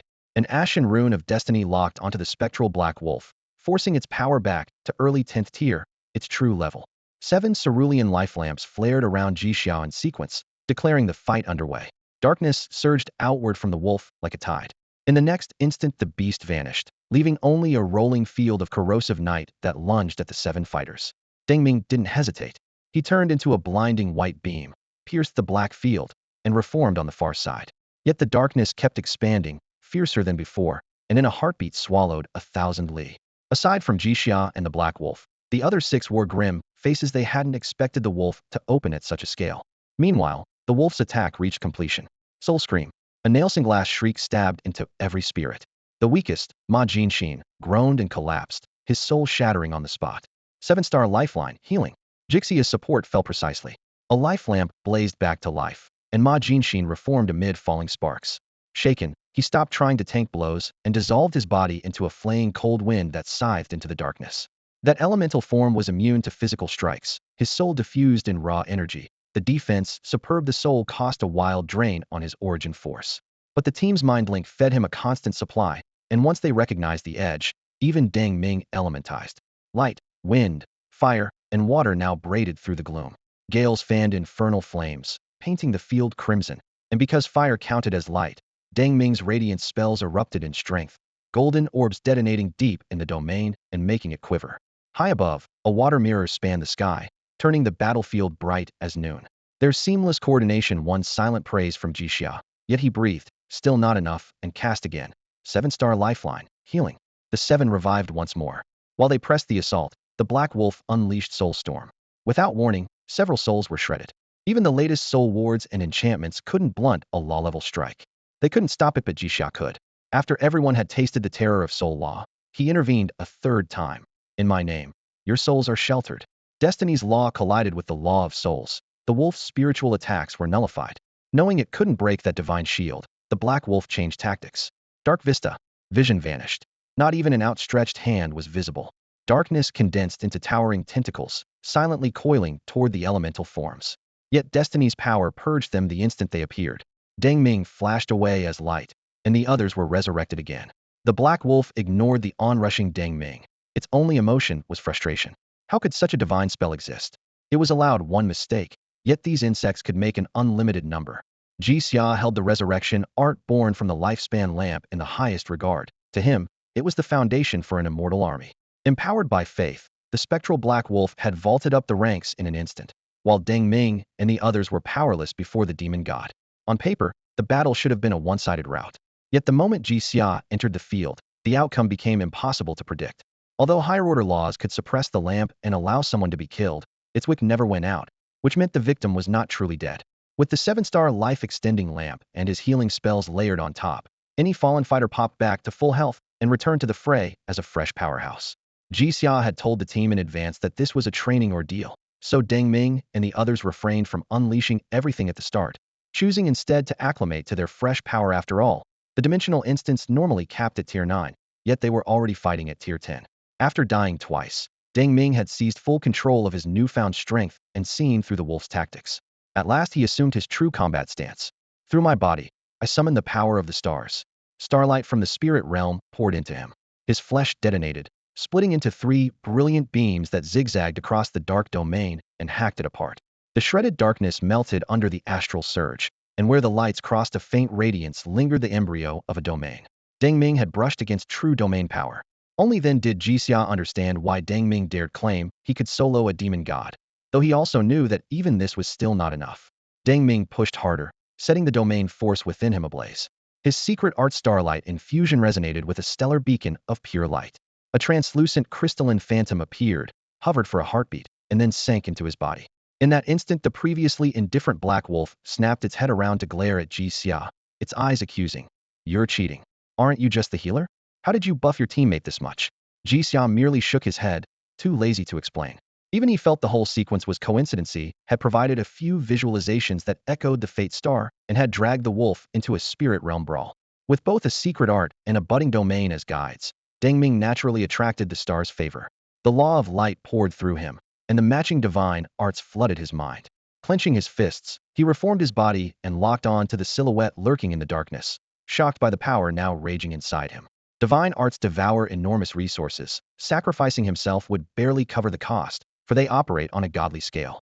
Thankfully, with the essence of light's law in hand, he could now draw on at least a trickle of rule-level radiance. Trail of Radiance. A silver stream ripped through the void, cleaving the boundless darkness and splitting the domain in two. The rift left one black wolf fully exposed. Yet the wolf ignored him, its gaze sliding to one Sedetto where Jixia stood. Following its line of sight, Deng Ming saw the high priest framed against the gleaming fate star and instantly grasped the wolf's intent. It coveted that power as well. Deng Ming's grin was almost foolish. Thanks to the high priest, every citizen of Daxia now had a chance to receive the natal star's blessing. He had merely been the first, even the prophet had failed. The starlight still churned inside him, filling him with power that felt nearly divine. He wondered if the high priest had been the earliest to touch this force and had become unbeatable because of it. If that was true, then one day, sharing the same blessing, he might catch up and fight at the high priest's side. Black Wolf's gaze flicked back and forth between Jixia and Deng Ming, his expression growing ever more tangled. He opened his mouth, but all that came out was a muttered, "You could have said so sooner." He sighed, and when he looked again at Deng Ming, his eyes held awe, envy, and a flicker of resentment. "You're practically a god, so why keep it hidden?" The complaint died on his lips. Studying the stellar system, he saw Jixia at its blazing core. He had sensed disturbances in the spirit world mirrored by Blue Star, but had feared to probe deeper. Now the truth was plain. That realm already had a master Jixia. As a demon god born of the cosmos, Black Wolf could see it clearly. Jixia was lord of the stars, father of constellations, the source of every point of light. He represented not a single deity but an entire future pantheon, destined to become a pillar of the universe. Black Wolf scratched his ear and blurted, "So are we still fighting?" It was an appeal to Jixia's will. "Why wouldn't we?" Jixia replied, his calm eyes leaving no room for debate. "One condition: I won't take your life, but from now on you serve Daxia for 1,000 years. In that time you'll have the same rights as any citizen. Most important is this contract." With a flick of his wrist, a radiant scroll drifted toward Black Wolf, the words sharing demon god authority glowing in searing white. This was the prize Jixia coveted and the heart of the pact. Whoever held both the natal star's favor and a demon god's authority would see their power soar. In under a century, perhaps only a dozen years, Blue Star could birth mid-tier or even high-tier gods. By then, a mission space? Jixia had already mapped the entire framework in his mind. Assigning tasks would be trivial. Black Wolf hesitated, then pressed his mark upon the contract. The scroll suspended above the Council of Nature suddenly seemed irresistible. He had sworn to allies he would never sign such a thing, yet now he lacked even the standing to apply. Should he report this? He shelved the thought and glanced at Deng Ming. As the newcomer was now a comrade, he felt an urge to test him. Freedom after a mere millennium. Chi Xia's foresight was clear. By then Daxia would be so strong it would no longer need him. Black Wolf reckoned that, if Chi Xia still reigned, he would probably choose to stay. Faith nourishes divinity, but it also softens the heart, and if Chi Xia's overbearing protection could extend to him, why decline? With that, Black Wolf melted into the darkness, and the domain he had shattered moments ago stitched itself whole. Deng Ming's heart pounded. He knew the moment for words had ended, and he would likely be the first target. Yet he felt no urge to retreat. He squeezed every drop of the natal star's power, his body exploding into a blinding beam that speared toward Black Wolf. He meant to wound the demon god and prove that even an ant can fight back. A comet-bright streak tore through the air, like the Queen Mother of the West dropping her hairpin and turning it into a river of stars. Deng Ming became that river, ripping the demon god's domain apart. The spectral Black Wolf had a name, Zhuyu. More than 2 centuries ago he came into being, born with nothing but the instincts to hunt and hide. Deep in the mountains and forests he absorbed scattered spiritual energy, building his flesh while keeping out of sight. As the years passed, his mind sharpened and his power rose until he quietly reached the 9th tier, the highest level the cosmos could then sustain. Even so, Zhu did not stop. He kept devouring energy, and this time the gain was not only strength, but a transformation of his very blood. Day after day, year after year, a spark of divinity formed within him, drawing the eye of the cosmic will, which guided him to brush against the laws and glimpse their secrets.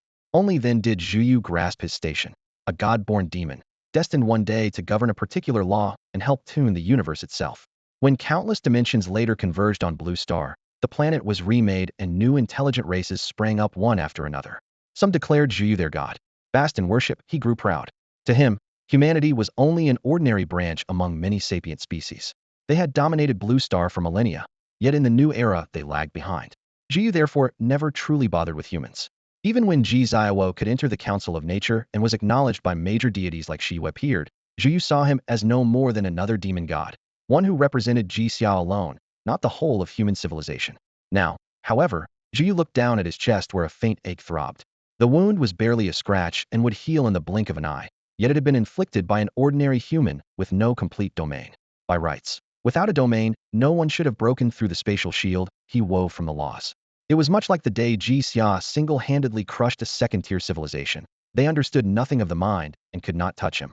Zhuyu knew it well. Deng Ming was weak, a tiny creature he had casually slain twice before, yet that insignificant man had still left this flicker of pain. The injury was trivial, but the ripple in his heart was real. Ji Xia must have a reason for choosing such a feeble human as a follower, Zhuyu murmured. Maybe I should treat them as peers instead of ants or mere vessels of faith. Not far away, Ji Xia sensed Zuyu's shifting thoughts and let a faint smile curve his lips.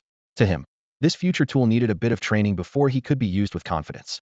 Leaving an avatar to stand guard, he slipped away without a sound. Over Shanghai city waves roared, and a sea wind rich with salt and brine battered the walls. When Ji Xiao arrived, Shi had already been waiting. The moment he appeared, she tossed him a milky pearl the size of a fist. Here, everything you asked for on fate is inside, plus a few extras I thought you could use. The material for the tree god and the others is ready too. Pick it up at the council. With a thought, Ji Xia sent his consciousness into the Council of Nature and absorbed that trove of information. Returning to himself, he rolled the pearl between his fingers, studying Shi Yu's face. You people are anything but simple. High above, the sharp wind whipped her long hair. Shi Yu tucked a strand behind her ear and laughed softly. You're the impressive one. Getting into the Council of Nature, that's the future divine realm prepared by the cosmic will for demon gods. But we're not as weak as you think. She paused, her tone turning solemn. You realize, don't you, that there are other universes beyond ours? Though ours has only just begun its revival of spiritual energy, it's existed for tens or even hundreds of billions of years. That span means nothing to us, but it matters to the cosmos itself. She had sensed ripples from other universes, and over countless years had distilled them into precious knowledge. If we tread a brand new path as archfiends, she said, her silver eyes shining with fervent curiosity, the cosmos itself will reward us. You're so mysterious, surely you come from another universe. I've read your people's stories, Jixia. Were you once a supreme powerhouse in your own world, betrayed and besieged, your soul cast into our universe to cultivate anew? Jixia's gaze fell on Shi Yu's silky silver hair and the curved horn on her forehead. He was at a loss for words. The same speechlessness had felt the last time something like this happened. Stifling the urge to joke, he said, you're an archfiend yourself. How can you be so different from Zhu Yu and the others? Do you really believe those tales? Shi Yu countered with quiet conviction, but the stories about your spiritual resurgence all came true. Ji Xia had no retort, So he explained patiently, the universe is vast. Every moment it hosts countless events. Given enough time, coincidences are bound to occur. Excuse me for a moment. Shiyu blinked as Ji Xia vanished into thin air. She had felt a faint yet distinct ripple of cosmic law, had comprehended something again, just from a conversation. Excitement sparkled in her clear eyes. Her guess had to be right. Ji Xia was an extroverse traveler. Looking up at the sky, she murmured, I want to know what other worlds are like.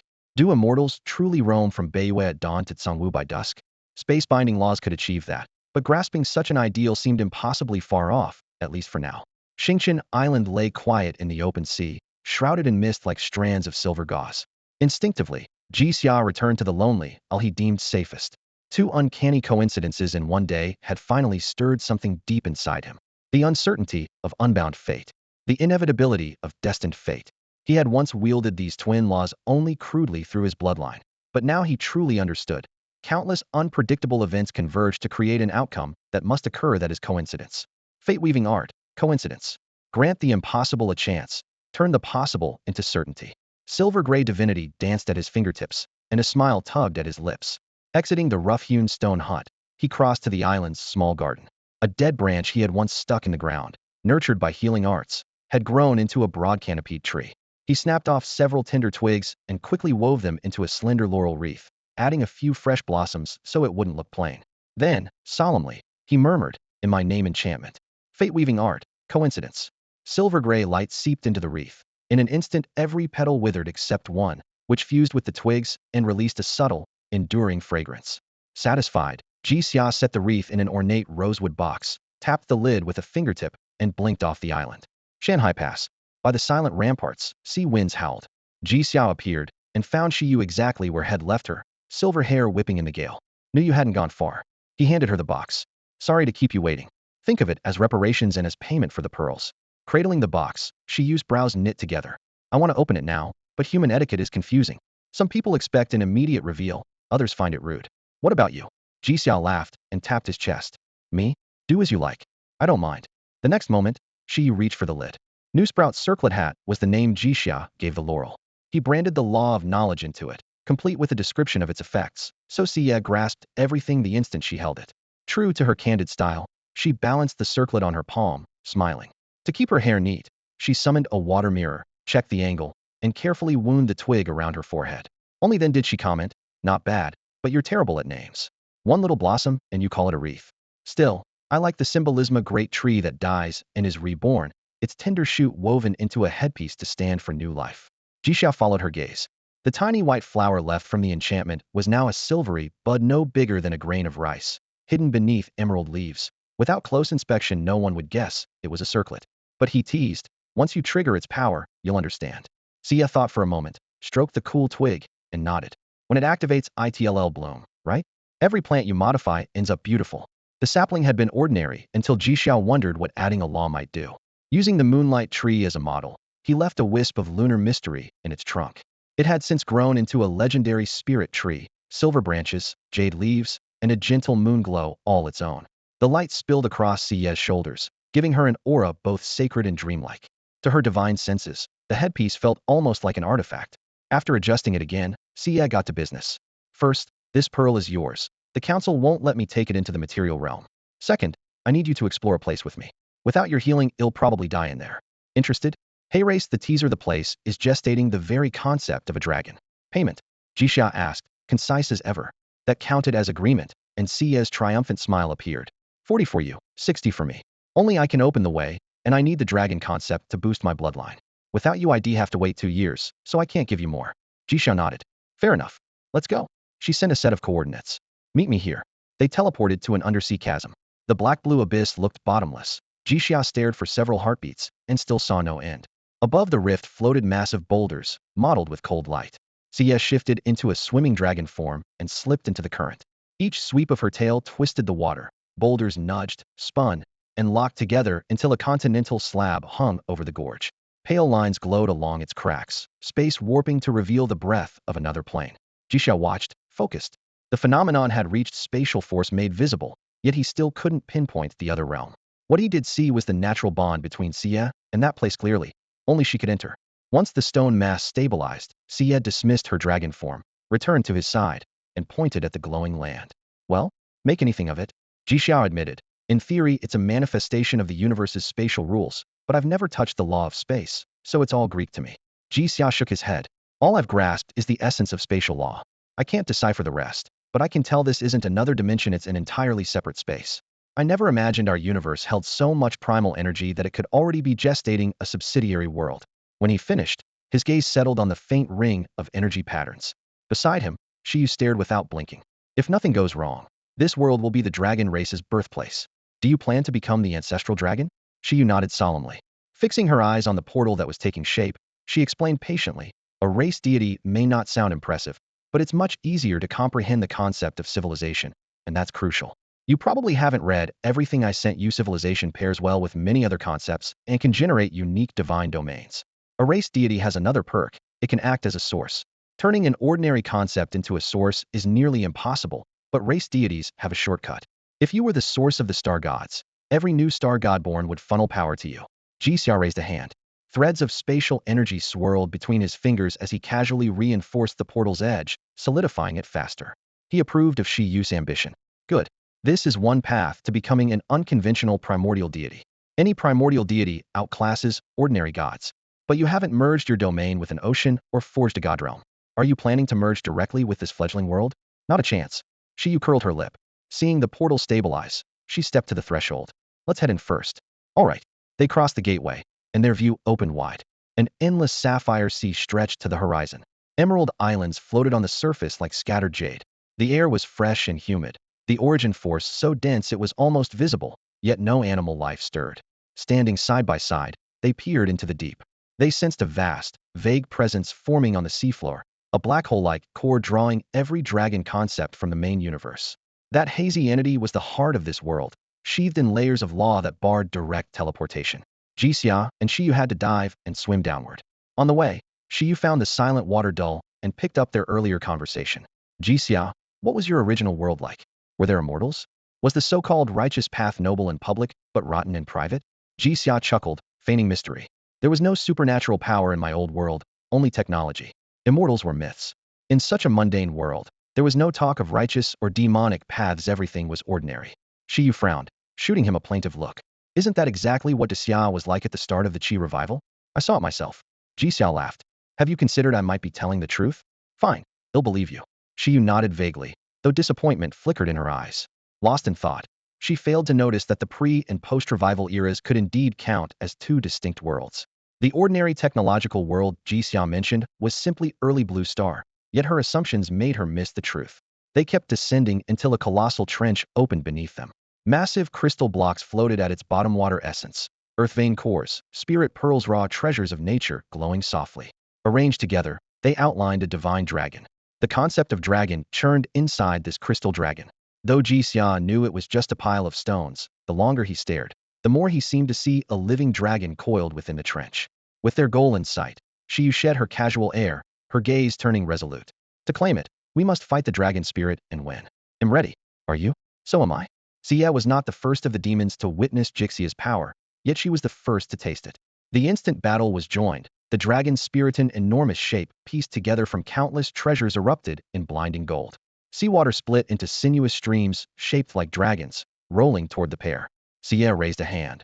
Blue runes rippled outward, and a water domain blossomed. The raging tide slammed to a halt as if a giant palm had pressed it flat, and even the dragon's spirit could advance no farther. Almost in the same heartbeat, Jixia moved with blur-fast precision. Mind link, life lamp, restoration. Drained by her own domain, Xia had felt hollow, but in a flash her body refilled with mana and she exhaled in relief. She was still short of godhood. Forcing a half-divine dragon spirit to heal was brutal on her mortal frame. Feeling the pressure, the dragon spirit suddenly shed its shell, gemstones and relics clattering to the seabed. Xia's lips curved exactly as planned. Strip away its body first, or that limitless energy core would be untouchable. A blast of golden draconic might burst out, pure psychic sorcery.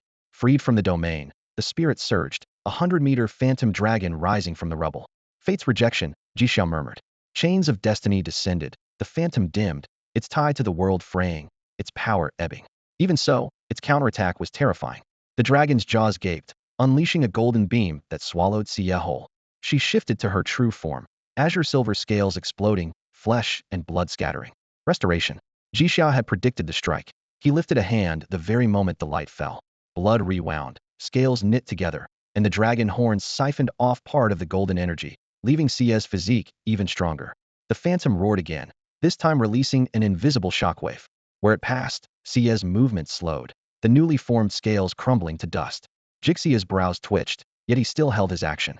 In Xia's mind a question flickered. Why did the wave bypass Jixia entirely? He answered with a wry smile. Just a bit of spatial redirection. If you don't want the power, I can screen it out and make us untouchable. No, Xia shot back. If we win like that, we'll only have to fight again. I need to draw the dragon's essence from every blow.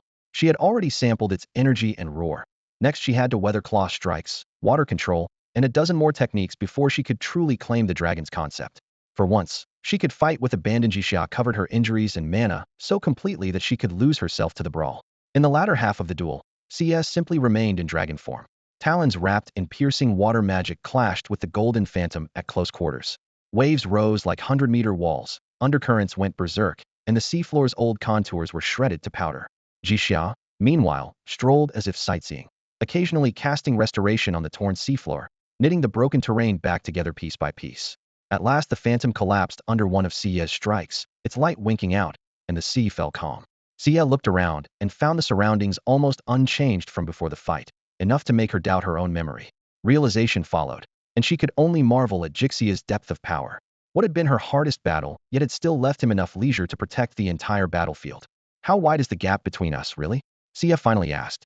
Jixia shook his head, unwilling to compare. Against the power backing those taskbearers, I don't stand a chance. Still, I found a temporary way around it. You, on the other hand, have unfinished business, don't you? Xia let the matter drop and glided back to where the dragon's spirit had fallen. Unlike the spotless surroundings, that spot still brimmed with the indescribable dragon concept left behind by the defeated spirit. She absorbed part of it first, then shifted into human form and plucked a strand of her silver-white hair. The remaining concept clung to the hair, which squirmed into a tiny dragon, circled the cavern, and landed before Jixia. This is 40% of the haul, Xia said with a nod. Give it to any creature with dragon blood, and it can grow to my tier the level of a firstborn dragon. A mix of feelings swirled in Jixia's chest as he pocketed the strand. Since that's settled, shall we head out? Xia shot him a look. Don't play dumb. Leave your brand on this world. Otherwise, that 40% of dragon concept is only 1% of what we could actually claim. Are you sure? Jixia pressed. I can compensate elsewhere, no problem. But if I brand myself here, it'll end up as dragon father to the entire race, and you'll be the dragon mother. Oh, please. Understanding dawned on Xia, and she waved the thought away. Stop forcing human ideas on us. The Jade Emperor and Queen Mother of the West aren't spouses, they're just co-workers. Fun fact. With that, Xia had no further objections, and Jixia ceased to resist. A sigil representing him slowly seeped into the world, and the dragon concept scattered across the sky converged into his body. The sensation echoed his earlier ascent to legendary status. Knowledge about the origin of dragons folded in on itself, and he became the second ancestral dragon, the Dragon Father. No trace of his true identity lingered in the brand, rendering it uniquely mysterious.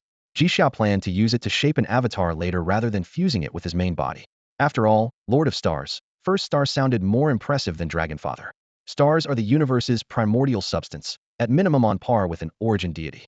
Even after mastering the law of fate, Jixia still coveted an origin authority. The two systems don't overlap. Only by plumbing a law's depths can one forge the matching authority. If your tier is too low, you can't even discuss a divine domain. Right now, he could condense the authorities and domains of stars or healing whenever he liked, but he hadn't fully integrated the concept purification technique, so he kept postponing it. Besides, he was rethinking his own path and had no interest in the conventional route of a god. With the point allocation system at his disposal, procrastination posed no risk. He simply had to keep adding points, and sooner or later sheer mass accumulation would push his life form to a complete transcendence. That approach resembles proving the Tao through brute force, letting raw power work miracles. It's unsophisticated but overwhelmingly strong, and it will likely produce the authority that suits Jixia best. Both the wizard world and the pantheon world possess complete theories for it, yet the requirements are so extreme no one else has ever succeeded. Only Jixia can pull it off, thanks to his point allocation system. After Xia obtained what she wanted, she went into seclusion to absorb it, but before leaving, she handed Jixia a set of coordinates. The coordinates lay outside Shanghai City. According to the Intel archive, a city guard soldier, also a quester, had been buried there after a disastrous scouting mission and was officially listed as deceased. Yet Jixia saw someone who was still alive in a grotesque way. Her entire body had been fused into the earth by a secret art. Soil and flesh had merged into solid rock that even 7th or 8th tier attacks could barely scratch. Time itself seemed to have stopped on that stone. Her life force was faint but unbroken. Stranger still, a rune inside her was turning slowly, quietly rewriting her physical state, and it would need about a year to finish the process. Jixia closed his eyes and searched for the twin brothers in his mindscape. Finding they were not in seclusion, he sent a telepathic ping. Get over here, I've got a surprise. Lin Xian and Lin Yao were engrossed in studying spell models. But the moment they felt the call, they answered, Bro, pull us in. A ripple of space flashed, and an instant later they materialized in the forest near Shanghai City, face to face with the block of stone. The twins frowned at first glance and spoke in unison. The power of time? Jixia nodded and shared his X-ray view of the stone's interior. It's a person? I thought it was some kind of temporal treasure. Her aura does feel like a quester people like that are always weird. Knowing time magic isn't uncommon. That rune looks like it's recording a state, and will roll it back at a set time, basically a forced save point heal. Jixia phased into the stone, lifted the quester into his arms, and explained, it's not healing, it's time manipulation. Space-time laws are tricky, everything depends on how you use them.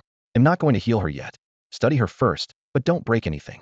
Anyone who can trade for time-based spells is either powerful or well-connected, and she might be worth keeping alive. The twins shook their heads at once. We only touch time laws because of our bloodline. Rewind and pause are already our limit. To go further, we'll have to wait until the bloodline fully matures. Even if you show us that rune in every detail, it won't help. Think of us as sealed containers filled to the brim. Pour in anything more, and it just spills out. Hearing this, Jixia silently wove the power of fate into a contract. Then he cast a healing spell on the quester. Before the woman regained consciousness, the contract had already been branded onto her mind. I save you. You owe me one-time spell. Li Feiyu was forced to open her eyes. Instinct told her to panic and flee, but the power of fate kept her calm, and she could only read the contract carefully.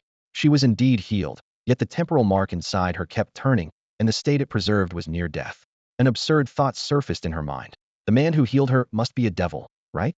If she refused the deal, she would be back on death's doorstep within a year at most. Time itself was an enemy no one could resist. Having thought it through, she finally nodded, though worry lingered. The life-saving spell had been a gift from an elder and activated on its own. She had no idea how to hand it over. Lifting her gaze from the contract scroll, Li Feiyu immediately recognized the man before her, Jixia, High Priest of Great Xia, a well-known figure. That spell was left to me by a senior, she whispered. It triggers passively. I don't know how to trade it. The fear of seeming worthless made her voice tremble. Jixia merely curved his lips. That's fine. All you need to do is agree. Li Feiyu raised her hand and pressed her imprint onto the scroll. White runes spread across the page. All three onlookers' Tinstani contracts structured with the power of fate demanded top-tier destiny laws, and this tasker wielded them with ease. The moment the pact took shape, Jixia received Li Feiyu's name and basic information. A gentle emerald glow flowed from his fingertip and washed over her. Bones knit. Rot vanished. Every wound mended in a blink. The scroll dissolved into light and slipped into Li Feiyu's body, while a silver-black mote was drawn out and settled in Jixia's palm. An instant later, the surrounding forest drained of color, replaced by a deep, star-strewn sky. Bathed in starlight, Jixia dropped his disguise, turned his back on the twin siblings, and asked in a calm, guiding tone, I've heard that in a mission world, if an envoy and other taskers agree, they can declare the world a safe zone. Is that true? His earnest gaze made Li Feiyu blush. This wasn't a devil. He was an angel who had saved her life. She lowered her head in haste. It's true. My sister said they're really making it their private world, beyond the Supreme Codex's reach. Yushi stole a glance at him. But an envoy can own only one world. If you accept Codex missions, become a tasker, then rise to envoy, you could claim this entire universe for yourself. Jixia didn't reply at once. Instead, he spoke through a mental link to the twins behind him. Did either of you hear the word Supreme Codex? Lin Xian gave a helpless smile. All I got was a series of beeps completely censored. Lin Yao spread his hands. Same here. We're too weak even to listen. After confirming, Jixia faced Li Feiyu again. Everyone takes missions from the Supreme Codex, yet no one else can discuss it. Li Feiyu wasn't foolish. Her sister had drilled her thoroughly before she left. Her soul artifact hadn't activated, so she knew she wasn't being coerced. She chose to answer and to probe in return. Lifting her chin, she met Jixia's eyes. Other people don't have an envoy for a sister. That's the difference. Separate missions. I was testing you and didn't expect you to hear it. My sister said anyone who can is extraordinary, and as a healer you'd receive privileges most can't imagine. Jixia studied the girl sharp, yet innocent. Call her naive, and she would counterprobe. Call her shrewd, and she had already laid out her cards. He shook his head softly, and when disappointment flashed across her face, he explained. I won't join until I understand the Supreme Codex completely. Can we talk about it? About your factions? And why healers are considered so precious? In a space where anything can supposedly be exchanged, that seems odd. Nothing is off limits. The Supreme Compendium is a unique artifact born of illusion. About 9 centuries ago, a translucent leaderboard suddenly appeared in the sky above Hanhai, its words crackling like lightning. It listed hundreds of mysterious items, each followed by the same line. Offer the specified object and receive a treasure at once. At that time, Hanhai's people had yet to invent the steam engine. Their lives revolved around farming, hunting, and handcrafts. The list derailed everything.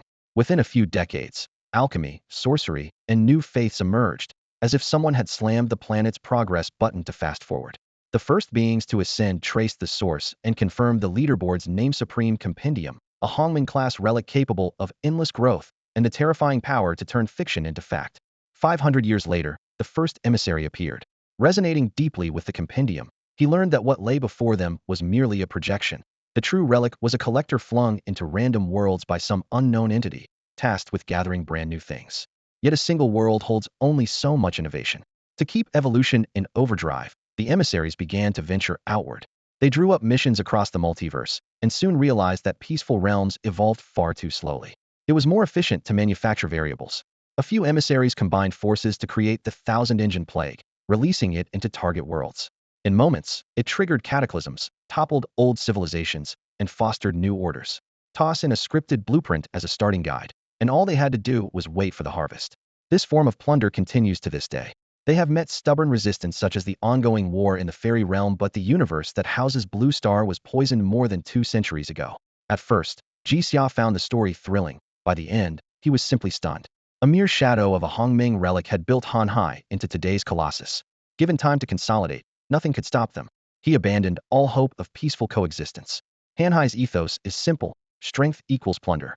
They will not stop until a universe is drained dry. Hanhai now fields 8 emissaries. In their early years, they were on par with the high gods of the pantheon world, but after stripping both the wizard world and the pantheon world bare, they converted every resource into personal might. Their power has soared far beyond the original high god tier. Research shows that to unlock a redeemed treasure's full potential, one must be attuned to it. Very few are naturally inclined toward healing, and early taskers worked Alanino one dared stake all their growth on a non-combat path. Even evolved beings who had already ascended are theoretically omni-talented, yet they can only reach the mortal rank in healing. To step into the divine rank, they must lean on their strongest discipline. A typical mid-tier god who masters a complete law can perform healing, but never as well as a pure specialist. Hanhai's rapid, shortcut-laden rise has lasted barely 7 or 8 centuries, leaving only 2 mid-tier gods who specialize exclusively in healing: the goddess of hot springs and the god of life. However, thanks to the Supreme Codex, the other deities wield several advanced healing techniques, and even those who specialize in restoration possess considerable combat strength. The Codex's versatility lets them save comrades on the front line one moment and unleash devastating attacks the next.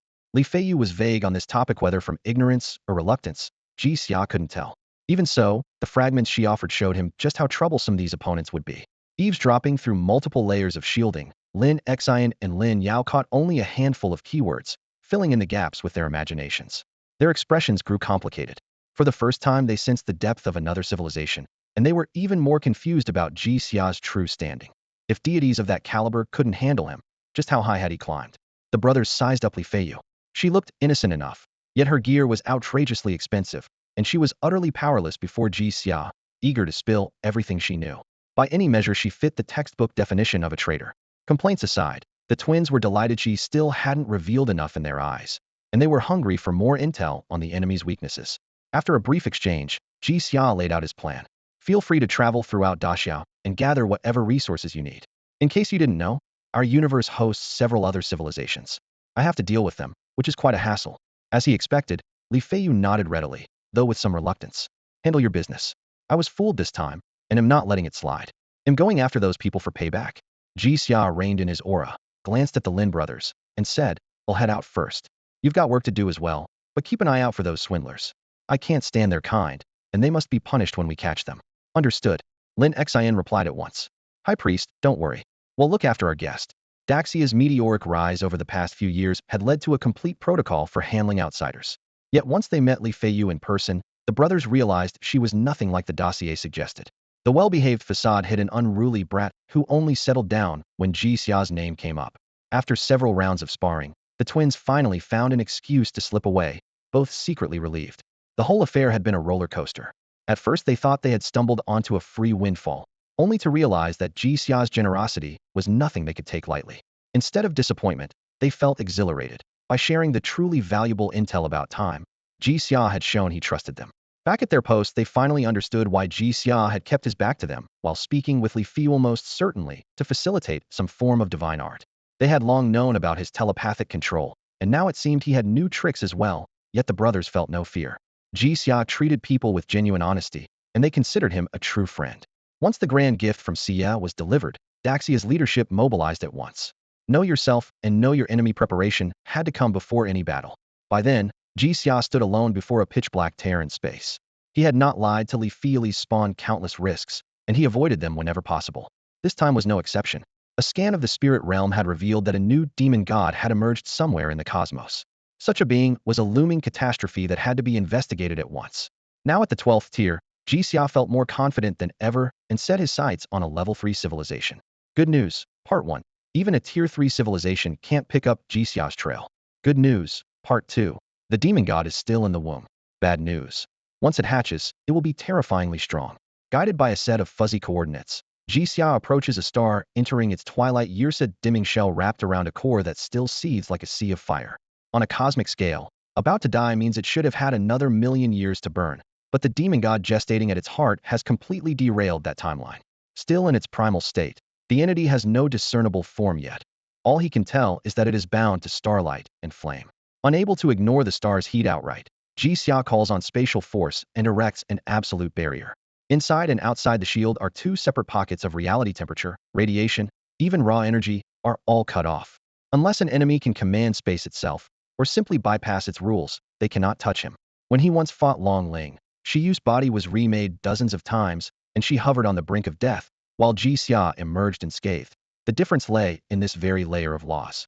His spatial bubble pierces the stellar surface. Rivers of plasma churn outside the barrier, flaring in brief rejection. But Jixia is a lord of stars and naturally attuned to the sun's essence. The resistance vanishes, and he reaches the core unharmed. His gaze settles on a rosard knot of origin energy. He produces a strand of Shiyu's broken hair, converts it into raw essence, and distills from it the dragon concept. The concept has been split into two halves, an incomplete state that, in theory, can be healed. Cut an object in two and it counts as damaged, Jixia muses, and decides to test the idea. Heal. A soft white beam engulfs the concept, and the fracture knits with lightning speed. At the same moment his face pales, and his aura plummets. 80% of his mana is drained, yet the concept climbs from 40 to only 50% integrity. Even so, delight floods him. He can, in fact, heal a concept. No price is too high for that. A concept is precious enough to forge a legendary bloodline and works just as well on divine ones. If the dragon concept ceases to be an irreplaceable consumable and becomes a renewable resource instead, the future balance of power will be upended. The mana loss is now a minor concern. At last he has material refined enough to probe deeper into the laws of life. The skill he gained years ago, Spare Blood Pack, convinced him it housed the laws of life and energy, perhaps even something higher. This path is notoriously hard to enter and even harder to master, far beyond any other system. Only in the early days of the universe's spiritual revival, while the laws were still near the surface, could such a skill appear by chance. Once those laws sink again, touching them will grow exponentially harder. Basic cultivation will then become effortless. Children will absorb source energy from birth. No nationwide awakening plan needed, but pushing life itself to the next tier will be all but impossible. Calming his mind, Jixia casts Heal again and again. Thanks to his source energy recovery rate, he fully restores the dragon concept once only 40% intact in half a day. He then splits off a sliver, feeds it back into the healing loop, and repeats the cycle of purification and compression until, at last, he fuses a portion of the dragon concept into the star's core. Meanwhile, Jixia summoned the star-forged flames of the spirit realm and poured their blessing into the archdemon's core. With two powers flooding in at once, the unknown essence thrashed, its chaotic form forcibly reshaped until it condensed into a blazing dragon wreathed in fire and infused with the substance of the stars. As the shockwave spread, an unseen cosmic will descended. It had come only to discover who was meddling with a demon's birth, only to find the favored Zioned, a demon elevated to a higher order. After a brief glance, the will withdrew. To mark the occasion, the cosmic will immediately name the newborn twilight star spirit. The will itself is not true consciousness, but the universe's instinctive mechanism. Sensing that Jixia would soon craft many more novel archdemons, it established their entire racial framework at once. Even more significant, this incandescent stardust dragon felt perfect. Its creation filled a gap in the laws of stellar evolution, finally giving the cosmos clear phases of stellar development. In time, each stage protostar, main sequence star, and beyond would spawn its own emblematic demon. Normally, perfected laws birth a matching deity, but shaping the deity first can hasten the law. The universe profited, and a stream of feedback flowed to its source. Jixia accepted it with a smile, then studied the slumbering stardust dragon. Its half-transparent body was wrapped in rosetting crimson fire. Flames licked across scales etched in fine relief, while scarlet stardust drifted inside, every grain capable of gestating a star. Once it reached divinity, its entire body would be a pocket universe, blending both star and dragon. The creature is rightly called a star spirit. Its bloodline ranks at the lower divine tier and can be passed on, yet while the progenitor lives, no descendant can inherit its god-grade blood. That detail mattered less to Jixia than the dragon's striking appearance. Confirming it would remain asleep while absorbing cosmic power, he embedded its primordial essence in the stellar core, sealed every trace of its aura, and left it to mature undisturbed. With that future threat secured and knowing the Tier 3 civilization could no longer touch him, turned to settle matters with them. Extending his psychic senses into their domain, Jixia was startled. Though they lacked power from another world, they already claimed the whole star system as their own. New technological constructs let them gather source energy and forge artificial paradises on many worlds. On his last visit, those planets had been crowded with ordinary humans relying on gene serums, their power equal to second-tier professionals. Now, aside from novices, 75% had reached the 4th tier, 5% the 5th, and a scarce few had climbed to the 7th or 8th all from cultivation alone, without counting genetic boosts. In a level match, they clearly held the advantage. Jixia could have steered events from a higher plane unseen, but on a whim and with a hint of theatrical villainy, chose a simpler path.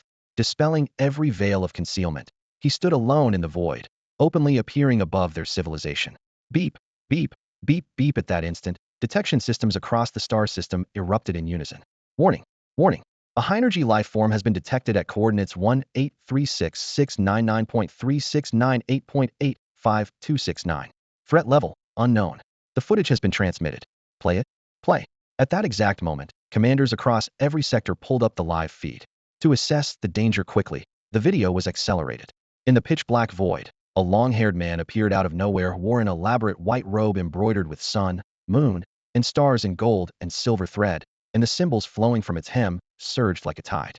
One glance left many viewers dizzy. The scholars who studied source energy lit up at once. Quick, copy those symbols. I can feel them interacting with the source. Oh, perfect. These symbols, it's as if truth itself has been projected. Just as they steadied themselves to examine the man's face, the screen abruptly blurred under a heavy mosaic. Why can't we see him? Someone blurted. The AI replied at once. Scan complete.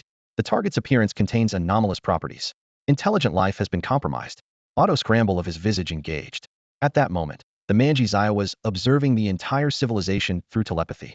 With a mischievous spark he thought, if you want to hide me, I'll make sure you see me. Invoking the law of knowledge, he wrapped himself in raw information.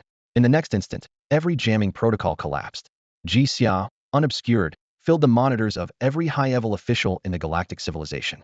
The visual impact defied description. Perfect was the only word that even approached it. Stranger still, no one found it odd that he floated in a vacuum. It felt as though he belonged everywhere. The once dazzling robe and runes faded from notice, and even the nearby star surrendered its radiance. In that moment, he was the center of the cosmos, the single focus of every light. The leaders finally understood why the AI had masked his face. They had developed a groundless affection for the visitor and they weren't afraid of that loss of control. Reason warned that this could be disastrous, yet most of them could not resist. Prepare for combat. The order was issued immediately. Their fondness did not interfere with their duty. A few officers teared up on the spot. Thankfully, it was only emotional influence, not mind control, or they would have been traitors. Weight's gone.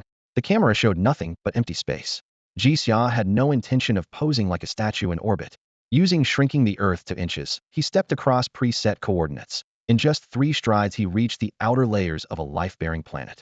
The planet had been thoroughly engineered, an outer light regulation net, a middle layer weather control matrix, and, most recently, an inner energy cycling system that distributed the world's own power to its cities and orbital facilities. Once their technology advanced further, it could even foster cultivation. Unfortunately, They had no shortcuts to reach that stage. Jixia recognized at a glance that more than 100 ninth-rank cultivators lived on this planet. Using instruments capable of probing the subparticle level, they had broken the cultivation process into reproducible equations. Whenever someone breached a new realm, the rear laboratories duplicated the procedure and mass-produced the result. The Xinghe civilization had risen on the back of that assembly line until the first batch of 5th-rank cultivators printed in this way all hit an immovable wall, no matter how many resources or how much time was poured in. Only then did the project grind to a halt. Fortunately, samples up to the 4th rank were plentiful, so production could continue without side effects. The blockage lay at the 5th rank. To advance farther, one had to grasp the universe's true source. Ironically, the scientists who had spent their lives studying physics, chemistry, and cosmology were the first to succeed, verifying their theories within their own bodies. Those pioneers condensed their personal experiments into a single progression manual, and the entire civilization was now pushing it with all its might. Jixia sighed inwardly. If Daxia ever mastered such technology, it would soar beyond imagination. A fierce light flashed in his eyes, yet he suppressed the excitement and turned to test a more important hypothesis. Years earlier, he had discovered that he could not condense a domain. Even now, with spatial laws at his fingertips, the space where his domain should have been remained blank. Knowledge from the destiny slate had given him a vague direction, and Shiyu's pearl had confirmed it. The universe had existed for tens of billions of years, enough time for information to flow in from countless parallel worlds. Simply put, he did not lack a domain who regarded the entire starry sky as his domain, and its boundary was limited only by how far his power could reach. In Halik's Halathir was no air in space, yet he still took an instinctive deep breath to steady himself. Then, solemn as if issuing an edict to the vacuum, he declared, "In my name, O stars, reveal your might to me." Dazzling lights flared behind him, quickly sketching a vast astral map. Each time a phantom star winked into being, a real planet somewhere in the universe lit up with the same frequency, linked one-to-one. After confirming absolute control over the stars, Jixia raised his hand with mixed feelings, pinching the nearest point of light between his fingers. The faint resistance was crushed in an instant. Nothing could withstand the suppression of a star sovereign. At that moment, a patch of black space in the distance was torn apart by white light as the corresponding planet exploded, its terrifying energy surging outward. As though prepared for this, Jixia crooked a single finger. The shockwave split open and redirected into a white torrent that howled toward the Xinghe civilization's home world. On a cosmic scale, the flow would still need 3 to 5 days to arrive, but if it did, not even Xinghe technology could save them. Several new stars flew into Jixia's palm. Gazing straight ahead, he spoke in a voice as cold as forged steel. "Choose. Will you fight, or will you submit?" Gu Sheng, supreme executor of the Xinghe civilization, trembled from head to toe. Never had he seen anyone who could crush a planet in passing and even steer the blast.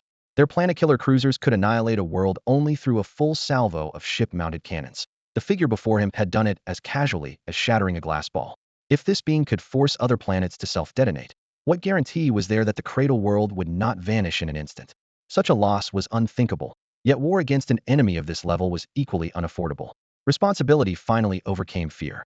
Drawing a deep breath, he forced himself upright and issued a decisive order. "Open the interstellar broadcast. I want to speak." Broadcast active, the AI reported faithfully. Gu Sheng lowered his trembling voice and addressed the vast starry sea. "Greetings, unknown entity. What exactly does your so-called submission entail?" The faction that preferred to fight first needed to know the terms. If they were too harsh, they would rather go down swinging. The only way for a fish to tear the net is to thrash violently. Yet Gu Sheng soon realized he couldn't even summon the thought of dying. "I came. I saw. I conquered." The moment the 3 icy declarations fell, a majestic star map unfurled behind Jixia. Against the boundless heavens, his figure was minuscule. A stray shard of space debris might outweigh him 100-fold. Even so, his aura resonated with the cosmos itself wherever eyes turned. He loomed larger than a planet, a suffocating pressure crashing over them. Gu Sheng felt it first. Jixia's words struck his heart like a hammer, sending it plummeting. Yet the implicit promise of peace after surrender made him breathe out in relief. The stranger already regarded the galactic civilization as property. That matter-of-fact tone made Gu Sheng grind his teeth, but he had no rebuttal. The message was clear: submit, and you will be safe. Such an offer had never existed in their history of expansion. During interstellar wars, no one said, "Submit and rest easy." Yet at this moment, Gu Sheng believed him. He laughed bitterly, exhausted, no longer sure which thoughts were truly his own. Too much clarity was driving him mad. He tried to hail the Council of Consuls, only to discover that even if he opened a galaxy-wide broadcast, everyone around him kept working, oblivious to the stranger. It was as if Jixia were a hallucination inside his head. pushing him further toward delirium. The next moment, Jixia stepped through space itself and appeared before him. Faced with this perfect oppression, Gu Sheng's mind went briefly blank. Yet Jixia was the one truly concerned.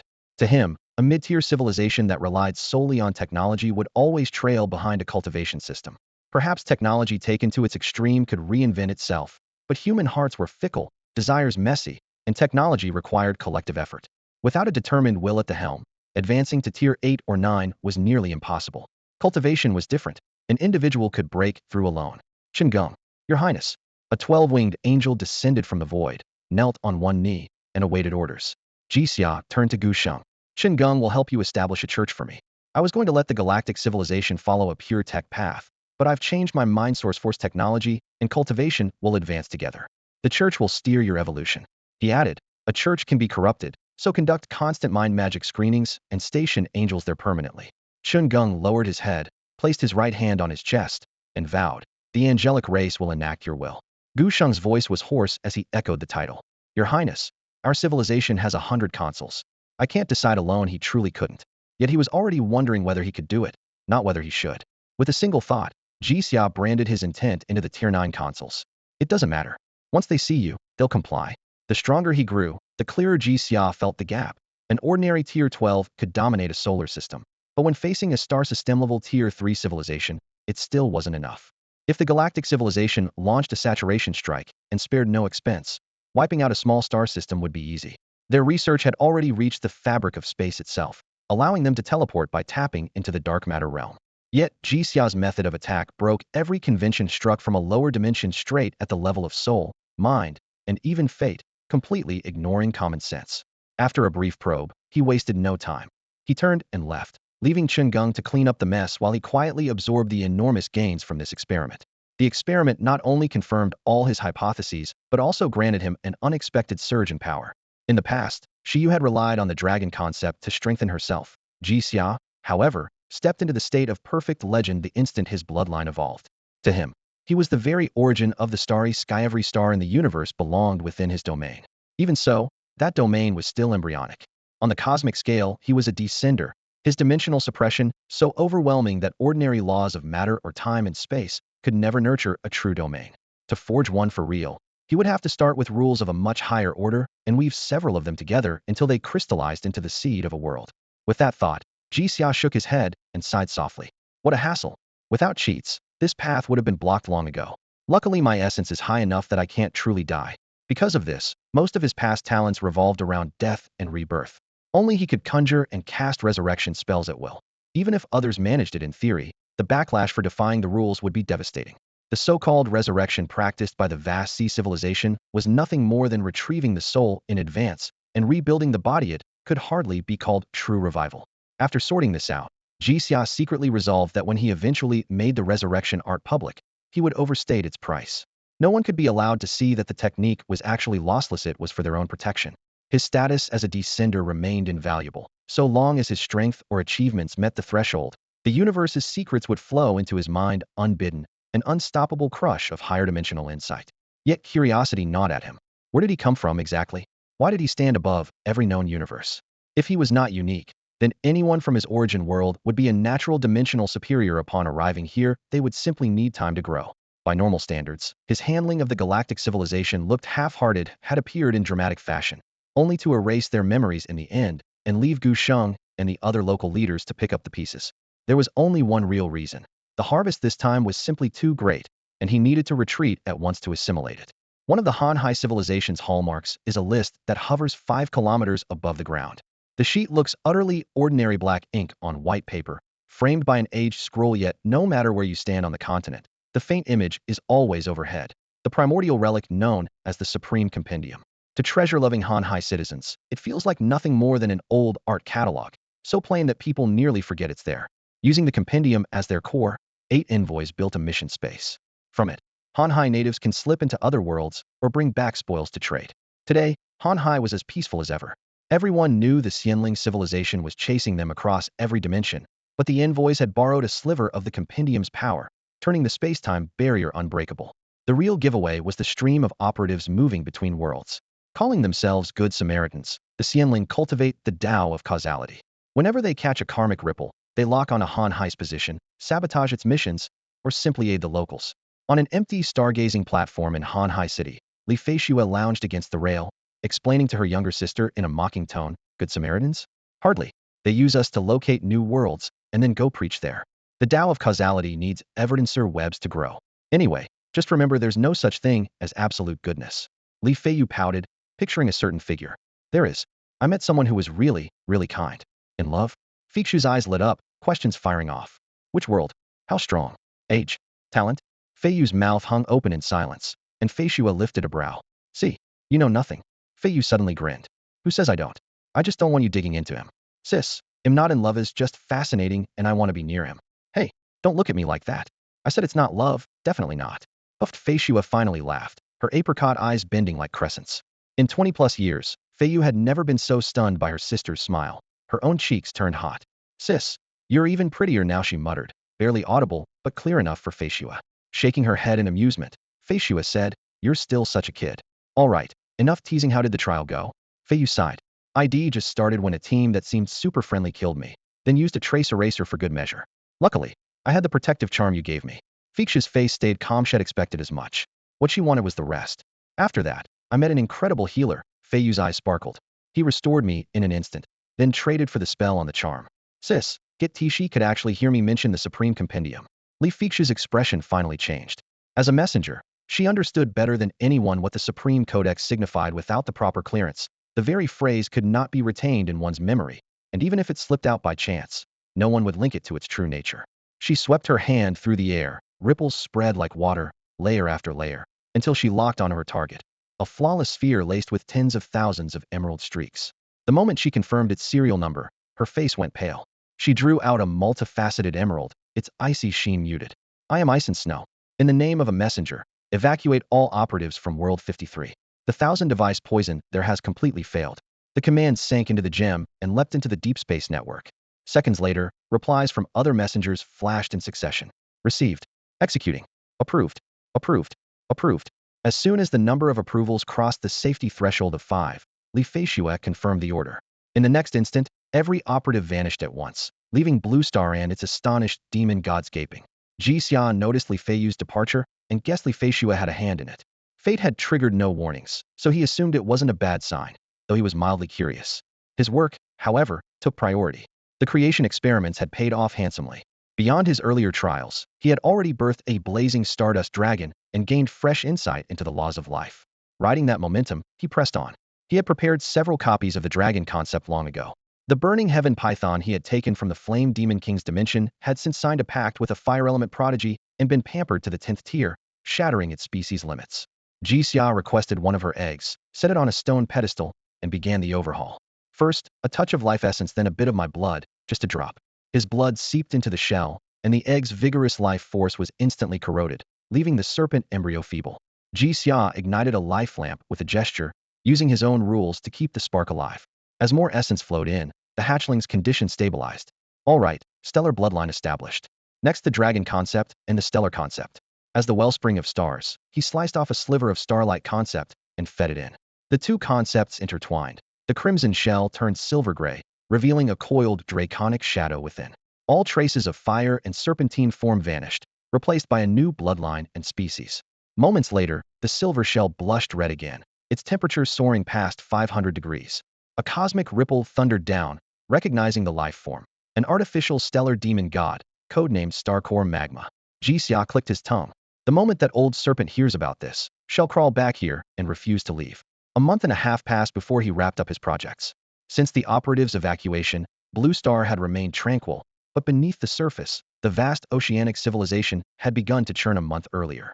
Li Feishue questioned her sister Li Feiyu in detail about every feeling Shed had when she first met Ji Xia, then spoke with several other powerhouses who had crossed paths with him. That day, Li Feiyu saw something new on her sister's face. Aftershock. "Sis, let's seal the two-world passage for now, and let those old immortals from the spirit realm scout ahead," Li Feishue said, tapping the table, her voice low. "This world is far deeper than it looks." She lifted her eyes, complicated emotions swirling. You once wondered what would happen if someone who had never contacted the Supreme Codex could still remember its name. Let me tell you now. First, a quick primer on dimensions. While Li Feishue sorted the data in the Supreme Codex, she explained to Li Feiyu, Our grand cosmos is peculiar. Ordinary realms and higher dimensional worlds exist side by side. As her explanation unfolded, Li Feiyu finally realized just how chaotic their universe was. Immortal cultivation, martial arts, demoncraft, sorcery, technology, dark magic, countless cultures and systems overlapped and coexisted. Most common were three-dimensional worlds with their basic cultivation paths. Above them stood advanced systems able to touch the universal laws directly, such as the Tao of causality revered by the celestial spirit civilization. When perfected, that path allowed its users to converse with the laws themselves. Some higher dimensional civilizations had reached the end of their native road. To break through further, powerful individuals would descend into lower realms, help them ascend step by step, and spread their own systems or special classes in the process. They called this opening a new path. From her intelligence projections, Li Feiyu judged that Jixia was exactly such a descender born with talent that eclipsed any so-called chosen one and actively promoting a class called Stellar Spirit Mage. If that were all, neither she nor the Hanhai civilization would be alarmed. After all, they possessed the Supreme Codex. The catch lay in his class. Jixia happened to be a healer, and he was already dabbling in resurrection spells. Even his basic healing matched the efficiency of the Celestial Spirit civilization, and the scan of Blue Star's subuniverse revealed something worse. The dreaded thousand-gear poison, which no one in the Celestial Spirit world could unravel, had vanished. A newly awakened planet had wiped it out. Li Feiyu's hair stood on end. Well, that's terrifying. Coincidence or not, she stayed on guard. Using her envoy privileges, she tried to issue Jixia a quest through the Supreme Codex standard way to recruit a tasker. The Codex gave no response. That meant Jixia existed on the same tier as the artifact itself. At the very least, he was no low-dimensional being, and perhaps stood even higher. When the report reached them, the 8 envoys of Hanhai held an emergency meeting and unanimously decided to yank every feeler they had in that new universe. Dealing with one celestial spirit civilization was trouble enough. Provoking another untouchable force would be suicide. What truly scared them off was Jixia's role. Healers almost never wander the multiverse alone. If someone does, there is usually an unfathomable power backing them. The more the envoys thought about it, the more nervous they became, until they mentally stamped Jixia with a bold "do not provoke" and backed away in unison. Jixia's identity really was tangled, simultaneously a bona fide descender and a native of Blue Star. With truth and falsehood mixed together, any faction would have to think twice before acting. A month passed, and some envoys still felt unwilling to give up. Facing an uncharted universe, one of them activated the rule-bound game Gossip Edition, Truth or Dare. By its rules, the loser had to answer even if he didn't know the answer. They obtained 3 facts. 1. Jixia did, in fact, purge the thousand-gear poison. 2. He is indeed a descender. 3. He is also a genuine native of Blue Star. The clearer the information grew, the more awkward their stance became. They bolded the "do not provoke" label once more and finally gave up hope entirely. Another month slipped by.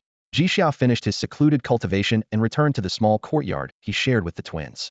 The moment he stepped out of the meditation chamber, someone knocked gently on the gate. The visitors approached with steady, unhurried steps. The leader's robes were layered and ornate, dark patterns woven with mithril thread far grander than the casual garment draped over Jixia's shoulders. Light glinted off metal clasps, almost drowning out the man's features. Jixia thought, that outfit is stealing the show. It makes you forget the wearer himself, or maybe that's exactly what he wants. The handsome man hovered in midair and saluted the island with clasped hands, his bearing proud and refined. I am Hemming of the Celestial Spirit Civilization's Pantheon path. Sensing demonic energy in this realm, I have come to help. Almost at the same moment, Jixia detected a fleeting emotion in the man's heart, false compassion. Had he not been born with the ability to read mental ripples, he might have been fooled. Outside Star Island, a silver-white screen unfolded at Jixia's command, spinning a bridge of light across the void. He walked over the solidified space, step by step, until he stood shoulder to shoulder with the celestial spirits. His expression remained indifferent, his voice as cold as a winter wind. I appreciate the thought. The vast sea civilization has already withdrawn. You needn't trouble yourselves. The so-called demons are merely members of another civilization. Hemming caught the deeper meaning behind his words. His earlier arrogance vanished, and he stepped back. A white-browed elder moved forward with a gentle smile. Sir, we come from the Celestial Spirit Civilization. Years ago, the vast sea civilization unleashed the heavenly Tao poison upon us, and we have pursued them ever since. Since this realm is secure, we shall disturb you no further. Jixia turned, lifted his hand, and the dimensional barrier closed like the surface of water. Safe travels, he said, and nothing more.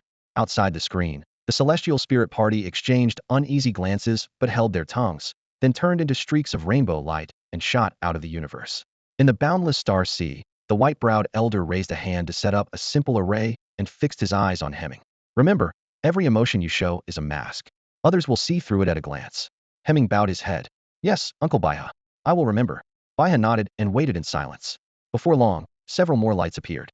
Leading them was a wizened old man who spoke first. The thousand mechanism poison has been broken by the great priest of Daxia, Jixia. I communed with this world's will and gleaned only surface details. The will of Blue Star records far more, yet it shows great respect to Jixia. From that attitude, you should know what to do. Baiha clasped his fists. Understood. We will cause no further trouble. The group dispersed. Just before leaving, a young man sneered under his breath. Those heaven robbers can't read the numbers. Sooner or later they'll trip over their own feet. Meanwhile, the very heaven robbers who had been predicted to stumble were now seated on Jixia's Star Island, enjoying quite a different reception. Jixia knew his own strengths and never bowed to weaker foreign powers. The earlier celestial spirits had barged into the universe, pillaging information and homing in on his position at once. The heaven robbers, by contrast, observed proper form, first contacting the Daxia authorities and then sending a letter of request. After they were seated, the leading young man spoke in a clear voice. Our elders believe their cultivation is too high to enter this realm safely and might cause unforeseen changes, so they only sent us juniors. If we happen to offend, we beg your forgiveness. Jixia waved a hand. Think nothing of it. I am merely curious, why is the cosmic will so welcoming toward you? Both groups were visitors from advanced civilizations, yet the difference in reception was stark. Jixia had once healed the cosmic will himself, but had never been treated so warmly. His curiosity was only natural. The young man gave his name as Ming Zhe and presented his card. With jade-like features, red lips and white teeth, and a gentle bearing, he paused at the question, then broke into a proud smile, his voice lifting. Our heaven robbers repay karma through tribulation. Naturally, the Tao favors us. The Xianling civilization is divided into two schools, the Tongtian path and the Jitian path. Practitioners of the Tongtian path link their own will directly to the heavenly Tao, as if an invisible hand hovers above them at all times. Whether they cultivate, fight, forge artifacts, or cross the seas, fortune seems to favor them, and they instinctively avoid danger. Followers of the Jitian path choose a far harsher road, repaying karma through tribulation. From the moment they begin cultivating, they shoulder cause and effect, inviting one deadly ordeal after another and settling their debts with their lives. In terms of ultimate principles, the Jitian path is closer to the laws of karma. Once they achieve their first dimensional ascent, they may touch the very source of cause and effect, a prospect that appears limitless. Yet tribulations show no mercy. One misstep and nothing remains but scattered bones. For that reason, the Tongtian path is more popular. Who wouldn't prefer a smooth journey? Still, the hidden danger of the Tongtian path is obvious. To gain heaven's aid, practitioners must constantly weave new threads of karma. Advancing in the early stages is effortless, but later on the web of cause and effect grows so dense that they can calculate the affairs of heaven and earth, yet never untangle their own. Eventually they fall into that net and find it impossible to ascend further. Judged solely by the destination, the Jitian path is clearly superior. Unfortunately, true genius is rare, mediocrity even rarer, and the ordinary is the norm. Most cultivators know they will never reach the end, so they cultivate merely for a peaceful life and naturally choose the Tongtian path. After listening, Jixia nodded slightly. He admitted that the Tongtian path was easier to accept. After all, the Jitian path meant seeking out suffering. Yet from the perspective of universal will, the Jitian path keeps karma clean, preventing fate from becoming a tangled mess and ensuring that the underlying laws run smoothly. If every cultivator in a universe chose the Tongtian path, karma would eventually tip out of balance, the rules would collapse, and the universe would have to reboot. Jixia had yet to grasp the Tao of karma, but he had always been confident in matters of destiny, so he offered his conclusion without hesitation. A flash of admiration crossed Ming Ze's eyes. He had not expected to hear such insight in a material universe and immediately classed the high priest of Great Xia as unfathomable, though he confined his reaction to silent wonder. The cosmos is vast. Encountering a brilliant prodigy isn't impossible. He cupped his hands again. Sir, your talent is extraordinary. My granduncle once spoke of these principles, yet I never found the doorway until I traveled to a special world and gained a glimpse of the law of destiny. The law of destiny. Jixia caught the key phrase, his gaze brightening. So the myriad realms truly hold wonders. A destiny law descending into lower dimensions and manifesting as a tangible principle that is remarkable. Ming Ze's respect deepened. I am dull of mind and still stand outside the threshold, he admitted. Only after my master wandered for years did he find an opportunity for me. At this, shame and nostalgia flickered in his eyes. The Hanhai civilization received a gift from a higher dimensional being and swept through the heavens. Our world was poisoned by the thousand mechanism venom, and destiny itself was frozen. My master and the elders had to break into the world's source to untangle the rules. They have since reincarnated, using samsara to escape the venom. I'm here to ask, sir, whether there is a way to purge this poison. If you can help, we are prepared to pay whatever it costs. When he finished, his expression remained calm. There was no hint of coercion. He dared not press Jixia. Jixia took a leisurely sip of tea, ripples spreading across the cup. He sighed, and wardly interlopers cared little for death, so they did as they pleased. Rather than refuse, he chuckled and teased. That depends on what you can offer. If the price is too low, I won't lift a finger. I won't spend my own strength without compensation. Mingzhe planted both hands on the stone table, nearly springing to his feet. He forced himself to stay still and drew a deep, steadying breath. Jixia watched leisurely. The visitor came from another world, yet even he needed a few calming breaths at a critical moment. The sight amused him. Silently reciting the Clear Heart Sutra, Mingzhe steadied his breathing, locked eyes on Jixia, and asked, his voice quivering, "Am not authorized to decide on your request. May I invite an elder to speak through me?" Hearing the sudden formality, Jixia sensed room to maneuver and nodded. By all means. Mingzhe's consciousness swept beyond Starfall Isle and reached the outside world. Martial Great Aunt, fate has led me to the right person. A lively girl's voice burst in his ear. Oh, fate finally shows you some favor. Let me handle the negotiations. The girl looked as young as she sounded, a round bun atop her head, a slender figure, a light traveling robe. Yet the blank white eyes in her childish face were ancient and bleak, creating a jarring contrast. Mingzhe hesitated before warning, Great Aunt, that being is rather capricious. You may need to. Enough. She flicked her ear, leaned in, and stared so hard that Mingzhe reflexively leaned back. Seeing his ears flush red, she grinned wider. Stop copying those stodgy manners. Relax, this concerns your beloved master, and the target is a descender. He'll be careful. Then she frowned. Wait, do you really think I'm that unreliable? I've never dropped the ball when it mattered. Smack. She flicked his forehead, leaving it buzzing. Mingzhe grimaced inwardly, such disrespect. Laughing, she pushed off with her toes, rose into the air, and shot toward Starfall Isle. Mid-flight, her laughter died away. Even she felt short of confidence before someone who commanded the laws of fate and resolved to stay on her guard. The Xianling civilization had endured countless eras. Fate's favor flickered on the most transcendent only for an instant, never to be owned outright. The previous Mingzhe Jinren had forced a shred of that chance into his disciple. Now that fate had chosen the young disciple again, he had finally comprehended its laws. The Hanhai civilization was fleeing across the void, and they fled with it. Guided by fate, the new Mingzhe had found true destiny. Su Nu's knowledge of fate was limited. She only knew it was a two-way choice. No matter how mighty, a higher dimensional being could still be shut out. The rules were capricious to all, without exception. The reserved path on Starfall Isle was short.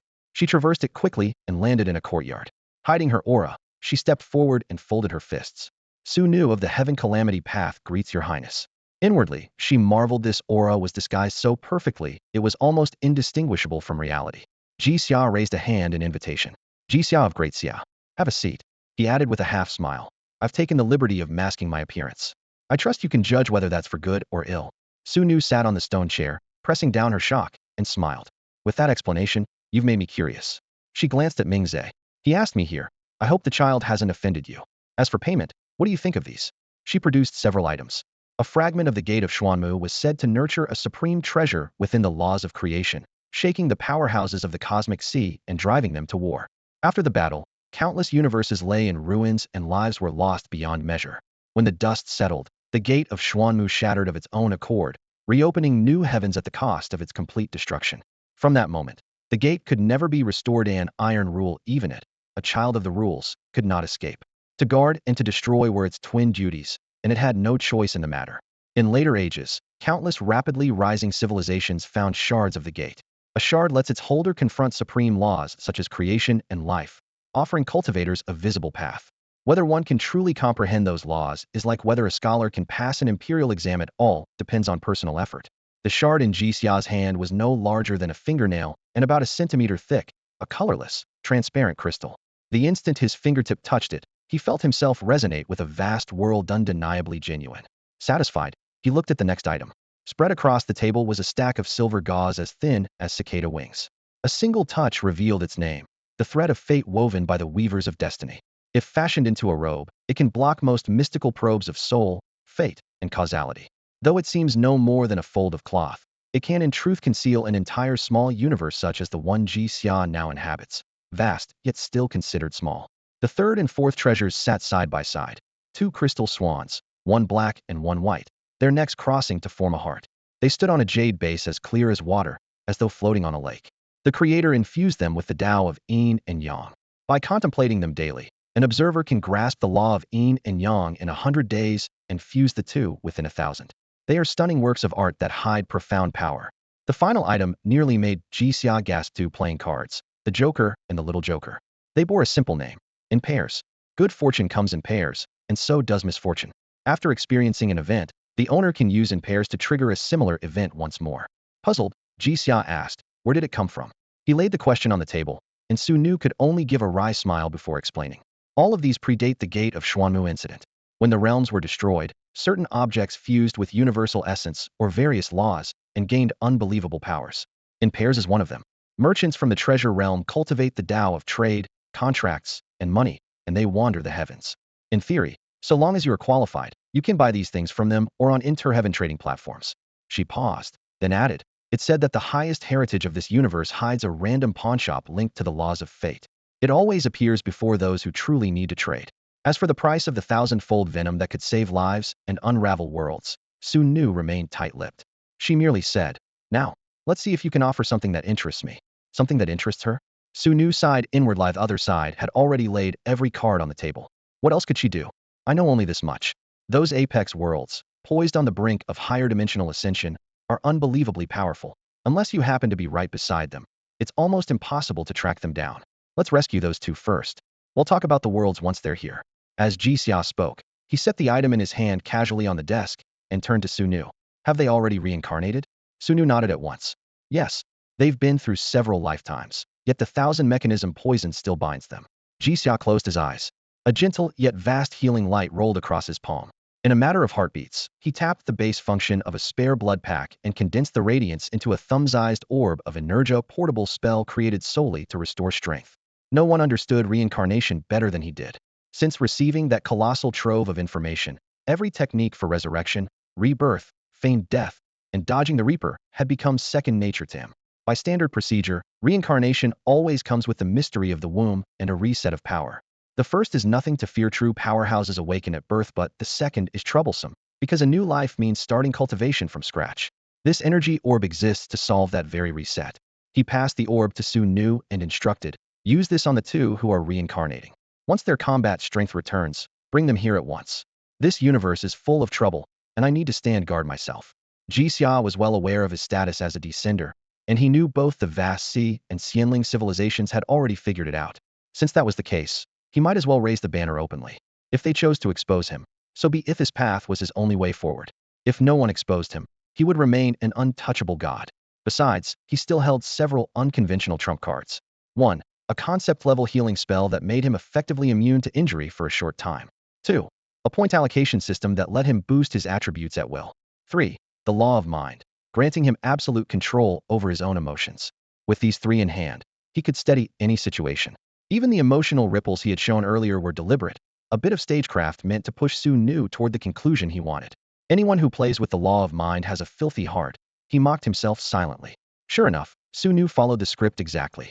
Holding the orb in both hands, she could clearly sense its conceptual power. Coupled with the earlier flash step of the Tongtian Dao disciple, she became even more convinced that Jixia was a high-dimensional entity conducting an experiment. After sealing the artifact away, she rose and bowed. Forgive me, Your Highness. The matter is urgent, so I must return at once. They'll trouble you another day. This isn't trouble at all. Jixia nodded, noting that she had shown no interest in the 4 treasures. Payments already made. Until next time. After she left, Jixia gathered the 4 items before him. 1. Shards of the Xuanmu Gate kept on his person. He was studying the law of life and needed their amplification. 2. A swan-shaped crystal ornament placed on the garden's stone table. As a high-grade artifact, it could balance the yin and yang of an entire planet. 3. The veil of fate sent to the angels to be recut into clothing. For now, that was its only use. 4. Lastly, a deck of cards. Jixia gazed at the 2 jokers on its face, lost in thought. Jixia had once assumed that his earlier life belonged to a parallel version of Blue Star. After all, his family was still there. Now, though, he hesitated. If laws and rules of time truly existed, then crossing time and space should be possible. Whatever he could not explain, he set aside for the moment. When his strength was great enough, the answers would reveal themselves. With that thought, he closed the curtains, stretched out on the bed, and let every muscle loosen. Across Blue Star, strands of primordial essence rose from subterranean ranges, deep-sea trenches, and high cloud layers all at once. Nearby spatial rifts devoured the essence. Where no rift existed, the threads dispersed in an instant and reformed within the crust or core of neighboring planets. Inside the room, scattered sparks appeared around Ji Xia's true body, like fireflies igniting in darkness. They lit up one after another in the walls, the desk, even the cracks in the ceiling. In a heartbeat, a miniature star map spread from his feet up to the ceiling, its borders expanding visibly. He unleashed his bloodline talent, an involuntary smile tugging at his lips. Since confirming that his domain covered the universe, he had activated it only once, yet the star map he first illuminated had remained faintly linked to every planet. One facet of his bloodline gift star deity let him ignore distance and number, pouring limitless essence into the stars. Experience proved the method worked. The star map brightened wherever his essence reached. Light spread in ripples, one star flared, then a full ring of neighbors, the pattern pushing outward in concentric waves. How far it grew depended entirely on the essence he commanded. Over several years, steady conversion of starlight had raised his essence to just above 7 million points, enough to ignite 70,000 stars. Each new speck on the map boosted his strength by a measurable degree. He felt the curve still climbing, yet he could not tell where it would peak, nor when the next breakthrough would come. That threshold would be Ji Xia's first leap in life's hierarchy, his step into a higher dimension godhood. Gods stand above mortals. Anything a mortal can do, they can match, and this is only the first rung of evolution, yet their power is already immense. In most complete worlds, gods rarely number more than a few hundred. Reaching the world-creating tier marks a second ascent. Such a level does not exist in the world of the gods, the Hanhai civilization, or the Xianling civilization. But the Jinbao realm has it, and so does the being behind Hanhai's supreme compendium. These entities may remain unseen forever, yet they sow their schemes across countless worlds. To ordinary people, Ji Xia's presence was no different from the utterly undetectable.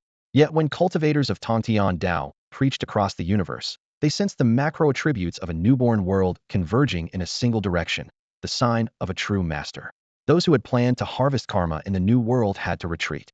Disciples of Tongtian Dao share a flaw. When fortune favors them, they assume destiny is theirs. Those outside the core lineage, free of a master's restraint, are often headstrong. Fortunately, they also cultivate the Tao of karma and refuse to plant evil causes. So at the outset of their mission, they clearly outlined several red lines. One line forbids preaching in a world that already has a master. Doing so means being cast off by the heavenly way, and every divine art of Tongtian Dao would lose its power. Their departure left Ji Xia in thoughtful silence. He suddenly realized that this universe was almost defenseless. Anyone could come and go at will. On top of that, the Tongtian Dao and the Jietian Dao coexisted. Two overwhelming, yet mutually incompatible cultivation paths, the former free of karma, the latter the very seed of it. Some seniors had even tried to walk both paths at once. The thought made him all the more wary. Enough first, he'll take full control of this universe and seal it off, Ji Xia decided.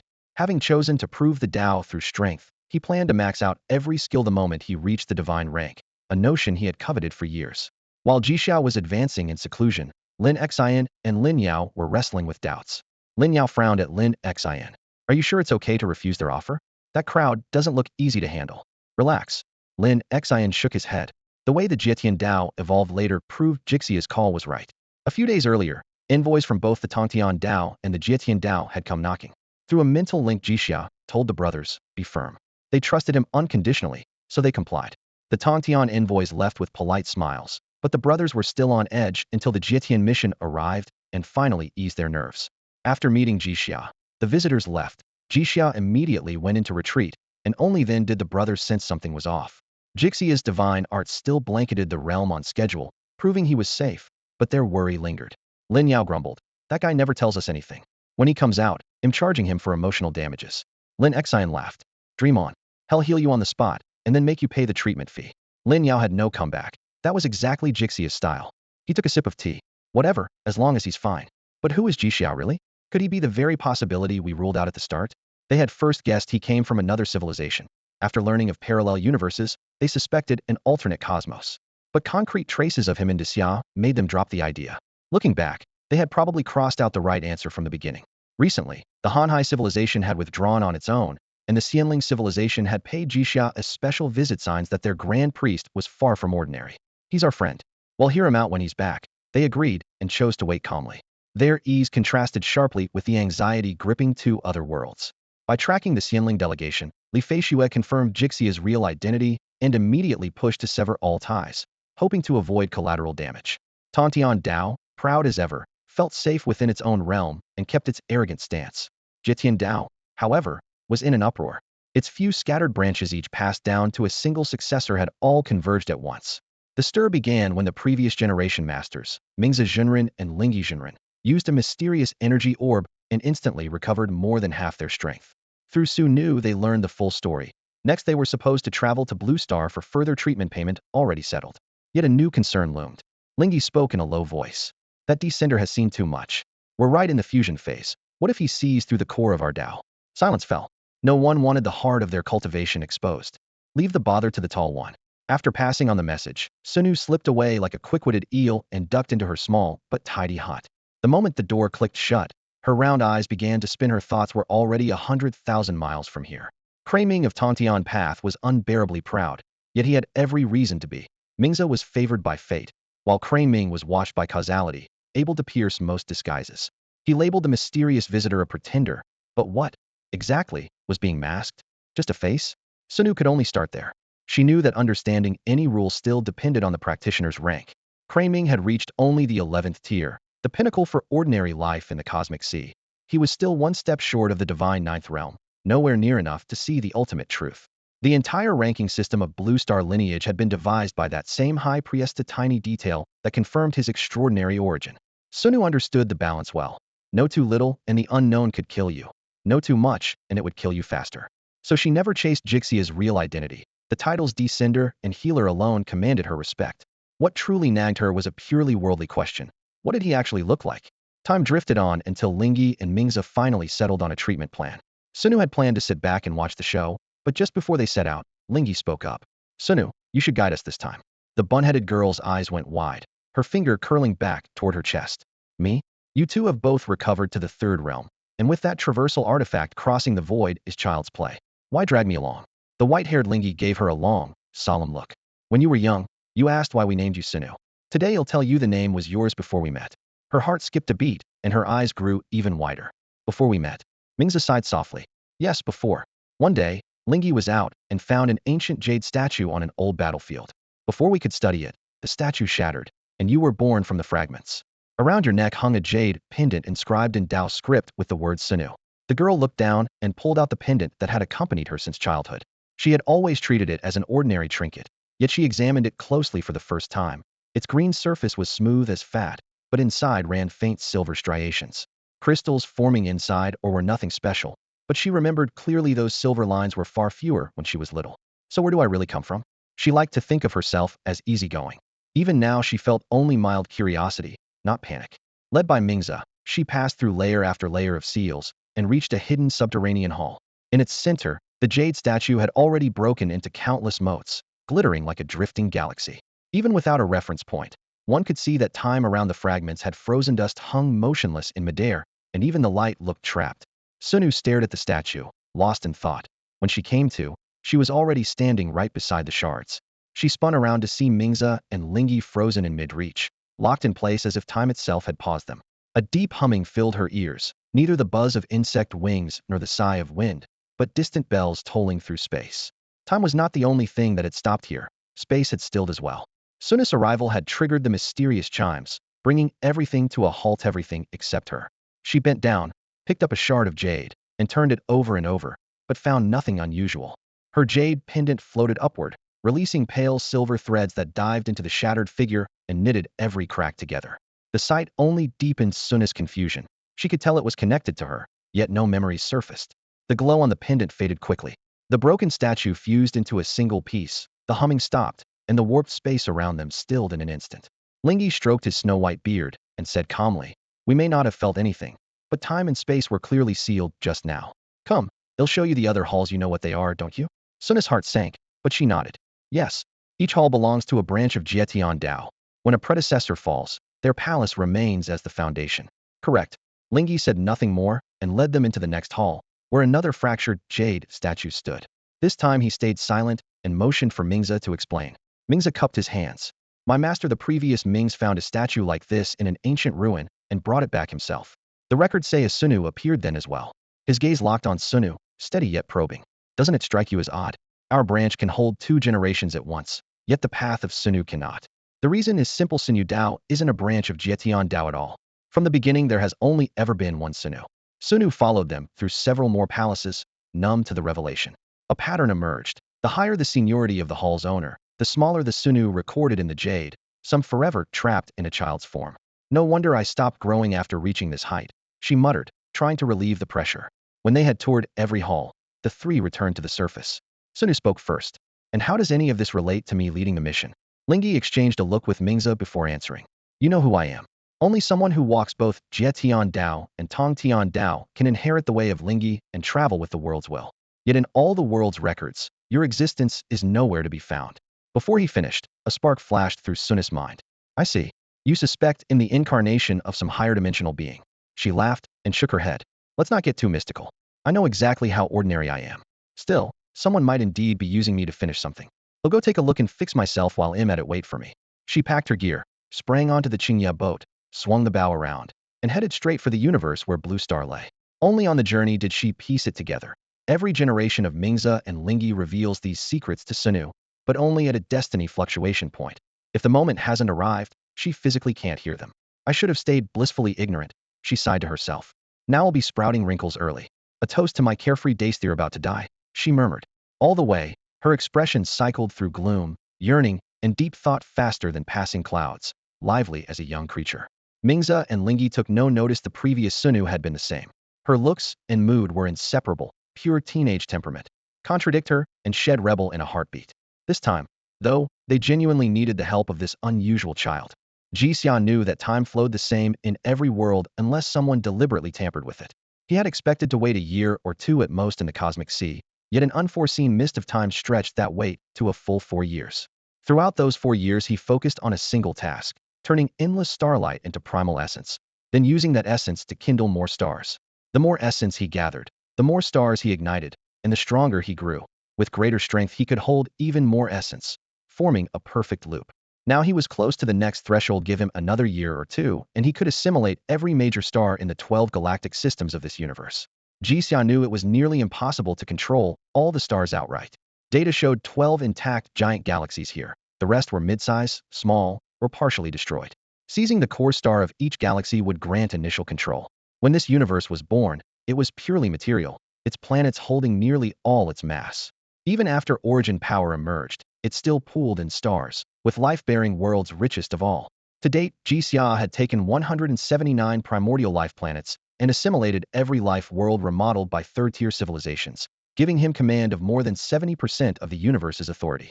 He had once feared the title of Spirit Realm Master might slip away. Now it seemed the entire universe would soon fit in his pocket.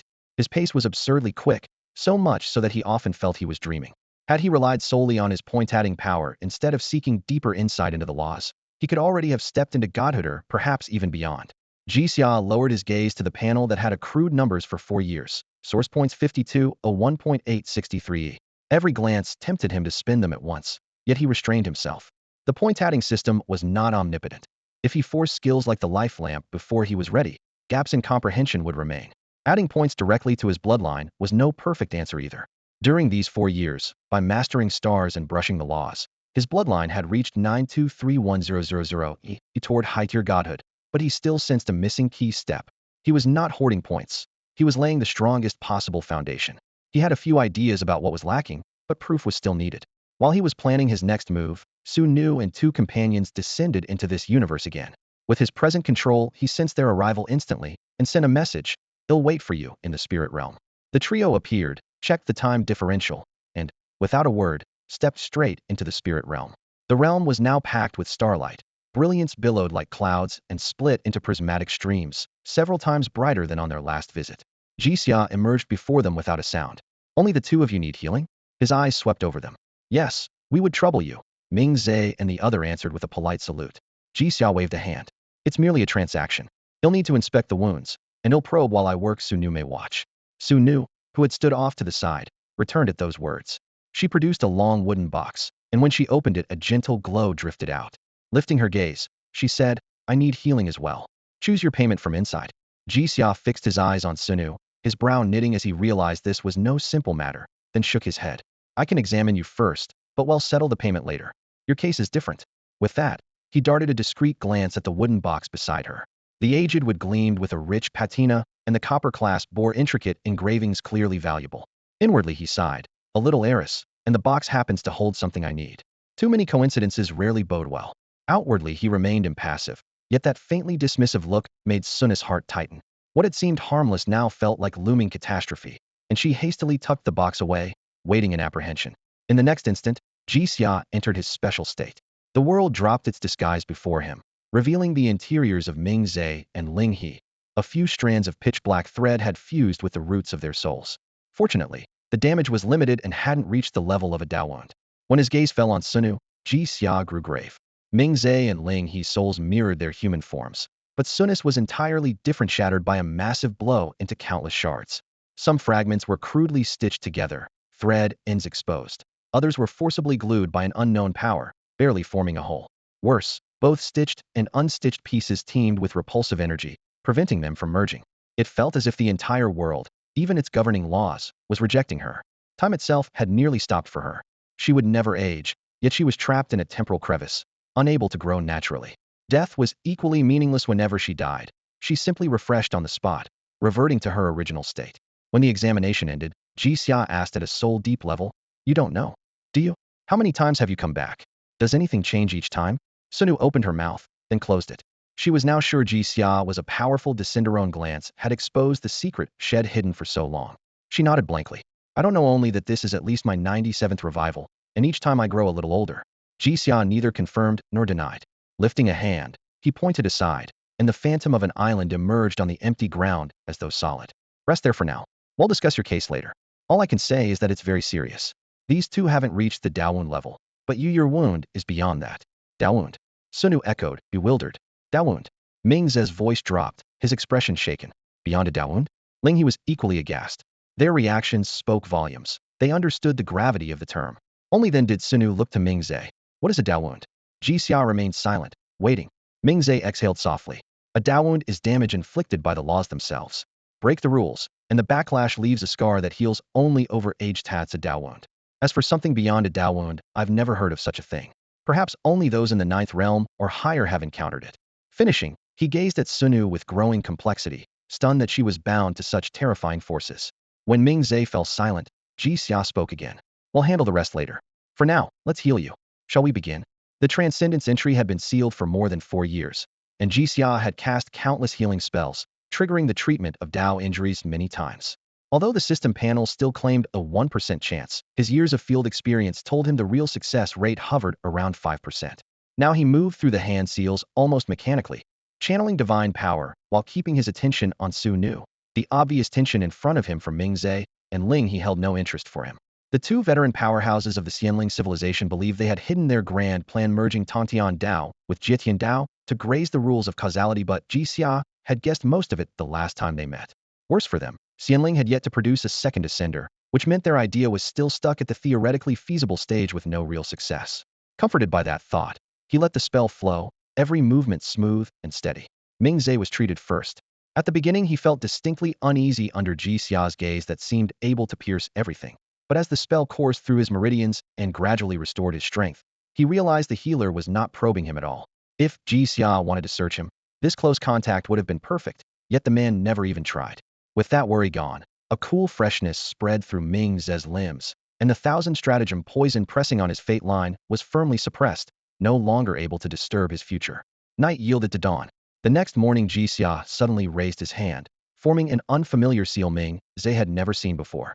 A pale gold, ethereal sigil shot into Ming Ze's brow. Where it passed, the poison melted like ice beneath a blazing sun, vanishing without a trace. His vision blurred as the sigil tugged at his consciousness. After a long moment, he came back to himself. Ling He, watching nearby, also felt a brief dizziness, and only when fully clear-headed did he realize the sigil embodied a high-level rule. Neither of them had ever doubted Jixia's identity. Now all that remained was envy. Within the Xianling system, the 8th realm of 9th-tier godhood was the ceiling. Going further required touching the rules themselves, and that sigil was precisely the kind of power they had never been qualified to approach at their peak. "All right, the treatment's finished.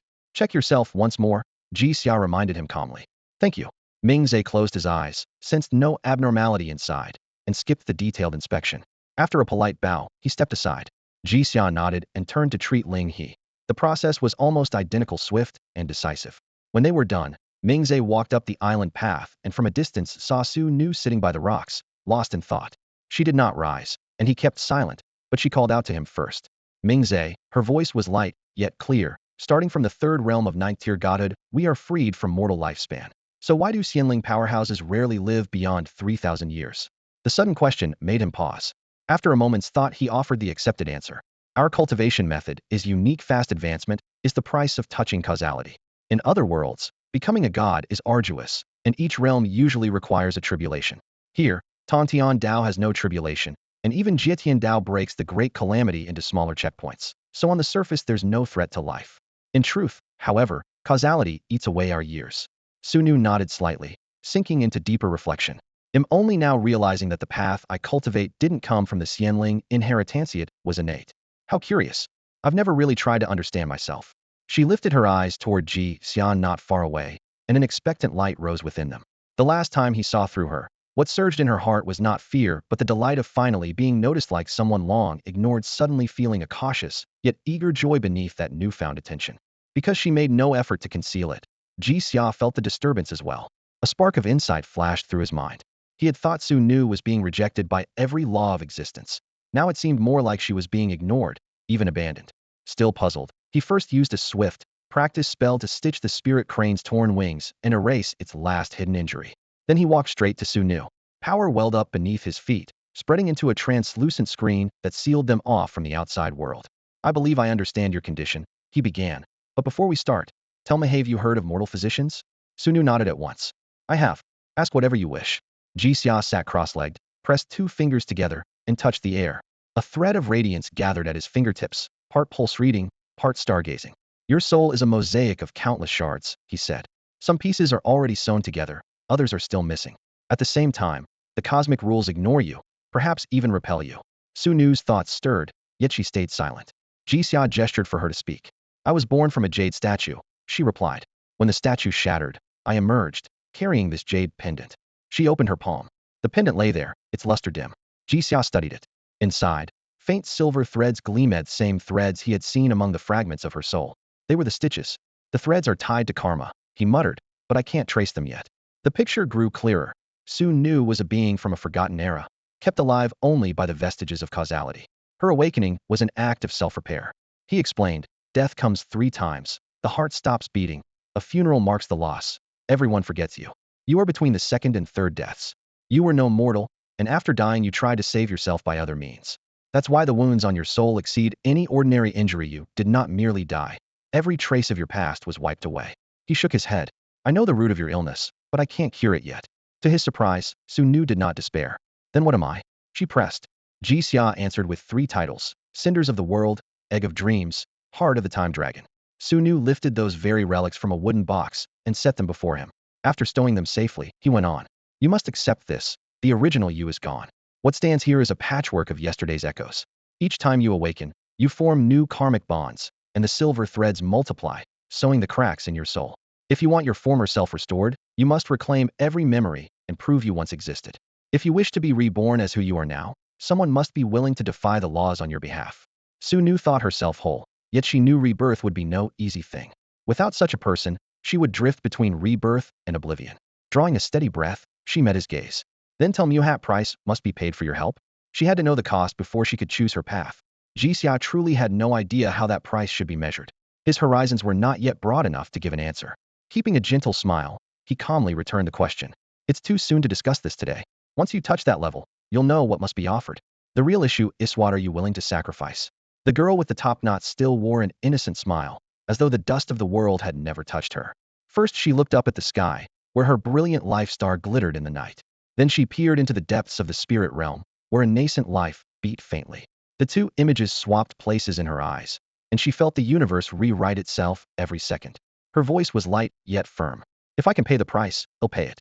Starlight pooled in Ji Xia's palm, twisting into a vortex until it became a fingertip-sized spinning planet. He held it out. When the time comes, crush it. Fate will bring you to me. The star was a one-way link. Only after Ji Xia unlocked it could any signal pass through. For the girl, though, it was a future lifeline. She accepted it with both hands, folded her palms around it, and murmured, "Thank you." The sea wind halted. The little island beneath them twisted like a wrung towel, its edges dissolving into motes of light. Jixia's figure also thinned into starlight, his voice rippling outward. "It looks as though you still have plenty to do, so I won't stay farewell." Mingza and Ling He were fully healed and needed to hurry back to redesign their schedule. They had to rally new forces and discuss how to neutralize the thousand mechanism poison. The negotiations would demand enormous resources. Purging an entire world was never cheap. Besides, the toxin baffled even them, making its antidote an extreme rarity. Even if someone drove a hard bargain, they would have to grit their teeth, and pay. Losing a whole world would cost far more. Once the trio departed and the starlight faded, the universe grew silent. Jixia immediately turned to his own cultivation of all possible realms. None was easier to reshape than a dream. Dream egg, an unhatched dream construct. One can design it first, then let it form. It is bound to no living creature's sleep, and, given enough energy, can exist indefinitely. Heart of the time dragon, outwardly a heart, but in truth a crystal of temporal power, its pulse cycling through the years. Embers of a world, a pile of ash that occasionally sparks, symbolizing death and endings, yet also hinting at new birth. Jixia lifted a transparent stone filled with swirling gray mist and branded his pre-planned world prototype onto it. Then he poured his own essence into the dream egg, both an incubation and a signature, binding the future dream to his bloodline. Next he embedded the heart of the time dragon into the egg, and finally scattered the embers of a world across it. The ashes fell, sparks flashing like half-burned paper crackling. The instant the three seemingly unrelated treasures touched, a miracle flared pop. Cracks spidered over the egg, its shards bursting into a rain of light, while gray embers spiraled around Jixia before the void swallowed them. Deep in his perception, a brand new, illusory world quietly awakened, inseparable from his soul. With a thought, a starry curtain unfolded, and 365 stars appeared Ziwei, the northern dipper, the southern dipper, each precisely in its destined place. Jixia threw back his head and laughed, punching the air. "Exactly. When you command fate, you trust your gut. I needed a domain. If I can't get one the usual way, I'll take another path. A descender must create a world to forge a true domain, and that feat is daunting." So he bent the rules. An illusory world is still creation. Jixia glanced at his bloodline meter. It had shot up exactly as had expected. Temporarily weakening his domain was a small price to pay, and he didn't mind at all. As long as he kept pouring laws and rules into that illusory realm, someday he would turn fiction into fact and forge the void into a real world. Without a domain, nothing else could follow, and he had already accepted that, so he could now assign points with a clear mind. The piece of the universe that held Blue Star had given him a generous window to grow. For 4 straight years no trouble came knocking, leaving him in virtually no danger and letting his source points climb steadily day after day. By the end of the first year he had piled up more than 10 million, enough for one full bloodline upgrade. Today, Jixia chose to sink his final 10 source points into his bloodline. The instant those points vanished, heaven and earth seemed to freeze. It wasn't that the outside world had stalled. His thoughts had simply accelerated far beyond the speed of matter itself. He watched the source essence he had scattered across countless planets snap back to him, as if by teleportation. If it were really that easy, he wouldn't have needed years to assimilate those stars. Even more astonishing, his command over the constellations hadn't weakened, it had grown stronger. The returning essence carried fragments of each star's origin, and under his bloodlines it folded into something he had never seen yet instinctively knew was superior fate. Streams of fate twined with stellar power, and his vision went black as his consciousness slipped into a dreamlike state. A globule of energy suddenly detonated, tearing open the void and giving birth to a world. At first there was only empty silence. Then torrents of energy and matter burst from the core, gathering into the first primordial stars. This was the universe's own birth. Within the Big Bang's flood of light, a faint spark crossed time and space, flew from the past into the present, merged with Jixia, and began to gestate an artifact bound to his very life. Such a treasure was the exclusive gift of a high-tier divine bloodline. The vision of cosmic genesis might have been all he was shown, yet the harvest was immeasurable. Jixia, 12th tier star spirit Magus bloodline, Destiny star spirit, high rank divine bloodline. Next evolution, 0, requirements unmet, cannot advance with source points. Fate source energy, 13.51 million converted from source essence. Talent, inherits all previous talents. Talent, prelude of fate, compose a brand new destiny. Talent, symphony of fate, play a hymn to destiny. Talent, finale of fate, write destiny's last movement. Talent, companion artifact currently incubating, evolves with the wielder's strength. Huh, Jixia muttered. Where did my old skills go, and what do these talents even mean? The interface offered no further explanation, leaving only a faint sense though fate itself were guiding him that when the time was right, everything would become clear. He tested his former spells one by one. Healing Light, Purification, 7-star life-extending lamp. Every spell packed a far stronger punch than before, yet the 3 conceptual spells in his Fate Edict system still wouldn't merge into one. Stranger still, talents, and stayed completely dormant during the trials. Just what on earth was this so-called high-rank, divine bloodline? For Jixia, the clearest sign of his bloodline's ascent was the way his source essence had turned into Fate Force, a power of the same rank, yet far more specialized and personal. This fresh energy surged through him, giving every skill greater impact. Fate-based spells in particular received a boost he could see with his own eyes. Moments earlier he had tested several ability sets, and the most dramatic change was how Fate Edict had swollen to absurd proportions. Even the name coincidence now felt cramped, so he decided to rename it Script instead. Fate Force was like an endless reservoir of ink that let him scribble freely in the Book of Fate. As long as he understood the relevant rule, he could write a storyline for any target, and unless the opponent was overwhelmingly strong, the attempt would almost never fail. If he lacked the right rule, he could still force the draft, but the success rate would plummet. The lone exception was anyone chosen by the Fate Star. For those blessed by the star, or traveling the Fate Star Mage path, the requirements were vastly relaxed. The spirit of the Fate Star bloodline was not a simple upgrade of the Star Sovereign line, but an evolutionary blend of starlight and destiny. From this stage forward, every advance would tilt the ratio further toward fate. The doubts that had once bothered him faded away, and he now sensed the internal logic of several talents and abilities, though their exact effects would still need experimental proof. With a single thought, his will swept across the entire blue planet and instantly locked onto his younger brother, Jifeng.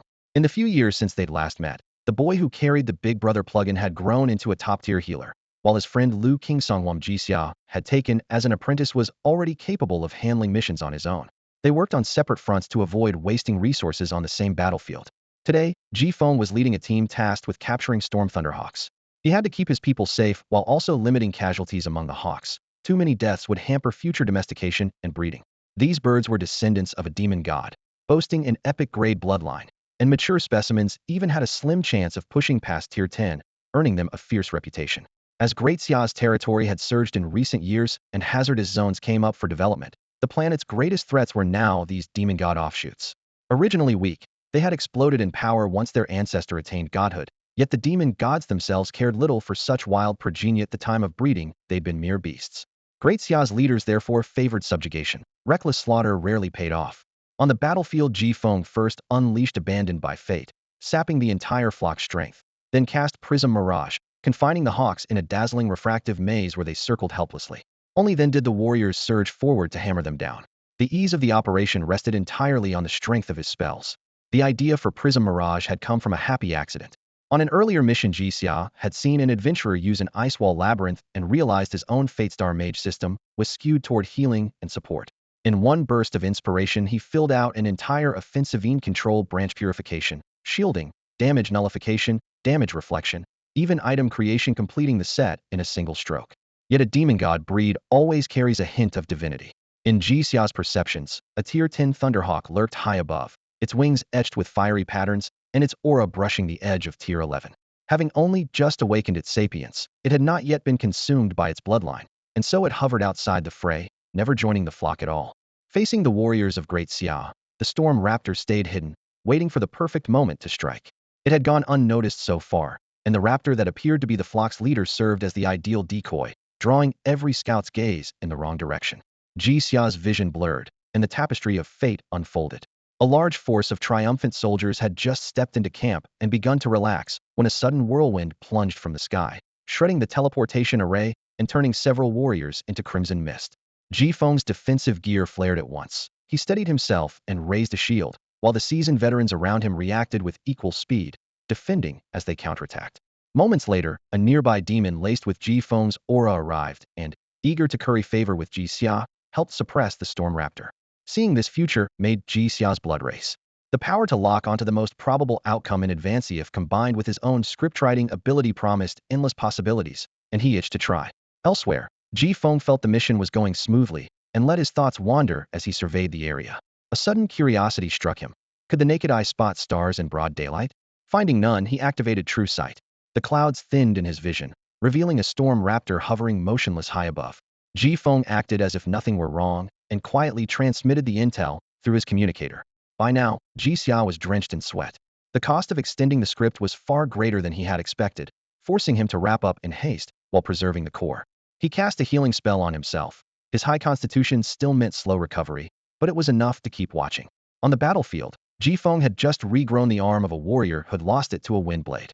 The earlier disaster had made everyone extra cautious. The line held firm, and for the moment Jifeng had no patience to treat. Then the familiar ripple of fate washed over Jixia. It was starting. He watched Jifeng patrol idly before tilting his head skyward. Under the noonday sun, he could barely make out a few faint stars. Remembering the legacy his older brother left him, he activated true sight again. The heavy clouds parted, and the storm raptor's icy eyes met his. A chill shot down Jifeng's spine. Sweat beaded instantly, yet he calmly forwarded the report. As one of Great Xia's top healers, he was under priority protection, and within seconds a 10th-tier powerhouse slipped through the spirit realm and arrived. Seeing this, Jixia heard destiny snap back into place and knew his influence had ended. He finally grasped his talent's essence. His coincidences were the script itself, and Talent 3 let him insert new chapters into that pre-written play. He clenched his fist, then relaxed it, dazed. Fate whispered that those who sought total control would push themselves into an early grave. If I can manipulate destiny, could I resist using it? Of course not, he muttered with a rueful smile. Every master of fate had to learn restraint, or be destroyed by power. Rubbing his brow, he sighed. I know the rules, yet I still can't help it. Who could refuse to write the script? Watching all life perform at his command was an addiction he would never escape. Destiny is a strange power. That, at least, is Jixia's verdict. In his own words, fate is a wavering curve, and intellect is the biggest variable on that curve. Any fleeting notion can shove everything that follows onto a brand new track. Yet Jixia wields psychic power, so once he intervenes, destiny becomes a puppet show. He is simultaneously the playwright, the audience, and the hidden puppeteer. As long as no surprise mishap intrudes, the young lady called Destiny lets him dress her however he pleases. He has not even tried to manipulate a demon god yet, but he is certain that simply knowing a target's personality well enough to write a custom script would make them believe it was their own idea all along. Whether it would actually work hardly matters to him. Sees the entire universe as being under his thumb, and even a foreign world will obey once its variables make his list. Buoyed by this near-omnipotent confidence, Jixia skipped the rest of his tests and teleported straight to Fairy Tale Town. Open up, open up. He raised his hand and tapped the dimensional barrier. The moment his fingertip landed, the law of sound spread out, and a crisp knocking echoed across the ward. He was not barging in at random, knew the twins on the far side were free. They had reached the 12 franc limit, and with no bloodline breakthrough available, they had devoted themselves wholly to studying the laws. Obsidian crystals made the basics fairly easy. In truth, Jixia was not the only one growing stronger. The twins could condense their godhood at any moment, yet they had stayed in seclusion for a year, perfecting the system they had designed. The sudden knock surprised Lin Xin and Lin Yao. Their pocket world was never open to outsiders. Peering out through the floating island's core, Lin Xin spotted Jixia standing there, still knocking with textbook form. Fine. With a resigned sigh, Lin Xin opened a passage in the barrier. You've got clearance for the teleport array, he grumbled. Why knock on the window? The barrier was transparent, after all, like a massive pane of glass. Jixia drifted down, found an open spot, and sat cross-legged. An impulse, he laughed. I just ported right over. His eyes brightened. So what have you two discovered? A few breakthroughs, Lin Xin said. Bagua warlocks, Kyre-finding adepts, celestial masters, wandering swordsmen, Taoist priests were building a brand new advancement path for every class, aiming to carry them all to the 10th rank. Once it spreads, we plan to forge an origin of the transcendent divinity, basically a stripped-down Tao ancestor. Lin Yao added. In plain terms, we're chopping the old, sprawling roads into shorter segments and merging them into one express lane straight to the 10th rank. Jixia nodded. Clear concept, solid future. So why haven't you rolled it out? Lin Xin sighed. Talent is the snag. We modeled the system on ourselves, and only top-tier prodigies can practice it smoothly. We can't popularize it. Lin Yao shook his head. My brother overthinks things. We just have to plant the seed. Later generations will streamline it in practice and pass it on. We don't need to manage every step. In with Lin Yao, Jixia agreed. Lin Xin rolled his eyes. Look at your own Starfate Mage system. Every branch of spell work, from easy to impossible, every effect under the sun. I could call it perfect and not be exaggerating. You did precisely what I'm proposing, and still you say Lin Yao is right? Jixia spread his hands in resignation. It's not my fault, he said. The Stellafate Mage system is tougher. It plugs straight into destiny. Even if you can't touch destiny itself, you can still draw on luck, life, matter, or concepts like healing and purification. He leaned back in the rattan chair, letting the night breeze skim the flower beds beside him, and added softly, it's all too high level. Let the others chew on it. I was afraid they'd get nowhere for centuries, so I filled in the groundwork myself. Clap, clap, clap. Standing at the bottom of the steps, Lin Yao applauded in excitement. Hear that, bro? Because the system is so advanced, he had to lay the foundation in person. All we have to do is spread the basics, set up the framework, and let the geniuses handle the details. He turned and winked at his elder brother. Let's release it in a few days. The tests are done, now it's all about talent. Daxia has people to spare. Talent is the one thing we never lack. Lin Xian still frowned, as though he wanted to trim the plan even further, but every word his brother said made sense. With Daxia rising at breakneck speed and talent pouring in, he finally nodded. Fine, let's start the rollout. Changing the subject, he recalled another concern. By the way, Jixia, what's going on with the Hanhai civilization and the Xianling civilization? They've been awfully quiet. Jixia stretched lazily, half closing his eyes to breathe in the scent of flowers. The Hanhai civilization left on their own. The Xianling civilization will drop by again later. Nothing to worry about. The brothers exchanged smiles. Lin Yao pressed on. So we don't need to fret about Hanhai? How did you get them to back off so obediently? Relax, Jixia waved a hand. They're just a lucky upstart who knows when to behave. I didn't have to lift a finger. Reassured, the two finally exhaled. Then Lin Yao remembered the elderly visitor from Tangshiando. Right, that old man with the he courtesy name showed up. You had the gatekeepers throw him out without explanation, and I worried about it for ages. How are you compensating me for the mental damage? Compensation? Jixia raised a hand, and a gentle healing spell blossomed into golden light around them. Warmth flowed through every muscle fiber, sweeping their fatigue away. He held out his palm. Thanks for your concern. This treatment is discounted only one piece of epic-grade material each. Hey. Lin Xian and Lin Yao looked at each other. They remembered teasing him like this before. Now the joke had come true ridiculous. Knowing Jixia was just playing, they pretended not to hear and quickly sobered up. Lin Xian got to the point. We're making contact with the other civilizations, but bringing them under our wing will take time. As for the blue planet, we plan to cooperate with the demonomancer system first. Let a group walk the divine path, claim God's seats and duties, and once they're under divine protection, roll out the special classes on a larger scale. Does that work? Jixia pointed at himself, amused. Me? You're dumping this on me. I've been a hands-off boss for years, and now you want my opinion? Don't grasp at straws. You two are Daxia's prophets. You know Daxia better than anyone. Still unwilling to give up, the brothers looked at him earnestly. You've seen more, done more. A high-dimensional angle from you is worth its weight in gold. Jixia chuckled and shook his head. Fine. I have only one piece of advice. Take it slow. A few years from now, come with me to the Xianling civilization and see for yourselves. What others teach is never as valuable as what you observe firsthand. These days, anyone in the know assumes Jixia hails from a higher dimensional civilization. Jixia isn't sure himself. He only knows he's a descender, and that fact is nailed down. Since everyone else has made up their minds, he doesn't bother arguing, simply accepts the label. The silent agreement saves him endless trouble. In ordinary civilizations, a high-dimensional descender radiates an inherent threat. One slight nod from him is usually enough to cow petty schemers. Before long, he'll have to visit the Xianling civilization to heal their world. Fate rolls toward him like a blurred tide, and he can already sense the outline of what lies ahead.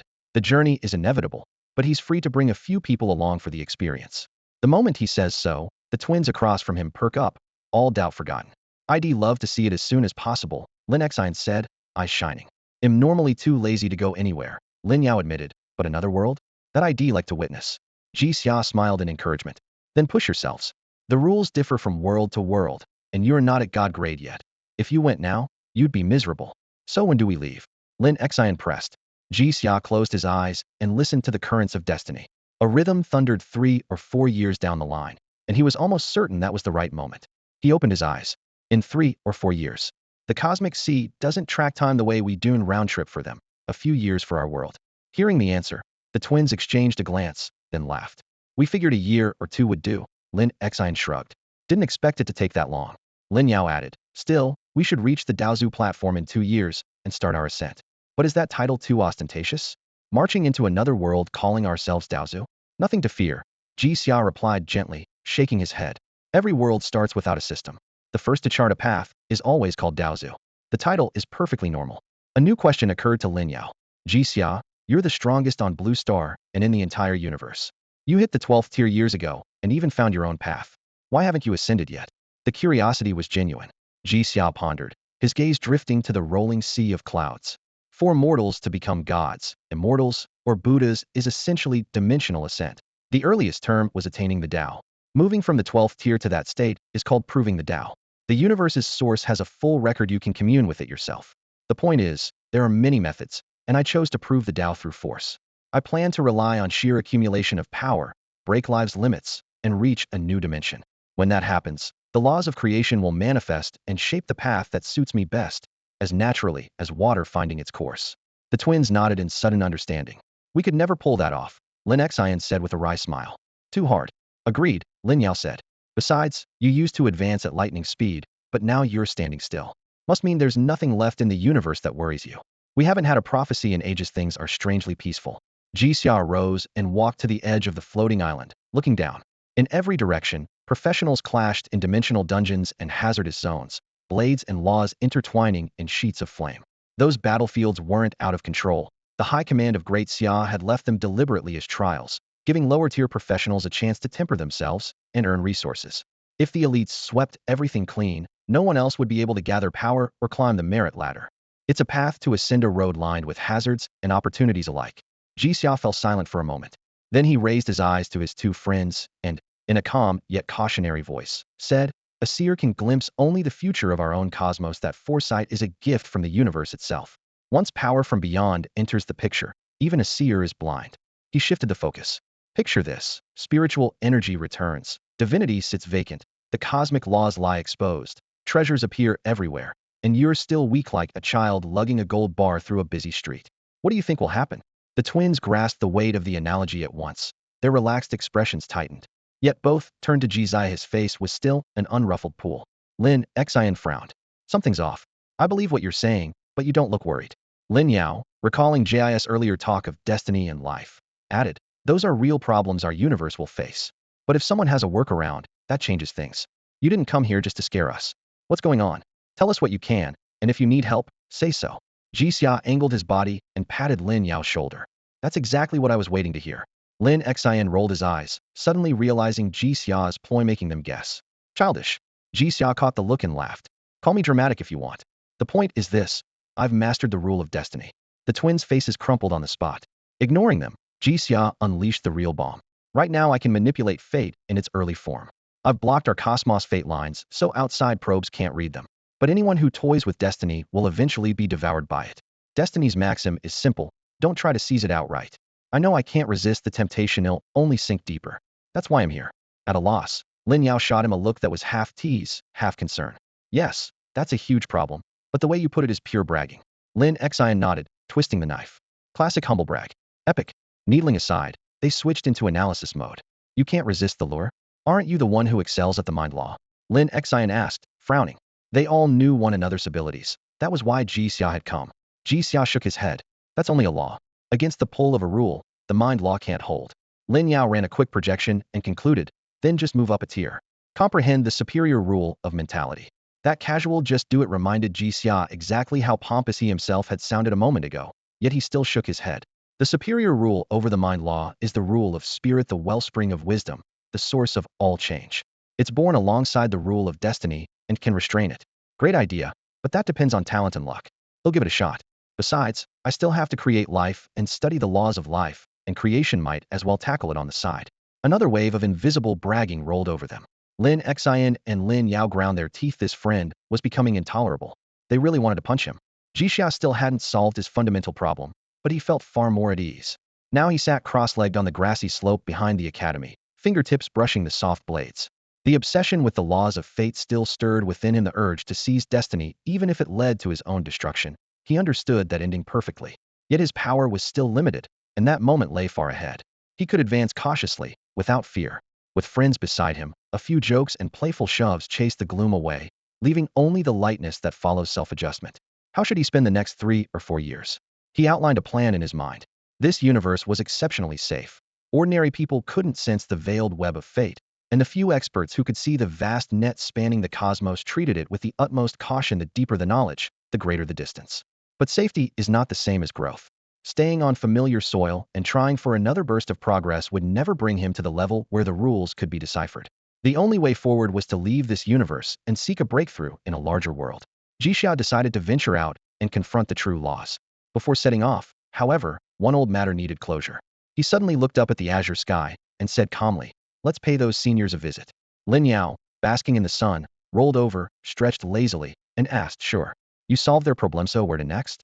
Lin Yao always had an eye for the heart of a matter. Jixia shook his head, chuckling. I don't know, I'll pick a world at random. The script I can write ends here. Beyond this point, I lack the resources. Lin Xian and Lin Yao exchanged a glance, envy and longing flickering in their eyes. Too bad we can't leave, Lin Xian sighed. Great Xia is rebuilding. If we disappear now, progress might stall. Great Xia wouldn't grind to a halt without them, but it would become a mess in need of patching. The twins' presence had freed many grandmasters to focus solely on cultivation and evolution. Without them, Jixia was sure Great Xia would have reached only the 6th or 7th tier at best. Forget grandmasters maintaining, even the master era would have been hard. The three soared skyward, cutting through the wind in silence, each lost in thought. Lin Xian and Lin Yao calculated the impact of Jixia's departure. In truth, it wouldn't be disastrous. Great Xia was already on track, and Ji Feng remained. Ji Feng's abilities were almost a copy and paste of Jixia, slightly weaker, yet still ahead of the times. Add Lu Qingsong, who had inherited Jixia's teaching. She could already cast basic resurrection spells with ease, making him an ideal next high priest. The only thorny issue was the spiritual pillar. Too many people placed their faith in Jixia. His departure would leave a void. The brothers trusted he had a plan. Indeed he did. In his mind, Jixia sketched it out. A proper prayer ritual, himself as the one who wielded the laws of fate, and the hundreds of billions of believers scattered across the land. These 3 points would form a seamless coordinate grid. Even if he left the world, he could project an avatar at any time. An occasional blessing from afar might actually work better than having his true body present. The three shot forward at remarkable speed. Mere minutes after taking off, they were already inside the clouds. None of them bothered with shields, brushing off the pressure within the vapora. Little-known fact, clouds are surprisingly heavy. Once they reached that altitude, Jixia pushed off and vaulted above the cloud sea, sunlight spilling across his shoulders. A demon god lurking in the mist sensed who it was and left him alone. They came to a halt. Jixia lifted a hand and traced delicate lines through the air, his fingertip leaving faint silver streaks. According to their intel, the plane beneath them was home to the god of games' divine realm. Seriously, how did our seniors manage it back then? That's insane, Lin Xian whispered. Lin Yao shook her head. No one knows the details, only that someone in their group awakened an exceptionally rare talent. They sacrificed themselves and bargained with some unknown being for a way into the god's realm. Jixia's hand paused, his tone wary. Who was that being? Is the prayer ritual documented? Lin Xian lowered his voice, inserting filler words between the name. Countless rays seems like the gentle mother. The order doesn't matter. Just don't say the 3 words together, you know why. He added, silently thinking it is safe, it won't trigger anything. Jixia didn't recite it. Instead, he tapped directly into cosmic will. In the vast sea of data, he located the name. One day this entity had appeared in the cosmic ocean, prompting countless intelligences to recall her title in their darkest moments and pray. She grants knowledge, and sometimes tangible aid once offerings are made. Maybe not an eldritch goddess, but definitely helpful, Jixia muttered. The real issue is the cost of that sacrifice. As he spoke, he traced the final stroke. The silver lines converged into an elegant arched door, beyond which lay a strange realm built from pixel blocks. They stepped through. Instantly, the twins were assimilated by the realm's law, their bodies breaking into pixelated modules. Prepared for this, they stayed calm. Lin Xian glanced around. Looks like our predecessors never fully mastered the realm's rules. He cocked his head at Jixia. TSK, the master of fate really is untouchable. You're fine. Quiet, Lin Yao warned. Jixia stood with eyes closed, immersed in streaming data. The twins exchanged a look, secretly envious. Talent like that was beyond reach. Jixia's mind plunged into a pure data domain. The god of games had perished long ago. When his divinity descended on Blue Star, it warped dramatically. The games of the god's world were nowhere near as rich as those on Blue Star. Jixia was now grasping the law of data. Though not a fundamental universal principle, hardly even a true rule, it still amazed him. Blue Star's universal class awakening and attribute panels existed because the law of data was linked to the game divinity. By mastering a single ability, datafication, Jixia's combat power multiplied several times over, and he was already a peak 12th tier being, stronger than ordinary gods. Such a leap proved how strange and potent the law of data was. When he opened his eyes, 2 paths floated before him. The left bore a 19% chance, the right 83%, the respective odds of meeting the god of games' residual consciousness. That a mere law of data could interface directly with the rule of fate was something Jixia could not ignore. Others might overlook it. He could not. This was no place to debate. He stepped onto the path with the higher probability. Come on, he said, let's meet our predecessors. The god of games' divine realm was a colossal labyrinth, yet to the naked eye it appeared to be nothing but an empty white void. Within this deathly still whiteness, an invisible web of walls hemmed them in. Any contact forced a change of direction. Jixia walked at the front, the twins close behind, never asking a single unnecessary question. At every junction, he invoked the rule of fate to recalculate their route. With each new step, the odds of success soared 70%, 80%, 90%. When the value approached its limit, he could already sense the exit. One more stride and the white curtain collapsed with a roar, revealing rows of palaces in exotic styles and strange patterns that materialized out of nothing. We're out just like that? The rule of fate, terrifying stuff, the twins echoed, hoping to fluster him. Unperturbed, Jixia raised a hand toward the palaces and bowed. His voice boomed like a great bell, rolling through the air. High Priest Jixia of Daxia pays homage to his honored seniors. I ask you to awaken. Awaken, awaken. The trailing syllables carried an eerie power, reverberating through the palaces before cutting off. A humanoid shell materialized before them. It looked human, but its eyes were hollow. Paint and garish blocks covered its face, erasing every feature. Its robe was the same riot of colors like a grotesque NPC from the Witch's Night dungeon. The shell stood motionless for minutes before a faint light flickered in its pupils. It turned slowly to study them. So it's you. The voice was layered, male, female, old, young, hundreds speaking at once. Don't speak, Jixia warned the twins through a mind link. Dropping his own disguise, he offered a gentle smile and spoke in the softest tone. Yes, it's us, honored seniors. We've come to take you home. Home. Yes, home. Home. The word rippled across the divine realm, and the entire plane convulsed. Transparent shields flared around the trio, swaying under the shock wave until the tremor subsided. Lin Xian sucked in a sharp breath. We barely did anything. Why did that happen? Clearly things have been wrong here for a long time, Lin Yao replied, still calm. Ji Xiao looked relaxed. I'm coaxing them into venting emotion. The stronger the feeling, the easier it is to separate the souls. They've fused completely. Without a jolt, we can't pull them out. Only then did the twins realize the treatment had started long ago. What they thought was their seniors losing control was simply Ji Xiao running the show. Something else he kept to himself using conceptual level charisma. He had anchored the souls in the shell to the single thought of going home, leaving no room for debate. He lifted both hands as though grasping empty air and thrust them into the shell. Under the twins' stunned gaze, he dragged out soul after soul like prizes from a claw machine, some brilliant, some dim, each a different size, casually kneading every one into a globe of light. Lin Xian held his breath, a gory image flashing through his mind, a hand ripping organs from a body. Yet this was even more unsettling. Ji Xia was extracting souls instead. They kept a careful count of the souls. According to the records, there had once been 108. Now only 36 remained, bound by pale strands of light and drifting in midair like ashen candles on the verge of going out. The twins Lin Xian and Lin Yao prided themselves on their study of healing magic. Yet even they could see that these fractured souls were virtually dead. They had no idea how Ji Xia planned to save them. Ji Xia answered their unspoken question at once. He reached for the nearest soul orb, closed his fingers, and it burst with a sound like shattering glass, scattering milky fragments. Before the pieces could fly apart, a binding spell spread like an invisible web and froze every shard in place. Then he cast a healing rite. Soft light settled on the largest fragment. Concept-level power rippled through its veins. Every related shard vibrated, drew together, and in a blink merged into a translucent sphere the size of an egg that continued to swell. The healing light kept pouring in.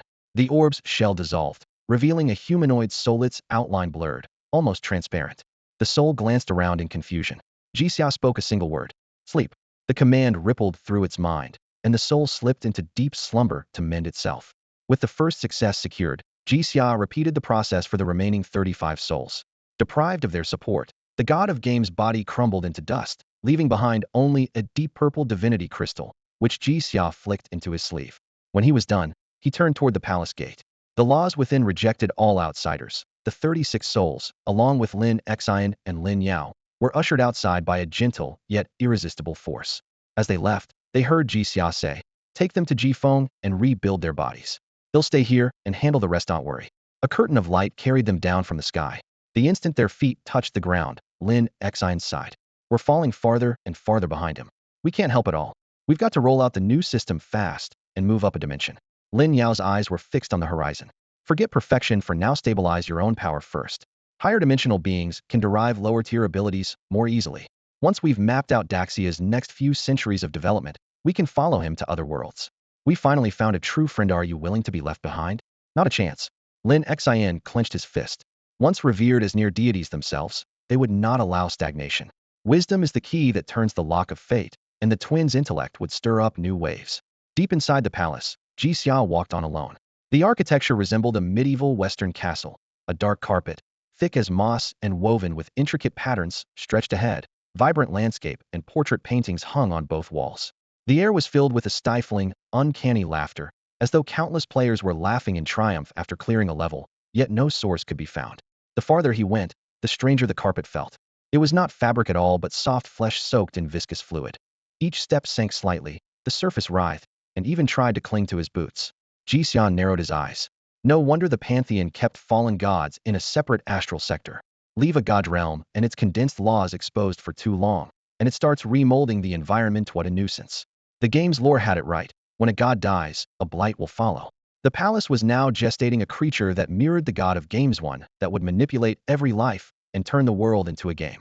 Wasn't that just another kind of destiny? A thrill ran through Jixian. This trip was offering more surprises than had expected. Games and destiny, it seemed, were made for each other. In Jixia's view, domains such as theater and drama are still threads of fate, and he can weave them almost effortlessly.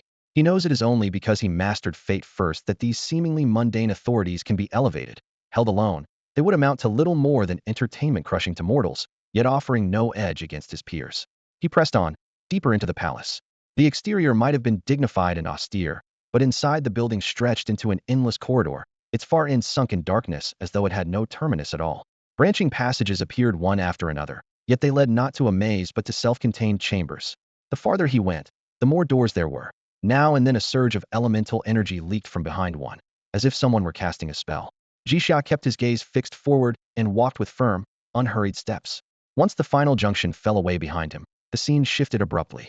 Walls, ceiling, and floor had turned to living tissue, thick blue-black veins pulsing along the surfaces while the carpet underfoot became a slick layer of flesh. Jixia rose into the air and flew onward rather than set foot on that repulsive ground. After some distance, the passage opened into a cavernous hall. The sight was bizarre. Countless strands of jet-black hair gathered toward the center, yet just as many seemed to radiate outward. The walls were carved with dense red runes that flared to sudden brightness as soon as Jixia crossed the threshold. In the next instant, strands detached from the vaulted ceiling and rained down. A black cocoon at the hall's heart began to spin, drawing every falling hair into itself. It was clear now that the cocoon, not the walls, was the true source of the phenomenon. The runes liquefied into crimson-black bat-shaped phantoms that shrieked and hurled themselves at the cocoon, each impact making its surface flicker. "In my name disperse." His voice was low but final. A torrent of primordial fate surged from him, braided with spells already under his command. Reality stuttered.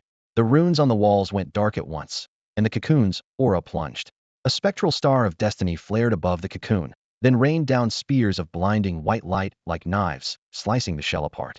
The stench of scorched flesh filled the hall as viscous black fluid seeped through the fractures, sweet and metallic enough to make Jixia gag. He lifted a hand, and silver-gray energy rolled outward, forming a shield that kept the reek and the shockwave at bay. The single outburst cost him half his stored power, yet the result was immediate. The cocoon's destiny, which had flowed and shifted like that of a living mind, froze solid and slid into the track of non-life. Repelled by the smell, yet unwilling to waste useful material, Jixia produced a container and carefully collected the fluid. Saturated with negative desire, it was prime stock for crafting items favored by Inrin and was no worse than the other choice reagents filling his vault. He simply lacked worthy opponents on Blue Star against whom to employ them. When the last drop found its way into the bottle, the cocoon collapsed entirely. As the shell dissolved, its contents were laid bare. A humanoid creature curled in on itself, horned and cloven-hoofed, snuffed out before it could be born. Under the game's laws, every slain foe must yield loot. A burst of light confirmed it, and the spoils arranged themselves neatly. A godhead imbued with the law of trade, a balance scale that weighed value itself, and the corpse of the would-be newborn. Jixia laid his hand directly on the god's heart, absorbing the laws sealed inside it. Under normal circumstances, another being's laws are colored by personal insights and therefore impossible to assimilate. But this shard was an exception. The evil entity it belonged to had never fully awakened, so the laws were still in their most primal, untainted form, and its death had triggered an additional loot drop rule. The two factors combined allowed Jixia to refine the laws outright. A chance like this could hardly be replicated, yet for someone who can write the script, it is not an unattainable dream as long as he finds the right world. After spending several days cataloging the laws, he began to toy with the solid gold balance scale. In this universe, gold symbolizes wealth, but it remains mortal metal, apart from measuring value. The scale offers no protection or offensive power. Toss any weapon against the frame, and the blade would scar the metal at once, but place it on one of the pans, and the law of wealth activates. The object being weighed can no longer harm the scale. He intended to keep both trophies for himself. As for the divine corpse, its body still held a complete low-tier god blood, ready to be absorbed and passed down. Though unsettling to look at, It could create a powerful, god-blooded clan overnight. Jixia had no spouse or children, but his younger cousin Ji Feng was of age, and their parents, by cultivator standards, were still young enough to have more offspring. With their otherwise average talent, absorbing the god blood might actually produce optimal results. One avatar carried the corpse out of his divine kingdom, and the main body followed.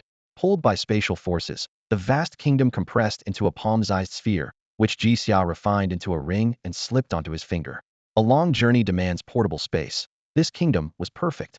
The avatar stayed on Blue Star to handle local affairs, while the true body set out to find the stage for his next harvest. Jixia ripped a hole in the world's membrane and stepped into the dark cosmic sea, immediately sensing a grand world in the distance.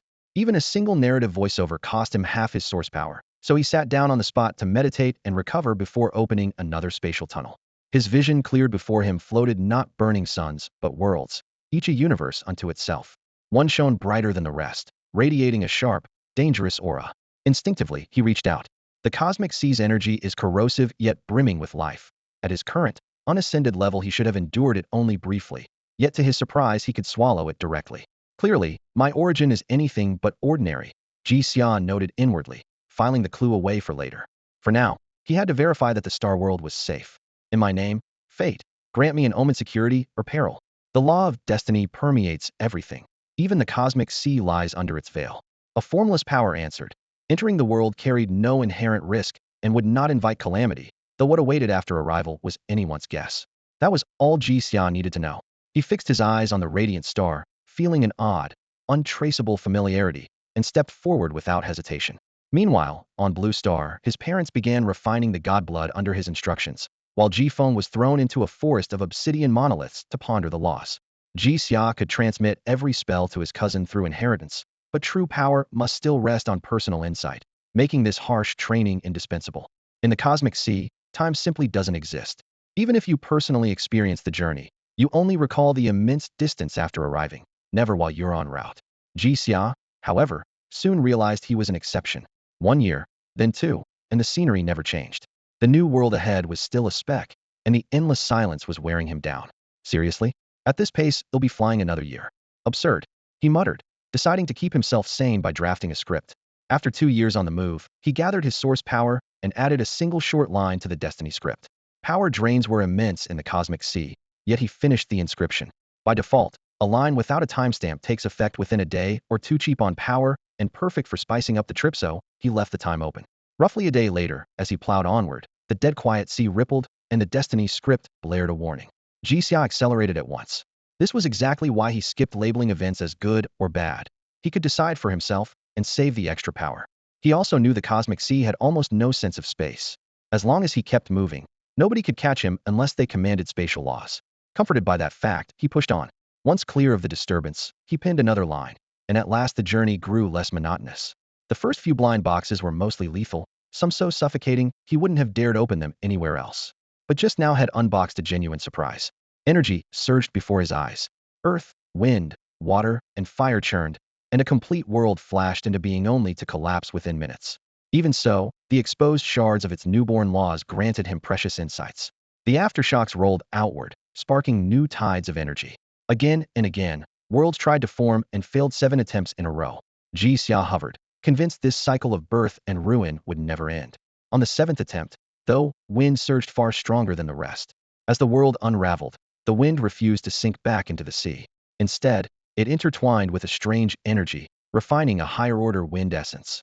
The resulting gale swept up massive energies and condensed into a treasure. It actually dropped loot? Jixia blinked, then shot forward and stowed the pale blue glow. While resuming his flight, he examined it. A wind-type artifact infused with the law of wind, a semi-transparent crescent blade no larger than his palm, shimmering in light blue. Its power is simple, the slicing principle of wind, lending it a frightening degree of physical force, and the cosmic ocean's energy woven into its birth means an average god-tier defender couldn't hope to stop it. Jixia balanced the blade clear as crystal in his palm. Pale teal currents flowed across the edge, a breeze seeming to skim over his fingers. He fished out a slab of testing alloy tough enough to shrug off a full-strength strike from a 12th-tier professional and gave it a casual swipe. The metal parted without resistance, the cut so smooth it could have served as a mirror, and the act was as quiet as a hot knife sliding through soft butter. The treasure came with its own name, Fengrun, Windblade. The title sounded plain, even ordinary, Yet reality proved otherwise. Resting the knife on his hand, Jixia pulled a dozen common materials from his spatial ring, experimenting while the rule of data quantified every result. In moments, the light screen produced a single, unmistakable figure. Fengren destructive power, 258. He had been gathering those numbers deliberately, borrowing the concept of combat ratings from works of his previous life. Data could never capture the whole of battle, but it offered a clear comparison. To avoid inflation, anything below 10th tier he capped at 1. A normal 12th tier blow rated no higher than 10. As for himself, rule mastery made his own strength unquantifiable. Even most deities he had met stayed under 100, yet Fengren shot straight to 258, a monster outside the current patch. Its value went beyond raw damage. The blade carried the wind-born secret of cutting, a revelation any wind cultivator could directly study. Jixia slipped it away, reminding himself that wealth stays safest unseen. Barely months after leaving the Blue Star microcosmos, he had stumbled on a fortune proof of how vast the greater universe truly was. Buoyed by the find, he cared little for the journey's length and decided to shelve the destiny script for now. That tool forced coincidences. After a gain this far above his pay grade, he preferred to lie low and recover. By his reckoning, only a top-tier god should own Fengren, healer's heart or not. He would expose either himself only when the new world's politics warranted it. 3 years of sailing the Starseat later, he finally arrived. This so-called grand world was confident to the point of arrogance. Its world barriers stood wide open, letting him slip through at a touch. More considerate still, it teleported every outsider straight into Skyline City. Skyline City was itself an independent world sculpted into a single colossal metropolis towering castles, exquisite gardens, shadowed caverns, spiraling treehouses. Architectural styles from countless civilizations should have clashed, yet somehow blended into a distinctive, harmonious beauty. Hovering above the vast central square, Jixia looked down on the bustling crowd. Even he, seasoned as he was, felt a moment of awed distraction. "Senior, would you like a dossier on the Dongwang world?" A perfectly ordinary human boy called up to him, unabashed. His fate line held only 12 years, and the boy indeed seemed 12, yet his strength already sat firmly at 9th tier. He had scarcely trained, and was starting where others could only dream, proof of a native's inherent advantage in a grand world. Information on this unfamiliar realm would be useful, yet Jixia shook his head. Then, noting the disappointment in the youngster's eyes, he added, "What I need is a guide. Do you think you're up to it?" Tianji City is full of children dressed as pages, each trying to sell their services to newcomers. Anyone who can cross between worlds, even if only moderately powerful, usually carries something valuable, so guiding these visitors is a lucrative business. Scanning his surroundings, Jixia noticed that every few dozen steps stood a bean soldier clad in emerald vine armor. Born of the ancient art of scattering beans into soldiers, each one possessed demigod-level strength, while their squad leaders were true gods. Their auras were linked. If they moved as a unit, they could overpower an ordinary god-rank expert. On top of that, Jixia sensed the pocket world of the city itself could awaken at any moment and turn into a weapon for Tianji City, proof of a grand design worthy of a great world. The child he had just turned down still thanked him cheerfully. "You gave me the chance to serve you, senior, and am grateful." Introducing himself, the boy went on, "This is Tianji City. Every traveler who arrives in Dongwang from another world is teleported here first and automatically receives basic information. Think of it as a hub where you can learn about Dongwang before choosing your landing zone." Chattering nonstop, the boy guided Jixia down the street. Dongwang has 4 heavens, each the size of a greater thousand world. Besides that, there are 3 realms: the human realm, the earth realm, and the netherworld, to separate cultivators of different levels. Rulers of each region adjust the local laws of heaven and earth to suit their needs, so those with matching attributes can cultivate or comprehend the Tao faster. If you're looking for a master smith or alchemist, there are fixed arrival points for them as well. Jixia listened and took mental notes, amused that the boy revealed everything so freely, clearly had something to rely on. The boy continued. 1. The human realm is all-inclusive, housing everything from ordinary mortals to immortals. Sacred grounds are everywhere, so it's best not to stir up trouble. 2. The earth realm is essentially the domain of immortals, god-rank beings, and the weakest you'll meet on the road is a demigod. 3. The netherworld is the most chaotic, packed with every variety of heretic and fiend. Visit at your own risk. Puzzled, Jixia asked, "Since Donghuang's righteous factions run the show, why do they allow the netherworld to stay so lawless?" The boy merely smiled and changed the subject. "What do you need, senior?" "Here, everything has a price." Jixia glanced down the orderly market street. "First, show me the price system in Dongwang. These healing energy spheres are yours." He produced 3 glowing orbs formed from a healing spell. The child's eyes lit up like little lamps, and he bowed deeply. "Many thanks, senior. Please follow me." The treasure realm maintains a chamber of commerce here in Dongwang. They've set prices for everything in the cosmic sea. You can buy a treasure compendium to learn appraisal techniques. Once you can judge an item's worth, you're free to trade. What struck Jixia most was the reach of the treasure realm. Power over trade, money, and contracts might seem mundane, yet for any civilization it was nothing less than its lifeblood. He followed the boy into a loft, and the boy whispered, "Senior, if you don't have any Tianjing prepared, you can trade the energy spheres from earlier. In the treasure pavilion, each one sells for at least a single Tianjing." The lighting inside was soft and warm. Towering display racks stood in neat rows, and customers browsed at leisure before paying at a counter on the far side. There wasn't a single uniformed clerk in sight, only green-robed youngsters darting back and forth. The boy continued, "Once a world stabilizes, the treasure realm moves in. Tianjing can be exchanged for local currency. In a great world, it even circulates directly." As Jixia listened, he surveyed the space and sensed hidden depths. Outwardly, it was just one street, but in truth every major realm had a branch here in Donghuang, all funneling their entrances through Tianji City. "I've heard." The boy lowered his voice. "Each building that looks ordinary on the outside actually houses an entire world within." Jixia marveled at their audacity. Walking down an aisle, he found volumes titled Treasure Compendium, Encyclopedia of Minerals, and Compendium of Herbs.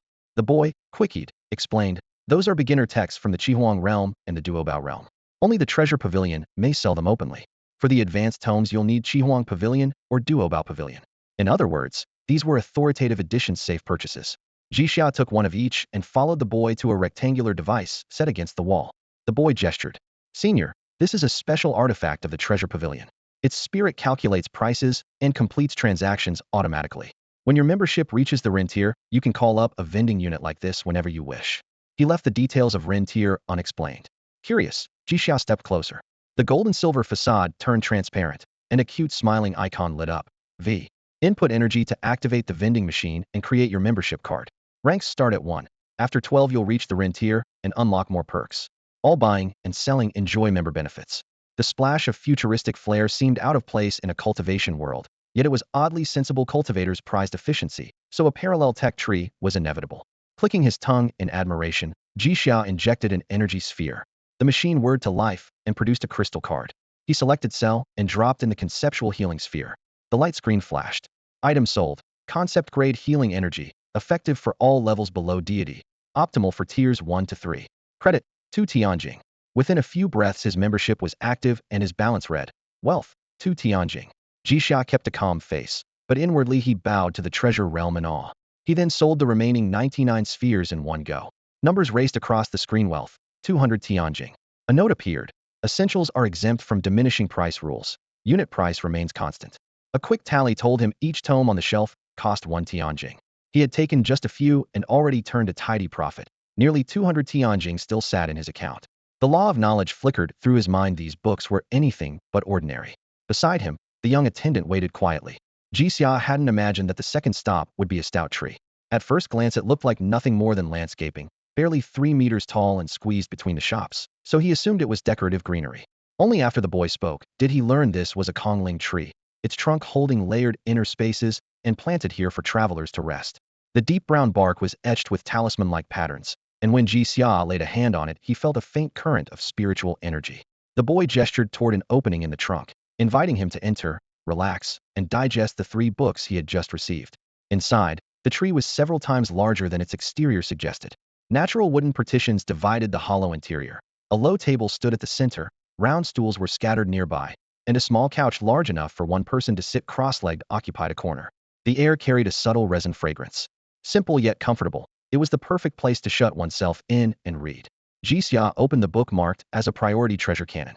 Runes on the cover flickered softly, and basic knowledge of the cosmic sea and the value of common items unfolded. 1. Universal language and script runes of the highest tier, embodying the laws of civilization. 2. Universal cultivation system 12 mortal tiers, 9 god realms, and, above them, the Tao sovereign. The text stressed that in grand worlds the number of god-level cultivators was immense, far beyond minor worlds. But a chasm appeared after the 3rd realm and the ranks thinned sharply. For example, myriad gods world, a little over 300 gods, more than 200 first realm, several dozen second realm, only a handful 3rd realm, none 4th realm.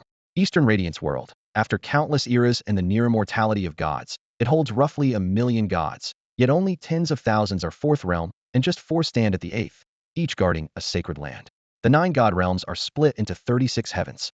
Eastern Radiance has no 9th realm deity today. Its Its lone ancient ninth realm ascended to Tao sovereign, and the world was renamed in that sovereign's honor. As he read, the language runes merged into Ji Xia's mind, granting instant mastery of the common tongue. Next came an entire set of appraisal art runes. The moment they fused with his consciousness, he sensed their function: automatic retrieval, comparison, and valuation. He marveled at the generosity of these powers. He still didn't know the exact purchasing power of a single sky crystal, but treasure cannon alone turned a complete novice into a traveler equipped for the myriad worlds. He also realized that the 12-tier mortal division he had promoted on Blue Star had indeed shaped that civilization, which explained why the vast sea civilization withdrew outright at the time. Ji Xia then opened the other two thick volumes. They were true material atlases, covering the properties, origins, and uses of nearly every mortal tier substance. Memorization was unnecessary. Once the appraisal art was mastered, the information would be absorbed automatically and could be retrieved whenever needed. Over the course of more than a full day, Ji Xia read all three books. The price listings at the end left a deep impression. Ordinary materials, even at the 12th mortal tier, cost just one sky crystal for a standard batch of 100 units. Prices rose sharply only at the god level. Below the 4th realm, few items exceeded a single sky crystal apiece. After doing the math, Ji Xia discovered that the 197 sky crystals in his possession amounted to a small fortune, enough to purchase an entire minor cultivation world with scant resources. Ridiculous, yet logical. On the scale of the cosmic sea, low-grade resources naturally depreciated. This was, after all, a universe ruled by the strong. After digesting his gains, Ji Xia turned to the young attendant. Each energy sphere is worth 2 Tian crystals. Now tell me about the Netherworld and the Dongwang realm. If that isn't enough payment, I'll add more. The boy froze for a moment, then shyly rubbed his fingers. He had never met such a generous senior. Straightening his back, he tried to speak clearly and logically. Thank you, senior, he said with a cupped fist salute. As for the Netherworld, I've heard it is essential to the universe. Yin and Yang oppose, yet sustain each other. Because life has desires, some noble, some less so. Different beliefs arise. The Daojun once said that the thoughts of sentient beings are the source of all change. As long as they remain under control, there's no need for excessive interference, so the Netherworld is allowed to exist. A cold gleam flashed in Ji Xia's eyes. He could tell the boy was reciting, but the information was precise. Knowing the secrets of fate himself, he nodded silently. The boy then pulled a thin, coverless booklet from his robe, offered it with both hands, and said a little sheepishly, "Senior, you can read this directly. Most of what you want to know, everything I'm allowed to say, and everything I know is in here." Ji Xia flipped through it at once. The pages were thin but dense with information, and the passage he had just heard was recorded word for word. Dongwang realm, strict mortal order, stable and peaceful. Netherworld, gathering place for devils and heretics, yet it also draws many righteous cultivators who enter to purge evil, some for fame, some for the Tao. Terra domain, completely artificial. The 4 holy lands long ago carved up the mortal realm, leaving newcomers little room to rise, so the Daojun opened the Terra domain for the ambitious. It constantly absorbs energy from the cosmic sea, forming new continents while swallowing discordant forces and spawning powerful beasts. Celestial cultivators are tasked with culling these beasts and shaping the newborn lands. When a continent evolves into a full world, the Dongwang realm's foundation soars. Those who contribute gain cosmic merit and rich resources. The 4 heavens once had only one layer. The other 3 were born from the Terra domain's expansion. Today the realm is 100 times larger than when it began. The Daojun's long-term plan has given it unstoppable momentum. Closing the booklet, Ji Xia pondered. Should he go to the Netherworld or the Terra domain? The latter had more rules and might be safer, yet the former seemed better suited to his cultivation. He looked up to find the boy still waiting respectfully. Though young, the child was a native and might offer unique insight. Which do you think is more suitable, the Terra domain or the Netherworld? Ji Xia asked casually. The boy frowned, thought hard, and answered hesitantly. Probably the Netherworld.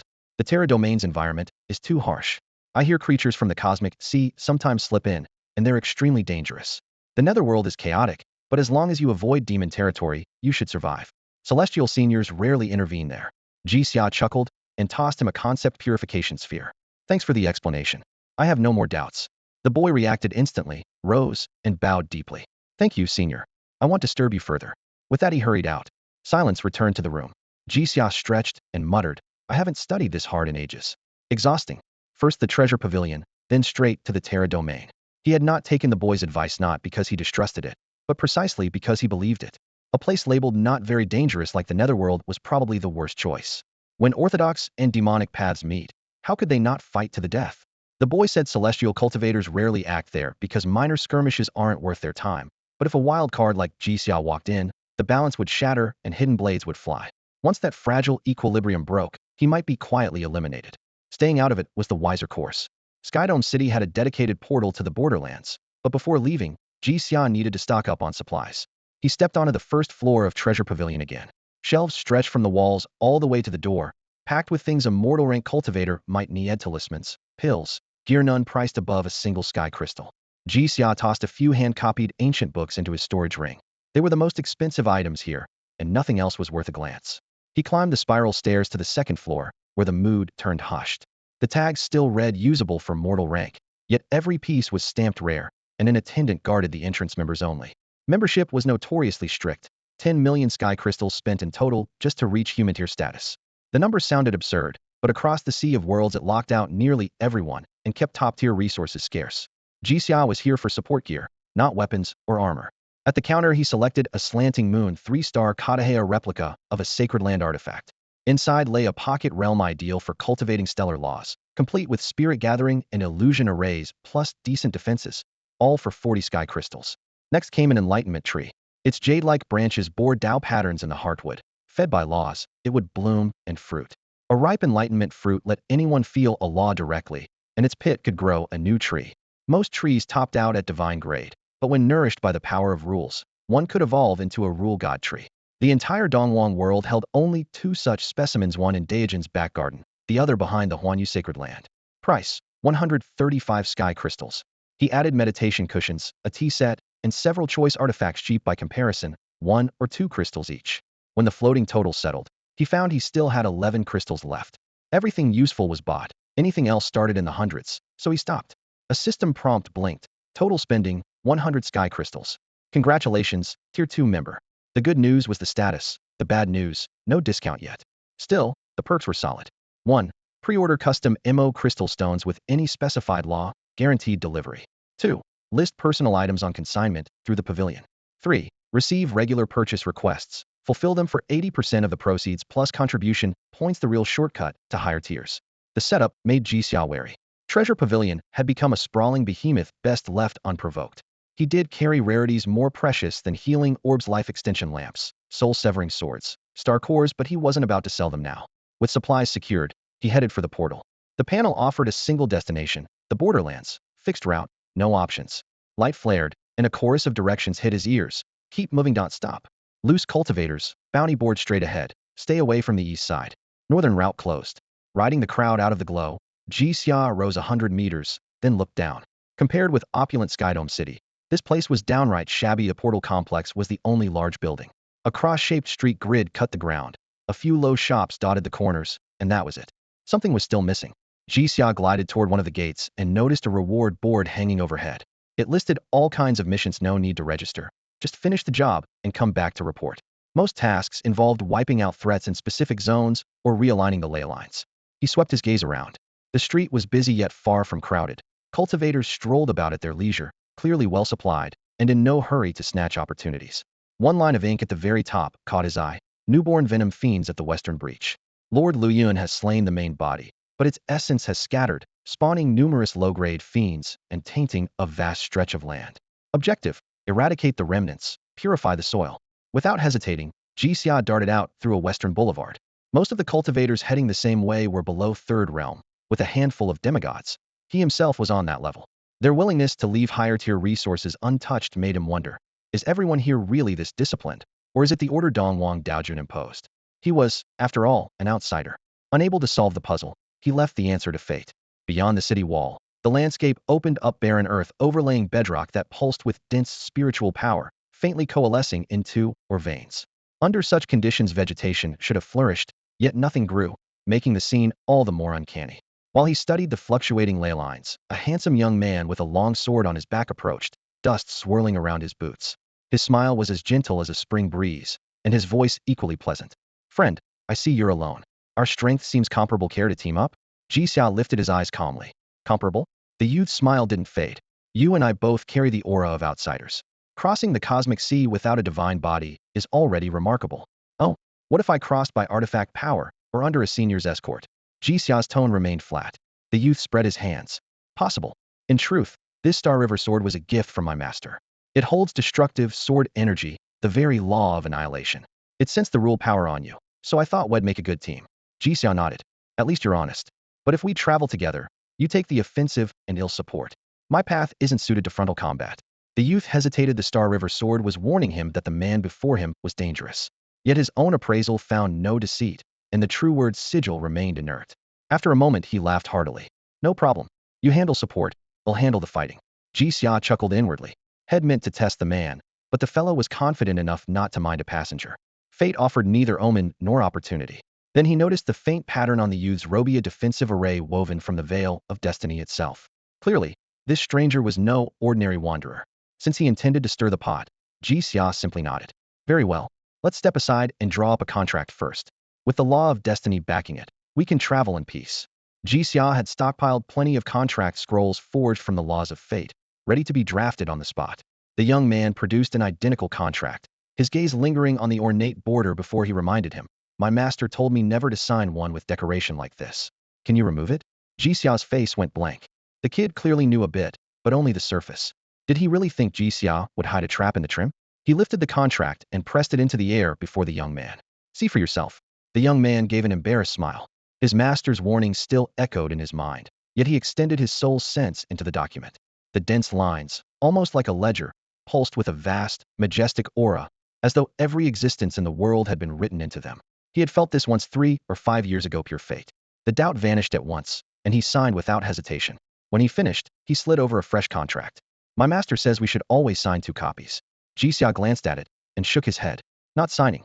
Your master plays too many games. Anyone else would have blown up, but the young man merely flushed crimson, shouting inwardly, I'm doomed. Master set me up again. He drew a deep breath and apologized. Sorry, I thought it was an ordinary agreement. Jixia studied the contract, a knowing smile on his lips. Your master is fascinating. I'd like to meet him. On the surface, the document was flawless, but hidden clauses lurked within. If either party defaulted, the penalty struck instantly and multiplied. Given the young man's character, he would never break a deal, so the trap was aimed at everyone else. Even stranger, if it did activate, the master himself would suffer backlash as well. He could have dodged that, yet chose not to. Clearly the man was both scrupulously honest and rigid, believing in equal exchange, but far too protective of his disciple, hence the non-stop my master says, turning the young man into a variant mama's boy. As for a pair of copies, it simply didn't apply to Jixia's contracts. Once both parties signed, a chain of fate formed at once, binding them together. Through that link, Jixia immediately learned the young man's true name Mumu. In his world, the 2 characters shared one tone, and in the language of Blue Star, it was rendered Mumu. Now that they were teammates, Jixia's tone softened. Quit sulking. Tell me roughly how strong you are. If you dare clear out poison fiends alone, you'd better have 3rd realm combat power. Do you? Mumu nodded at once, let out a breath, and began to explain in detail. I'm a sword cultivator. My natal weapon is the galaxy sword, and I can fight at 4th realm strength. I practice both the solar and lunar sword arts and have grasped the yin-yang law. I've already started fusing them, and... Stop. Jixia raised a hand, genuinely helpless. No need for the full report. Your master might cross worlds to lecture me. As for my healing, cleansing, and defense, that's all. Mumu's eyes widened. You're a medical cultivator? I've only met one in my whole life. You're the second. Jixia wore a fixed smile. More or less. Close enough. Let's move. With that, he chose a direction at random and blinked away. Mumu turned into dazzling sword light and followed, the galaxy sword trailing a long tail flame as it barely kept pace in intimidating sight. After a dozen consecutive teleports, Jixia halted in a barren valley. Mumu braked to a stop and finally voiced his doubt. We're not following them? There's nothing here. Jixia didn't explain. Instead, he brought up something else. In a moment, it'll link our minds. Be careful and spill every private thought to me. Okay, Mumu answered, waiting for the spell. Yet before Jixia even formed a seal, his voice echoed in Mumu's head. Get ready. 10 minutes from now a poison demon will drop in. Kill it in one blow. What? Mumu was bewildered. Even the galaxy's sword sensed no threat. Jixia continued mentally. 10 minutes. A fleeing venom fiend will land here. It doesn't understand spatial laws, so it won't notice us. Remember 10 minutes. Writing the script of fate, he reminded again. Mumu couldn't hold back. How can you be that sure? Down to the minute. Jixia gave a mysterious smile. Destiny says so. Stay inside my spatial barrier. Nothing leaks out. When it appears, cut it down. Mumu stared and finally blurted out, spatial laws. Feeling wronged, he protested. And you claim you're bad at offense? Anyone who controls space can wield it as a weapon. What defense could stop that? Among our level, you have the strongest attack and the toughest defense. Jixia thought he might have underestimated Mumu.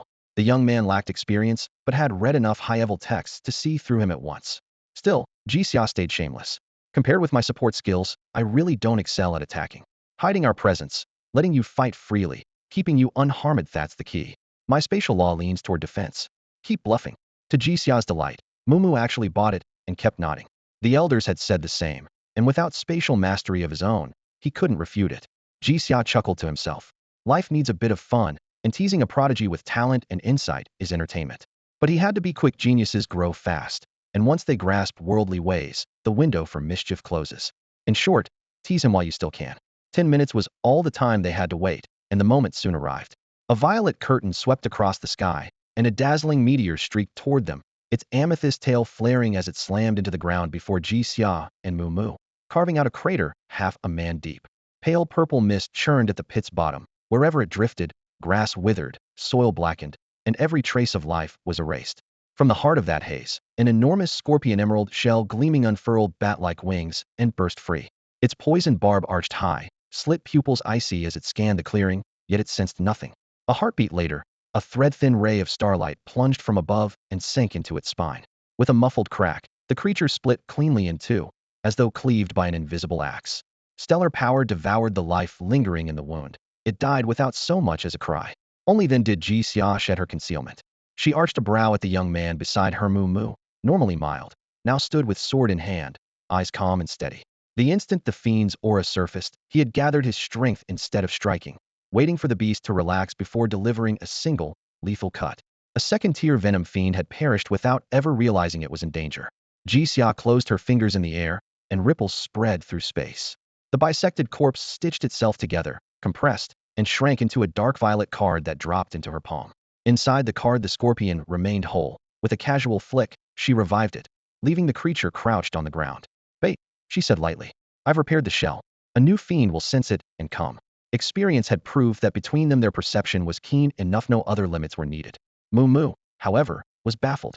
Jixia had laid out a tea set in midair porcelain cups, delicate pastries, and was now seated cross-legged, sipping leisurely. When he tried to step closer, an unseen force held him where he stood. "A new fiend is on its way. Aren't you going to prepare?" Jixia asked, glancing up. "I was about to ask you the same thing," Mumu muttered, scratching his head. She smiled, and the contract sigil between them glimmered.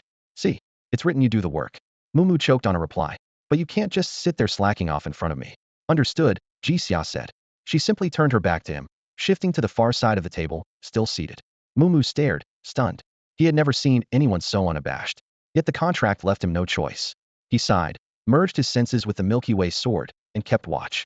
For the next half-hour, Jixia read, savored tea, and sampled fruit without moving an inch, while Mumu stood guard, the sword's tip quivering to catch the faintest disturbance. At last, a second streak of dark violet tore through the sky.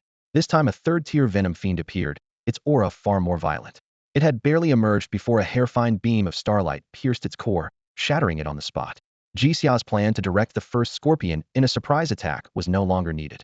A third-tier shell could withstand roughly 150 points of force, but the Milky Way sword's destructive power had already surpassed 200. Coupled with the weapon's innate sharpness, it breached the carapace with ease, and that was before counting Mumu's mastery of several laws and his refined swordcraft. After the new venom fiend died, it released a corrosive energy that resembled the void oceans, only weaker, something the world could still absorb and transform. A gray-black wave skimmed the ground, turning the soil brittle before shattering it into gravel-fine dust. An instant later, the earth swallowed the powder and drew it underground, where it slowly condensed into dark green crystals. A brand new vein was being born. Jixia lifted the tea tray, brushed away the dregs, and a look of understanding crossed his face. With a single light step, he appeared beside the fiend's corpse, surveyed the scorched earth, and said, "So that's why. I always wondered why nothing grows." He ran energy this corrosive keeps every plant from taking root. Floating in midair, Mumu waved dismissively. "I don't care about that. I just want to know when the next monster is coming." "Fate hasn't scheduled anything yet," Jixia replied, folding his fan. "Let me study this first." Mumu's instincts suddenly flared. He frowned and pressed. "Don't tell me you arranged all of this. You never lifted a finger. How did you make it happen?" He wasn't the only one puzzled. The sword spirit was equally lost. As a lineage weapon, it was charged with protecting and advising its master, and prided itself on broad knowledge, yet it could not decipher the young man before them. It whispered to Mumu, "Master, this ally seems to wield a power linked to destiny." The laws of destiny? Mumu's imagination ran wild. The corner of his mouth twitched. He controls the laws of destiny? Impossible, the sword spirit shot back. Mumu let the matter drop. All his life and he supposed that counted as a life now had trusted his intuition and it had never failed him. His master had always said, when you don't understand something, trust your feelings. So he beat his spirit wings and landed in front of Jixia, eyes shining. Jixia, what does it feel like to control the laws of destiny? Jixia narrowed his eyes. How old are you? 6 already. Mumu declared with perfect confidence, though it sounded absurd. Jixia nodded. Good. I thought my senses might be off. He lowered his gaze and said quietly, the feeling is called fear that one day you might force yourself into a dead end. The sword spirit fell silent. Its young master had dangled a colossal secret, and the other man had half admitted to it. For a moment the spirit wondered if the world had suddenly gone mad. Fortunately Jixia did not pursue the subject, and the spirit relaxed. In truth, Jixia's focus had shifted to the fiend itself. Through the fragment of the Xuanmu Gate, he could see the churning creation laws. The venom fiend was a product of those laws levering energy from the void ocean. The Tao Lord of Donghuang didn't directly wield creation. Instead, he used the world's power to shape laws and concepts into living beings. Once such creatures were slain, their unique laws merged into Donghuang's world, strengthening it bit by bit. Within this territory the creation laws were unusually exposed. Any mortal holding a fragment of the Xuanmu Gate could follow their currents, though few could grasp their meaning. Clutching the shard, Jixia observed how an alien law had been converted into life and now clashed instinctively with the native order. The energy unleashed by that clash left the land barren of indigenous life. Perhaps deeper reasons lay beneath, but that was all he could discern for now. Of course the secrets did not end with the land. Mumu's origins were equally unusual, yet in Jixia's eyes the boy was merely a qualified tool placed by some higher power and could be left alone for the moment. 2 venom fiends in succession had already corroded the environment badly. Jixia foresaw that the fiends to come would grow stronger, while he and Mumu would be weakened if they stayed. Purification was imperative, yet he had to leave a trace of corruption so future fiends would not notice anything amiss. But the moment Jixia opened his special sight, his scalp tingled. Black lines countless, tangled black lines. Jixia looked down and saw that every inch of soil beneath his feet was woven into a web of darkness, like some sinister root system spreading outward. In stark contrast stood the poisoned demon not far away. Its hulking body seemed almost clean, bearing only a pitch-black sphere condensed deep inside its abdomen. As for his ally Mumu, Jixia spotted a lone black thread trailing from the back of the man's head into parts unknown, clearly unnatural, though he could not yet tell why. Dense sights never rattled him. He casually plucked a seed from his ring, urged it to sprout with a pulse of spiritual power, and pressed it into the ground. The moment it touched the soil, black threads invaded the shoot, and it withered instantly. Its last hint of green crumbled to dust in the air. Jixia needed no further proof this realm was diseased. Donghuang Daojun had carved out this domain for a purpose. Jixia had assumed the Daojun would introduce alien laws, hatch monsters, then slaughter them one by one. Mature, well-rehearsed cycle. Now he saw the process was incomplete. The Daojun had not even resolved the most basic clash of rules. Injuries from different sources all appeared as black lines. Yet each line held a distinct essence. The ones in the ground arose from the conflict of laws themselves.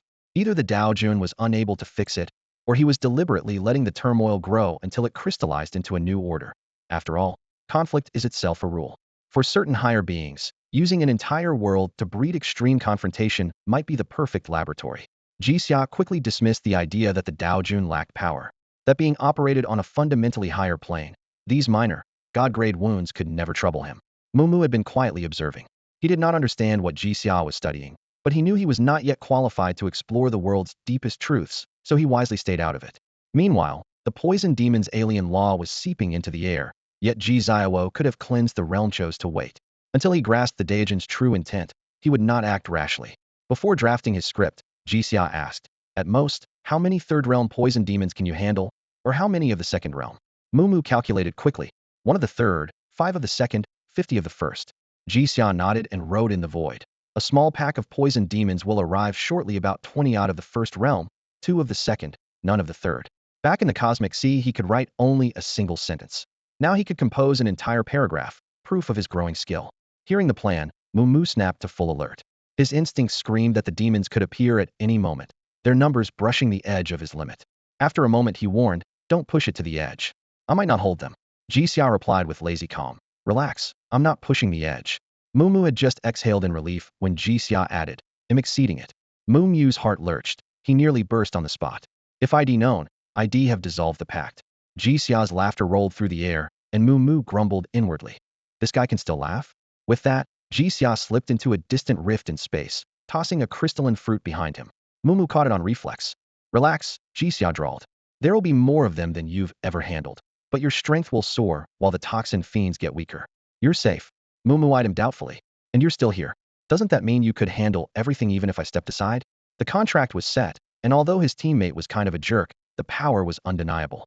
Mumu grumbled, but focused. So how am I getting stronger? The fiends aren't here yet, so I can't see any debuff. Let me feel this boost. Jixia nodded. Fate favors you. In battle you'll get the best possible feedback. I'm better at healing, but you're not hurt. Or ID, give a demonstration. Only then did Mumu notice the scene. Gray-green fumes coiled through the poisoned air, yet none of it touched him. The toxin fiend they'd just destroyed had been soaked in venomous laws, but he was untouched. Someone had eaten the backlash. Jixia kept eating and watching, and golden light flickered in his eyes. Reliable teammate, irritating attitude. Worse yet, despite wanting to punch Jixia, Mumu kept finding more reasons to like him. 7 or 8 minutes later, a black-violet fog rolled off the ridge. Packs of toxin fiends sloshed through pools of poison, bellowing. The sight alone made Mumu's back go cold. Still sipping his soup, Jixia lifted a hand. The silver spoon turned into a staff. He murmured, in my name. O fate, I command you abandon these twisted things. It sounded like both verdict in him. The fiend's aura faltered, visible to the naked eye. A vast starfield spread over the ground, starlight rippling outward, sweeping away the poison mist and pinning every monster in place. Mumu's heart pounded. The galaxy sword formed in his grip. A summons drew him into oneness with blade and starlight. Each star cast its phantom. He flickered among them while 10,000 sword beams filled the domain. Time itself paused. When it flowed again, the lights winked out, and the fiends fell in shredded pieces. Jixia dismissed the staff and strolled over, beaming. Good rush, right? Mumu stared like he'd seen a ghost. Why didn't your domain shut me out? It boosted me. I even pulled your light laws. Every law carries personal imprint. Sharing's nearly impossible, yet I used yours. Jixia shrugged. Ask your master when we're home. He knows. The answer stayed hidden, but Mumu's mind raced. Light laws welded to sword arts. A 50% lift from that starfield's future path had never been clearer. Matched with a domain, he could forge an instant starkill array. Space freezing for a heartbeat while he struck thousands of times. Anything inside would die without a chance. Jixia's rules can be applied to others, and the underlying principle is both unusual and hard to duplicate. All hinges on allocating points. By distributing these points, Jixia doesn't just grasp a single law but the very essence of laws themselves, giving his power extraordinary range. He melts several rules into one furnace, forging skills stamped with his personal signature. Almost no one can imitate those skills, yet their foundation is still universal law, so anyone can borrow them while Jixia can revoke them at will. Thanks to this, he can team up with nearly anyone, and his partner's combat strength usually skyrockets in an instant. Mumu is the perfect example.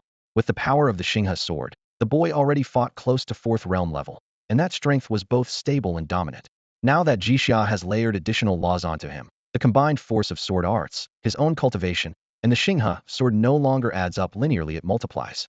It's the difference between an ordinary person wielding a divine blade and someone who moves at light speed wielding the same blade. Jixia expected the story to flow straight into the next battle, had already drafted the scene in his head. To his surprise, Mumu sheathed his sword, took a solemn breath, and said, let's start over. I'm Mumu from the Tianhe realm. My master is Xinghe Jinjuan, disciple of the first Tianhe Daojun. I cultivate the star path and study the sword path as a secondary focus. Will you be my friend? Raising an eyebrow, Jixia answered just as formally, Jixia, from an ordinary minor world, practitioner of the law of fate. I've introduced myself out of courtesy, but I'm curious. We barely know each other, so why insist on being friends? Mumu blurted out, because you feel familiar, and I think you're a good person. Even though you ate in front of me without sharing, even though you talk like a know-it-all, even though you... Stop. Jixia cut him off. Children really do make friends at first sight, he mused, but his curiosity had been piqued. Answer one question, then he'll decide. You can refuse if you like. Ask, Mumu replied with complete confidence. Why do you trust your intuition so much? Answer with your intuition. Jixia smiled. The Xinghe sword seemed to hum impatiently, but Mumu stood frozen, digging for an instinctive answer he'd never examined. After a moment, the confusion drained from his face. His aura settled, childhood buoyancy giving way to a tranquil depth. The presence of the Xinghe sword faded as he spoke. When time merges with fate, it becomes a timeline. When all timelines converge, they form the great river of destiny. Under the influence of the law of time, I returned to my origin, and time itself told me you are the answer. Click. The shutter snapped. A freshly printed photo slid from the camera. Waving it, Jixia chuckled. All right, Master Strategist. I guess I now own a picture of you as a kid. Look, you know how it is. You don't become friends just by saying the word. Real friendship happens once the bond is there. Still, I can humor you for now. Mumu gave a slight nod. Thanks. He never asked Jixia how he had seen through his condition. He simply adjusted his breathing and slipped back into perfect calm. When the missing memories clicked into place, he looked up. That's all I have to say. Great. Then we're friends, Jixia drawled, as if he had seen it coming. By the way, kid, fate just tipped me off that a fresh batch of venom fiends will show up soon. Mumu brightened and thumped his chest. Leave them to me. Jixia set the fruit tray back on the table and, instead of blocking Mumu, beckoned him over. Come try some food from my hometown. Just so you know, at our realm these things are basically impurities. Mumu didn't mind at all. His eyes even lit up. Sharing food with a friend was precious no matter how ordinary it was. He pointed at a translucent snack on the side. I eat regular food all the time. That clear one looks delicious. The treat was called a four-season pouch. A film of rice batter, as thin and transparent as crystal, wrapped fillings that changed with the season. The spring version held diced bamboo shoots, sea bass, shrimp, and a hint of shepherd's purse, bursting with fresh sweetness. In vast Daxia, the recipe had endless twists. Some cooks added locust flowers and fruit, others paired bracken with cured meat. Jixia had come prepared. Before heading off to meet the god of games, he had gathered a mountain of delicacies. Time stood still inside his storage space, so the food emerged still steaming. Crafted by a master chef, the pouches didn't just taste superb. Their aroma alone could conjure an entire spring mountainscape in one's mind. Mumu polished off one and immediately reached for a second. Though he offered no verbal praise, his actions spoke loudly enough. He took just a single bite of each variety, then stopped, flicked a spell to clean his sleeves and the table, slung the galaxy sword across his back, and scanned the surroundings with wary eyes. The kid's earnestness was almost adorable. Jixia reflected on that for all of 1 second before leaning back to enjoy his meal. After grinding so hard in the past, he figured he deserved to indulge now that a tool could handle the fights. Soon another wave of venom fiends arrived. Jixia already had their measure, so he simply unfolded his domain. The domain was born from the star map he had branded into a dream realm. A dream was pure mental energy, and he had shaped it without effort, not even bothering to refine it. It was only a conduit for his power. Inside the dream, every law was intact, and fate itself had a place. Though named a dream, it already possessed substance. Once he mastered space-time laws, he could turn the illusion into reality while keeping its dreamlike form for easy carrying. The domain crushed the fiends, their bodies falling like rain. Mumu flew over and pointed at the fresh pile of corpses. I have a question. Ask, Jixia said, wiping his hands. I came here to temper myself. Does any of this still count? Realization flashed in Jixia's eyes. Understood. Next time, it'll double the fiends. Mumu's face went dark. He grit his teeth. That's not what I meant. Look, this is too easy. We haven't even set foot on the real front lines. Jixia rose and flicked the dust from his robe. Then let's go. I was thinking the same thing. This time he meant it. He needed to watch other people fight and study every kind of law in action. All of the venom fiends had been sealed into cards by Jixia, a blend of sealing arts and spatial laws that acted like a portable pocket dimension. Each hulking monster was compressed into a paper-thin shard, taking up no space at all, far more convenient than stuffing it into an ordinary storage pouch. After splitting the deck in half, he casually handed one stack to Mumu. Spoils of war. Hang on to them.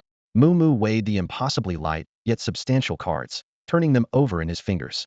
How do you even manage this? And are you really that desperate for resources? I've checked the bounty lists in the underworld. The rewards are nothing special. Mostly you get heaven's favor, but that only works in Dongwang, right? Jixia thought of the odds and ends he could refine at any time and shook his head. Just freebies. No reason to leave them behind. What mattered to him were the exotic laws sealed within the corpse's principles that, when they clashed, became lethal poison, but when they coexisted inside a living creature, turned into first-rate, divine-grade materials. Before setting out, he had glanced at the gray-black earth beneath their feet. From a different angle, that soil itself was also divine-grade material. Riding the wind, the two of them headed toward the direction the venom fiends had come from. The battlefield's location unmistakable. Midway, Mumu muttered, "You're not planning to stir up chaos out there the way you did before, are you?" Jixia beamed. "Care to guess?" The more Mumu thought about it, the less at ease he felt, yet he could only keep pace. Before long, the battlefield emerged a vast expanse of ice and snow. A large area frost spell had suppressed the toxins, and once someone noticed, the other cultivators followed suit, using almost exclusively ice and water techniques, rarely any fire. Nearly everyone on the field was at the divine realm, each compressing their domain to arm's reach to avoid clashing with the others. It looked like a free-for-all, yet their calculations were razor-sharp. One move from you, half a step from May, a tacit rhythm honed over years. Hovering high above, Jixia surveyed the scene. They've marked out their own zones, maintaining a delicate balance of chi. How do you plan to slip in? Moo Mew's gaze fixed on a spot ahead and to the right. That section's about to give way. Once the venom fiends break through, their formation will open a gap. They'll intercept there and blend in. Ji Xia shook his head. If you can see it, so can everyone else. They're already priming a focus strike.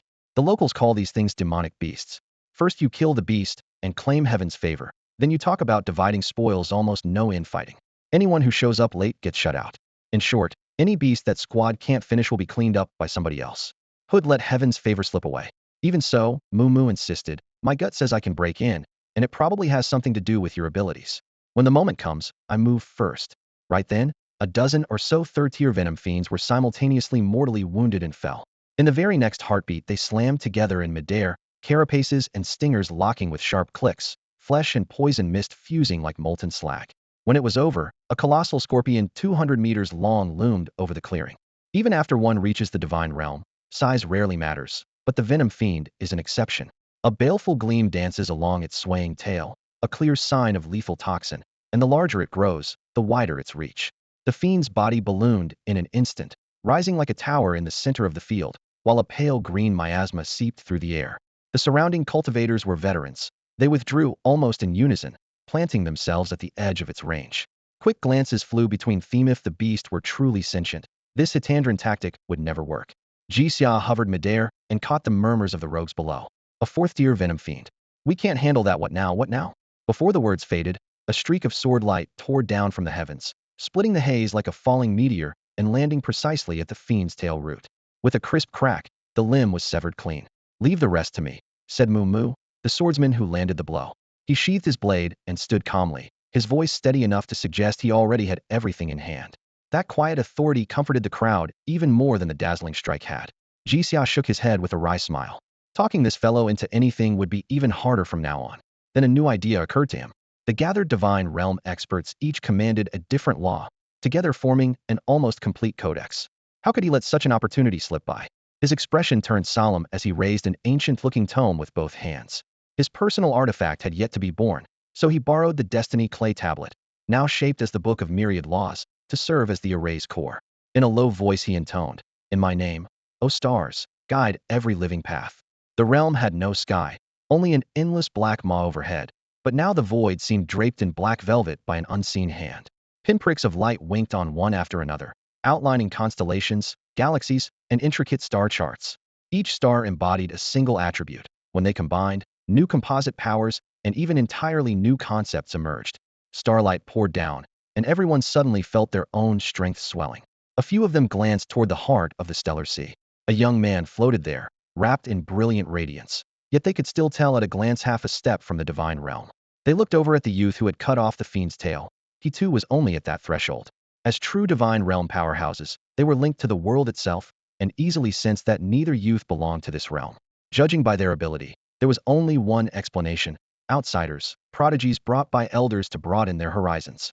The Dongwang world's boundary was famous across the heavens. Dongwang Daijin's unique method could reinforce the realm so that, in theory, a single fourth-tier cultivator could draw in energy from the cosmic sea. Beneath the starlight, the poison inside the fiend was completely suppressed, and even in death it posed no threat of a toxic burst. With everyone's power soaring, a cleanup that should have lasted half a month ended within 2 days. The starry domain remained. Ji Xia stood steadily high above, rivers of starlight coursing beneath his feet.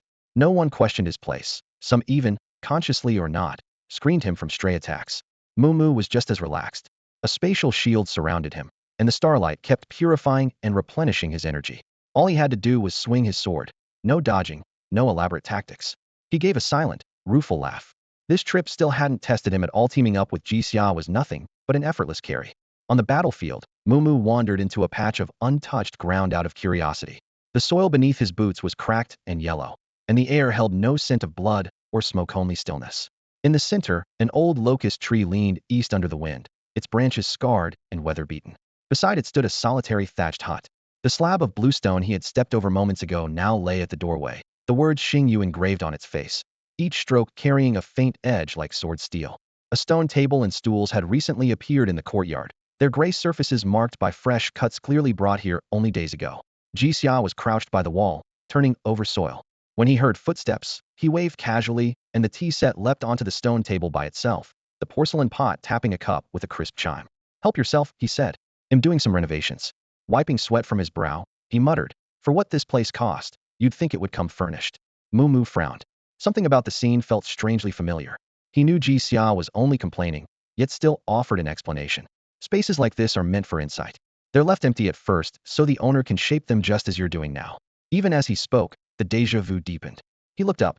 The hut formed a world of its own. A crescent moon hung from the vaulted sky, flanked by 3 bright stars.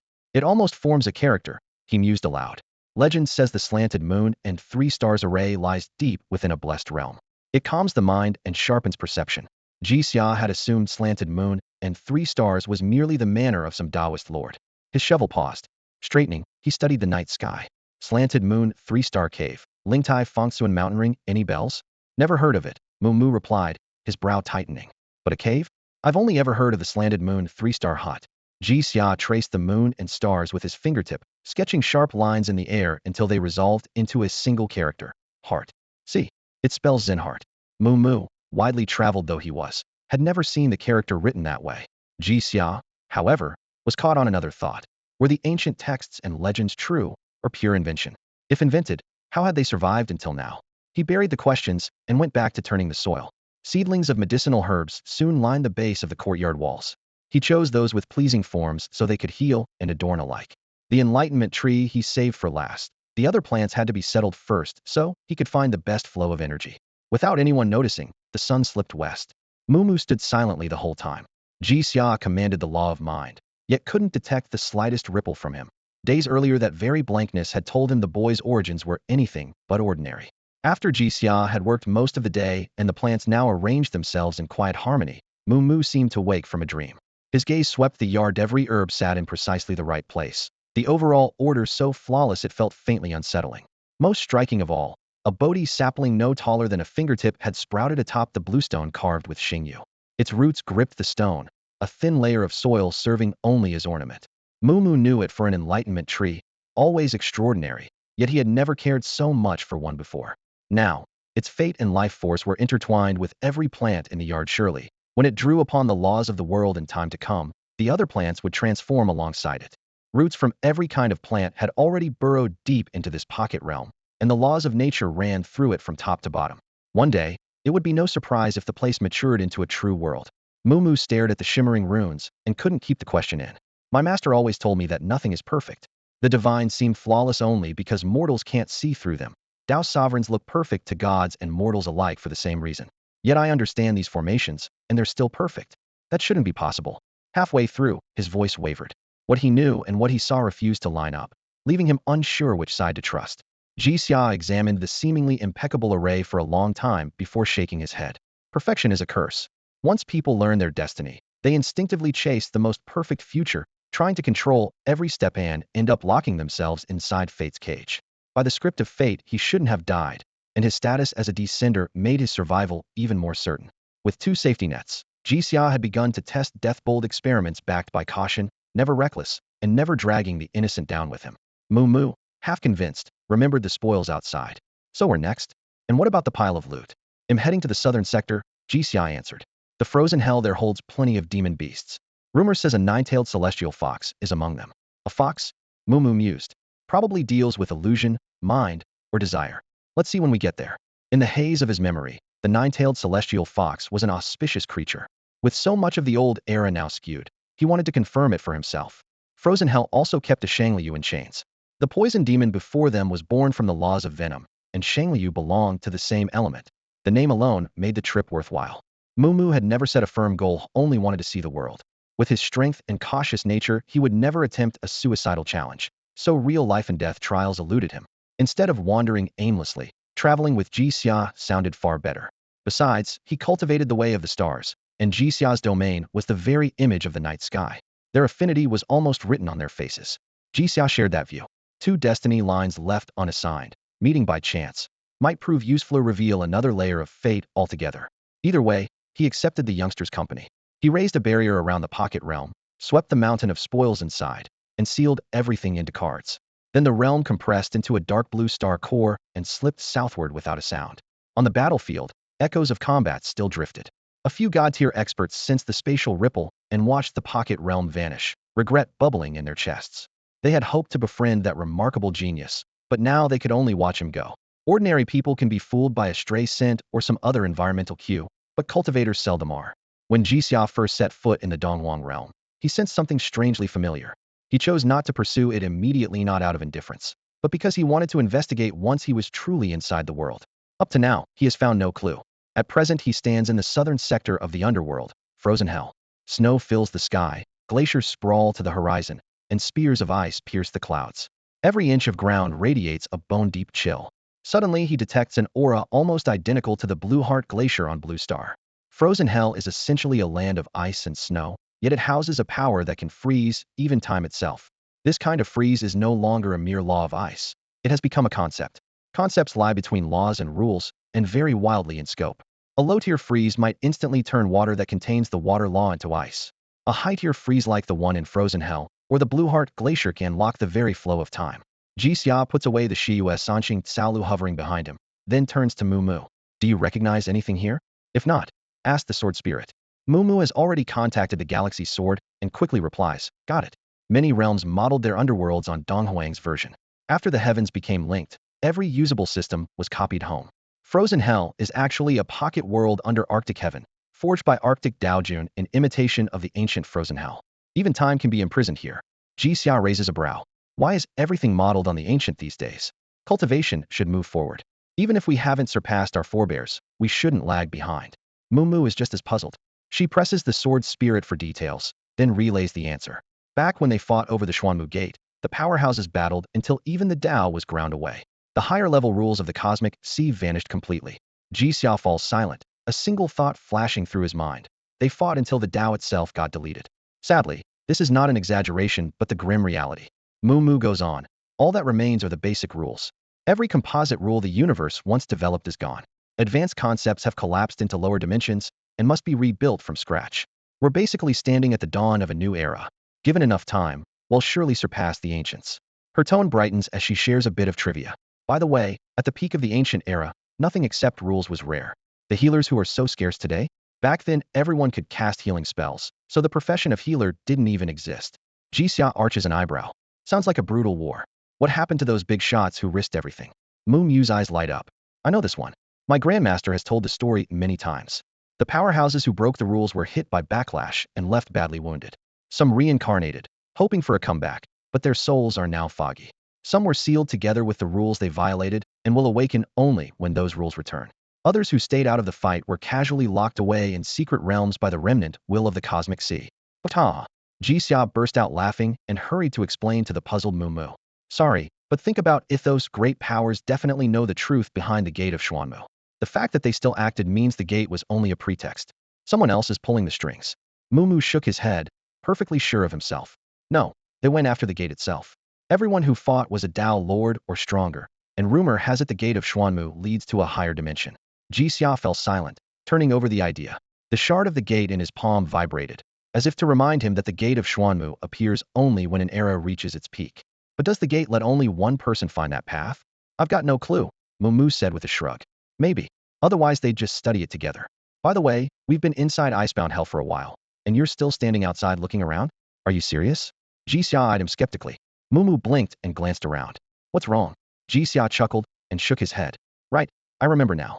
Icebound Hell freezes the natural flow of time. It won't affect you, but ITLL restrained me, so I had to scout the area first. Knowing his own physique made him immune, yet useless, Mu Mu felt awkward. A heartbeat later he watched Jixia step into the snow.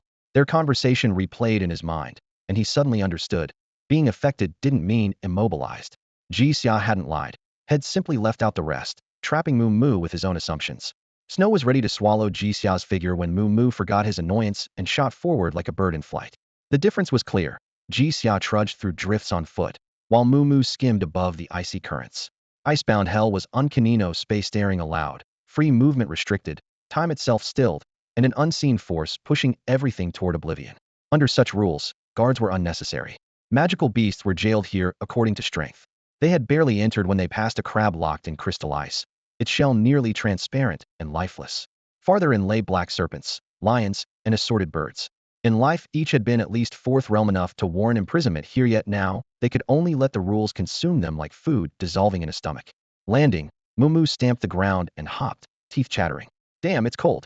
The ice and snow laws have mutated, almost reaching the level of a rule. The fox you're after isn't near the edge. Jixia crouched, brushed away the thin snow, and touched the deep blue ice beneath. Strictly speaking, it's a concept of winter, not a simple ice-snow law. Autumn reaps, winter stores, everything withers, energy sinks inward. To refine his conceptual healing and conceptual purification arts, he had studied every element, so he spotted the composite concept at once: decay, burial, and accumulation woven together. Another idea flashed through his mind. High-level laws such as fate were layered in the same way. Linking Mumu's words with his own insights, he made a bold guess. Could a concept evolve into a rule? The Nether Realm had been around for 40,000 years at least, according to an old pamphlet from that era. Countless demonic beasts were sealed in this frozen hell, and hunting for one particular target among the layers of ice and snow was no easier than fishing a needle from the ocean floor. Even so, the two instinct-driven wanderers Jixia and Mumu said nothing, picked a direction, and set off. Mumu offered no objections, but his sword's spirit bristled in silent protest. Since the moment it met Jixia, the spirit had decided the man was a first-class charlatan. He spoke in half-sentences, or not at all, and occasionally tossed out cryptic phrases no one could verify or calculate. The sword spirit, a prized artifact of a Tao lord, was learned and gifted in divination, yet every technique failed in Jixia's presence.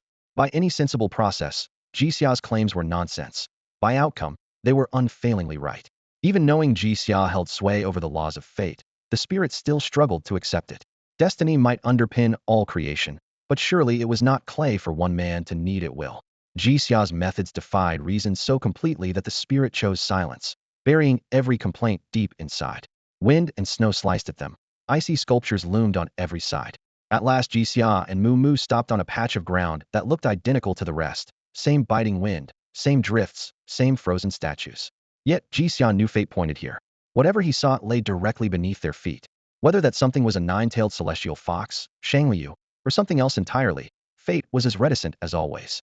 He soon spotted a jade statue. It blended so perfectly with the ice that only a lucky glance kept it from being missed. Jixia recognized the outline at once. Curiosity drew Mumu closer. He blurted, "I feel like I've seen this person before." Person? Jixia echoed. Cultivators weigh every word, and even a single character can change meaning. Faced with a group of foreign beings, Mumu could have said these people, yet he had chosen this person, implying the statue itself and assuming it was human. Mumu nodded. Yeah, it's a person. Just something feels odd. Odd indeed. Jixia could tell the statue had no energy linked to the outside world. Without seeing it, he would have sworn nothing occupied this spot. Knowing Mumu's background, Jixia asked his customary question. Have you heard of Sunu? Sunu? A clear, gentle female voice rang from the side, an icy spring piercing the muffled wind. They turned to see a snow-white fox, nearly as tall as an adult. Its fur held no chill, a soft white set apart from the bleak snowfield. 9 fluffy tails drifted like feathers in the breeze. Its eyes were remarkable, too pure and limpid as a child's, matching the innocence of its voice. Well, Jixia chuckled to himself. This is destiny, everything finally lines up. Mumu's eyes widened at the sudden appearance of the fox. Sensing no immediate threat, he still stepped in front of Jixia. Jixia waved his hand. Don't worry, senior, have you heard of Sunu? Emotion surged in the fox's eyes, memories rising from deep within its pupils. It spoke slowly, its voice carrying a distant echo. Many people today are digging for secrets of the ancient era, hoping to usher in a new golden age ahead of time. Sunith Peak Ninth Realm Powerhouse was not originally called by that name. She adopted an archaic title and lost herself in it. If her struggle succeeds, she will seize the authority and station of the primordial Sunu in return. If she fails, the true Sunu will awaken, be rejected by the will of the cosmic sea, and inevitably turn into a jade statue, just like the one you saw earlier. It lifted a paw and tapped the nearby statue, as if reminding Jixia that the will of the cosmic sea bears grudges without mercy. The bluntness of the truth left Jixia strangely wistful. While he pondered, a gentle voice drifted to his ear. I can sense it, you came for me, didn't you? Yes, Jixia replied with a nod. I just couldn't understand why a 9-tailed celestial fox, symbol of good fortune in ancient times, would be imprisoned in an ice hell. Now I think I understand you are guarding the place, not being suppressed. The celestial fox shook its head. Wrong. I am indeed suppressed voluntarily. Like Sunu, am using the ice hell to delay deification. Some powers should never be touched. The word sent a jolt through Jixia. Years of maintaining his listening to heartbeat state had given him fragments of knowledge. Deification is a terrifying crossroads. When a cultivator touches the Tao and fuses with it, he either subjugates it, achieving union, and becomes a Tao lord, once called a saint of law, or the Tao takes over and he becomes a puppet of heaven. The first outcome is rare and arduous. The second is common, or else Tao lords would fill the cosmic sea. Clearly, the celestial fox did not wish to linger on the topic. Its gaze settled on Jixia, eyes so clear they were almost pure white. Your stranger aura, your sense of time, even the things you know. In this era, nine-tailed foxes and the entire fox clan are branded as calamities, yet you call us auspicious. Could you be an ancient predecessor who managed to return? Several conclusions formed in Jixia's mind. 1. He was a descender, truly himself, not a soul in another body. 2. He was likely an ancient remnant who had survived with the help of some cheat. 3. He still couldn't tell whether this was someone's scheme or pure coincidence. Fate mixes certainties with variables, and he had no desire to fret over being orchestrated. He shrugged. I don't know either. Why don't you tell me what you see when you look at me? The intention to gain something for nothing was obvious, yet the celestial fox did not refuse. It seemed to see through everything and still granted the favor. In my eyes, you're a perfect entity that should not exist. You haven't reached the limit, yet you perpetually advance toward perfection. Traces of the Tao linger on you, not the low-level Tao, but something higher, the ultimate path those people chase. Then it teased, if not for your vivid humanity, I'd almost mistake you for a puppet of heaven. The power you wield is as pure and primordial as the world's very source. Delight blossomed in Jixia's heart. This fox's insight was sharper than Mu Mu's at his peak. The test had worked. And with that, Jixia confirmed the truth: the celestial fox was indeed a heavyweight, at least stronger than Mu Mu in his prime. With the resurgence of spiritual energy on Blue Star, the cultivation system has been chaotic from the very beginning and remains so today. Across the cosmic sea, the situation is just as disordered. There are simply too many worlds, and genuine communication among the myriad realms did not begin until the number of Tao lords rose past single digits. Duo Bao Daojun of the Treasure Realm took the lead by introducing a universal language, script, realm hierarchy, and system of value for the entire cosmic sea, and these fundamentals quickly spread through every world. Yet universal is far more complicated than it looks. Agreement at the lower levels is merely the outcome of long-term maneuvering among the Tao lords. The moment mid and high-level realms appear, the framework splinters again, each faction adopting its own terminology and pursuing its own agenda. For them, standardization is never an act of benevolence, but a struggle for the power to define reality. Consider a few examples. In the Eastern Huang world and its neighbors, the 8th and 9th of the 9 divine realms simply keep the old titles Zhenren and Zhenjuan. The Polar North world discards the divine realm idea entirely, dividing cultivators into Rinxian, Dixian, and Tianxian.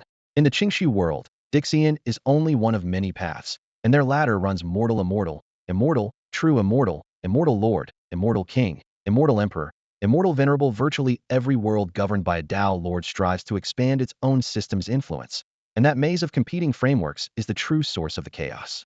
Above every system stands one ultimate concept: the Tao. Just as higher dimensional beings are utterly perfect compared with lower dimensional life, the Tao remains forever out of reach to any cultivator. It is the sum of all things. Whenever a cultivator advances, the Tao rises in tandem, never allowing parity. To stand shoulder to shoulder with the Tao, one must step beyond its dimension, break free of the established frame, and ultimately become the Tao itself.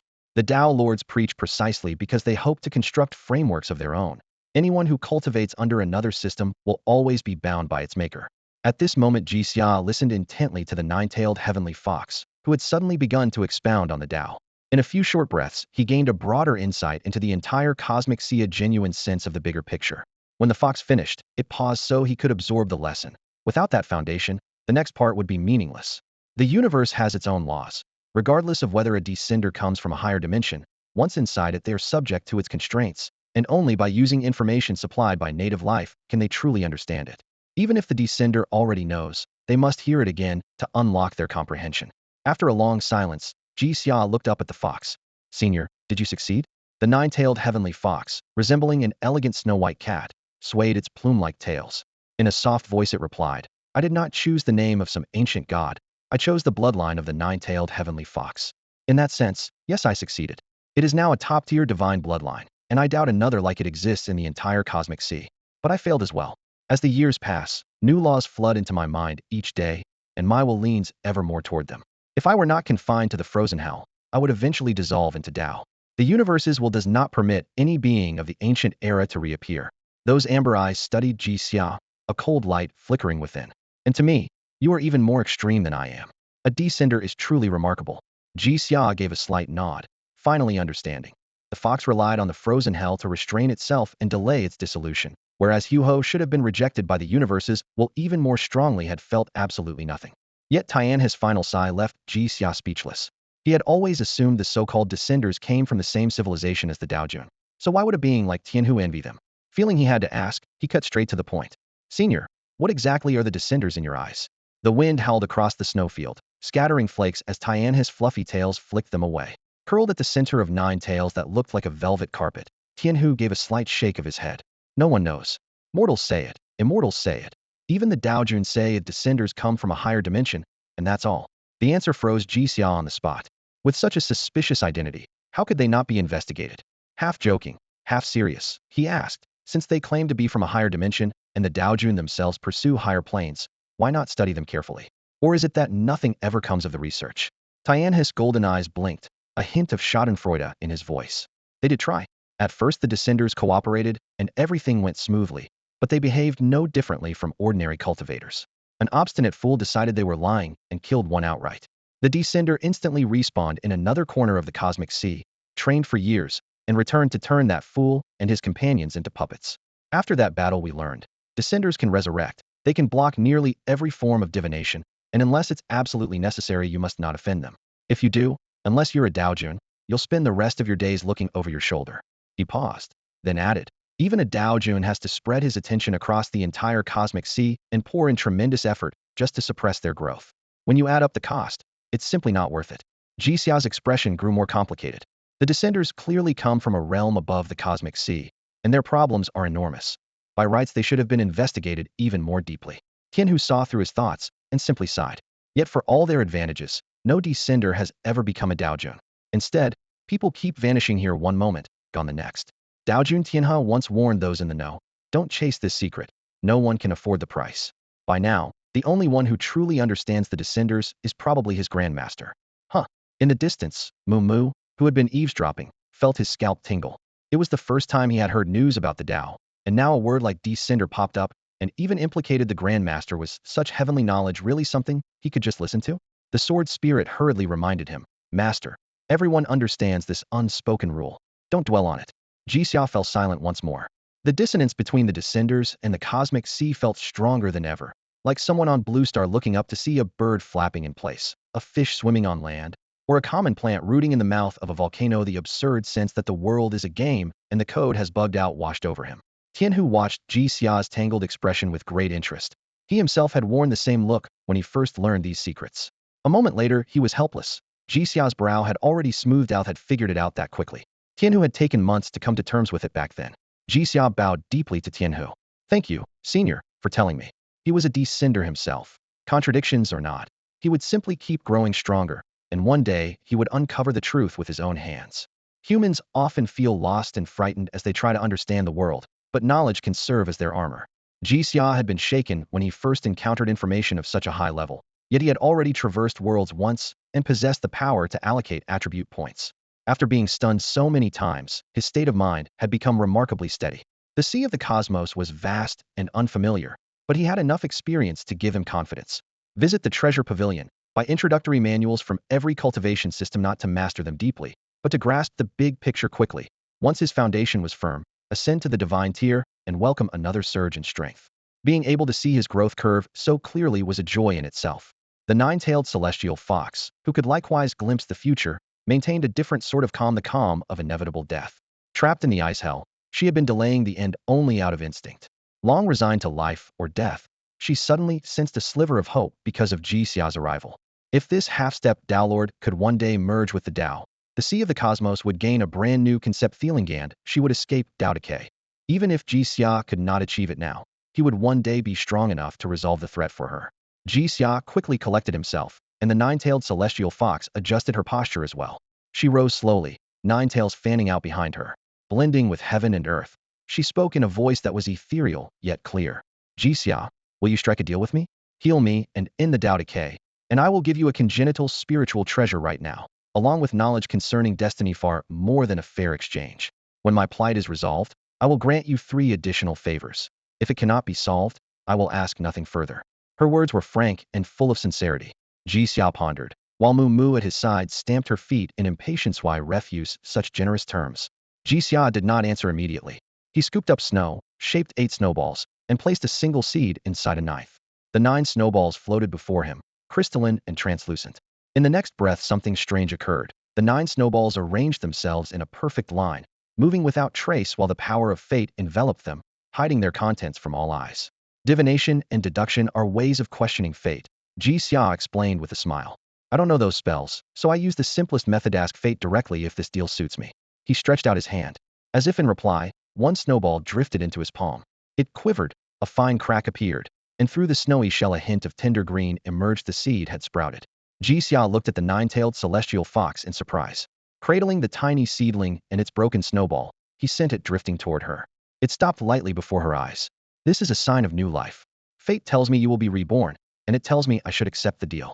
The 9-tailed celestial fox lifted a forepaw and brushed the 2 infant leaves. The seedling was no larger than a fingernail and looked exceedingly fragile. When the celestial fox touched it, the tiny sprout absorbed his power, instantly shooting up, unfurling 2 slender true leaves, and even forming a flower bud. Yet that was its limit. It was the flower of fate, and only when true destiny arrived would it fully bloom.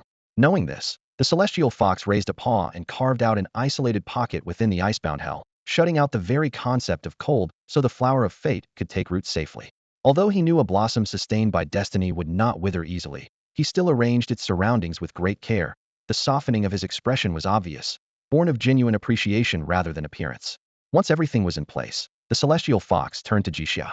That innate treasure is extraordinarily special, so I can only give you its coordinates. I've roamed the cosmic sea for ages and collected 2 such treasures, keeping one with me. I'm not handing it over outright. Once you see it yourself, you'll understand why I chose that particular piece. It's vital to you. With that, he flicked his wrist and produced a tunter-long, dark brown branch. This is the scepter of destiny, steeped in the lore of fate and itself an innate treasure. He even gave a playful wink. Not a bad deal, right? Jixia couldn't help nodding. Definitely worth it. Thank you, senior. He reached out to accept the scepter. Though the branch was gnarled like an ancient pine on a cliff, it felt warm and smooth. As his fingers closed around it, a silver-gray ring of stars appeared at the tip, scattering trails of stardust showy, yet astonishingly effective. As an innate treasure, the scepter of destiny lets its bearer study the law of inevitability, the immutable, inescapable portion of the wider fate principle. It is unusual. Others can wield it only for basic manipulation of destiny, while only a true master of fate can delve deeper. Most innate treasures impose no such condition, underscoring how troublesome fate truly is.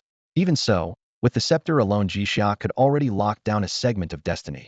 What thrilled him more was the vast store of fate lore within it, and one insight in particular made him feel he had struck gold. Fate is aggregative. Everything possesses a destiny. The fate of ordinary things merely sets up small coincidence and exchanged glance in a crowd, brushing past a stranger, and from countless intersections causality is born. Someone favored by destiny constantly draws other fates to converge upon him. Picture the chosen one or the protagonist of a legend, surrounded by endless opportunity and trouble alike. A higher-ranked master of fate is certain to encounter other fated objects. Sooner or later, the ripples of destiny collide. In other words, Jixia was bound to meet Sinu, Moo Moo, and the 9-tailed celestial fox, and to receive this very scepter. Anyone who matters in this era will find it easier to cross paths with him. As that thought settled, he sensed a new awareness, the path of fate. The moment the idea took shape, he grew eager to return, hurry to the treasure pavilion, gather every possible path, and rise to the divine level soon, laying a firm foundation for this budding path of fate. Seeing his excitement, the celestial fox's figure gradually faded, leaving only an echo. I look forward to our next meeting. Jixia laughed in reply. So do I, Moo Moo. Let's go. Huh. Oh, right in our way. At the treasure pavilion, Jixia went up to the 3rd floor, sold a few of his handmade artifacts, and bought everything he needed. Rows of jade slips filled the counter, each with a price plaque. The basic volumes were affordable to almost everyone, while the advanced ones carried only a single word: wanted. If you wanted those, you had to join a Dao Lord's faction or venture into the corresponding worlds yourself. The clerk's tone was evasive, yet he declared, our pavilion has no authority to sell the follow-up techniques, making it clear how strict the ban truly was. After finishing his business, Jixia headed to the ground floor. The moment he stepped through the main doors, someone blocked his view. Moo Moo. The boyish Moo Moo was carrying a huge bundle of snacks, candied hawthorns, pastries, sweets, all piled together. Jixia paused and asked casually, what's all this? Being around you really pays off. I've already recovered some of my memories, Moo Moo answered with complete confidence. Jixia shook his head. his eyes shifting between Moo Moo and the mountain of treats. That's not what I'm asking. I can tell you've recovered your memories. What I'm asking is we the candied fruit and all these pastries. Moo Moo bit into a hawthorn, swallowed slowly, and said, after the reboot, I'm technically 7 years old. The unspoken message, I'm still a kid. Loving snacks is perfectly normal. Jixia thought for a moment and asked, since your memories are back, what's your current situation? Mouth full of cake, Moo Moo mumbled, I rebooted. Back then I was reckless. I couldn't use the title god of Zhongshan, so I borrowed Ouroboros, just a divine realm serpent, after all. The cosmic will still punish me. He looked up at Jixia, who started the trend of using ancient deities' names anyway. Why not make up a new title, like Master of Time? Jixia nodded in curiosity and offered a few ideas. Moo Moo pocketed the last skewer, shot him a helpless glare, and said, you think I didn't want to? I just couldn't manage it. Come on, let's find a place to talk. They left the treasure pavilion and headed for Jixia's Shiu's Sanchin cottage. Moo Moo had expected this reboot to be a mess. Maybe the new Moo Moo would replace him, but only a few days passed before he encountered Jixia on the Fate Network and was awakened by his aura. As a token of gratitude, he pulled out a warm piece of jade and handed it to Jixia. I've recorded everything I remember about the arrivals. Several of them investigated their origins. Some even collaborated with Dao Lords and left notes. Take a look. It was exactly what Jixia needed. He read through it at once. The jade held 3 core findings. 1. Every arrival knew they were a transmigrator, but had no idea how they reached the new world. At first they didn't realize they couldn't die, discovering it only after reaching a certain level of cultivation, the very situation Jixia was in now. 2. In terms of cultivation, arrivals were identical to natives until they stepped into the immortal or divine realm, where differences began to appear. Jixia couldn't help muttering. So they didn't get any cheats? 3. Most arrivals eventually vanished with no discernible pattern. Some chose ordinary lives, grew old peacefully, and died natural deaths without anyone ever learning their secret. More simply disappeared as abruptly as they had appeared. Vanished all of a sudden. Jixia blurted out. Reading that, he understood at last why the Dao Lords had stopped searching for answers. Every record could only describe it as sudden, proof they had no grasp of the mechanism at all. Facing the unknown, anyone would explore and investigate. And the Celestial Fox's words made it clear that after paying an enormous price, they had finally abandoned the attempt. Jixia closed the jade slip, its warmth still lingering on his fingertips. The record stated plainly, Descenders have extraordinary gifts, able to adapt to every cultivation system in existence, even to forcibly merge mutually repellent powers and create something entirely new. Yet he knew his own affinity lay only along the paths of healer and fate. In other disciplines, no matter how much his bloodline improved, he could barely manage low-level techniques, with virtually no talent for higher realms. After a brief review, he confirmed that he was indeed a descender, but also that he differed markedly from the others. She lacked several traits they all seemed to share. As to why, he had neither the strength nor the time to dig deeper right now. The jade dissolved into nothing after a brief flash in his palm. Jixia looked up at Moo Moo beside him. Did your grandmaster ever mention the price the Celestial Fox spoke of? Moo Moo folded his arms and shook his head helplessly. Only you descenders dare toss around the name of a half-step Dao Lord like that. I don't know what the price was. Grandmaster wouldn't say some things become dangerous the moment they're spoken aloud. I'm still a kid. Quit grilling me, will you? Jixia chuckled, his gaze sliding over the boy's face. Your personality's changed a lot. You used to be innocent and sweet. Now you're already a crafty old hand. Moo Moo hurried to defend himself. It's called a time reset, not a fate reset. My boat is still that of a child, so of course my temperament's affected. Don't expect too much. I remember everything that happened before, you know. Are you sure it's appropriate to tease me like this? Even caught red-handed, Jixia didn't flinch. Instead, he found it amusing. Why wouldn't it be? You should trust in the power of fate's rules. Have you ever seen me pull this on anyone else? Moo Moo frowned. I'm not worried about any cosmic payback. You're just shameless for picking on me. And is fate really that supreme? I once stepped into the 9th realm. If I wanted to act, you might come out unscathed, but surely you care about something.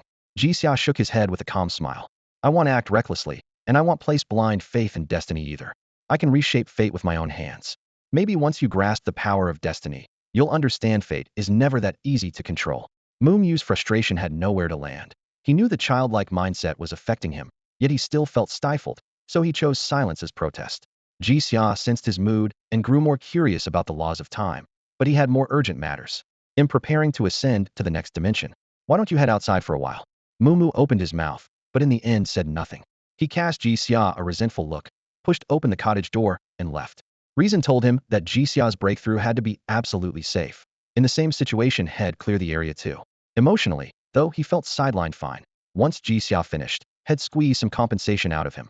He flew out of the small domain. Jixia was now certain that Moo Moo was an entertaining character, and equally certain that the time reset had reduced a former powerhouse to a childlike state. He intended to tease him as much as possible while the situation lasted. The moment Mumu walked out and the door clicked shut, Jixia shed his playful mood and began leafing through the small mountain of books on the desk.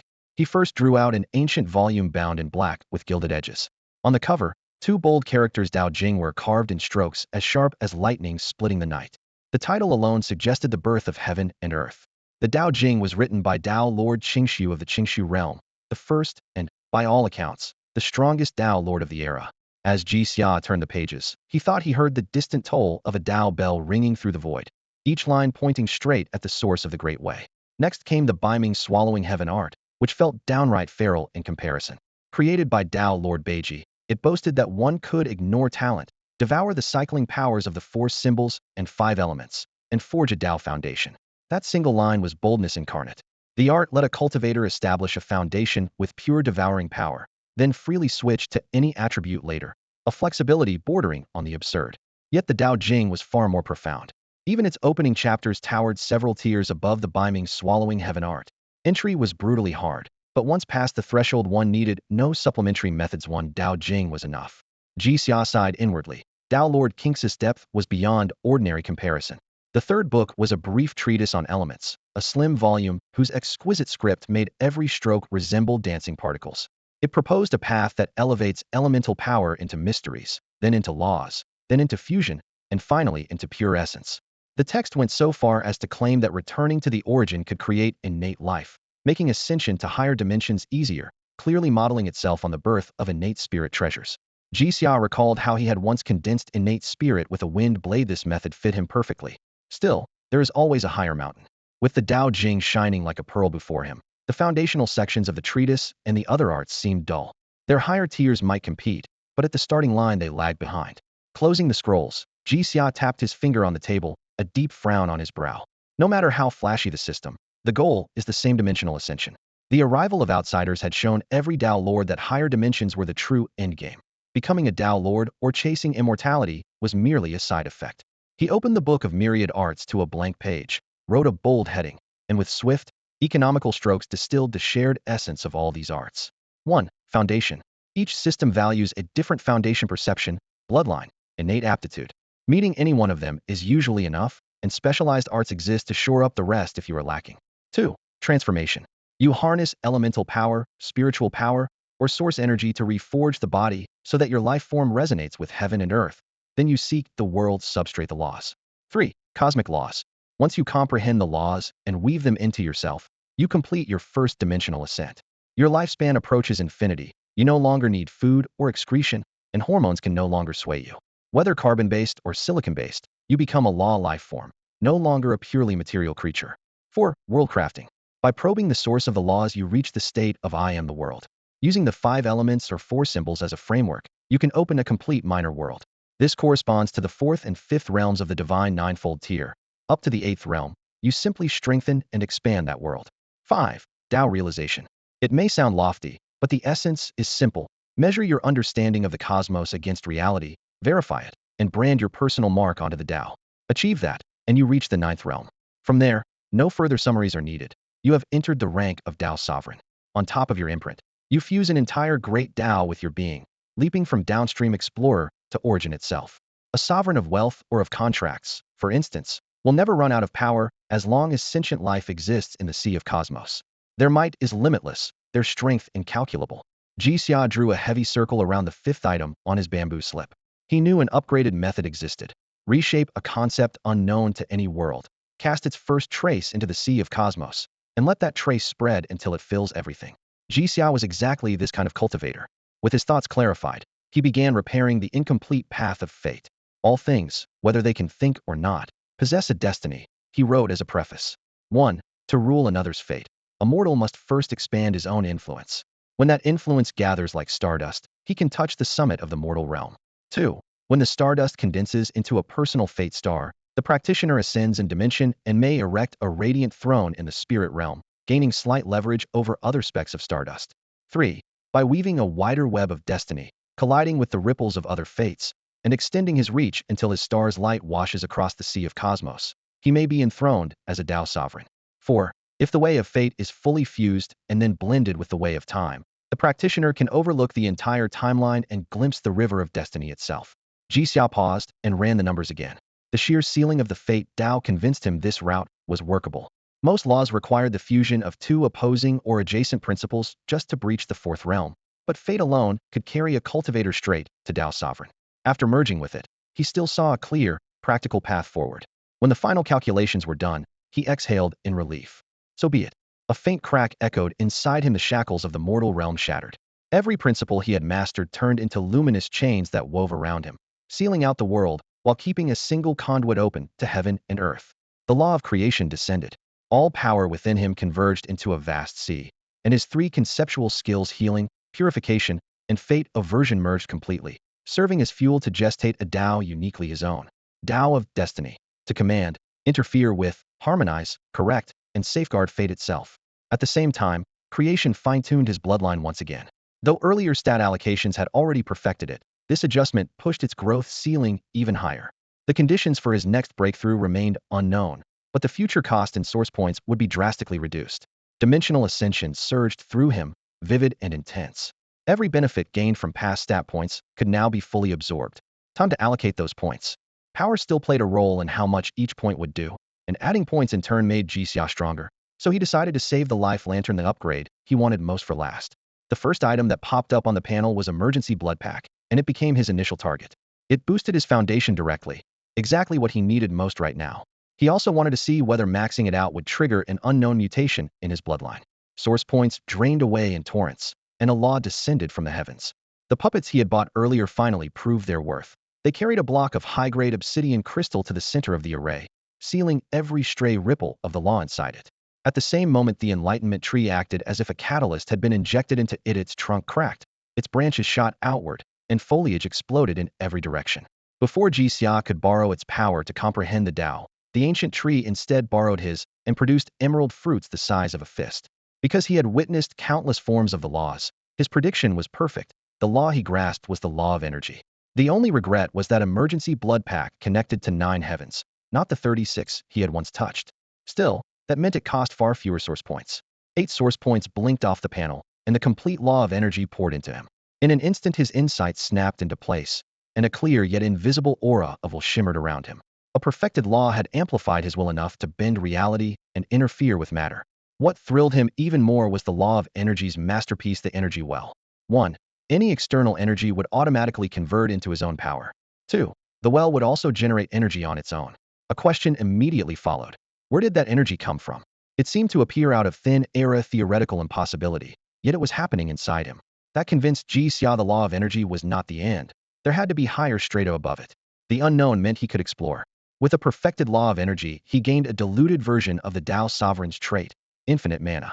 A Tao Sovereign's power was an endless ocean. His was more like a giant barrel. The water replenished itself, but if he dumped it all at once, it would still run dry. Even so, it was enough for him to remark with a touch of humble bragging, the law of energy really isn't that important. He wasn't joking. Now that he had mastered the law of energy, he was certain that once he completed the law of matter, the two together would let him create objects directly in the void and reach for the law of Genesis. For the moment, the law of energy mattered because it had revealed the inner well, and that well was the key to his futurito ascension. The other top priority was the divine glyph. When he first learned a skill, a rune would form. He had assumed the divine glyph was simply an upgraded rune, but he had been completely wrong. The glyph was a strand of pure, attributeless energy. It could be consumed, but its effect was unknown. Unwilling to experiment blindly, Jixia stored it in his sea of consciousness, planning to gather more before he began his research. Since becoming a law-based life form, his ability to comprehend bordered on frightening. In the past, each round of point allocation forced him into days of seclusion. Today, he needed no buffer at all. He had already pulled up the next skill, ready to invest more points. Telepathy.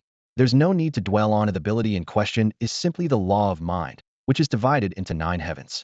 Because Jixia had already touched one of its mysteries through connection, he started at the 2nd heaven. Once he confirmed that, he drew another conclusion. Most standard laws seem to contain 9 distinct mysteries. How to verify it? Easy, just keep investing points. The second ability, mending, involves the law of life and spans 12 heavens in total. 9 belong to life, while the remaining 3 fall under the law of matter. Back when he first looked at connection, he casually added 2 heavens. Now the skill had climbed on its own to 27 an extra 25 tiers that almost certainly also stemmed from mind or life. As for the 9 heavens still hidden, he was eager to see them revealed. Hey race the additional Hall head counted so far. Space law overlap, transition, dimension, distance, time law synchronization, pact law equilibrium, illusion reality law creation from nothing, soul law soul resonance, concept sharing. Even Jixia hadn't expected an ordinary connection skill to hide such a tangled web of laws. He barely had time to be impressed before his attention jumped to the ability he cared about most, Destiny Lantern, which openly contained the power of fate. The question was whether that power corresponded to the law of fate or to something even higher, to rules of fate themselves. Equal parts anxious and excited, he poured a huge pile of source points into Destiny Lantern, pushing it to the law tier. Destiny Lantern, fully comprehended, current tier first heaven, 1 fate revelation gained, 010E. The note was clear. Each new heaven offered a chance to trigger another fate revelation, and because fate itself is endlessly changeable, there's no ceiling short of oblivion. Yet when the upgrade finished, no fate law or rule dropped into his hands. Everything stayed eerily quiet until he glanced at the panel. I've mastered a rule of fate? On paper that shouldn't stop at the first heaven, and fate really does have no upper limit. If the theory held, nothing in existence should cap out, but every other skill head touched carried a hard limit.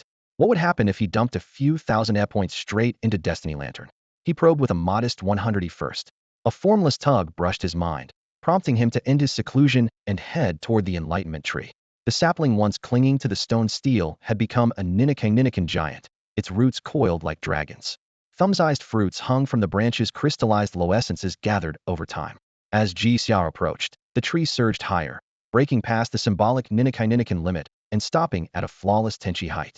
Fresh shoots unfurled, and pale yellow blossoms, each no bigger than a grain of rice, opened at the tips, their hearts rippling with the pulse of fate. Clearly, the rules of fate had descended here, letting the tree break through, yet he himself couldn't catch even the faintest wisp of fate. So my Destiny Lantern at the 101st heaven is just the panel messing with me? There has to be another reason. He looked around.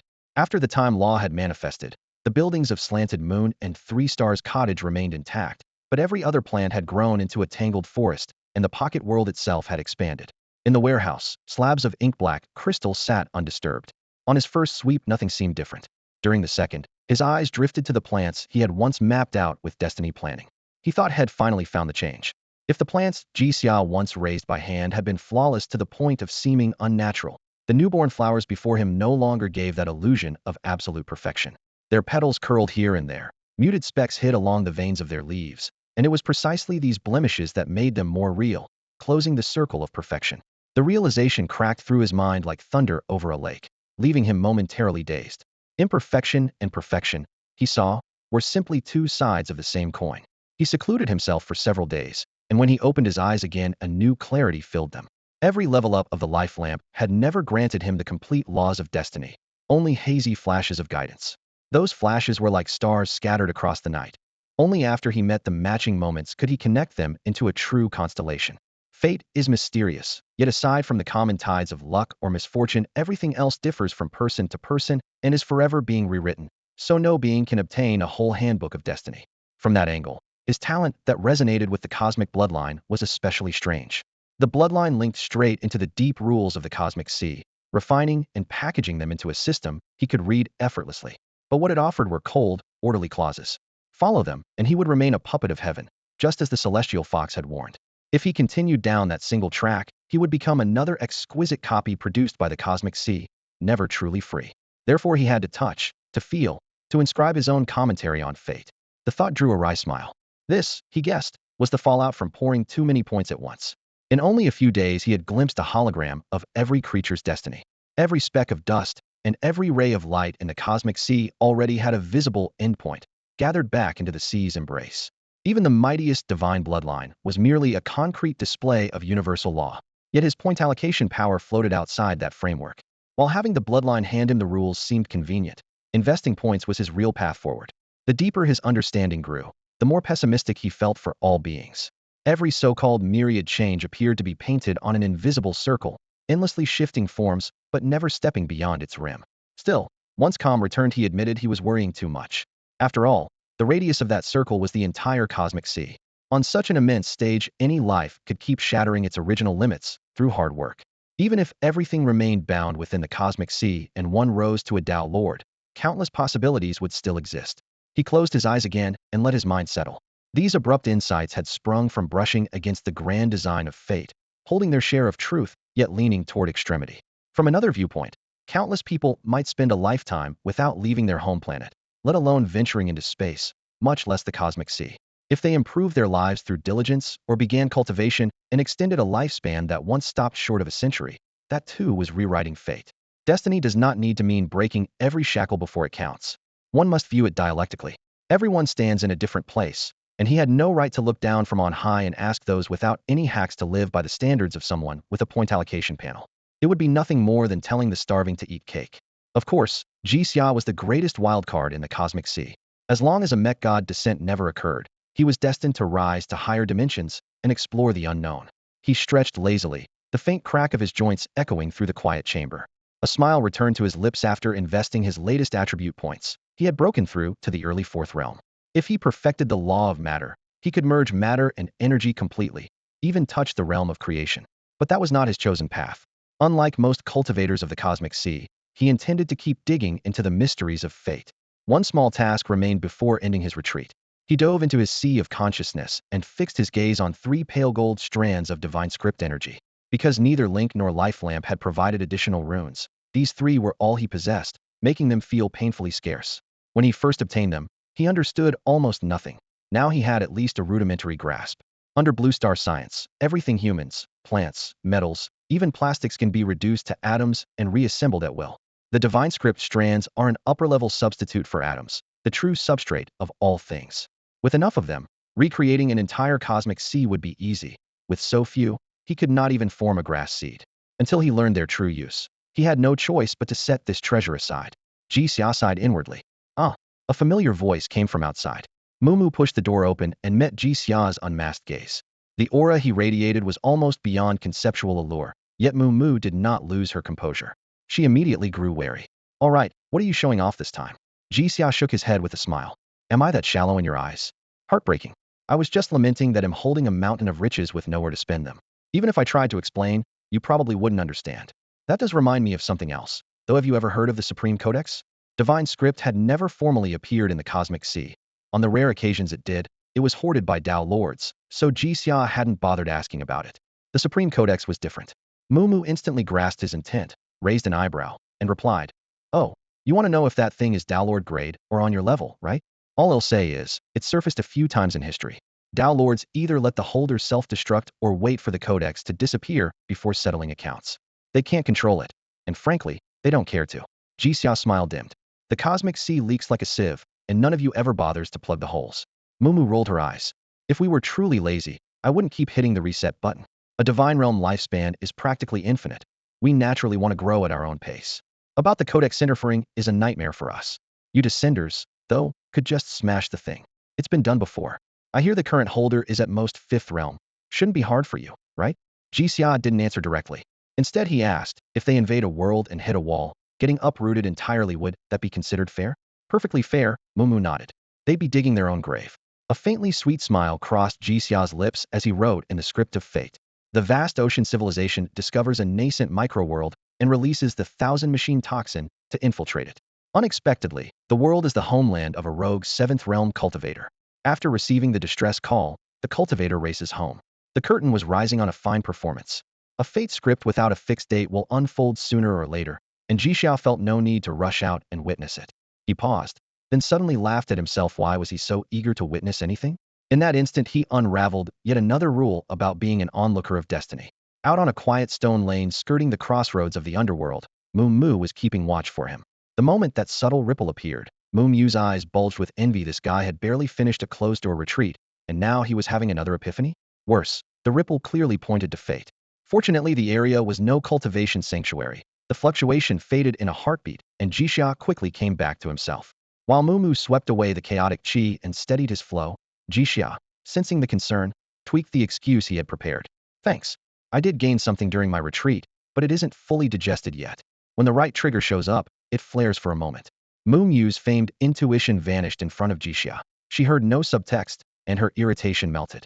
No need to thank me.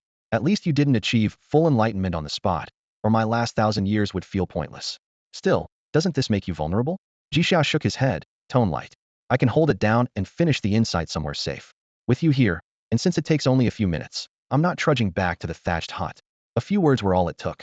Moo Moo smiled. Riley had been easy to placate since childhood, she thought, and would better wrap up this restart soon. While she was still fretting, Jixia asked, after pushing a skill to complete law level and getting the will boost, did you go any further? Moo Moo, true disciple of a Tao sovereign, answered at once, yes, origin level. But without the corresponding authority you can't touch it. If you want to deepen the way of flame, you must first condense flame authority. Only then can you reach origin. Just look at the powerhouse's honorifics and you'll see what I mean. Jixia sifted his memory and recalled the names mentioned during the assault on the poison fiend. Fire Domain Shinran, Thunderclap Shinran, Water Blossom Shinran. Names that once seemed plain now sounded like authority prefixes. What authority do you wield? He pressed. Did you have an honorific title? Moo Moo's voice rose with pride. I hold the lifespan authority of Tianhe world. Heaven itself granted the name Tianshou Xinjuan. So authority can win the approval of a world's will, Jixia mused. Then why leave your home realm? With heaven's backing, regaining your peak shouldn't be hard. Moo Moo's aura collapsed into a sigh. I kept begging to travel, so I slipped over to Dongwang. My master thought it amusing and sent escorts, told me to knock myself out. Jixia nodded, smiling sincerely. Your master was right, you are entertaining. You don't actually mind, do you? Moo Moo started to argue, fell silent, and realized it was true, plus the trip had paid off. In less than a millennium he had reached the 9th deity stage and earned the title of Xinjuan. When progress stalled, had adopted a perilous method that led to this restart. Perhaps this time I should focus on tempering my mind. In the cultivation world some disciplines have no fixed techniques. Only approaches cultivating one's heart, and nature is one of them. The more you experience and learn from those experiences, the more your character advances. Moo Moo stood still, recalling his grandmaster's assessment. His talent was 1 in 10,000. That 10,000 did not refer to ordinary people, but to the vast multiverse itself. Even so, he still could not fully command the Tao of time. Its tides are fierce and formless. Without a firm heart, one is swallowed in an instant. He suddenly thought of something and looked at Jixia. Actually, the ancients left behind a great many things, Moo Moo said bluntly. Jixia was puzzled. What are you trying to say? I'm talking about merging with the Tao. Moo Moo reined in his thoughts and explained patiently. What we now call laws and principles are labels we coined during cultivation. In ancient times they were all simply called the Great Tao. The temporal law belongs to the acquired temporal Tao, while the temporal principle corresponds to the innate temporal Tao. Merge with the former and you become a Tao Lord. Merge with the latter and you reach Tao Sovereign. He paused, then added, you can also reach Tao Sovereign by uniting two opposing acquired Taos. Some Tao Lords teach methods that let cultivators attempt this fusion while still at the divine realm, hoping to make the later breakthrough easier. That instantly reminded Jixia of the world of the gods. Their entire system worked exactly that way. Moo Moo went on. According to the records we found, every Tao Lord is qualified to approach an innate Tao. How to master it? Thus no one has an answer. So even Tao Lords can't grasp a principle? Jixia asked, even more confused. Moo Moo nodded solemnly. Right. Just as you've heard, a principle chooses the cultivator, not the other way round. Tao Lords are now trying to reverse choose a principle. Contact doesn't equal comprehension. His expression grew complicated. That's why, when Tao Lords take disciples, they favor those pre-acknowledged by a principle, hoping to raise a Tao sovereign who can then work backward from that higher level. Yet their prophecies agree on one point: the first Tao sovereign will usher in ultimate terror. No one wants to be that spark, so they keep each other in check, neither advancing themselves nor letting others break through. Only after wielding true sovereign-level power will they look for a way to counter it. Jixia blinked. That's a lot to digest. The more I hear, the more problems I see in the cosmic sea. But I can't fix that now. I need to pick up the spirit treasure the celestial fox promised me. Moo Moo raised an eyebrow. Perfect timing. I'm heading to the Falls of Worlds nearby. The place is chaotic but unique, and many treasures are hidden there. Everywhere else has been stripped bare. That zone is still mostly untouched. Jixia checked his map and saw their routes overlapped. Then let's travel together. Together it is, Moo Moo agreed readily. They decided on a departure time and listed the supplies they would need. Moo Moo specifically warned that the area was easy to enter but hard to leave, so life-saving items were essential. Lowering his voice, he explained the nature of descenders. If a descender dies in a danger zone, they can reincarnate, but must rebuild their cultivation from scratch. Jixia promised to prepare carefully, though he was not particularly worried.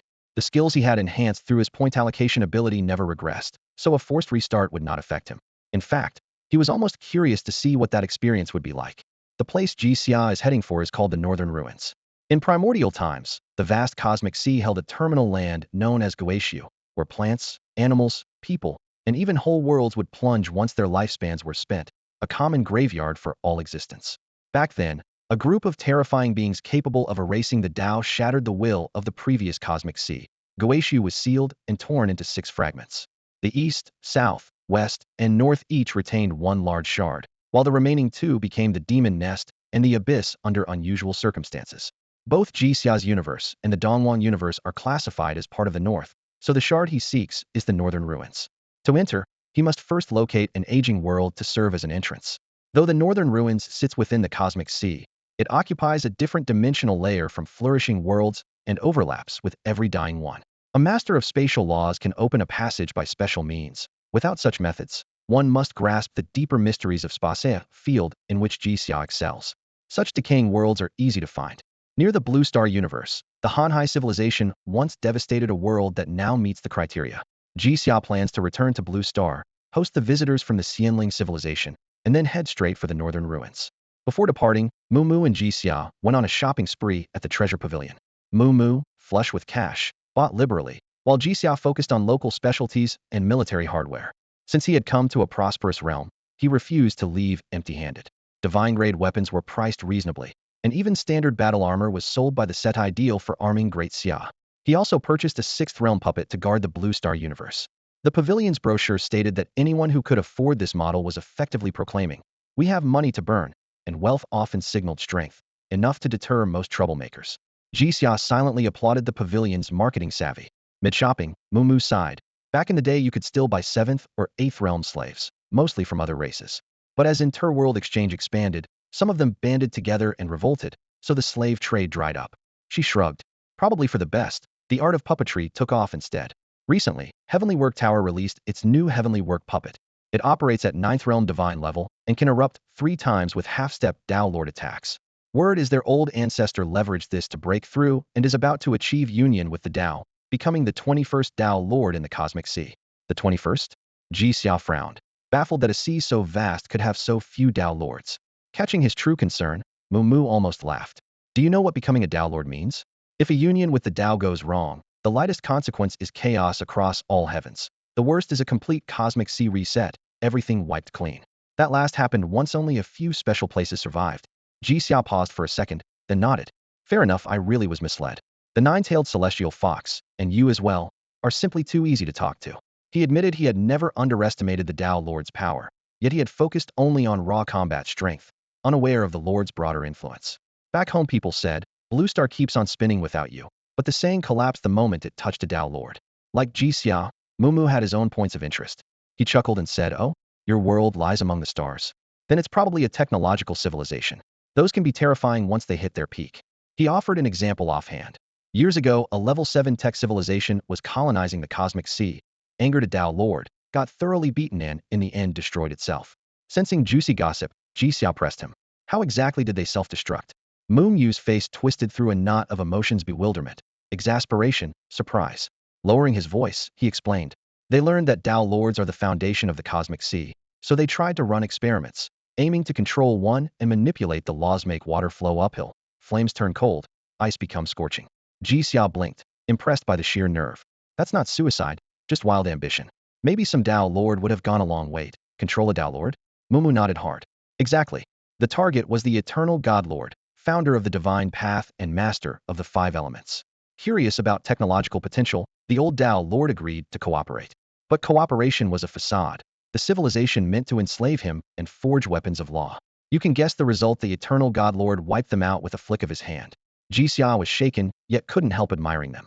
Had they known more about Tao Lords or been stronger, the outcome might have been different. Mumu waved the thought away.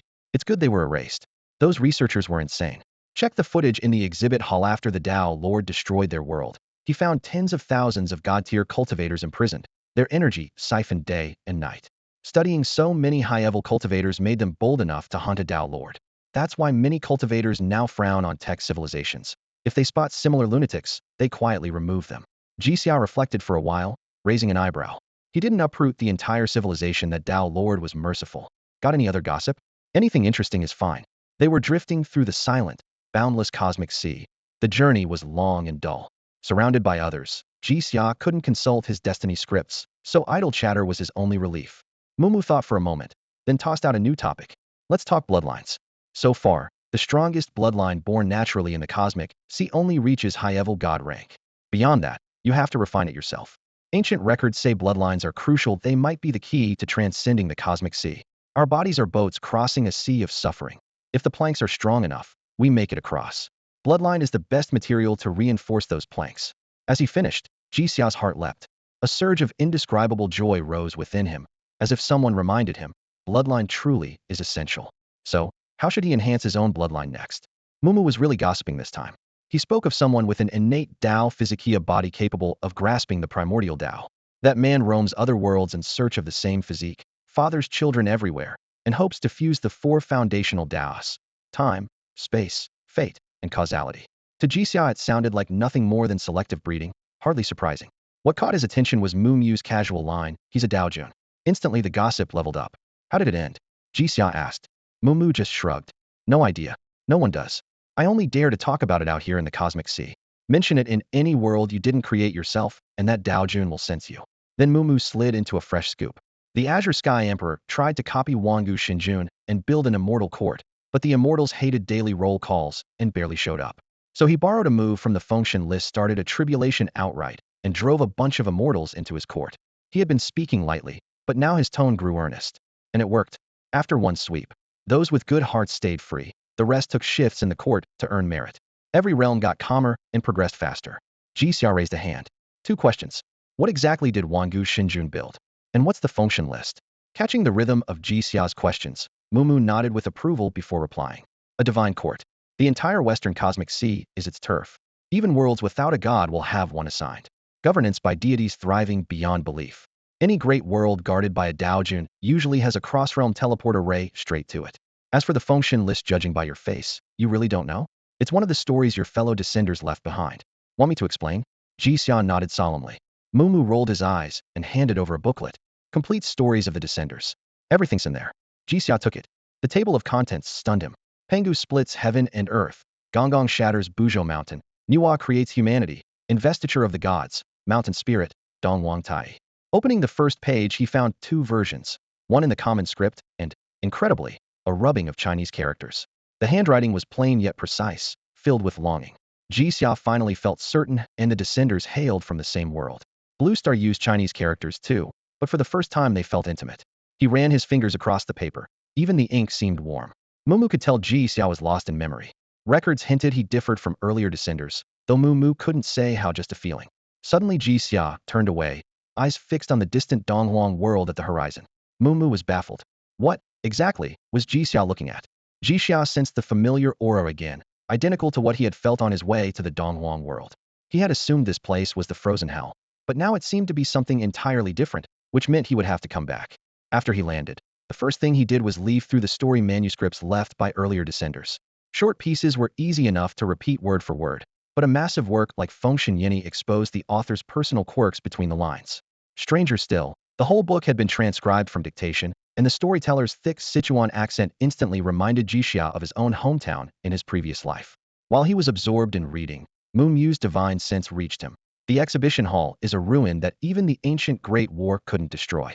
We rebuilt it as the corridor of time, which can replay any recorded moment in history. Some descenders have volunteered to leave messages there. If you want to know more about them, that's where to go. But it sits in a special temporal dimension. You'll have to grasp the law of time first. Understood. Thanks, Jixia replied with a nod, then chuckled.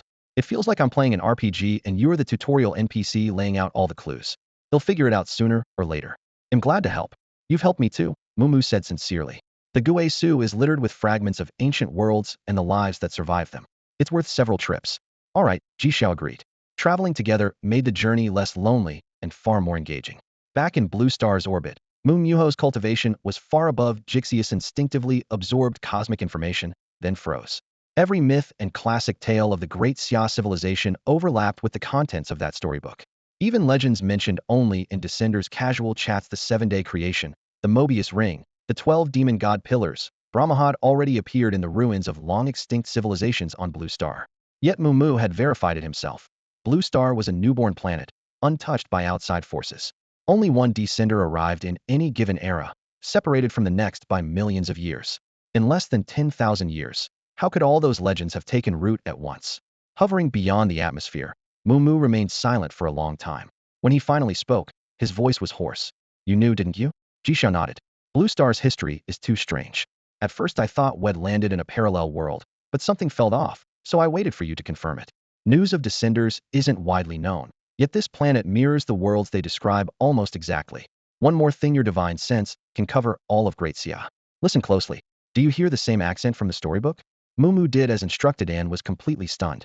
He remembered his well-traveled Dowlord ancestor, who had roamed countless realms and never seen anything like this. The sight before him was more unbelievable than any legend, yet it was real, unfolding right before his eyes. He had never encountered anything like it. Mumu, great-grand disciple of the celestial river Dao Lord, felt completely adrift. The impact of Blue Star was simply too much for him to digest. Jixia was equally confused. The mysteries had only deepened. To reassure his family, he had first sent a clone back to Great Xia. He stayed just a few days, yet time dilation in the cosmic sea meant that nearly 4 years had passed outside. Once those family matters were settled, he finally brought Mumu down to Blue Star. The moment they touched ground, Jixia took on the host role and gave a concise, systematic rundown of Blue Star's situation. The Hanhai civilization, the one that had once received a projection of the Supreme Codex, had intervened forcefully, allowing Blue Star to inherit the legacies of 2 other worlds and kickstart its own spiritual revival. Later, Blue Star absorbed the largest share of world essence and spawned an astonishing number of demon gods. In parallel, Great Xia's elders spent a century secretly maneuvering to seize the game god's body. Because Mumu wielded the law of time, he cross-checked historical imprints as he listened and quickly pieced together Blue Star's past. He couldn't help exclaiming, "Dragons, a life form that fuses so many biological archetypes, has never emerged anywhere in the cosmic sea. So natural-born dragons shouldn't exist at all. Yet Blue Star actually produced a dragon race, and with a divine-grade bloodline? Jixia, that's incredible. If that ocean demon god were around, I'd pay her a visit right now." Only then did Jixia realize that she wasn't on Blue Star. She wasn't even in this universe. No wonder I felt something familiar was missing. She went to the Dongwang world? Crossing the cosmic sea means she must be at least divine level. He shook his head with a wry smile. While they spoke, he had already completed a planet-wide scan. 1. Demon god faction most had entered the divine tier, and the tree god stood firmly in the 3rd realm. 2. Human faction twins Lin Xian and Lin Yao had likewise reached the 3rd realm. Thinking of his own family, Jixia sighed. He had sent home a divine corpse so his parents could study bloodline modification, but they took it as a hint about improving the next generation's talent and decided to have another child. The result: eldest son Jixia's main body was advancing at breakneck speed, disappearing for years whenever he secluded himself or journeyed abroad. Second son Ji Feng, with his help, had also surged ahead and now served as president of the Great Xia Healers Association. Both brothers excelled in cultivation and career, yet neither had time for romance. Fearing the family line might end, their parents pinned all their hopes on the youngest, Ji Chuan. As for settling down himself, Jixia could only spread his hands. At his level, he needed no political marriage and valued genuine affection. He didn't mind mutual attraction, but fate hadn't provided it, and the comfortable solitude he enjoyed kept him from forcing the issue. Unless true love appeared, he would rather stay just as he was. Mumu felt even greater pressure. Blue Star's bizarre history sent a chill down the spine of this 9th realm divine being. His reason accepted the extraordinary, yet unease lingered. After a brief hesitation, he asked, "Your internet seems convenient. Give me some time. I'd like to look up the information myself." Jixia nodded and handed him a slender SmartBrain terminal. "You know how to use it, right?" Mumu nodded. "Absolutely. Once the realms intersect, their systems are just variations of the same truth. Any competent cultivator will go out of their way to study them. You've been to the treasure pavilion yourself. Its level of automation is at least as advanced as Blue Star's." He slipped away from the crowd and dived into an underwater grotto beneath a crystal-clear lake inside Great Xia's borders. Dim ripples of light danced across the rock walls as he opened a translucent screen and called up every document Jixia had left behind. Mumu muttered inwardly. Jixia's twisted sense of fun was getting ridiculous. This place might look like an ordinary Blue Star, but even a Dao Lord would have to tread carefully here. Why hadn't the other Dao Lords noticed this site? Mumu found the answer quickly. Time and space had been deliberately folded, leaving no trace for an ordinary cultivator to detect. He decided to start from the ground up, learning Great Xia's scripts and dialects. Once he mapped their sounds onto his own voice, he was surprised to discover that his local name formed a reduplication. Mumu. A name is only a code. As long as he understood its meaning, that was enough. With a shrug, he turned the page and plunged into Great Xia's vast corpus of classics and folk tales. Whether they were myths left by descenders or stories passed on by the natives, he collected everything, recording each detail. More than once he thought about traveling upstream through time to witness the birth of these legends himself. But the instant the idea surfaced, The time laws inside him flared in warning. Jixia's presence had almost sealed blue stars past timeline. There was no room for Mumu. Any forced entry would only trigger a backlash from the laws. So he read chronologically, from the dynastic shifts of antiquity, through the steam-driven modern age, all the way to the information-saturated present, focusing on every special system. The more he read, the harder it was to breathe. Was Blue Star perched in a higher dimension? Every special system, without exception, pointed toward the supreme beings of myth. That tree deity had already stepped onto the orthodox Earth immortal path, more refined than the one in Qingshu world. Nascent forms of the celestial court and a Shinto-like order were also taking shape within Great Xia's evolving framework. The Great Xia government had long since made all special system data public. Mu threw himself at the information like a parched traveler toward fresh rain, soaking up every drop.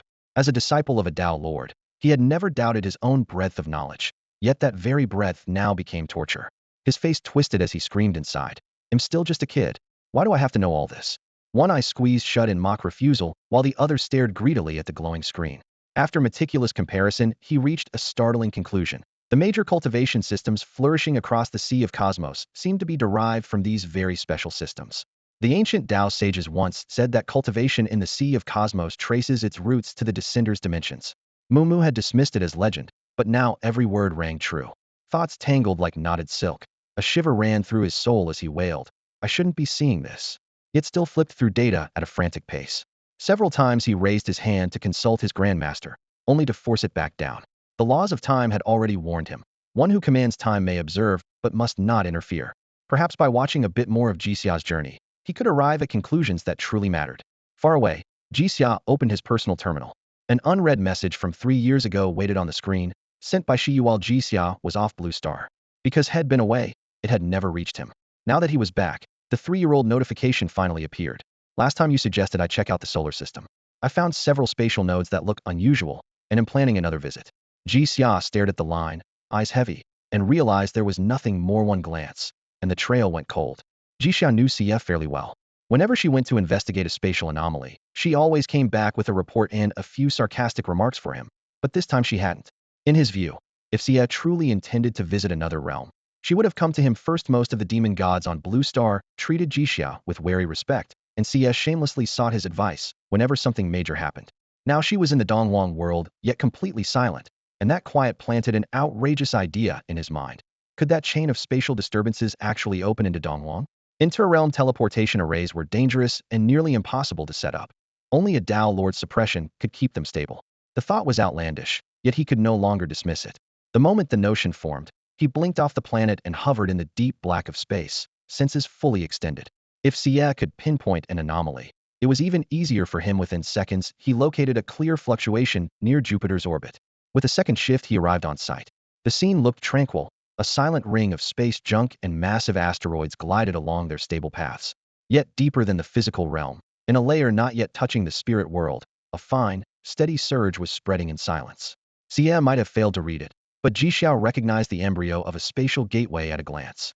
By all logic, such portals could appear only between two separate worlds, and the cosmic sea itself had no inherent space, acting as an absolute barrier. Unless the very laws of space intervened, a gate could never form here.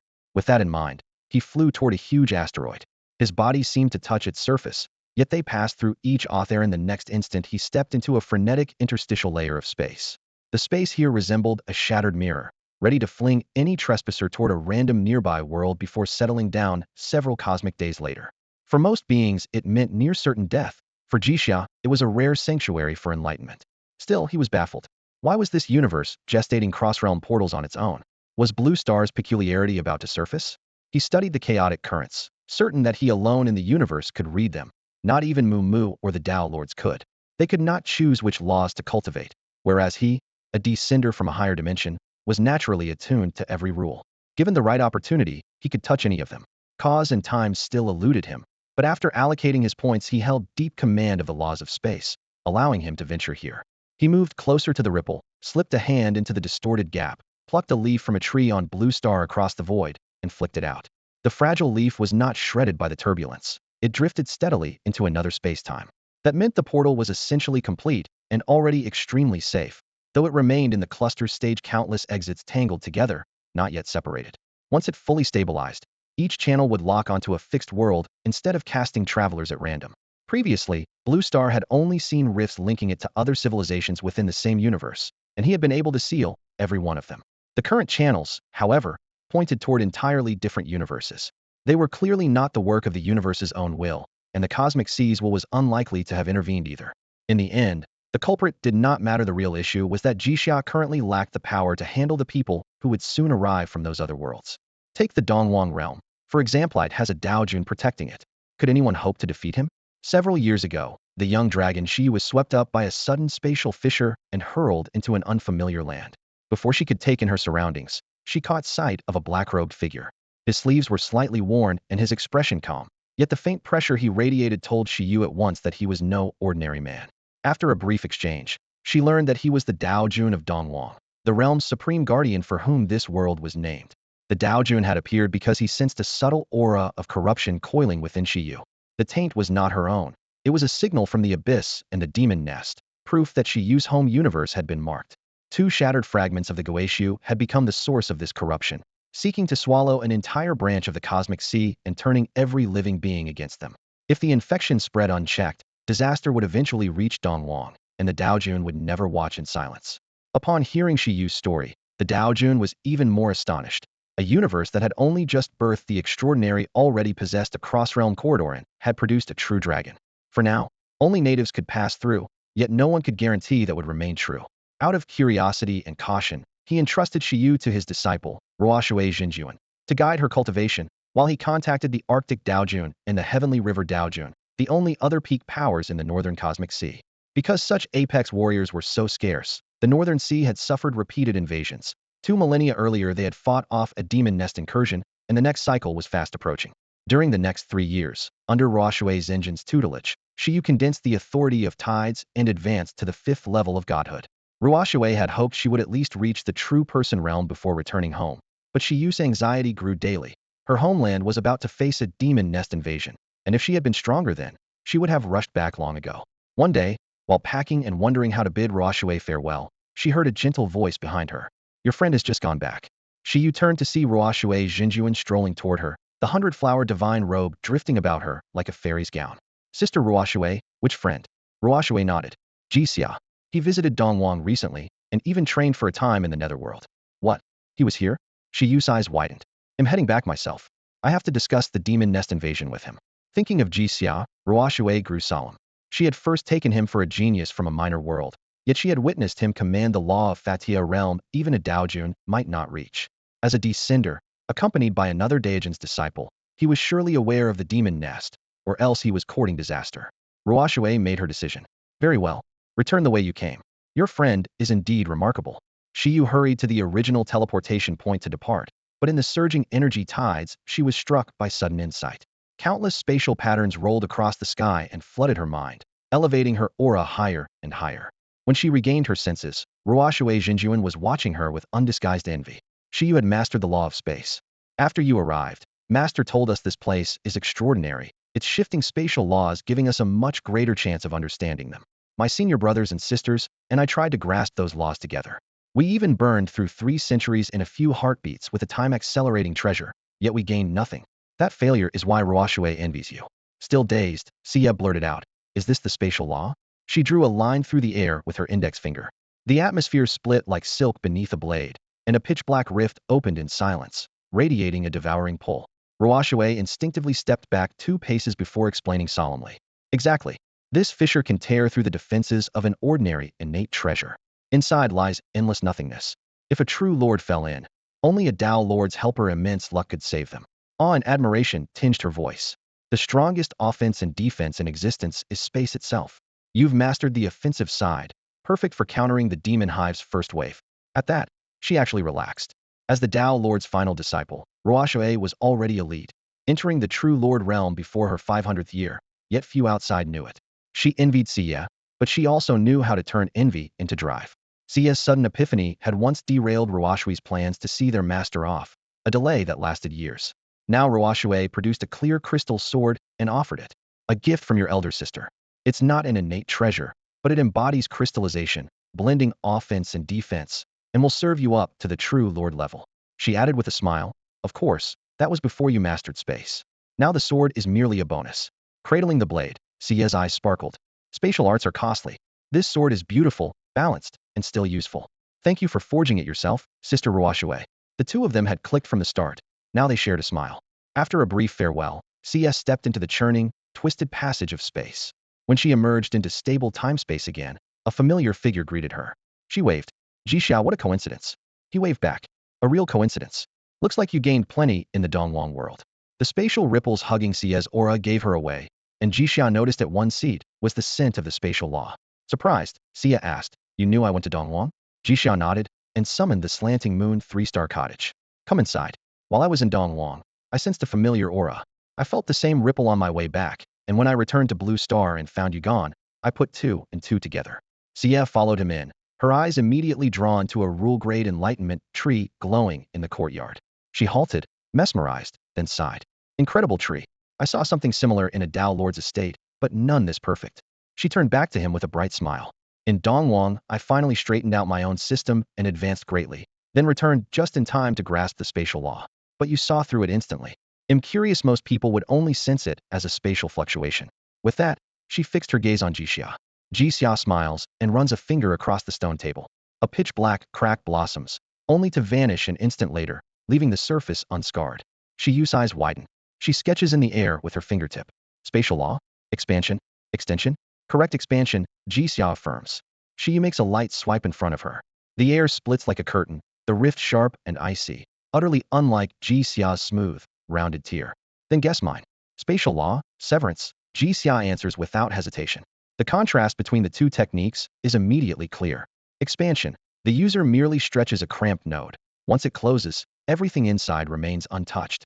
Severance. The user slices the node and everything within it, creating a true cross-section. Shiyu arches a brow, her pride obvious. We both command spatial laws. That'll make the upcoming hive invasion much easier. Hive invasion? Jixia is baffled.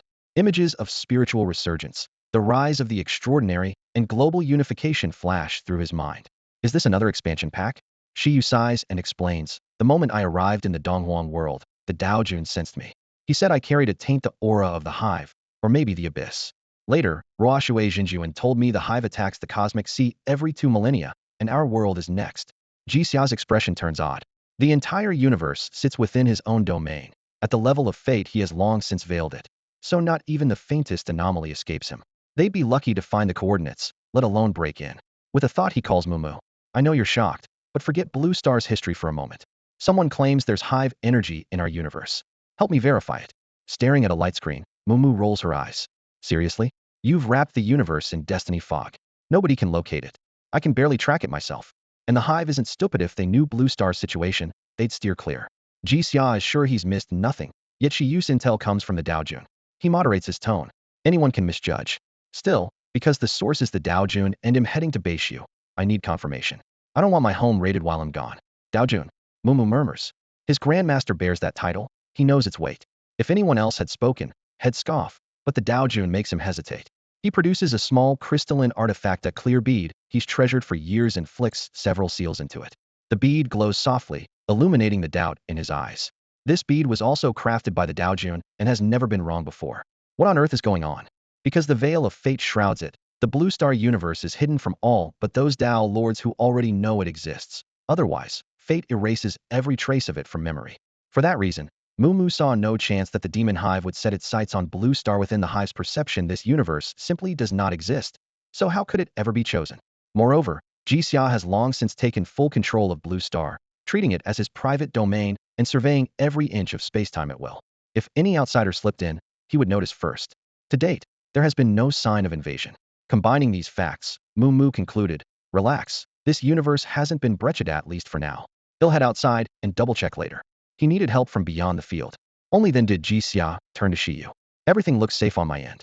And now that you've reached the 5th divine realm, you should be able to sense how different this entire universe is. I'm sure there's no problem. Shiyu, unfamiliar with current events, closed her eyes and stretched out her senses. Jixia linked his cottage microworld to the outer cosmos for a moment. Her divine awareness swept outward, confirming the truth, yet she showed no surprise. The whole universe carries your aura, and you're still not its lord? Becoming a universe's lord is like stepping onto the earth immortal path. Jixia shrugged. Too many responsibilities, too much construction work. If someone else wants the job, they can have it, I'm not interested. He added, they'll be away for a while. You'll stay here on Blue Star, right? She nodded. Don't worry, I won't be leaving anytime soon. If the demon hive shows up, I can hold them off and call for help at once. I've studied their invasions, they're brutal. Better safe than sorry, so we'll stay alert. The two reached an understanding, unaware that rumors were already sweeping across the northern cosmic sea. The demon hive is about to invade. Stranger still, every cultivator believed it without question, as though the disaster were destined. Meanwhile, Mumu left the Blue Star world and stepped into the vast, silent cosmic sea. Freed from the veil of fate, he easily contacted the Tianhe Dao Lord. Facing his ancestors' projection, he spoke with casual affection. Shizu, is the demon hive really coming? A hazy figure appeared, and timeless space began to flow. Tianhe Dao Lord replied calmly, it will come. You wish to ask about that world's condition? Mumu nodded. I'm living there. Dongwang Dao Lord claims to smell the hive's corruption, but the pearl you forged for me detects nothing. My friend has turned that universe into his own domain and even mastered the law of fatigue, isn't fooled either. Oh, mastering fate, the projection sounded mildly surprised. Let me take a look. His gaze fell on the Blue Star universe. In his knowledge, the demon hive must invade. In his senses, corruption was indeed present. Yet moments later, an uncharacteristic gravity settled on his face. Something here is fundamentally wrong. When Tianhe Daojun first looked at the Blue Star universe, he was bewildered. The universe sat right in front of him, yet it was almost impossible to notice. Had he not been a Daojun who senses time threaded through every cosmos, he would have passed it by.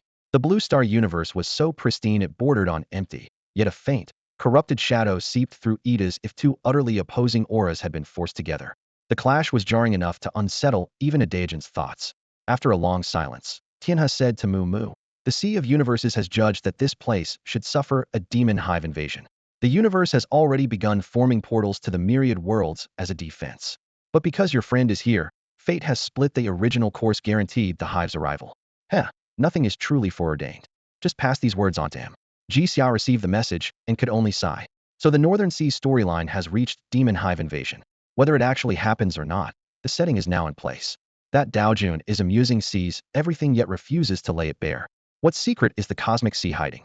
After seeing Xia off, Jixia started making the rounds. He had to check on the twins first. People need a social circle, and Mumu mattered greatly to him. So once he returned, he stayed with her until the equipment was delivered. Then he headed into space alone to look for cosmic anomalies, while a clone driven by the same consciousness went home for a family reunion. The duplicate was indistinguishable from the original. Only when every matter was settled did he set time aside to visit his friends. On the polar ice sheet, Lin Xian and Lin Yao were absorbed in analyzing a frozen fossil. Ice chips flew and cold mist swirled when a familiar voice cut in. Hey, playing with ice blocks again? They looked up from the gleaming surface to find Jixia standing there. Lin Xian blurted, you're back already? I thought a trip across worlds would take at least 10 years. Lin Yao nodded. If not longer.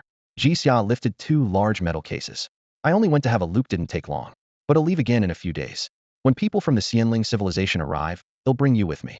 These are local specialties, plus some very practical items. After stowing the cases, the brothers sensed the change in Jixia's aura. Lin Xian frowned. What realm are you at now? Jixia shook his head. When I said practical, I meant genuinely useful. Open the cases. As for my realm, fourth. Once you see what's inside, you'll understand. They opened the cases together.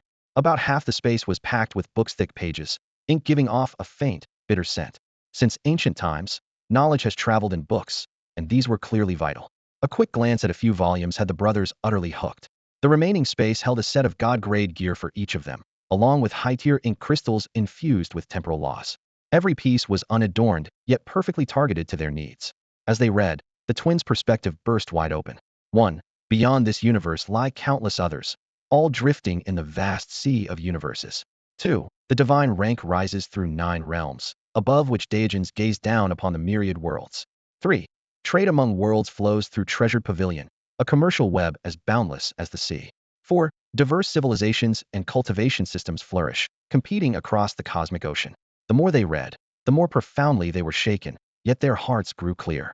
The Daxia civilization is only at the dawn of its journey, but one day it will stride onto the grand stage of the cosmic sea. In a previous life, people online once debated what kind of help would best serve children in impoverished mountain regions. The answer was books, not so they could pass exams and find jobs, but so that between the pages they could understand the world, broaden their horizons, learn to think, and break free from the cage their environment had built. Now, In the Blue Star universe, Lin Xian and Lin Yao, considered among the most knowledgeable, still felt ignorant before the boundless cosmic sea. The collection of books Jixia had prepared neatly filled the gaps in their vision. To people from the greater worlds, the volumes were ordinary reference materials. Yet to those in a small realm barricaded by layers of information walls, they were priceless treasures few could ever reach. The two sat on the floor, pages rustling, as though even the time in their palms was being drawn into the text. Half a day later they finished the entire set. In perfect unison, Lin Xian and Lin Yao rose, cupped their hands, and bowed deeply. Meeting you alone makes this life worthwhile. Jixia accepted the salute without fuss and did not speak until they straightened. Your strength is roughly around the third realm. Because you wield the law of time rather than the rule of time, you could, in a real fight, sweep away anyone below the seventh realm. The day you master the rule as well, no one beneath the Tao Lord will be able to stand against you. Lin Yao burst out laughing. Invincible? We can't even survive a single move against you. You're supposed to be a healer, yet your combat power is frightening. Lin Xian nodded in agreement. We specialize in learning and analysis, not raw force. But the aura around you is terrifying. Time, space, fate, powers most people never touch in their entire lives. You command them all. The more they spoke, the more baffled they became. Frontline classes, even on unusual paths, normally relied on common laws. Yet support roles like healers and scholars repeatedly awakened rare laws and rules. Ji Xiao was the best person to ask. He inclined his head slightly. I know a bit about that. Lin Xian and Lin Yao held their breath and listened. In the later stages of cultivation, every system is compartmentalized, Ji Xiao explained, raising a hand. Support classes are unique because they can share their power directly with others. Take healers. The law of life can grant life, but it can also take it, so it goes far beyond simple rescue. Most of my healing spells act on the target instantly, friend or foe. They may not even have time to block them. Now imagine I weave offensive effects into those spells. Lin Yao caught on first, eyes shining. So non-combat classes are actually on a higher tier and can overpower the others? Lin Xian followed the train of thought. The human body resists foreign energy, even beneficial kinds. Only healing spells are actively absorbed, and that really is a high-level advantage. With their questions answered, the mood relaxed. Suddenly, something occurred to Lin Yao. He looked up. One more thing, if this universe is under your control now, doesn't that make all those demon gods your subordinates? Ji Xia shook his head. No, I'm not interested. He'll wait until the future master of the cosmos is born, or until I find the right candidate to back.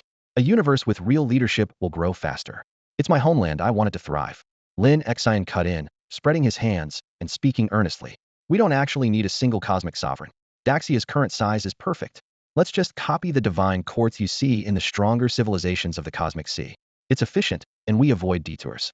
Ji Xiao had already scanned Daxia. He frowned, his tone uncertain. I've only been gone a few years, and people are already being corrupted. Can they really run an entire universe? Stop judging human nature with rigid rules, Lin Xian said, shaking his head as his words sped up. Give the ambitious a clear goal and rewards they can't refuse, and they'll polish every detail. You want a council of saints? That's the real fantasy. Lin Yao chimed in. Besides, you have absolute strength. Who would dare cross the line? Ji Xiao laughed softly and shrugged at himself. True. I've never been great with people. I prefer a straight line and never figured out these power games. Lin Xian seized the moment. Being straightforward is fine. The higher you stand, the simpler things should be.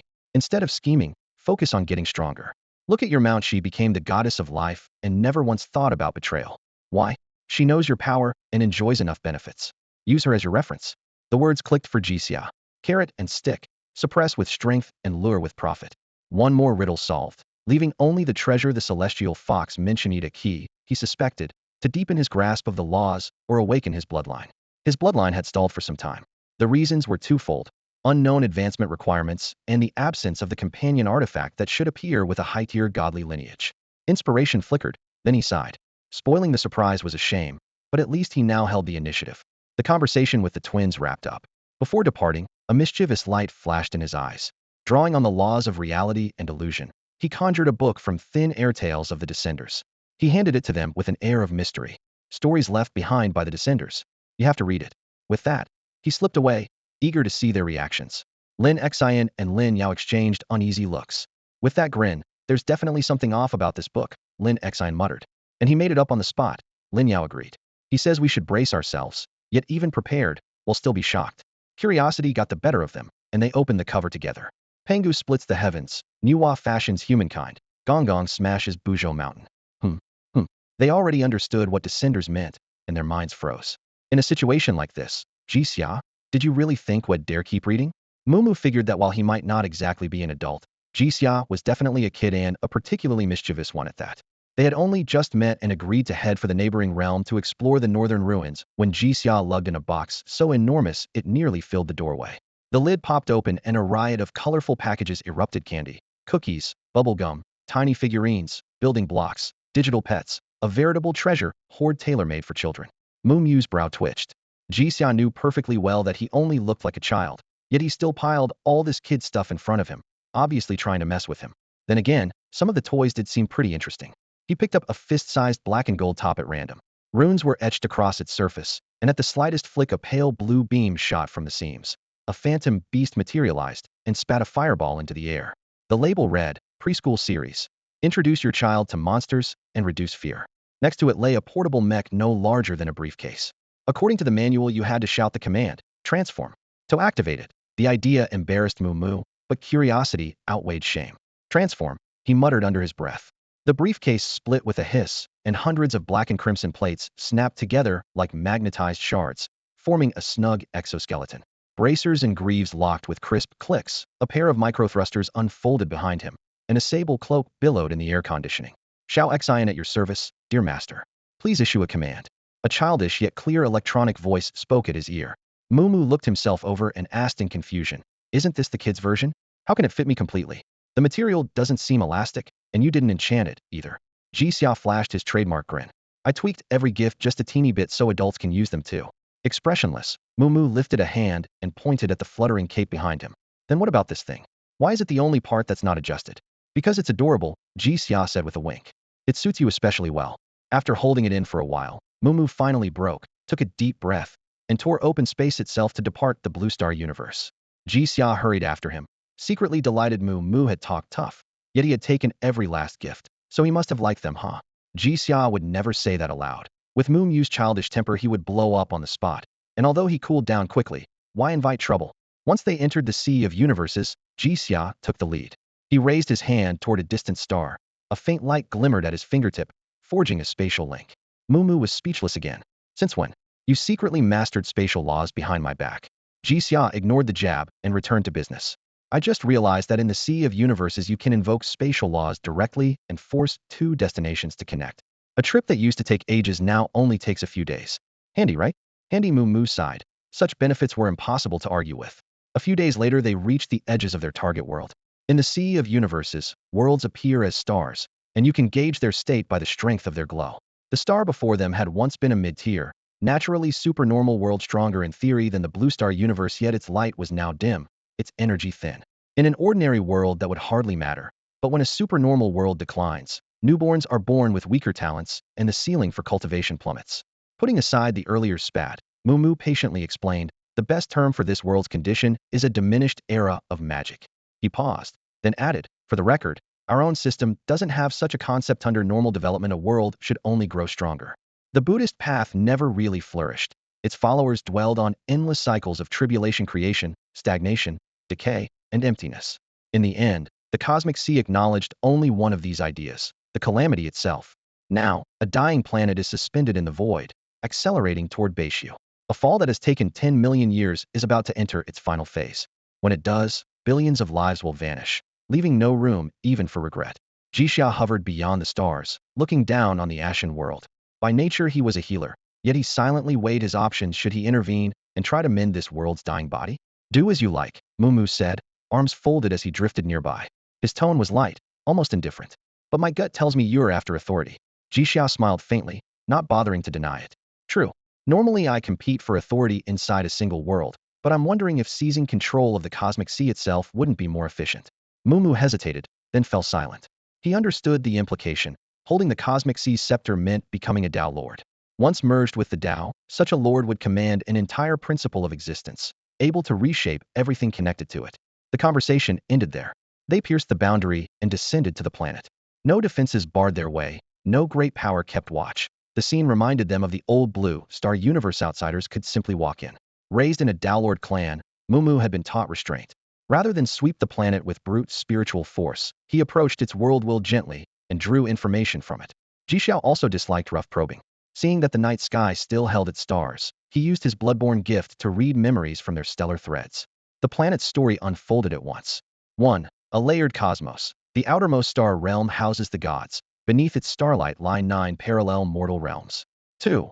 A former golden age. During the epic of 1,000 gods, divine beings shielded mortals and taught them cultivation. 3. A cosmic blight. The gods turned on each other, plunging all life into ruin. 4. The arrival of taskbearers. Outsiders aided humanity in exterminating the gods and seizing the throne of dominion.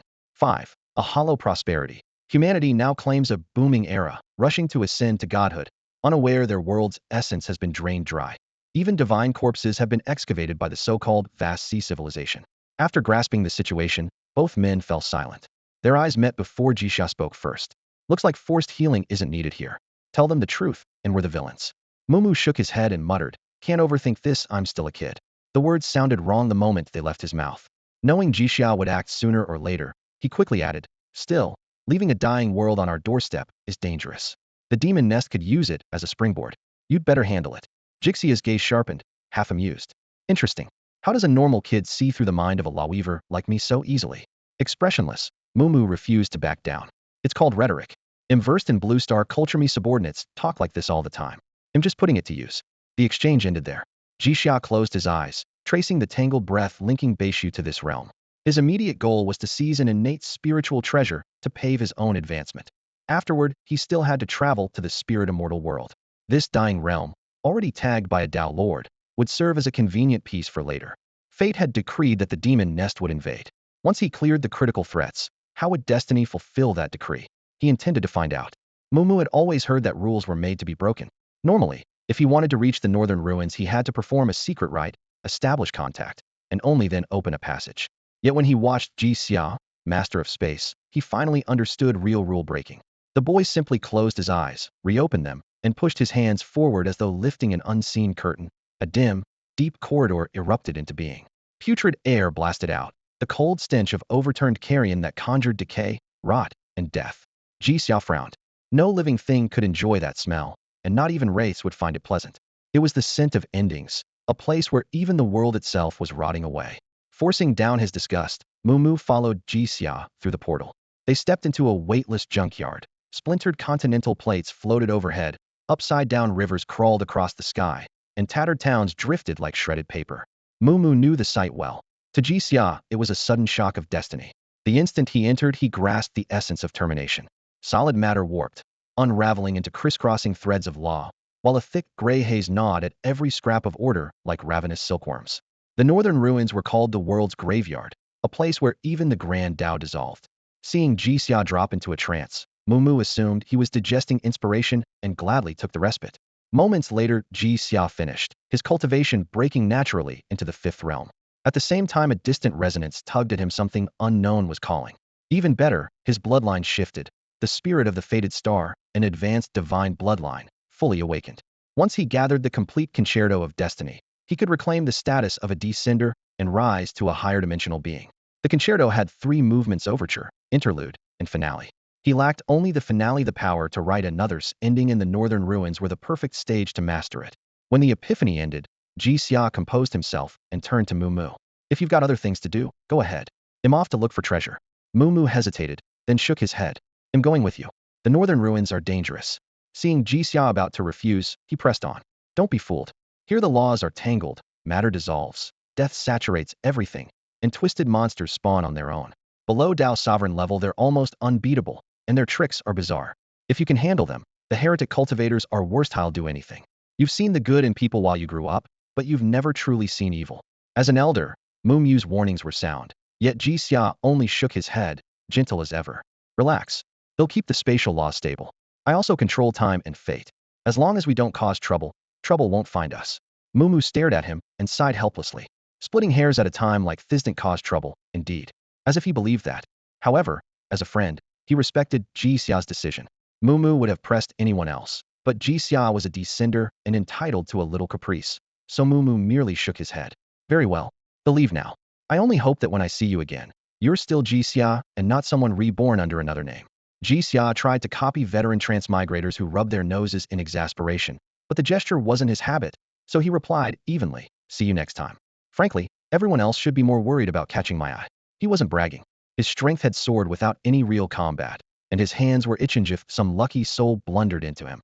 He would make sure the lesson lasted a lifetime. They went their separate ways. Mu activated a secret art and slipped into the deeper reaches of the northern ruins, while Jixia followed the tug in his senses and flew toward the coordinates of that coincidence. The pull almost overlapped with the sight of the innate treasure, perhaps because the terrain was so unusual. The nine-tailed celestial fox had hidden the treasure there. Before descending, Jixia had tried to set his landing point nearby, but with only one spatial law at his disposal, he lacked precision and ended up several worlds off target. Luckily, it isn't all that far, he had thought optimistically. It wasn't long before he cursed inwardly that a horse would die on Wangchuan Road. In the material world, the shortest path from A to B is a straight line. A flyer can simply gain altitude to bypass obstacles.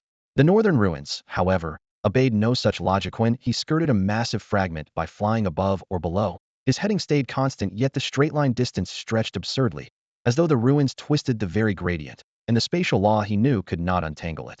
He could tolerate an extra lap or two, but the next event crossed the line. A monster appeared. It resembled a heap of rotten mud, devoid of any sign of life. The first time they brushed past each other, nothing happened. When he moved again, darkness descended and he sank into sludge. His clothes liquefied into mire at once. Only his body, reinforced by laws, barely survived. Jixia forced the sludge into a void world with spatial power, but once free, he had drifted far off course and had to realign. The trouble didn't end there. As he pressed on, the muck swallowed him again. This time, lesson learned. He used an expansion law to dilate space around his skin, saving his new clothes before dumping the mire into the void, only for his path to skew once more. After several repetitions, Jixia concluded that brute force was useless, so he examined the lifeless mud more closely. The result made him frown. It wasn't a creature at all, but a conceptual aggregate sludge in appearance, indiscriminately embracing everything it touched and turning it into more of itself. How to escape? Inspiration struck. Concept sharing. His rule allowed him to share his abilities with others, or if the target lacked consciousness, to bypass consent and seize theirs. The sludge before him had no awareness, making it ideal. He invoked concept sharing and drew the sludge's ability into himself, hoping to lay bare its essence and weakness. When the sharing concluded, he understood at last the thing embodied unconditional compromise, professing to include everything, and whatever it contacted became part of the mire. The world held no shortage of wonders, yet this was the first time Jixia was truly shaken by a concept. Hexini is a warped concept, a mass of viscous black sludge that wraps around and devours anything passing overhead. It was born in Beishu and is slowly but stubbornly expanding. The debris of stars, tidal waves of energy, even a careless passerby like Jixia could become its meal. If it keeps growing, it will eventually drag the entire northern cosmic sea into its belly. Whether a concept can be ignored or must be confronted depends on its strength. The weak are harmless. The truly powerful are unsolvable. Hexini has not yet reached that unsolvable tier, and Jixia intends to exploit the gap. He raised a hand and released life energy. Emerald mist gathered into a solid holographic double. Leaving only a sliver of consciousness inside the duplicate, Jixia withdrew his true body to a safe distance. The avatar dived straight into the heart of the black mire. Hexini's greatest flaw is that it can digest only one target at a time. Once the clone was completely filled, Hexini had no strength left to reach outward, and Jixia continued on his way. Setting out a second time, he became far more cautious. First, he used the script of fate to chart a favorable flight path, then cloaked his presence with the mist of fate. Finally, he unfolded spatial expansion, pushing the surrounding layers of space outward so that nothing could touch him. Jixia had big plans, but he lived by a simple rule: ride the waves, never capsize. Only after securing his prize would he allow himself any reckless flourish. Beishu, however, is a region of pure chaos where laws and principles lie in tatters.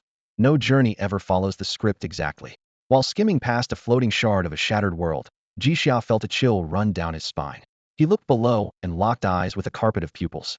Innumerable eyeballs trembled at once, oozing mucus as they merged in pairs, squirmed in layers, and finally formed a single, colossal eye that blotted out the sky and fixed on him. Jixia froze, bound by a brand new concept: insatiable curiosity. In Beishu, swollen desires hatch into twisted monsters.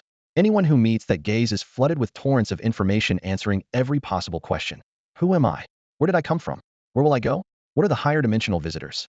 A mortal mind would shatter in an instant. Jixia merely spoke, tossing out 4 questions in quick succession. Who am I? Where do I come from? How do I get back? What is a higher dimensional visitor? The moment the words left his lips, the writhing eye went rigid, straining to dredge up answers. Jixia shook his head in disappointment. I thought a rule-bending monster would be interesting. Turns out you're worthless. The word worthless cut deep. Bloodshot veins spread across the enormous lens, and the eye began to quake again, yet it was dragged back into the same loop of unanswerable questions. Seizing the chance, Jixia took wing and left. Since the creature embodied curiosity, handing it a few impossible riddles was enough to break free. When he first studied the laws of fate, Jixia understood a simple truth. Anything born inside this cosmic sea is forever capped by the sea's own limits and can never transcend them. To him, this cosmos is low-dimensional. Any monster spawned beneath its shadow can't glimpse the real higher layers. So what looked like a deadly ambush ended after a few casual questions. He did not look back and never saw what followed. The giant eye, laced with veins, silently exploded, taking the entire continent shard with it. Trying to parse higher-dimensional data, it burned out in an instant. Meanwhile, Mumu was heading toward the depths of Beishu, where cultists and twisted beasts mingle. By contrast, Jixia remained in the upper layers, facing only aberrant creatures. With the power of fate shielding his path, he had little reason to fear a direct clash with any cultist, especially when fate itself was on his side. After battling his way past a menagerie of monsters, he finally reached his destination. Yet his timing was off. Jixia sensed that envoys of the Xianling civilization had beaten him here, and the moment they entered the present-day Blue Star universe, they, too, felt the pressure of the fate mist. Even masters at the Tongtian Dao level could only wait in silence. Life did exist in Beishu.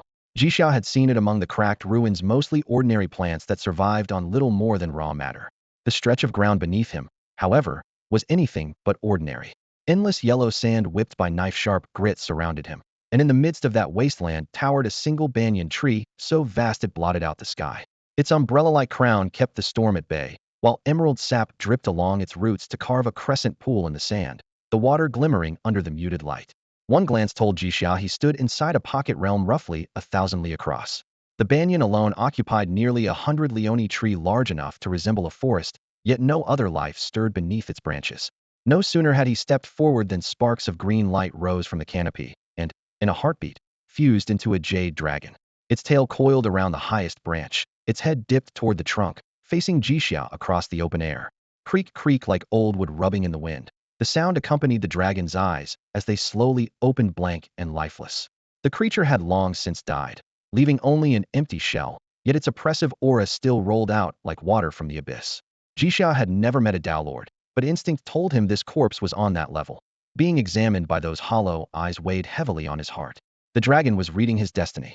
The aura it sensed was so dense it seemed to Congialno. It had truly taken form. Above Jixia's head appeared a writing brush and an ancient chronicle. The annals of time, and the quill that defies fate, physical manifestations of his own fortune and companion spirit treasure.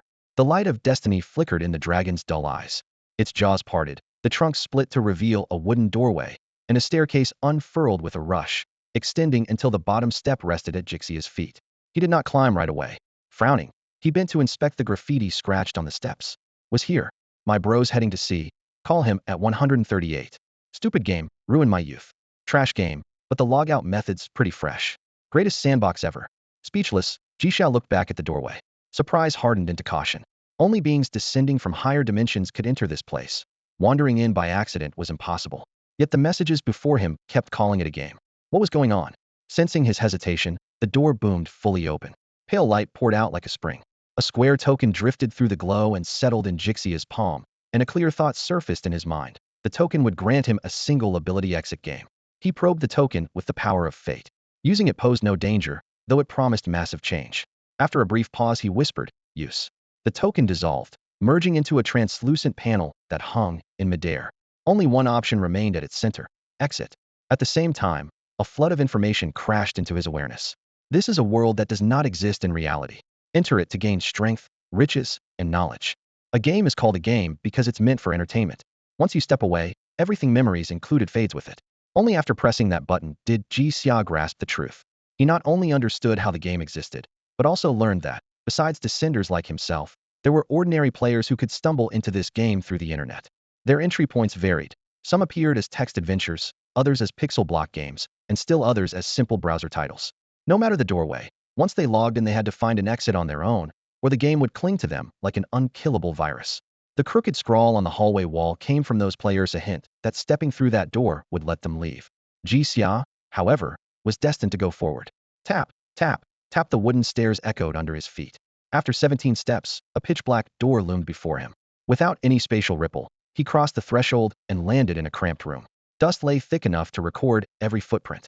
Blackened instant noodle cups were piled in a corner, and a desktop computer sat on the windowsill beneath a layer of grime. Sunlight slanted through the glass, the drifting motes carving it into visible beams. Following those rays, he saw the noon sun, a clear blue sky, and distant skyscrapers. With his photographic memory and the countless videos he had watched, he recognized it instantly. The Shanghai of his original world. Yet an invisible force sealed the tiny room. Even the doorknob felt welded in place. Worse, every ounce of power vanished the moment he arrived. His bloodline could no longer commune with the planet beneath him, nor sense the sun overhead. Psychic strength, stamina, energy all read zero. Even his combat suit had reverted to plain clothes. He had survived worse, so he forced himself to stay calm and ran a quick self-check. First, the power was truly gone. Next, he silently called, allocate points. A panel flickered into view. Daxia, ordinary human 53100. Skill, LV.0 destiny script 0100. E-source points, 6, 380E. Nice and minimal, he muttered. The sight of thousands of E-points almost made him laugh, but the smile froze when he spent the first batch. Skill upgraded. LV.1 destiny script. A script that writes destiny 01000E. Seriously? 10 times the cost. He grumbled, then felt a sudden surge within and snapped his eyes shut. A current of impossibly pure energy rolled through him. It was his first clear taste of the power called destiny. Weak, but unmistakable, it proved the supernatural was still here. Sunlight warmed his face. He kept spending. Mortal Realm, Stage 1010, 000. Mortal Realm, Stage 2020, 000. Mortal Realm, Stage 9090, 000. Each upgrade made the destiny power thicker. By Stage 9, it was flowing freely through his body, ready to be wielded to write lines that belonged to him alone. Now Daxia could already use it to inscribe brief sentences. Even so, his current powers still fell short of the 9th tier he had reached back in Great Xia. So Daxia suspected something had changed and figured the next round of stat points would reveal the answer. A translucent panel slid into view. Transcendent Realm, Tier 101, 000, 000, Transcendent Realm, Tier 909, 000, 000, followed by Epic, Legendary, Mythic, and finally First Heaven, 01000E.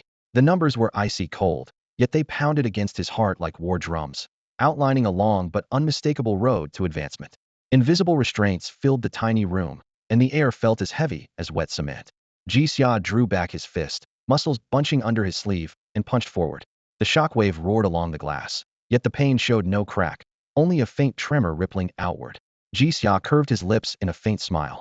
If it could shake, it could break. When it did, he would make it back home.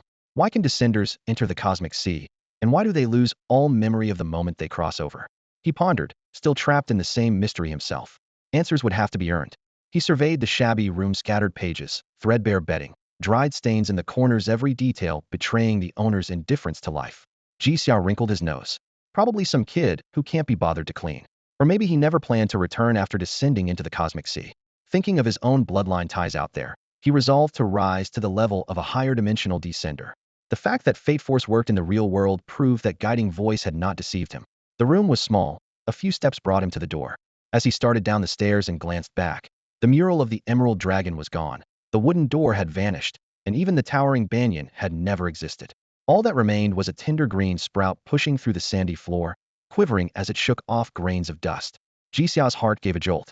A subtle link flared between him and the sapling, identical to the bond born of his pact with the nine-tailed celestial fox and its flower of destiny. This was the tree of destiny. When I change fate again, it will grow, bridge the two dimensions, and open my way home, he vowed. He sat cross-legged, feeling his power settle. Everything he had gained in the cosmic sea he willingly shed, keeping only the purest Fate Force.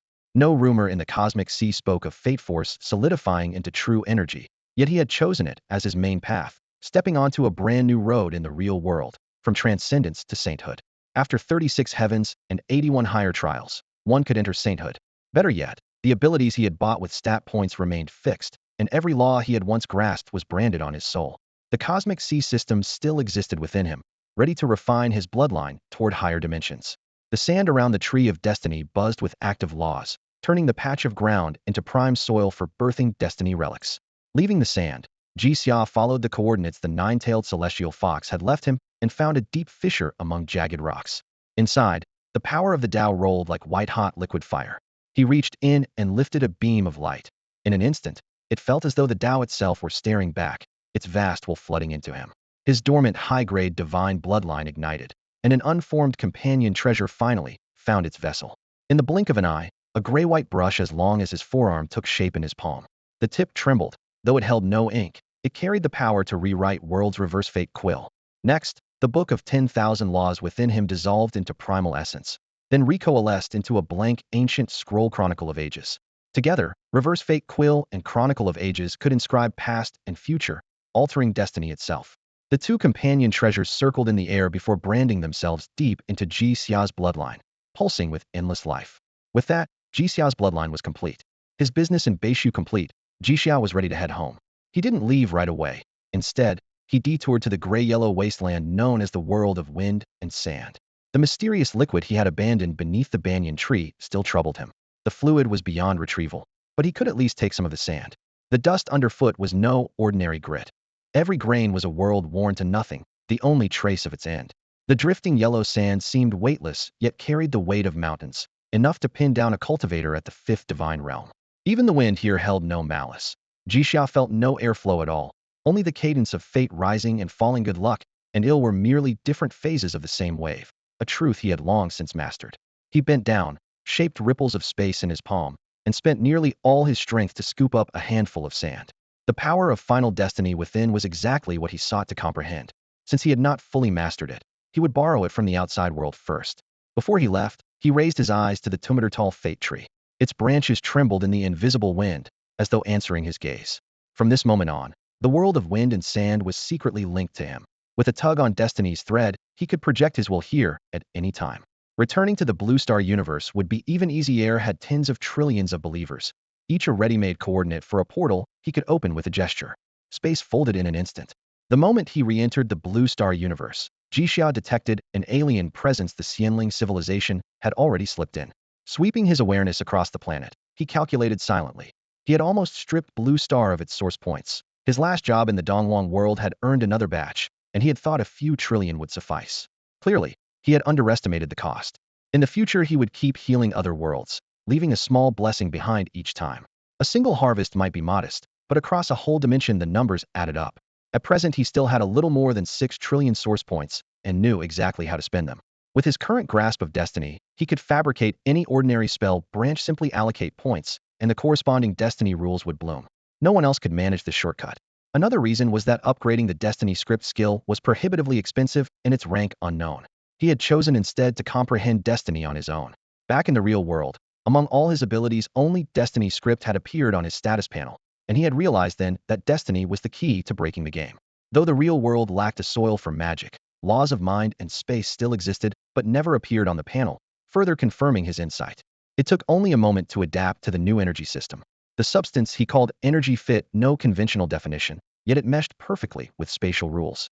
When space and destiny merged, Ji Xiao vanished and reappeared on Star Island with no transition at all. Destiny had simply connected the starting point to the outcome.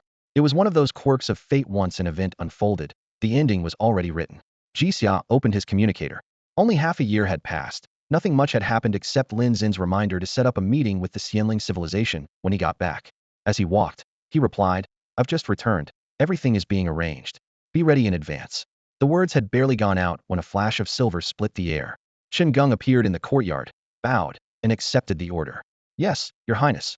Without another word, he vanished toward Daxia's guest compound, a facility built specifically for interstellar visitors. Years had passed since Ji Xia last stood here, and his gaze settled on the starseed tree at the garden's center. Starlight flowed across its massive trunk, and its branches sagged with heavy fruit that shed shimmering motes whenever they swayed. Soon those fruits would split and become newborn star spirits. Blood ties aside, no one was closer to them than Ji Xiaobi. Birth they belonged to him alone. He closed his eyes and relinked himself to the tree. Instantly, countless laws and concepts surged through him, lifting the life level within each fruit to demigod status. One more step would see them ascend to true deity. The Blue Star universe could not normally sustain beings so powerful, but Ji Xia's strength supplied whatever was lacking. Where the universe's own will had once set a star spirit's potential, now it bent entirely to his thoughts. In the spirit realm, natal stars echoed the starseed tree's glow. Most of that dense sky now held patrons, each packed with its own laws. If Jixia wished, he need only wait for those laws to mesh with his being, sleep once, and awaken wielding every common law. He was not in a rush, his soul was not yet strong enough. Seize that burden too early and he would sink into deep slumber, wasting precious time. His experiments paid off almost at once. His will now bordered on wish fulfillment, as though he held a slice of the Creator's authority. The garden's soil had been merely ninth grade, hardly enough for the starseed tree. A thought flooded it with life force. The pavilions looked dated, clashing with the scene despite the angel's careful upkeep, so he pictured something new. The entire floating isle and its internal space expanded and reshaped together. Cliffs staggered, forests sprang up, the landscape took on fresh grandeur. Had he not sensed guests approaching, he would have kept building. Perfecting his private domain was addictive. Steam curled from fragrant tea as he waited.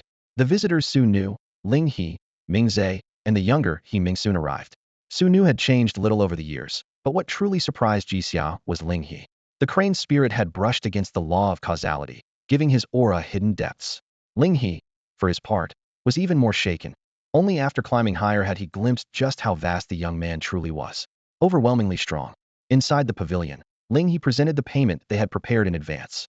When the sandalwood box was opened, fingertip-sized shards rested quietly on velvet. Each piece had its own color and grain, yet all of them came from the same source as the gate of Xuanmu fragment Jixia had obtained earlier. Jixia's only regret from that expedition was that the moment he entered the small room, his spatial gear failed, leaving him no chance to test how items from the cosmic sea would behave in the real world. The gate of Xuanmu shards fascinated him. Most anything over which Dao lords and Dao sovereigns fought to the death was clearly extraordinary. He stared at the fragments, and Ling He explained at once. Our world has few notable specialties, so we gathered these shards instead. Some Dao lords are collecting them too. With a special technique, the pieces can be fused into something astonishing, so we thought they might be useful to you. Jixia knew their value. The treasure pavilion had long paid top prices for such shards. Assembling more than 30 to fill a box had taken real effort. He nodded, raised his hand, and swept the entire box into his pouch. When do you plan to depart? He asked. Delighted, Ling He answered. Whenever you decide, senior. Senior Jixia laughed inwardly. In just a few years he had become a senior in others' eyes. Yet with his enhanced strength he did deserve the title. We leave in 3 days, he said. Also, prepare a few tokens. I have friends who want to come along. To Ling He, a big shot's request was in order. As one of the inheritors behind the path of heaven-piercing and the path of tribulation, he wielded immense authority. He immediately produced several ancient jade pendants from his sleeve. These are Pantheon tokens, senior. Our world centers on the path of heaven-piercing. Whoever carries one is blessed by the heavens and can travel freely. Jixia accepted the pendants and rose to see him out. After Ling He departed, Jixia sent voice transmissions to his parents, his disciple, and his younger brother, asking if they wished to tour another realm with him. His parents, whose strength now let them stroll through space, were busy surveying nearby star systems and politely declined. His disciple was immersed in experiments merging the laws of life and death and regretfully could not come. His brother Jifeng was swamped with affairs, but said he could wrap up in a day or two and then set off. Not everyone was eager to leave for another world. Blue Star was developing at lightning speed, unveiling something new every day. Those close to Jixia knew he was a hidden powerhouse and figured they could visit other realms after strengthening themselves first. Jixia respected their choice and did not press them. 3 days passed in a blink. On the dark surface of the cosmic sea, a small boat drifted. Jifeng stood at the rail, gazing through the shield into the void. So this is the cosmic sea? It looks like ordinary space, nothing but stars. Bro, the booklet says that no matter how long you stay here, once you enter another world it will feel as if only an instant has passed. Is that true? Jixia shook his head. No. Huh. Jifeng frowned in confusion. But you said everything in the booklet was reliable. Jixia laughed. Jixia burst out laughing and explained that once you grasp certain laws, you can feel time flow, but without the laws of space, you can only drift through the cosmic sea for years, which is sheer torture. Jifeng nodded in wholehearted agreement. His trust and admiration for his older brother were ingrained. So he asked casually, since you've mastered the laws of space, can you get us there faster? Jixia glanced at a cerulean star nearby and nodded lightly. Much faster. You can keep track of the time yourself. With a flick of his finger the laws of space rippled outward, opening a stable corridor in an instant. Let's go. Hemming of Tantian Dao stared. Jaw almost dislocated. Those really were the laws of space. Next to him, Su Nu stayed serenely calm, as though she had expected nothing less. To her, Jixia seemed capable of anything. Ling He maintained a composed facade, yet felt ever more bewildered inside. He had already seen Jixia wield 2 distinct laws, while his own tentative grasp of causality barely counted as an entry ticket. Back when he and Ming Zhe had worried that their secrets might be exposed during treatment, They never imagined Jixia wouldn't even bother to peek. Whether Jixia commanded even more laws, or whether those rumors about elevating concepts into laws were true, Lingyi no longer dared to guess. The group boarded the azure leaf skiff. The vessel sliced through the void, propelled by the laws of space. At this speed, they would reach the Xianling world in 4 days at most and resolve the toxin crisis there. Jixia squandered not a moment on the journey. He shoved several inheritance cores, forged from refined black crystal, into Jifeng's hands. The compressed data inside could be absorbed in a few minutes, then began teaching the fundamentals of the laws. What? Jifeng nearly leapt in shock. Bro, we're on vacation and you still want extra lessons? You're a total tyrant. Mingze, Su Nu, Hemming, Lingyi, and the twins were all stunned. One brother was ready to impart insights into the laws on the spot, while the other was complaining that a pleasure trip shouldn't include study. If it were them, they would shamelessly beg for a place in that class. Fortunately, Jixia's stern nature kept him from being derailed by his brother's grousing. He set aside the far harder laws of fate and focused on the simpler laws of space. On the narrow deck of the azure leaf skiff, Jixia tutored Jifeng on Yanon. Using a shared mind concept, he poured his understanding of space straight into him, then extended his own law power around the boy so he could feel its mystery firsthand. The onlookers had no such privilege. Whether they made any progress depended on their own insight.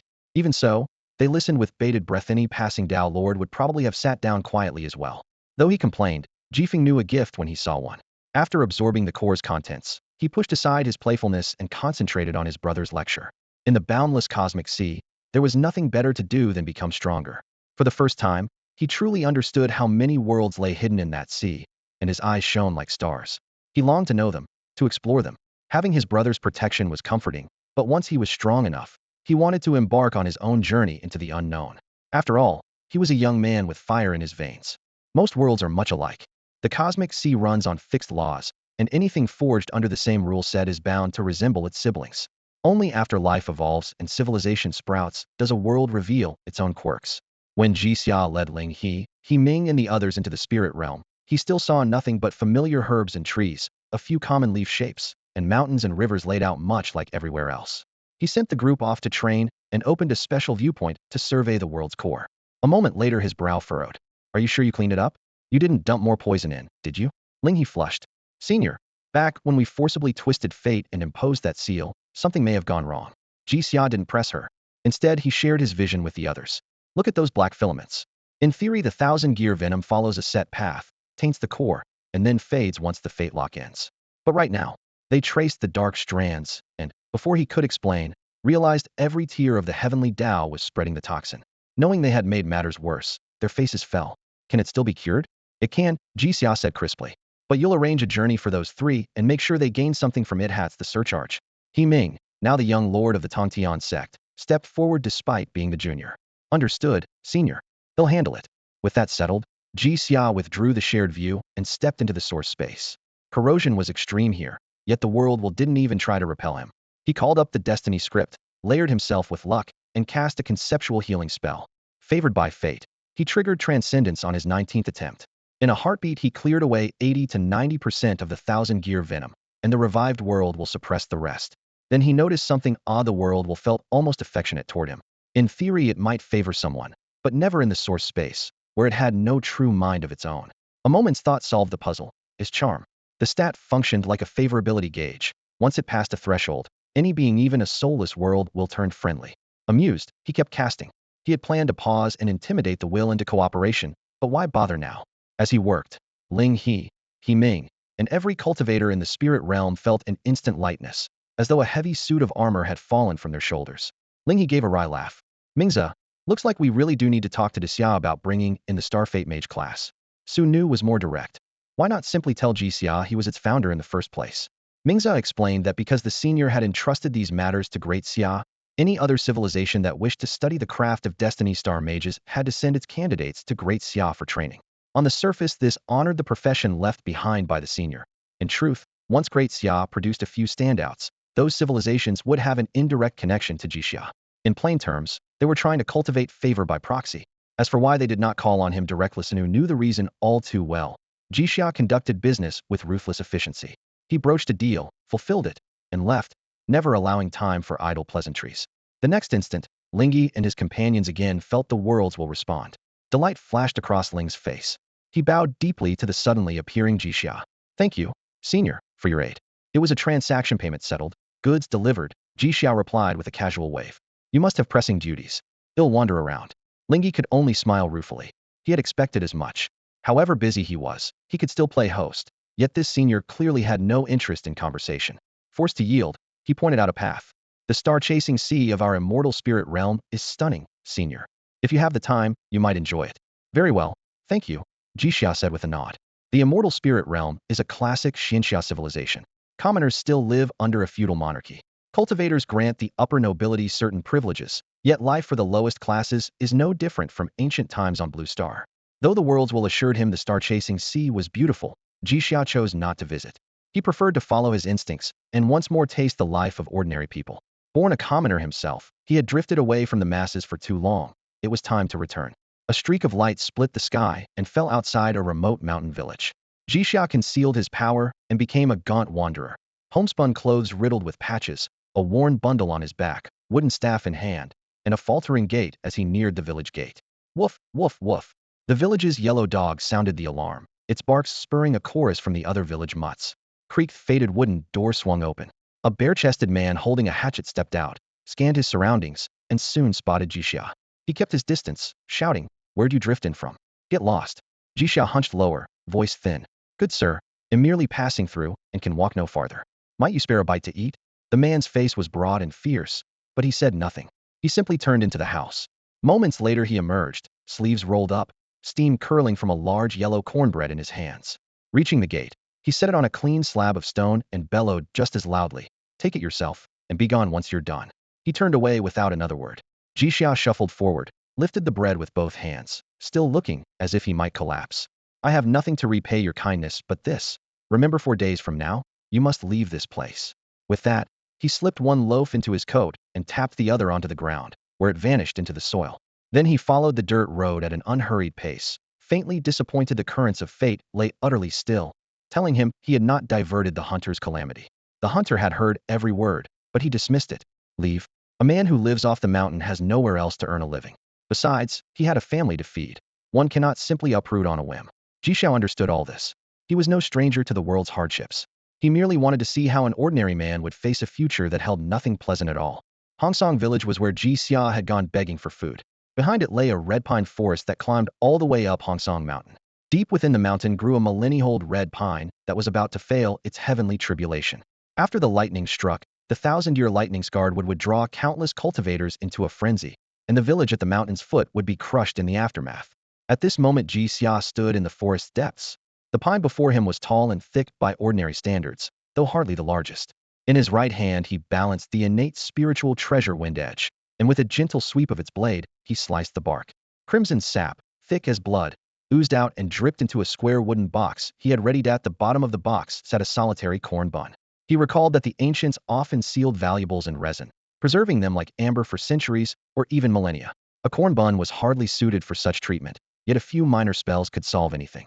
His will surged, and the resin obeyed, solidifying at once.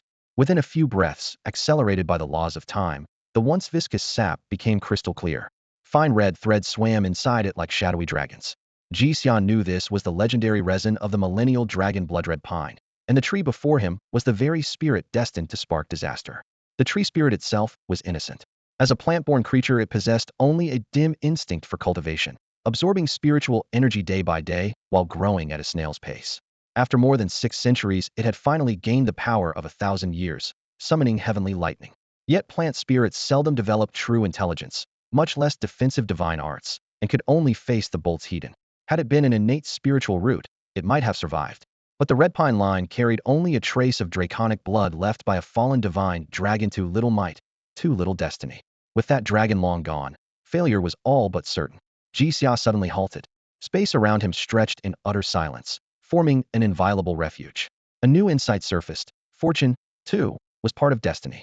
Species and civilizations possessed their own collective fortune. Tracing the threads of causality, Ji Xia saw that the red pines drew their origin from that dragon. Long ago the dragon's battle had ravaged heaven and earth, earning heaven's contempt. The red pines that bore its blood survived only because the world's will had shown mercy. Ji Xia was fascinated. For the first time he touched a deeper layer of destiny, fortune itself, and beyond fortune, the divide between blessing and calamity. In the immortal spirit world's cultivation system, Only the Tao of causality ran through everything. Perhaps drawn by Jixia's strange allure, the worlds will granted him a brief glimpse of cause and effect. To him, the Tao of causality was the ultimate investigative art. An ordinary detective had to scour for traces, but a cultivator of causality needed only to look at someone for their related past and present to reveal themselves. One footprint could tell him the walker's identity, the moment it was made, the purpose of the journey, and the final destination. Such was the power of causality. Jixia sighed inwardly. The Tao of causality was immeasurably useful, yet its threshold was forbiddingly high. For now, true mastery lay beyond his reach. After casting a healing spell on the red pine, Jixia wiped away every trace of his presence and slipped off into the night. He did not go far. Hovering in midair, he opened a pocket-sized space, pulled in a few strands of pristine cloud, kneaded them into a downy mattress, and reclined on it with lazy ease. From there he gazed at the tiny lanterns scattered across the foothills and the village below. Wisdom, he thought, is the wild card in destiny until the very last moment. He never believed in anything inevitable. That night a candle flickered inside a thatched hut. The man of the house lifted the quilt and lowered his voice to his wife, Lanhua. A vagrant came begging this morning, he said. I gave him 2 cornbreads, and he told me we had to leave within 4 days. Odd, isn't it? Very odd, Lanhua replied, pausing mid-fold. What sort of normal person says something like that? Born to a farming family, Lanhua had seen little of the world, but she loved a good tale. Stories of spirits and immortals filled the gossip she devoured, and she had learned to rather believe than doubt. Besides, cultivation techniques were openly passed around these days, and it was common for practitioners to receive omens that helped them dodge disaster. She walked to the door and peered through the crack. The night outside was pitch black, the wind howling like ghosts. A chill ran through her, and she hurried back. Husband, why don't we stay with second brother the day after tomorrow? He's building a new house and needs extra hands. What'd be helping? The man frowned. His brother was stingy, and their last dispute over land had ended badly. If he showed up uninvited, he would look as though he were admitting fault. He shook his head. No, we're not going. In the wavering light, he noticed Lanhua's patched clothes and the cloth strip that barely held her hair. An idea came to him. How about we go to Qinghe County instead? What for? She asked, then fell silent. She remembered an awkward moment years ago and dared not press. Wait and see.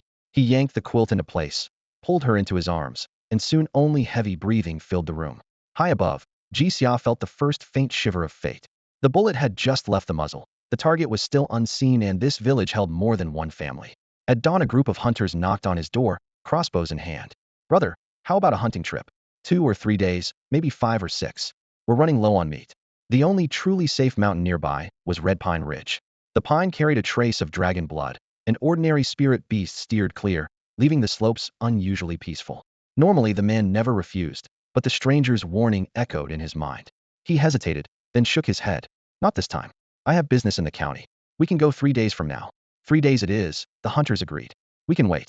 And so fate, having turned down a side path, quietly eased back toward its original course. To Jixia, these seemingly trivial choices looked like lifelines, each a single misstep from disaster. Suddenly he felt uneasy. When earthquakes or fires strike in the mundane world, he mused, I often think, it doesn't matter if I don't know. But once I do know, shouldn't I lend a hand? Now I can sense calamity in an instant. Should I intervene? Is it worth my time? Birth, aging, sickness, and death were part of the natural cycle, and one who held so many rules in his grasp ought to obey the greater order. Yet as he watched the village lights, he realized he could not stay a mere observer. I'm human too, Jixia sighed. He decided to act. Since antiquity, destiny has been unfathomable, and by every account a Daojun is destiny itself. Even a ninth realm god, lofty as that rank may be, is no more than an ant before a Daojun. The gulf between them is immeasurable. A Daojun can act on the entire cosmic ocean, and when that power is scaled down, it falls to every god who holds authority. Regardless of their realm, they can shape a single world and are likewise avatars of destiny. Yet if so many great beings can see the world's suffering at a glance, why do they so rarely intervene?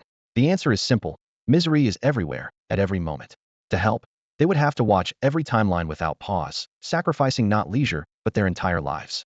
Jixia understands this, so even when compassion stirs, he will not charge in blindly. He must find a more efficient solution. His gaze turns to the Tao itself. If the Tao governs birth and death, could he embed a trigger launch program within it? Some people suffer from random misfortune, while others reap the consequences of their own choices. Not everyone should be saved by force. Altering fate carries karma, and Jixia now sees that his earlier impulse was misguided.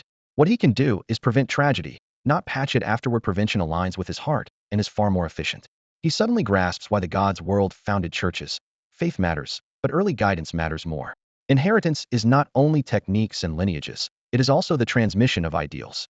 Previously, he entrusted the Star-Off Fate Mage system to Daxia's government, letting professionals vet candidates and weed out the unworthy. Now, as the system's source, he can embed finer filters, blocking personalities he disapproves of outright. The Star-Off Fate curriculum currently shares only its first 9 tiers with the public. It is time to revise it fully and open it to anyone who is both willing and qualified. He has even drafted a new plaque, Mingtu, the Path of Destiny. The path ultimately points to the rule of destiny. If that fails, he will call it the Law of Destiny. A defensive branch will lead to the rule of space and then the Law of Space, with further branches added over time. The principle is clear: one rule, one category. With his thoughts in order, he shifts his attention back to Hongsong Village. The third day remains calm, and only at dusk do the man and his wife hurriedly pack their things and board a boat to the county seat. Yet the prompt of fate shows they are still caught in their original calamity. Jixia refuses to believe he has misjudged. If he has, some crisis vast enough to engulf the entire Xianling world must be looming. He therefore seals away the blessing of fortune and curse of misfortune spells he has drafted over the past 2 days, saving them for the final day when he can give his full attention. Meanwhile, the millennia-old red pine is quietly gathering power. At dawn, when the sun rises, a lightning tribulation will surely descend. Jixia had time to spare and the patience to match. He watched the sun inch above the continent's rim, its first ray driving back the darkness. The light lasted only a heartbeat before the sky over Red Pine Mountain darkened again, thunderclouds pressing low, lightning writhing like serpents. He quietly gauged the force of the heavenly tribulation and reached a clear verdict: the pine spirit was doomed. The numbers proved true when the 18th bolt of the 36-strike barrage fell. The entire red pine was torn apart, its splinters ground to dust and scattered on the wind. Its essence vanished in the crash of thunder, officially judged dead by the world's will. Yet the storm did not disperse. The tree's remaining power gathered in midair, condensing into a fist-sized, crimson-gold core of dragonblood wood. Each pulse of the core released searing vitality and aura, accompanied by a low, draconic tremor. In answer, the surrounding pines turned scarlet, blood-red patterns blooming along their trunks and branches. Shafts of radiance shot through the forest, drawing the gaze of nearby cultivators and wandering beasts. Streaks of escaping light split the sky, their spiritual tails blazing in unmistakable sign that a scramble was about to erupt.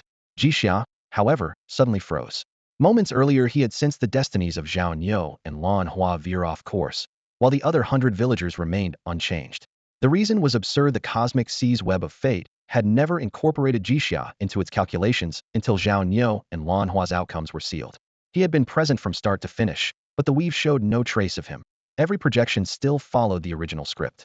Only after events were recorded by history did the timeline insert the variable called Jixia. He looked toward the village. A beast's roar had shaken the ground hard enough to flip houses. Yet Red Pine Village now lay under a thick yellow radiance that blocked every shockwave. The instant that shield appeared, the destinies of all 100 villagers shifted at once.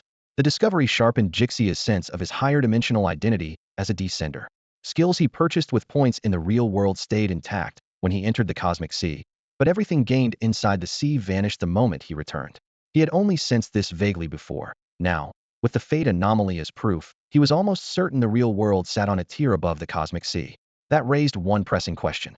If reality outranks the cosmic sea, why had no supernatural power ever surfaced there? He thought of dimensional ascension. On lower tiers of the blue planet's universe, tiny worlds existed, some products of natural evolution, others born from human imagination. These realms had possessed supernatural systems long before the blue planet's own revival of spiritual energy, yet they could not enter reality. Only if an entire realm ascended to match the blue planet's dimension could its powers cross over and spread. Certain instance dungeons were precisely such low-dimensional worlds after they fused with the planet's source. By that logic, his mundane homeland was the higher dimensional plane, while the cosmic sea was a vast low-dimensional playground, a realm you could treat like a game. With that thought, he opened a black wooden case and examined the fragments of the Xuanmu Gate inside. They looked ordinary, but faint ancient patterns emerged under the light. Nothing else seemed special, yet he was sure the Tao lords of the previous epoch knew hidden truths. Perhaps they were using the Xuanmu Gate to ascend dimensions, planning to rule reality once they succeeded. Mysteries piled atop mysteries, leaving Jixia only one option: keep adding points. Only strength could put his mind at ease. He fixed on 2 new skills. He had assumed Blessing of Fortune and Universe of Misfortune were opposite poles of the destiny system. Yet while upgrading, he noticed a subtle deviation. The Blessing of Fortune he devised turned out to be a ritual that begged the world's will, the heavenly Tao for favor. Ordinary people could not touch fate directly, and had to rely on such tricks. He had never expected to grasp destiny's laws outright, but the skill nonetheless slanted toward ritual magic. Jixia was left speechless. A ritual can encompass nearly anything. Incantations and gestures that assist spellcasting, as well as prayers, sacrifices, offerings, or dances. By following these steps, the threshold for divine magic normally reserved for true gods can be lowered until even demigods or 12th-tier mages can wield it. For any caster, this is a genuine shortcut. At Jixia's current realm, he too could strengthen his spells with small gestures or words. Unfortunately, what he needed now was not sheer amplification but luck pure, unadulterated good fortune. He tried to allocate points again, and once more the result fell under the domain of ritual. Realization struck at once. His original blessing of fortune, though able to bring luck, had nothing to do with fate itself. That was awkward. Even the life lamp, a spell universally acknowledged to touch destiny, contained only the faintest strand of fate power. In truth, fate magic does not exist. Every such spell is an artificial construct. More importantly, anything labeled a rule can never be fully mastered. Not even a Dao monarch can bend it at will, so the rules of fate should not allow teachable spells in the first place. At this point, Jixia's original plan collapsed. Luckily, he remembered he was a descender, free from the strictures of the cosmic sea, and his point allocation talent could pierce dimensions. All he needed was to brush against the edge of the fate rule and design a brand new personal spell instead of offering a generic template for everyone else. He had been going down the wrong path, trying to graft new abilities onto his destiny. Now his thinking was back on track, and everything made sense again. Soon he had molded a brand new blessing of fortune. It tapped directly into fate, used willpower as its amplifier, and channeled genuine good luck. When Jixia raised the spell to rule tier, he finally gained insight into the good fortune aspect of destiny. It was still far from a complete fate rule, just like the life lamp, but at least it pointed the right way. Even better, the new blessing was hard-capped at 18 heavens. In other words, once he filled all 18 levels, he would have gathered every branch related to fate. Good luck. This stroke of cleverness paid off handsomely, heralding another leap forward. Long ago, he had branded his mark upon the fairy world's origin, so every healing spell there carried a faint bonus from him, making Jixia omnipresent. Whenever someone was killed, he harvested source points, so he was never short of cultivation resources. If he one day seized the rule of death as well, every demise in existence would be tied to him, and the stream of points would never dry up. As his power climbed higher, Jixia became increasingly convinced that allocating points was not some foreign gift, but an ability rooted in his very being. He no longer had to advance step by step. He could elevate an ability straight to the height he envisioned. It seemed his comprehension had broken past its limits, ascended to the level of concepts or even rules, and turned hazy intuition into something concrete and actionable.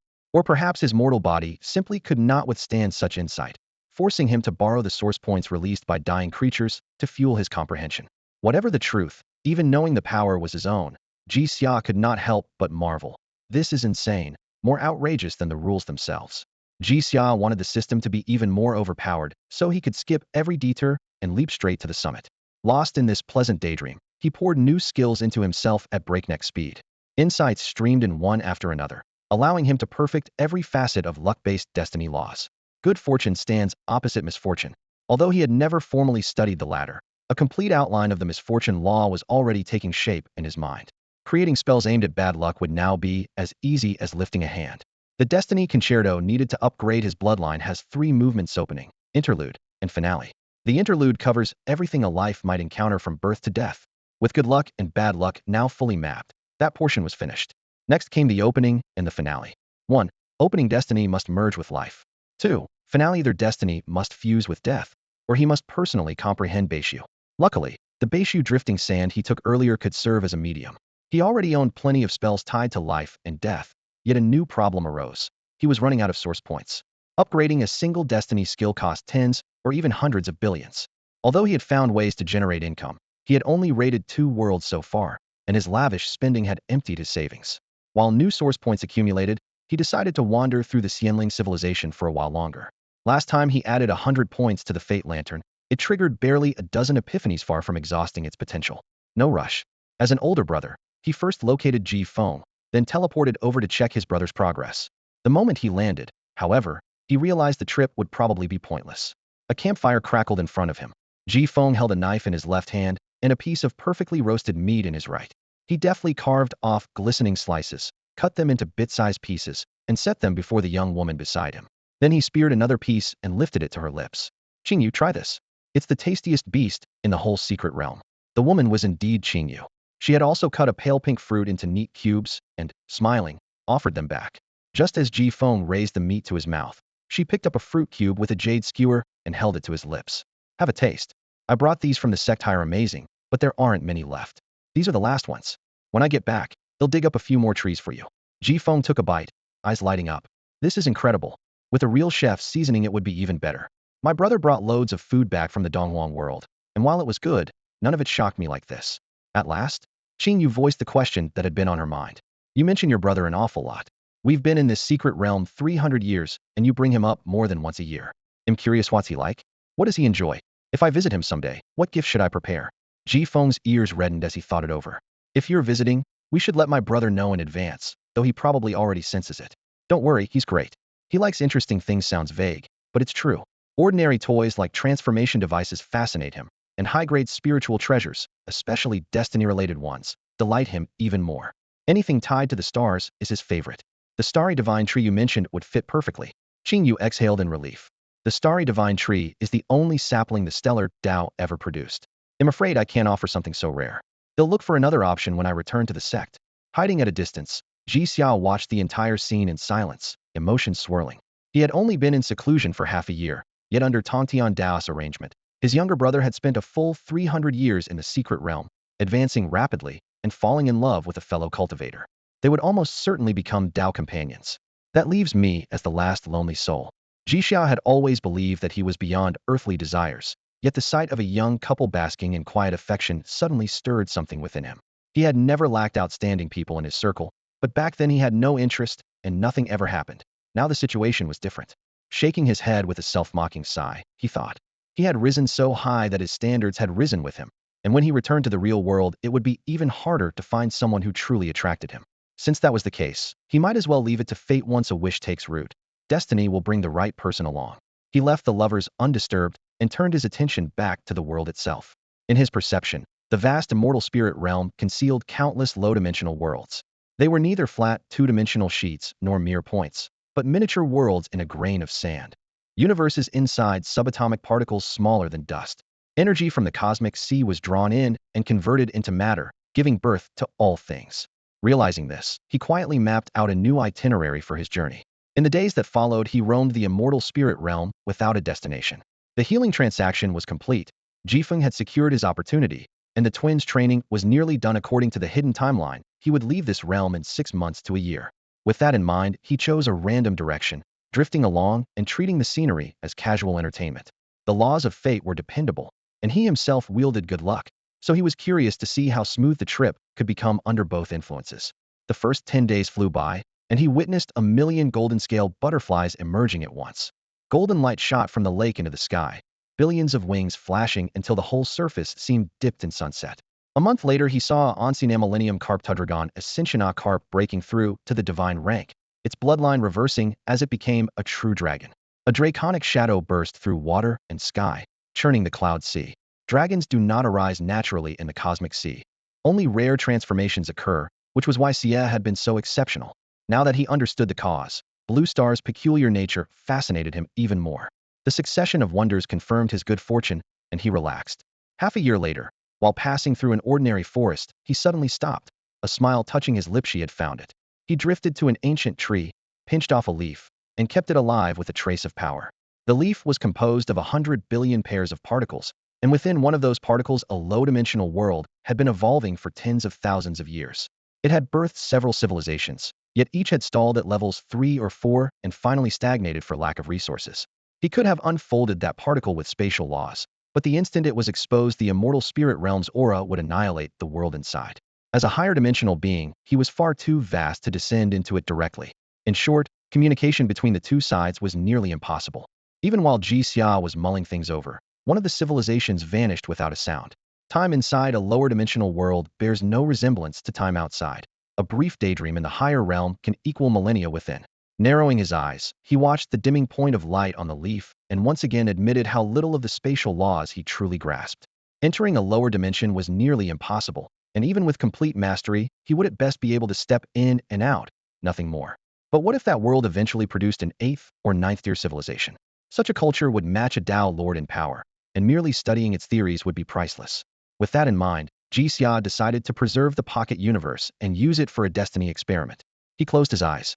Threads of fate coiled around the leaf as he penned a new script.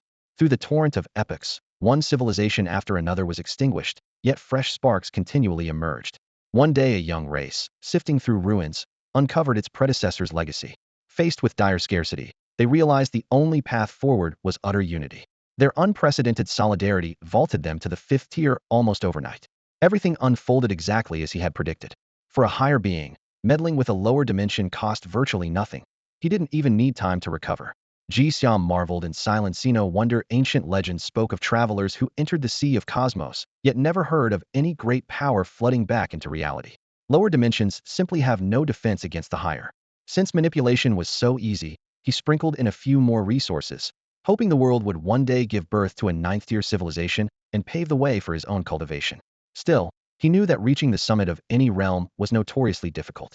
Ninth-tier societies often stalled at the threshold for ages. Unlimited resources did not guarantee progress in a universe of particles. Aware of this, he planned to keep adjusting the tempo of fate, running trial after trial until the outcome pleased him. Setting the projections aside, he looked up at the real world. All previous clues convinced him that this reality was far from ordinary. Some hidden entity had probably discovered the sea of cosmos long ago and coveted its power from the shadows. Alternatively, a naturally formed treasure might have granted someone accidental access to the lower dimensions. His thoughts began to wander, and he immediately reined them in. Strengthening himself remained the paramount task. Within the sea of cosmos, the fortunes of ordinary beings usually balanced out. Good luck and misfortune cancel each other, a fundamental rule. Ji Xia had no intention of obeying it. He simply tuned his own destiny to perpetual good fortune. The effect was instantaneous. The next day, he clearly sensed another particle on the leaf awaken. Its internal space expanded without limit, and a brand new lower-dimensional world was born in silence. Because life had not yet arisen there, it was perfect for experimentation, free of the guilt that came from meddling with living creatures. Spreading his palm, he let a wisp of spatial power flow from his fingertip into the particle. In that split second, gray light fanned out before his eyes like mist across thousands of miles. Yet no sooner had the gray formed than the might of the immortal spirit realm crushed it, causing the entire pocket universe to collapse and vanish as if it had never existed. The landscape returned to normal. The breeze still brushed his face, blades of grass still swayed. Only Ji Xian knew that in that brief instant, he had taken another step along the path of unraveling the world's mysteries. Ji Xia felt he had advanced yet again on his journey to understand creation. Ji Xia felt he had lost more time than he should, but since he had to wait for Lin Xin and the others to finish their trial anyway, he decided it was time well spent. After clarifying the rules of the lower dimensional world, he spread out his perception. Ji Feng had already joined Lin Xin and Lin Yao and was standing on the shore of the star-chasing sea, watching its glassy waves while waiting for him. Too lazy to run, Ji Xiao muttered. With a thought, he opened a mental link among the four of them. Ready to go home? Absolutely. Ji Feng answered first. The kid had survived 3 full centuries in that pocket realm and, by age, was now older than Ji Xiao himself. All he could think about was going home. The twins, Lin Xian and Lin Yao, simply said, "We're good." With their reply, Ji Xia vanished and reappeared in the vast cosmic ocean, pulling the other 3 along. Starlight rained down, and the roar of waves echoed in their ears. Ignoring Ji Feng for the moment, Ji Xia fixed his gaze on the twins and smiled. Congratulations. They had expected him to notice and laughed. We didn't think we'd gain so much on this trip. Study it when you have time. Combining time and space will surprise you. With your talent, first-hand experience is only a matter of time. Ji Feng's eyes nearly popped. What? You two mastered the spatial law again and even merged it? No one knew better than he how hard the spatial law was. Even with his brother tutoring him back then, he had barely reached entry level. Lin Xian and Lin Yao exchanged a glance, patted his shoulder, and grinned. Honestly, we should thank you. Back when Ji Xia taught you, we sat in on the lessons and found a path forward. Otherwise, it never would have happened. Ji Feng sighed. I've got the spatial law down, but that's the only one. Every other law is stuck. While leading them away, Ji Xia let starlight form a road beneath their feet and explained, you relied on the lessons I left you without forging your own understanding, so a bottleneck was inevitable. Now, after this refining, your talent has improved. Add the life origin fruit your little girlfriend fed you, and your affinity for the law of life will only rise. Ji Feng's ears turned red. He opened his mouth, struggled for a moment, and finally muttered, fine, you're right. But did you have to say it so bluntly? Anyway, what do you think of her? Ji Xia's smile faded. He answered seriously. That's for you to decide. Her background isn't simple, but it's nothing major. Your brother isn't exactly unknown either. In the end, it's about what the two of you want. The calm reply straightened Ji Feng's back.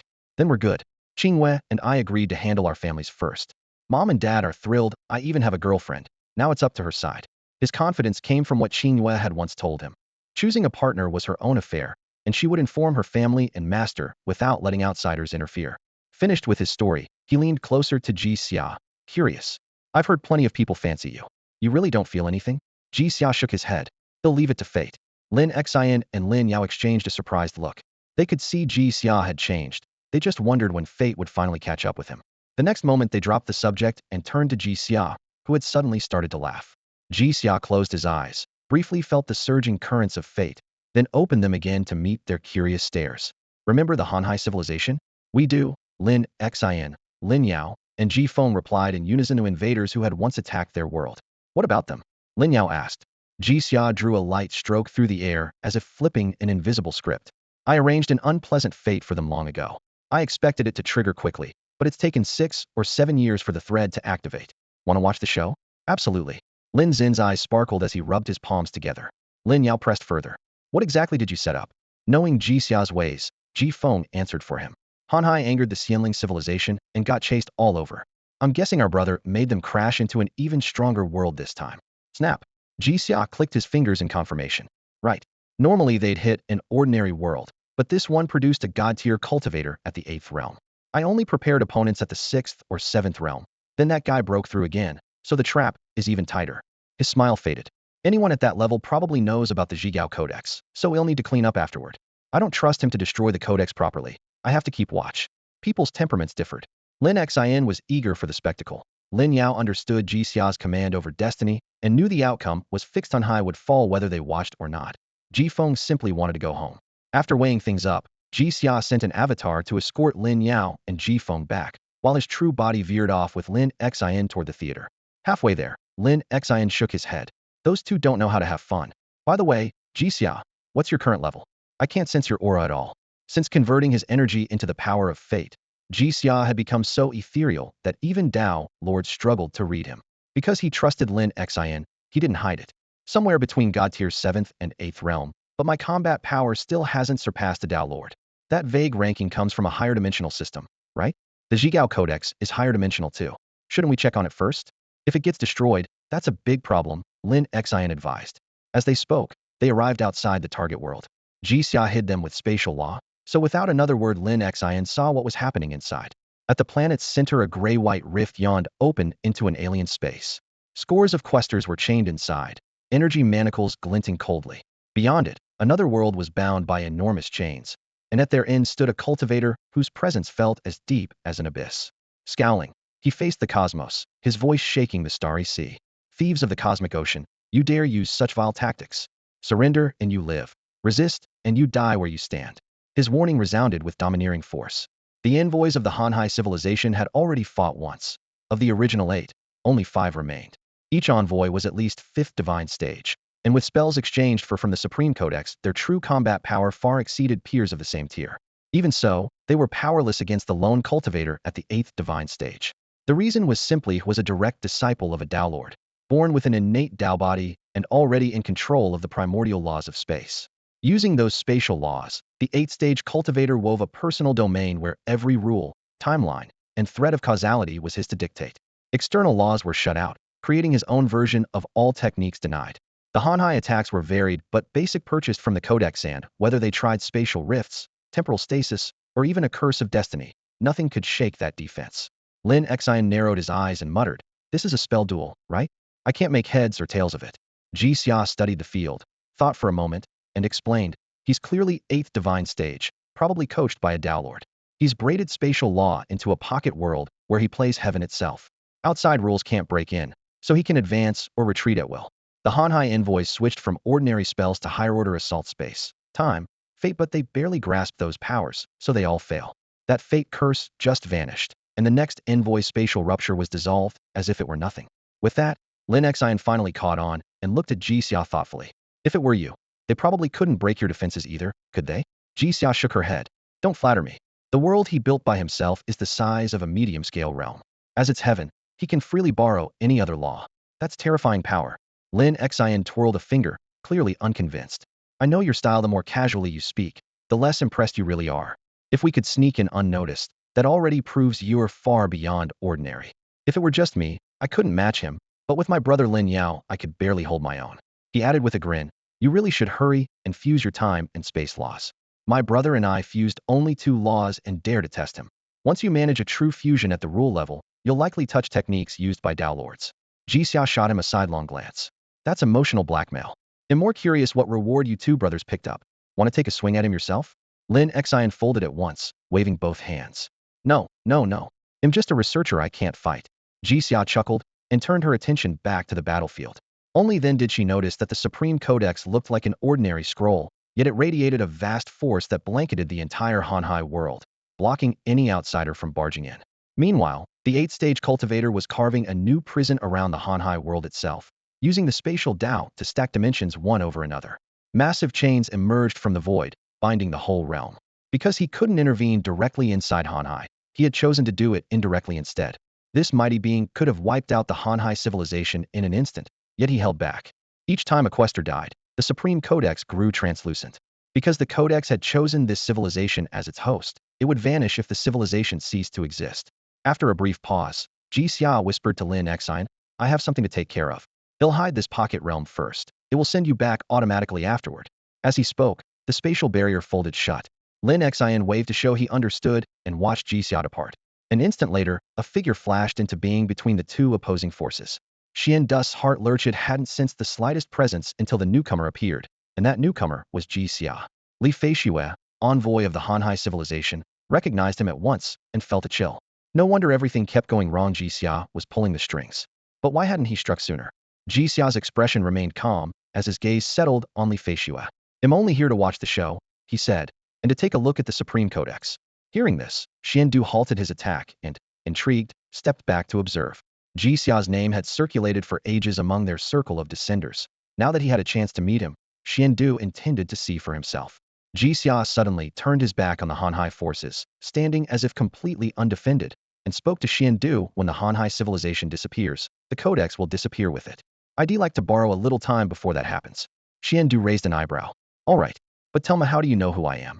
The same way you know who I am, Jixia replied, though in truth he had just read Xian Dust's mind. Once, he couldn't have pierced the thoughts of a god-tier being, but since adding points in the real world, his abilities had transformed. His mind reading felt less like telepathy and more like a higher dimensional glance that exposed another's thoughts at a glance. With no further introductions, the 2 apex beings were now acquainted. Jixia strode forward, opened a portal with a casual wave, and stepped through the radiance of the Supreme Codex into the Hanhai world. The light curtain rippled into fine waves beneath his fingertips, yet failed to slow him at all. Hanhai's taskers and envoys watched in horror. That was their sacred treasure. He stopped before the Codex. What had been a phantom tome now felt solid, and his hand met a tangible cover. The Hanhai leadership erupted in fury. Several taskers lunged at him, but space stretched infinitely, dragging them away so they could never reach him. Xiandu observed quietly. Nothing a descender did could surprise him anymore. Jixia fell briefly into a trance. Through that touch he saw the Codex's essence, all that exists. Given sufficient tribute, any wish could be granted. The scroll or book was only a shell. Its true body lay elsewhere, perhaps in the real world, perhaps tied to the very nature of traversal itself. Excitement flickered through him. At last, he had found something whose power could manifest even in reality, proof that the mundane world might not be mundane at all. At that same moment, deep in the northern wastes where desert winds roared, the tree of fate shot skyward, smashing through dunes 100 meters high. New branches thrashed violently, sending Jixia a single message. Destiny is in upheaval, and the key object is the Supreme Codex. In the real world, Jixia was only at the first heaven, yet inside that tiny chamber, he felt powerful enough to crush an entire universe with ease. He knew this strength was still far from touching the true essence of the Supreme Codex, but at least the book now had a stable physical form and would no longer vanish on a whim. Its secrets could be studied in time. For the moment, the pressing matter lay outside. Jixia put the scroll away, flashed out of the room, and once more stood upon the cosmic sea.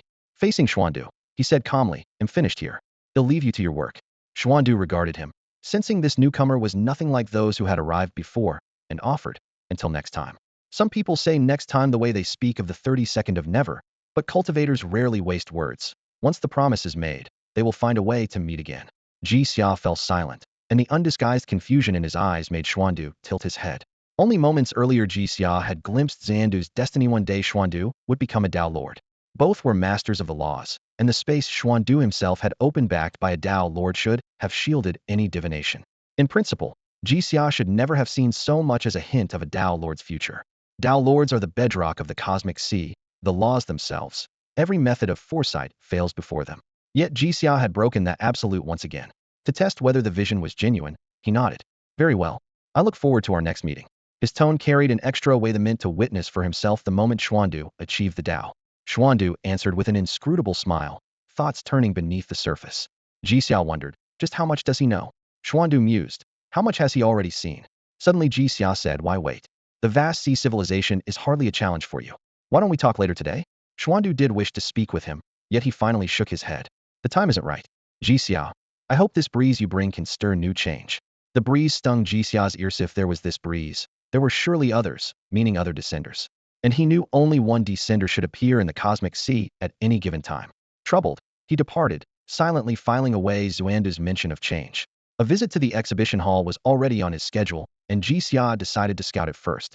On the way back, he stayed lost in thought, while Lin Xian excitedly pulled out various resources and traded them through the Supreme Codex. When he learned that a single time law spell required an innate spiritual treasure, he broke down. Seriously? The vast sea civilization is filthy rich. They'll trade an innate treasure like its pocket change. Me heart hurts just thinking about it. Jixia laughed. They grow through conquest, stripping resources from countless worlds. Picking up a few innate treasures isn't unusual. Besides, if the people of the cosmic sea knew they could learn a rule-level skill for just one innate treasure, they'd flood this place. Lin Xian nodded hard. Even Tao Lords would jump at the chance. Jixia's answer was an immediate, firm no. He offered only a cryptic explanation. Tao Lords know too much. They would never use the Supreme Codex. 10 days had passed since Jixia obtained the Codex, and their ship was about to re-enter the Blue Star universe. Although he still had no real grasp of the artifact, his preliminary tests had proved one thing. The Supreme Codex was linked to the real world. Through it, he could briefly connect to the Tree of Fate and return home. Every Tao Lord coveted such a high-dimensional treasure, yet feared to touch Itone misstep, and a lower-dimensional being could die on the spot. Once a mere phantom, the Codex was now solidly in Jixia's hands. During the journey, he hardly said a word, ignoring Lin Xin's attempts at conversation and urging the boat forward. The cosmic sea was no place for deep experiments. He wanted to reach Star Island and lock himself away. Home was familiar and safe, the perfect laboratory. Once ashore, Jixia focused on the Codex's exchange function. 1. Form a clear mental picture of the desired item. 2. The Codex specifies the tribute. 3. Provide the tribute, and the item appears. His first request was Ba Jiuxian Gong, a technique he had invented as a child. The Codex's reply was simple: 3 materials containing primal Tao. He then asked for the mythic Deluo method, which required 12 materials, and even a rule-level time stop, which needed only 1. He proceeded step by step. On the first try, he exchanged for the ordinary Biming divine art. The Codex quivered, and a scroll dropped into his palm, the very manual from an old TV show. On the second try, he asked for the heaven-devouring demon art. This time the disturbance was stronger, invisible ripples radiating from the Codex across the cosmic sea. A pattern emerged. The tribute vanished, utterly consumed. The entire cosmic sea shook. The requested item appeared. What stunned him most was that every item came from the cosmic sea itself. Even if it had never existed before, the higher dimension would force it into being just to satisfy the Codex's definition. His descent class rank remained, but it had been compressed once to settle in this lower dimension. Another step was needed to restore his full form. The great secret was within reach, yet a thin veil kept him from it, leaving him restless. Impatient, he took out a box of Gaetof Xuanmu fragments. One thought, and he vanished, reappearing in a world of swirling yellow sand. 100-meter tree of fate glowed emerald, a beacon in the desert. The blurred doorway in its trunk shone dimly, but refused to solidify. Jixia lifted the Supreme Codex to his chest, and the 2 artifacts resonated. He stepped forward, and the portal swallowed him. Instead of the cramped hut from last time, a 2-story country villa came into view. Jixia stood in its shade, while the towering Tree of Fate remained stark against abandoned fields and ruined cottages. He stared at the house, old memories awakening. Jixia remembered the sudden building boom in his childhood hometown. His family joined the fad, putting up a trendy 2-story villa ringed by a wall. Back then, the large street-facing window on the 2nd floor had been his favorite perch. Now, standing there again as a cultivator with first heaven strength, he let his eyes drift over rooftops and scan a radius of 2 or 3 kilometers with ease.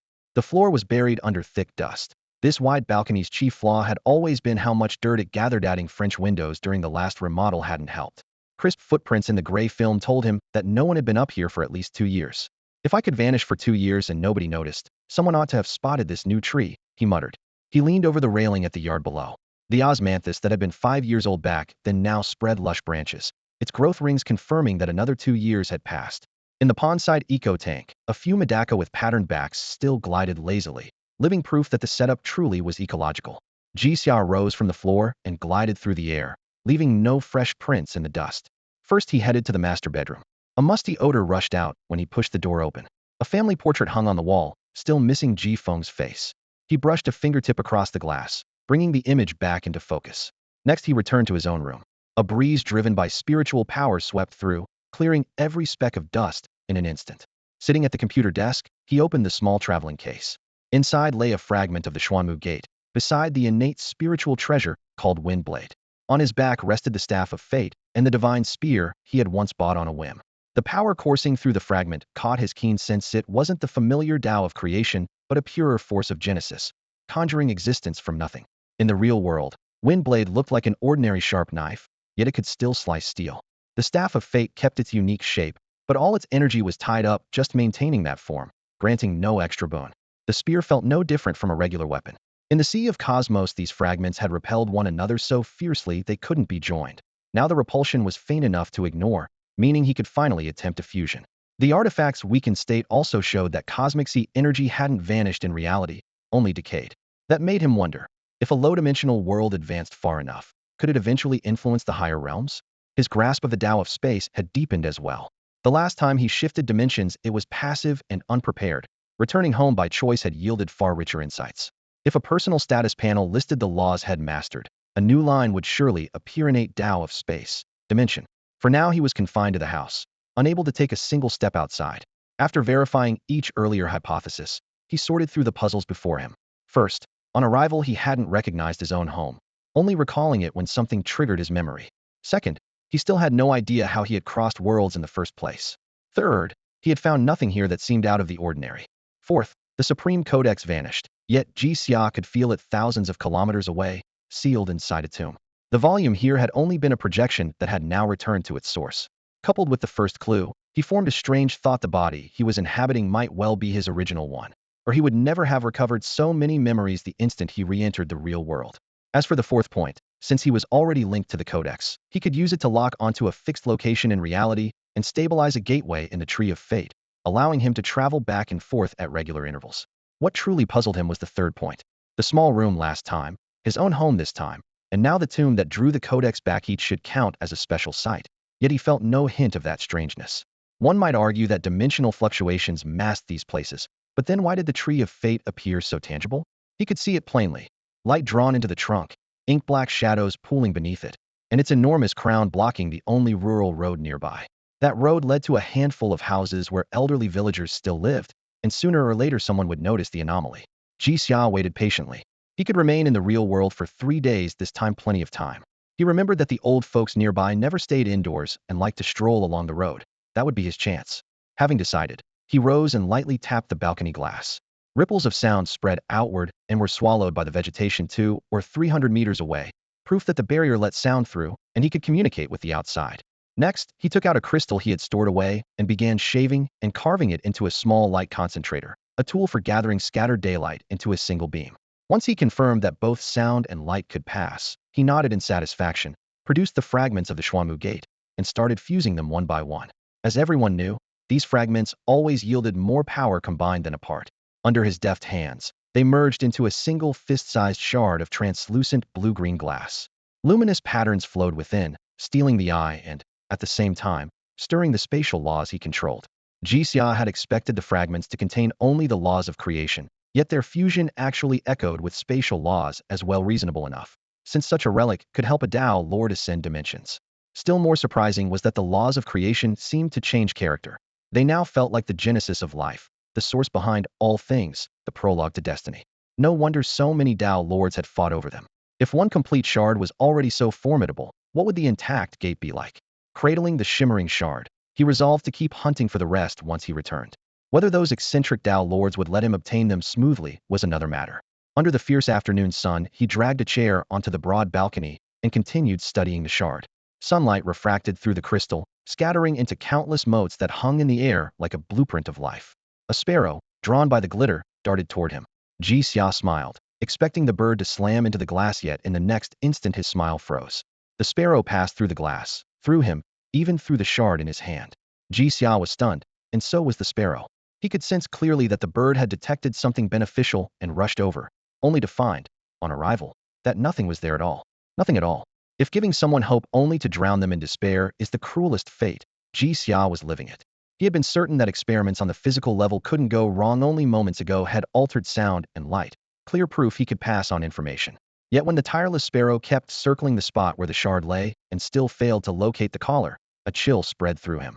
Jixia reached out to touch the sparrow, but it felt as though they were on different layers. His fingertips met nothing, their images overlapping without ever truly intersecting.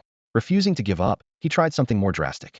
He stamped hard, and an invisible spatial ripple surged outward from the house, sweeping across the planet in an instant. In his perception, the room quivered, and a few scattered coordinates on the surface resonated, yet on the grand scale Earth remained perfectly calm. Despair dropped like lead in his chest, but along with it came one piece of good news. The shockwave had pinpointed more than 70 anomalous zones. Most were vacant rooms. A few were rented flats that had fallen so completely out of use they seemed erased from everyone's memory. From the feedback, he could gauge their intensity. The room he knew best showed the strongest response. The ancient tomb that housed the Supreme Codex was the weakest. Had the Codex not answered him before, he might have overlooked it entirely. He triggered another ripple from his current room, this time careful not to touch a single object, simply watching the wave expand. Out of 71 buildings, this place ranked second to last, just ahead of the tomb. With the clues now in place, Jixia had a preliminary plan. Once the time window opened, he would visit the exhibition hall and test the power of the old-day descender. Still, before surrendering completely, he wanted to witness the results with his own eyes. At dawn the next morning, two elderly villagers pushed a tricycle down the road at a leisurely pace.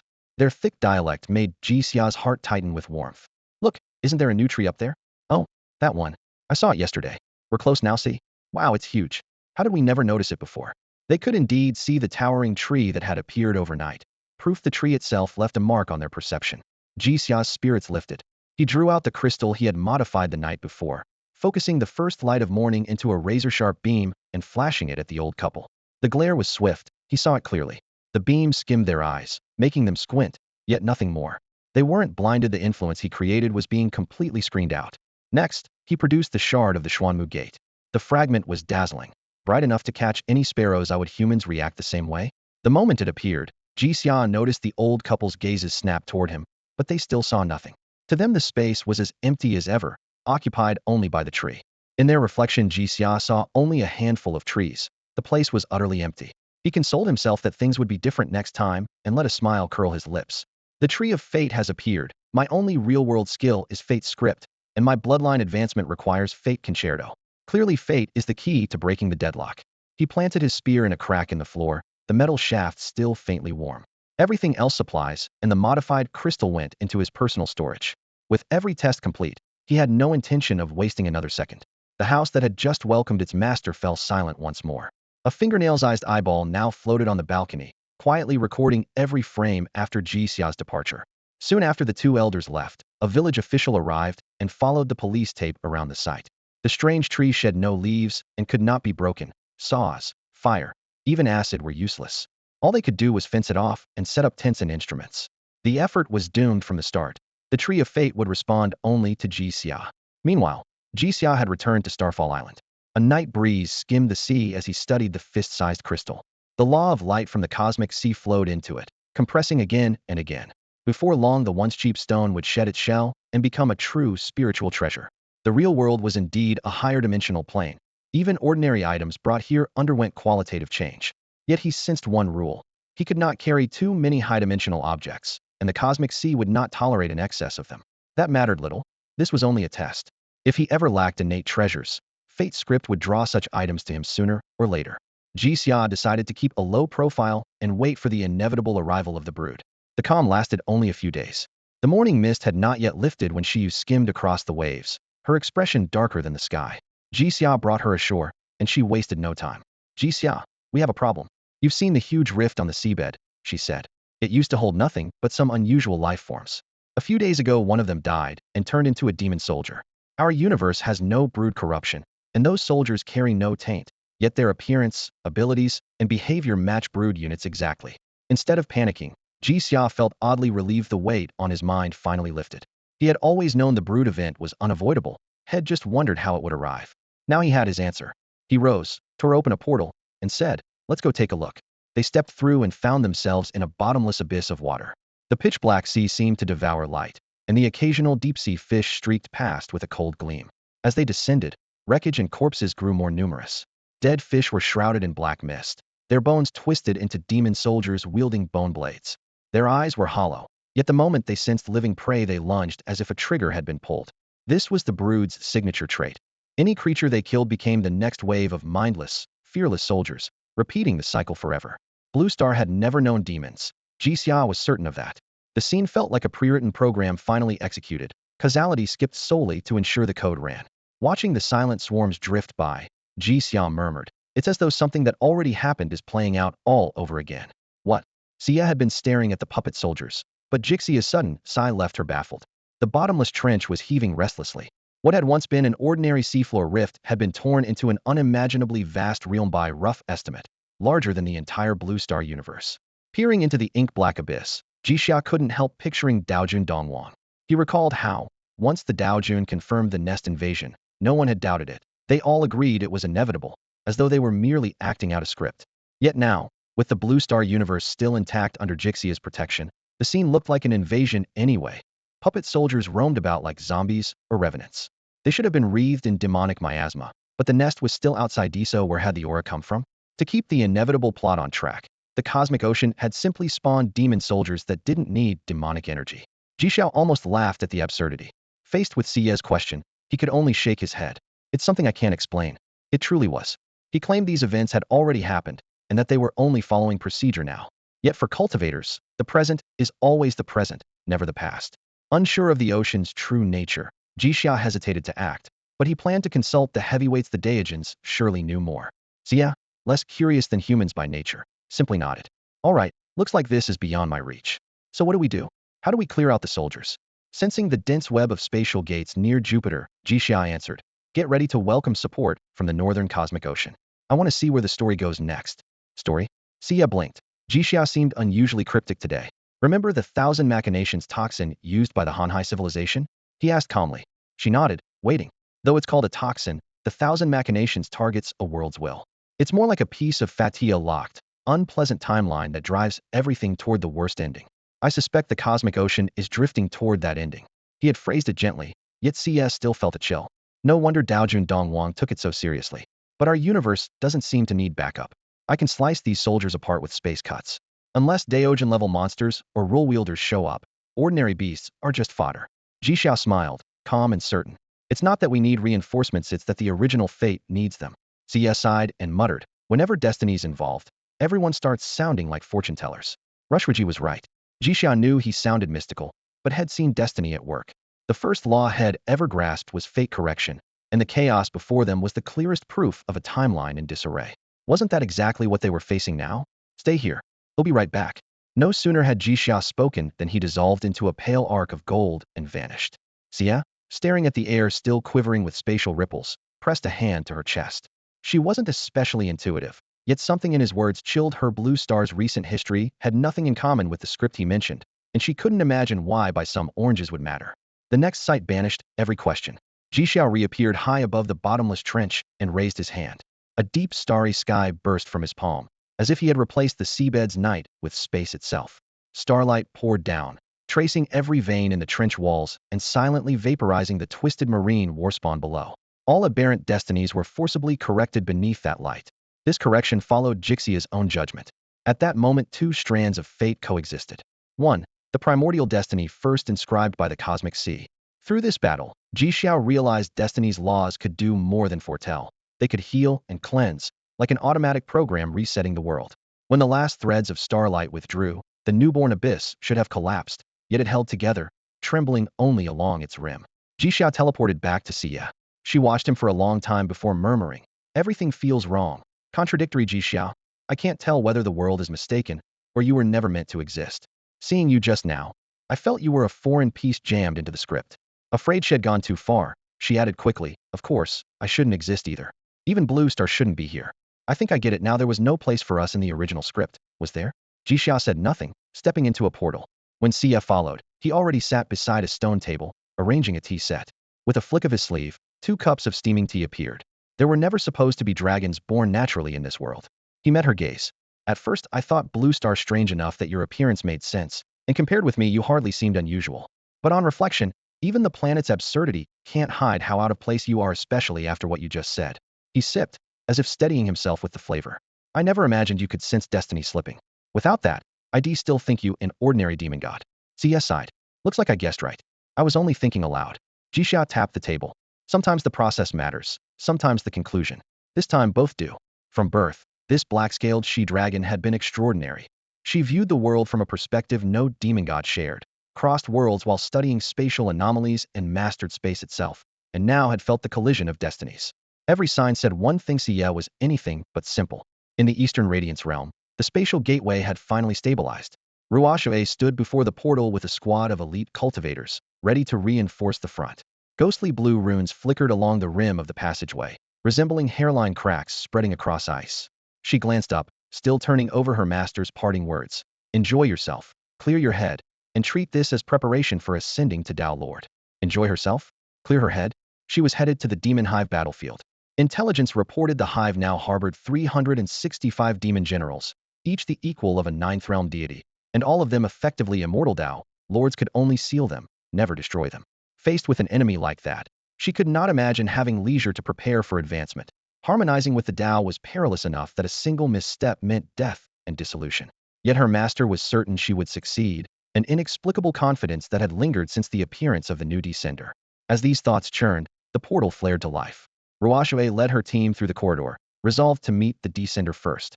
The brilliance died away, and they touched down in a formation hall that had been bustling only moments before, but was now eerily empty. At the same time, gateways in other realms shook one after another as the retainers of various Tao Lords converged on Blue Star. In that instant, her gaze locked onto a familiar silhouette. Surprise crept into her voice. Xuandu? Xuandu closed his folding fan and offered a small smile. Long time no see. Are you here for the Demon Hive as well? Ruashoe started to nod when a wave of dizziness washed over her. She closed her eyes as recovered memories flooded her mind. A few breaths later, she opened them again, studying Xuandu's still smiling face, her voice warm with the feeling of reunion. Yes, it has been a long time. After a brief exchange of operational plans, they walked on side by side. Ruashoe spoke first. This descender seems different. There are no signs of hive incursions at all. Xuandu nodded. The last image had seen of Jixia rising in his mind. Different indeed. Many descenders can manipulate fate, but he's unique. I still haven't figured out why. A blessing isn't always a blessing. Xuandu chuckled softly. If we hope to harmonize with the Tao again, we need to be pragmatic. The inertia of fate still exists. The sooner we act, the better our chances. Yet the more he alters things, the weaker that inertia becomes. Whether the others can find their way back will become a new concern. Come on, let's meet Jixia first. But when they arrived in Great Xia, they received unexpected news. Jixia was not on Blue Star. They had no choice but to accept it and wait. Well, wait. He will return, Ruashoe said, gazing at the majestic palaces in the distance. He knew he would come and told his kingdom to be ready. Xuandu's expression grew solemn. Descenders are, by nature, unfathomable. With fellow cultivators, we can at least cast divinations and gain a faint glimpse, though never the whole picture. With him, even that sliver is denied us. Where exactly had Jixia gone? At that moment, he was inside the gallery, a fragment left from an ancient war. It was impossible to destroy, so the Tao Lords had refashioned it into a corridor of time and space, a vault of vast knowledge where every generation of descenders had left their mark. The gallery exists everywhere in the cosmic sea and nowhere at all. Only those who know of it can sense it and descend into it. For Jixia, a master of spatial laws, the task was effortless. He stepped through a kaleidoscopic tunnel and emerged in a strange corridor where pure white pillars rose one after another beneath a matching dome. There were no walls, only columns, and the passage revealed neither beginning nor end. The marble floor glowed softly underfoot. Each time Jixia advanced, darkness swallowed the spot he had just left while light chased away the shadows ahead, as though the corridor existed solely to illuminate his path. With every step, the tides of destiny stirred between the pillars' silhouettes, and curtains of light unfolded. The first scene showed a young man with close-cropped hair walking down an unfamiliar street. Glancing around, he spoke quickly and cheerfully. I'm from Shanxing. I don't know how I crossed over, but lately I feel I'm about to return, and that leaves me strangely unwilling, though I can't explain why. The senior travelers felt the same reluctance when they were about to leave, so maybe we're here to accomplish something. While talking, he bought a skewer of steaming, syrup-glazed dumplings, the amber coating glittering in the sun. He kept muttering, lately I've remembered a lot being from Shancheng, once dreaming of soaring through the sky and becoming immortal. Yet my most urgent wish escapes me, and I have no idea how I came here. I suppose every descender wants to know that. The scene shifted. The young man gestured around him. I recreated this town from memory. The passers-by and NPCs are puppets. When I first arrived, the Great War had just ended, and everything lay in ruins. I thought I was the child of destiny, meant to rebuild the age. He looked up with a bitter smile, his voice suddenly low. Sadly, I'm nearly at Downlord level now, and have learned I took the wrong path. My fate is to vanish from the cosmic sea in a year. Still, this place is special. Even after I'm gone, my messages will remain. To whoever comes next, I hope you gain something. Thank you. The light screen shattered. Jixia looked away, a heaviness settling in his chest. Misstep, and after becoming a Downlord one is sent back. Only by setting foot on the road of destiny and mastering it can one stay. And another truth, every descender arrives with a goal. Fail to achieve it, and you are likewise returned. He continued along the corridor, his stride firmer than before. Guided by intuition, he stopped beside the next pillar, and a new image blossomed. This time a slightly plump man appeared, a sprig of foxtail grass between his teeth, reclining on a bamboo chair in a courtyard while his eyes followed the drifting clouds. He sighed softly. It's good to be young again. I'm Lian Ping, and my dream is to live in seclusion, to enjoy a pastoral life. When war broke out after I crossed over, I hid in the mountains, survived by instinct, and lived to 100. Calmly, he narrated his farewell. Just moments ago, I died. As my consciousness faded, I awoke once more young again, and with a sudden understanding. Destiny sweeps its pursuers toward the grand current. Either you master fate, or, like me, you cling to one thing and refuse to let fate steer you. He sat up slowly and waved goodbye. I'm going home. The image dissolved, yet Jixia found his gaze caught by a wooden table in the courtyard. Spread across it lay a scroll, its dark ink lines intricate and clear, the exact replica of the supreme compendium etched in his memory. In the real world, when Jixia last swept the anomalies with his spatial powers, he found only one site that wasn't a room, but attuned the place where the supreme codex had been kept. This time he reread every file on the arrivals, and the moment he reached the second name, Lian Ping, he sensed a clear divergence. The first arrival had left in bitterness after learning he would be forced to depart during his final year. The second died peacefully of old age, bore no resentment, revived after death, and confirmed that he could return to the real world. What truly startled Jixia was Lian Ping himself, an ordinary man from Earth who had never cultivated, yet near lives and suddenly grasped certain truths, and even left behind a recording.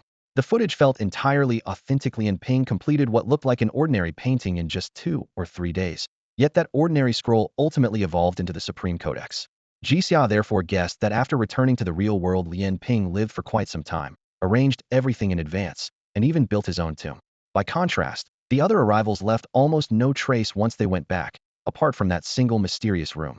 To test his theory, Jixia scanned the whole planet with spatial fluctuations. Only 2 places, the tomb and his own home, produced such faint signatures that they blended into Earth itself, showing an exceptional degree of integration. From this, he concluded that Lian Ping met the Norgrit requirement, carried his full memory back alive, and only then constructed the burial site. Jixia did the math. He could return every 3 years, and he hoped that by the next trip he would be strong enough to explore the tomb personally, to see whether Lian Ping truly lay there, and how that painting had become the Supreme Codex. Just 2 predecessors had already handed him a trove of information, and excitement drove Jixia to speed through the exhibition hall. Suddenly, he froze. A familiar figure appeared on the light screen. Grandmaster told me not to overthink, yet my memories insist I will become a Tao Lord, and will once again watch all beings devoured by demon nests. After the 9 arrivals emerge, the Xuanmu Gate will reopen, and I will still seize it at any cost. If Master had asked, I would have been willing to give it up. When the 10th arrival starts a new cycle, I'll lose my memories, and everything resets. This time, I want to try a different path. In the recording, Mumu adopted the name of an ancient entity. In the past, Jixia had believed that title referred to a primordial powerhouse, but the gallery's data now made it clear the so-called ancient figure came from Earth's mythology. High-dimensional myths also contain unimaginable power, and Mumu obviously intended to use it to shatter the cosmic sea cycle. Even after hearing such earth-shattering news, Jixia did not panic. Instead, a sense of certainty settled over him. The world was indeed broken, and the damage was far worse than he had thought. The gallery itself was no ordinary place. It stood empty, yet gaining entry was notoriously difficult. Everything here served both as a memo left by predecessors and as guidance for future arrivals, helping them save time and reach the truth faster. Jixia fell silent. At last the fog lifted, and he understood why arrivals always enjoyed smooth sailing. They and the native Dao lords were fighting on the same side. The Dao Jun are desperate to shatter reincarnation. Whenever their allotted destiny ends, they lose all reason, plunge into a frenzied battle, then awaken at the next starting point with every memory restored, forced to watch events repeat exactly as before. Few can survive that nightmarish loop. Only a Dao Jun's will can barely hold together, while anyone else would have broken long ago. Ting! A clear chime rang through the corridor of time. Jixia followed the sound. The newcomer stepped barefoot onto the drifting steps of light, a red cord looped around her ankle, a tiny golden bell dangling at its end. Her dark crimson gown overlapped in layered folds, the hem deliberately shortened to reveal feet as pale as jade. Yet above the waist, the figure was hollow and uncanny. The chest cavity was empty, the neck crowned by a glowing ring whose inner curve sparkled like a pair of blinking stars. This was no human being. I am the curator of the exhibit hall, a dimensional overseer. The voice slid straight into the soul, soft as velvet brushing skin. Overseer? Jixia blurted. Yes, though calm, her tone carried an inescapable resonance. This is a sinner's world, sealed by heaven into a cage. But life will always seek escape. When fixed destiny is broken, the energy release tears open rifts in the dimensions and draws you here. Your wishes will be granted by the cosmic sea. The price is that your destinies merge with it, becoming coordinates that link reality to the cosmic sea until, one day, the bond is tight enough, the cage bursts, and the sinner returns. Jixia heard every word, yet even as the last syllable fell, a force surged within him and clashed with the information. Memories snapped like cut threads, sliding toward an abyss. In a flash, he carved a command deep in his mind. After ascending as a higher dimensional visitor, abandon your power. The suggestion sank into his soul. Pressing a hand to his forehead, Jixia straightened and walked on, sorting through the fragments. The few clues left told him, the Dao Jun and I share the same cause. No wonder the journey has been smooth. We've been protected all along. I need to watch the other visitors' recordings. The overseer did not bar his way. She merely followed. With each step she took, the starlight inside her halo dimmed, and the corrosion at the edge of the hollow chest spread outward. The bell chimed softly in the silent corridor, yet some hidden law swallowed every sound. Deep within the palace, Jixia paused before a projection. A visitor murmured, "I'm dissatisfied I am. But why? I did almost everything imaginable in my own world, yet still feel discontent? Sigh. I remember nothing now. Maybe it'll come back once I return." 2 wistful lines. Then the image went dark. Jixia couldn't help laughing. He had indeed learned more along the way, yet uncovered even more mysteries. Hilarious. If you're dissatisfied, at least say why. He bore no real grudge against his predecessor. The feeling only reinforced the sense of unseen hands guiding everything. If transmigration is truly harmless, why strip people's memories? There's no such thing as a free gift. Taking an ordinary man from an ordinary world and letting him live an extraordinary life, can that really be charity? Jixia muttered. I refuse to believe that among so many predecessors, not one had enough talent to figure something out. With renewed resolve, he strode onward. Good news. Almost every predecessor who descended left behind a recording, giving Jixia a wealth of information. Bad news. None of those recordings contains anything truly critical. Jixia's brow remained furrowed. Why did every descender visit the so-called exhibition hall before dying, and even leave a final message there? He vaguely sensed that the hall might possess the same aggregating property as his own path of fate. Dingling. A clear bell rang through the empty corridor. Jixia looked around. Nothing was there. He felt no alarm. He had already seen a Dao Lord in one of the recordings ringing a soul-summoning bell, so the sound probably came from that fragment. In the image, the figure paused for a moment, then slowly faded away. When 2 levels of fate are unequal, pursuing answers is almost impossible. He had now finished watching the recordings of all 74 descenders. Standing alone in the seemingly endless corridor, he began to sort out what he had learned. 1. In the cosmic sea, there is a fixed cycle of fate anchored to the descenders. Every 9 descenders complete 1 loop. 2. At the end of each cycle, 9 new Dao Lords appear in the cosmic sea, except in the last era when only 8 were added. 3. The current cycle is still in its early phase, with few Dao Lords. Once the 8th and 9th descenders arrive, the total will approach 100. Interesting. Jixia could no longer smile. He had thought descenders and Dao Lords stood on the same side, yet reality slapped him in the face. The cosmic sea devours the descenders and then breeds Dao Lords. Such an obvious truth would be clear to anyone who watched the recordings. So does that mean anyone can enter the exhibition hall and see them? The more he thought about it, the less sense it made. The hall lays all the answers out in the open. These things should have been top secret to the natives of the cosmic sea, yet they are freely shown to the descenders. Contradiction, pure contradiction. He sighed and left the hall for now. At the exit, he left a spatial mark, intending to return later to check for new developments. Back in the Blue Star universe, the avatar he had stationed there sent an update. The entire process of True Lord Roshue regaining her memory had been recorded in detail. Following two familiar traces of aura, he teleported to a solitary island in the sea. The wind blew across the water. 3 bamboo chairs sat quietly on the sand. He took one of them, turned to Xuandu, and said with a smile, "I didn't expect we'd meet so soon. I've just returned from the exhibition hall, sorry to keep you waiting." Xuandu waved politely. "Were the visitors here? It's only natural to wait when the host is absent. This is our first formal meeting. My name is Xuandu, disciple of Dao Lord Qingxiu." The young woman in green nodded slightly. "I am Ruoshui, student of Dao Lord Dongwang. We came because of the demon nest affair, though it now seems we may have been worrying over nothing." Ji Xiao laughed heartily. Crossing worlds to help is hardly meddling. He studied the pair quietly. When he mentioned the exhibition hall, their expressions did not change, so he set his questions aside for now. Sitting upright, he lifted his cup. "Since both of you have introduced yourselves, allow me to do the same. In the descender Ji Xia, I went to the exhibition hall to recover my lost memories, but instead found even more mysteries. I neglected you in the process, so please accept this cup as an apology." Ji Xia drained his tea in one gulp. Xuandu raised his teacup as well, hardly a sign of discourtesy. Fragrant steam drifted up between the three of them. Setting his cup down, Xuandu spoke in an even yet solemn tone. "We do not mind whether the reception is elaborate, but since you mentioned the descenders, I do know a little. The archive did keep records on them. Yet after the cataclysm, most of the scrolls were shredded by the distorted flow of time. What remains is barely legible, far less complete than my master's account.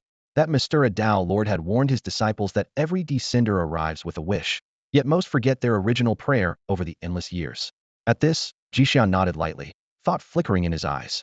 Holding the tea tray, Ruoshui added, "When I learned of the archive, I went there myself.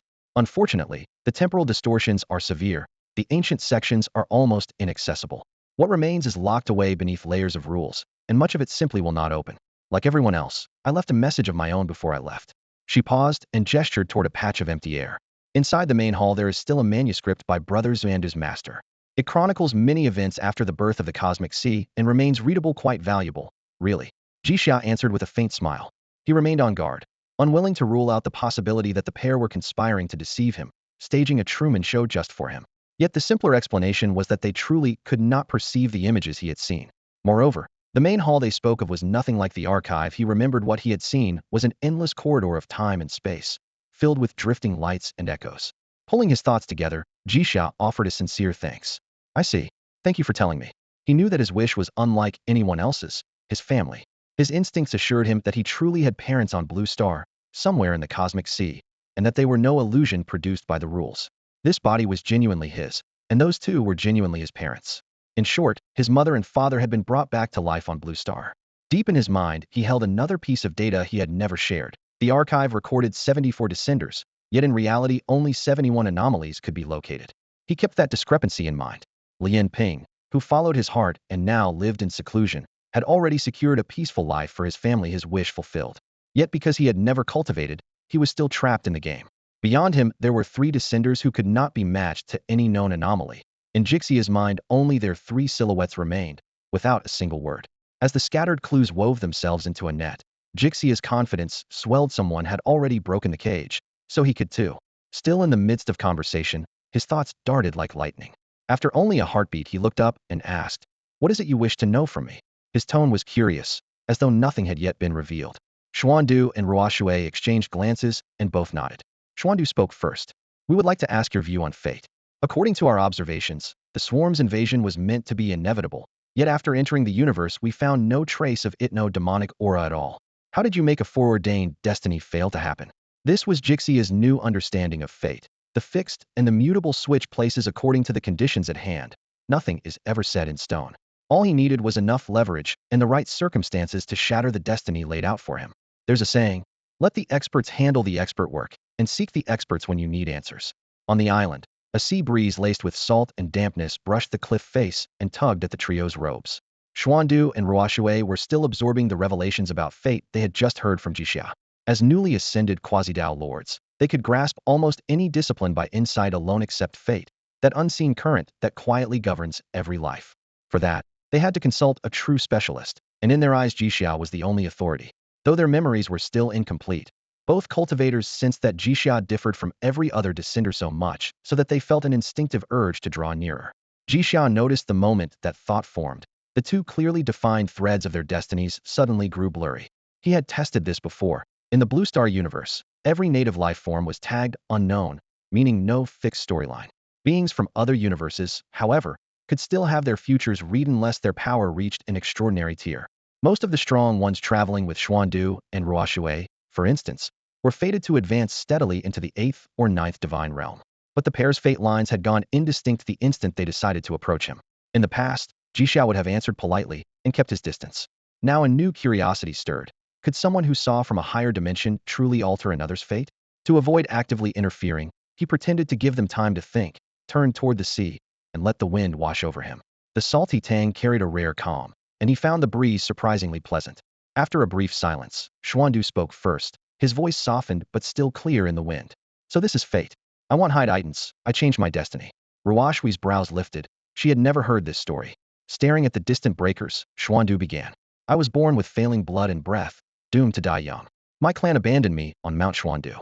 No one expected a severely wounded third realm cultivator, passing through the cosmic sea, to land there to recover.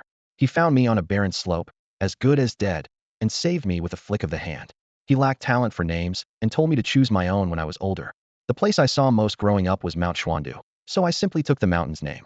He glanced at Jixia and added softly, later, I did what many people try to do. Jixia understood. The name Xuandu easily evokes the Xuandu Grand Adept from the classic investiture novella figure outside the orthodox pantheon. If the man before him dared claim he had altered fate, odds were he used that name and its legend to break through. Yet if he truly succeeded, what changed? The same question rose in Jixia's mind, and he asked outright, if you managed to rewrite your destiny, what's different now? From what I can tell, you are fated to become a Dao Lord.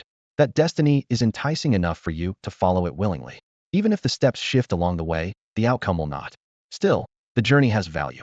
Reaching the same end by different means gives the result a new significance. Xuandu sighed softly. After I rewrote my fate, some things did change. I see everything more clearly now, yet the process and the ending remain the same. A flicker of pity stirred in Jixia's heart, but he suppressed it. Xuandu had no need for sympathy. Ruoxue, however, could not hide the compassion in her eyes. She understood the deeper meaning of Xandu's words. Staying awake through every cycle of reincarnation, yet never able to alter it, had driven him to approach Jixia. Both of them assumed Jixia was unaware, but he saw through everything and chose to remain silent. Xuandu went on. By rights, the demonic nest invasion is inevitable, scheduled for this very moment. It could strike any world. This time we sensed it would descend on the Blue Star universe. It never came, and I discovered your presence was the reason.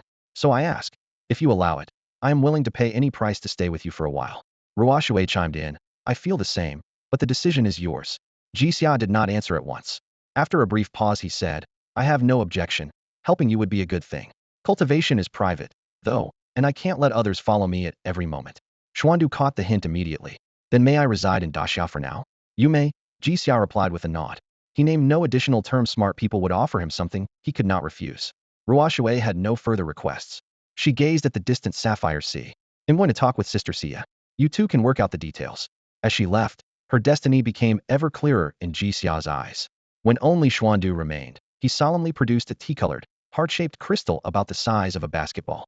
Inside it, countless meteors streaked past, revealing a breathtaking scene of stars swaying and worlds collapsing. Behind that vision lay an ancient war among Dao lords, an assault so terrifying it annihilated the cosmic sea, embodying the purest Dao of destruction, followed by its rebirth and the emergence of new heavens. This is the heart of a great being, Xuandu said quietly. It captured all his power. In the end, only the Daos of destruction and creation remained, fused into one, containing the seed of the Dao of reincarnation. I offer it in exchange for time at your side. Jixia was mildly startled. The crystal held innate Dao laws, exactly what he needed to push the Dao of destiny to its next stage. He was not surprised, though. As the leading master of destiny in this cosmic sea, every treasure tied to fate would naturally gravitate toward him. He raised his hand and accepted the crystal. This will do nicely. I don't yet control the entire universe, but each star region is already my domain. As long as you remain within it, you are effectively by my side. If I travel, I can take you along. Xuandu nodded solemnly. No problem. No problem at all. Xuandu shook his head. This was the best outcome he could hope for. Xuandu finally saw a chance to reshape his destiny. Jixia not only obtained the treasure he desperately needed, but also gained a willing assistant, giving both of them a rare win-win. There was no written contract, yet destiny left its own mark. Jixia watched his natal star flare, its light creeping over Xuandu's fortune and assimilating it inch by inch. Before this, Xuandu's fate had merged completely with the boundless cosmic sea, as limitless as the tides. Under that starlight, clear edges formed and his destiny began to separate from the sea. Jixia decided that as their ties deepened, Xuandu's fortune would one day rise entirely out of the sea and belong to him alone. The thought made him feel like he was stealing someone from the cosmic sea itself. Suddenly, he pricked up his ears, catching a burst of energy-laden information. Jixia turned to Xuandu and murmured, "The demon nest can't reach the blue star universe for now, but a nearby dying universe has just been tainted by demonic miasma. A friend contacted me and asked for help. Wanna come? Right now?" Jixia raised his hand and tore open a pitch-black rift, its shimmering edges like a doorway to the cosmic sea. They stepped through and found the star-strewn sea roiling beneath their feet. She was already waiting, and when she saw them she waved. "That universe over there has fallen," she called. "I only meant to test a spatial law," and violet-black miasma smothered the starlight before I could react. Jixia pointed at a distant violet-black star, and Shiyu did the same. Each worked their own spatial laws, freezing the distance between the two realms and carving a stable corridor through the cosmic sea. Xuandu gazed at the silver-lined passage and offered sincere praise. "Such exquisite spatial work. We can cross in 15 minutes, like compressing a whole year into an instant." Jixia chuckled. "That's the beauty of rule compression. Hold on, let me add a buff before we go."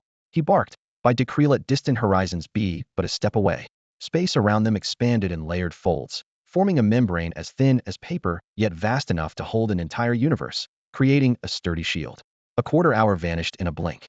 The three stepped into a fallen universe shrouded in purple mist and switched to telepathy. Xuandu explained first. "This fog is demonic energy unique to the nest. It corrodes the mind and rips open world barriers. Nest natives wield it to enslave ordinary beings. Once it seeps in, the self is lost forever. The nest's overall power matches a Tao Lord, maybe even approaches a Tao Sovereign. So worlds like this used to be impossible for us to." Before he could finish, Jixia lifted a hand and released purifying light. Swaths of miasma vanished. Xuandu blinked and amended his words. "You actually dispelled it. Looks like this mission will be easier than I thought. Until now, whenever the nest consumed a world, we had no choice but to wipe it out from the outside." Yet Jixia frowned. The realm was webbed with wounds, and its essence had been transformed into another force. To him, that power looked whole and natural, not violently altered but evolved on its own, which meant he could neither define nor reverse it. He withdrew his gaze and sighed. "We'll have to use the old method," he said. "I can't save this world." CS stole a glance at Jixia, astonished that something existed even he could not heal. Even knowing Tao Lords traversed the cosmic sea, she had always deemed Jixia unrivaled in the healing arts. Since it could not be cured, she volunteered. "He'll handle it. My law is better at destruction." Jixia nodded. "Very well. Go ahead." Xie raised her crystal sword and traced a gentle arc through the air. Outwardly, it was a single stroke, yet the blade vibrated tens of thousands of times in that instant, weaving an airtight web of sword lines. Where others left gleaming arcs, her strike carved a pitch-black fissure. Instead of spreading, the rift collapsed inward and condensed into a fist-sized sphere of darkness. Like a miniature black hole, the orb drifted forward at a steady pace, devouring all matter and energy in its path. In the blink of an eye, most of the corrupted cosmos vanished. Then a pair of scaly, taloned hands thrust from the void and braced against the sphere, only to be pulled inside. Attached to them appeared a bipedal lizard fiend that studied the trio calmly, yet it too was erased along with every creature in the entire world. The moment the monster disappeared, Xuandu flicked his wrist and released a bronze mirror. Its surface cracked, then shattered into raw energy that merged with the cosmic sea. "A demon general," Xuandu explained. "It triggers a death curse meant to drag everything down with it. I had to block it." He had waited until Jixia's spell finished so as not to distract him. Jixia shook his head. Caution never hurts, but destroying the corrupted world still didn't avenge them. CS sighed. "Burying a demon general with a minor world is a windfall, though the victims wouldn't see it that way. Life is equal at its source, so there's no real profit." The three did not depart. They waited in silence.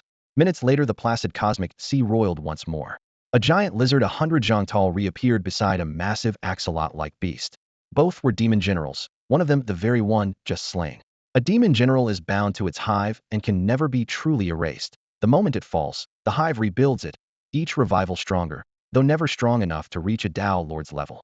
They had barely materialized when black light flashed. The same dark sphere ballooned into a lattice of rifts, slicing them into tens of thousands of fragments that the void swallowed again. Fusia exhaled. "The seal holds for now, but we've kicked a hornet's nest. We must sever this place from the hive completely." The region trembled anew. With CS spent, Xuandu stepped forward. His technique was subtler. As he stirred the cosmic sea, scattered primal energy surged, splitting into earth, wind, water, and fire, then into metal, wood, water, fire, and earth. The four symbols and five elements collided, trying to gestate a new world. When their strength failed, the embryo collapsed, yet the destructive aftershock rippled outward, obliterating every emerging fiend. What exactly is the demon hive, and why does it warrant action even from Tao lords? Space churned harder, purple-black miasma rising as more monsters pressed to break through. That's all for today. Thank you so much for watching. I hope you guys enjoyed. If you wish to have another part of this recap, please give us at least 1,000 likes. Please don't forget to comment and subscribe to our channel for more content like this. Until next time.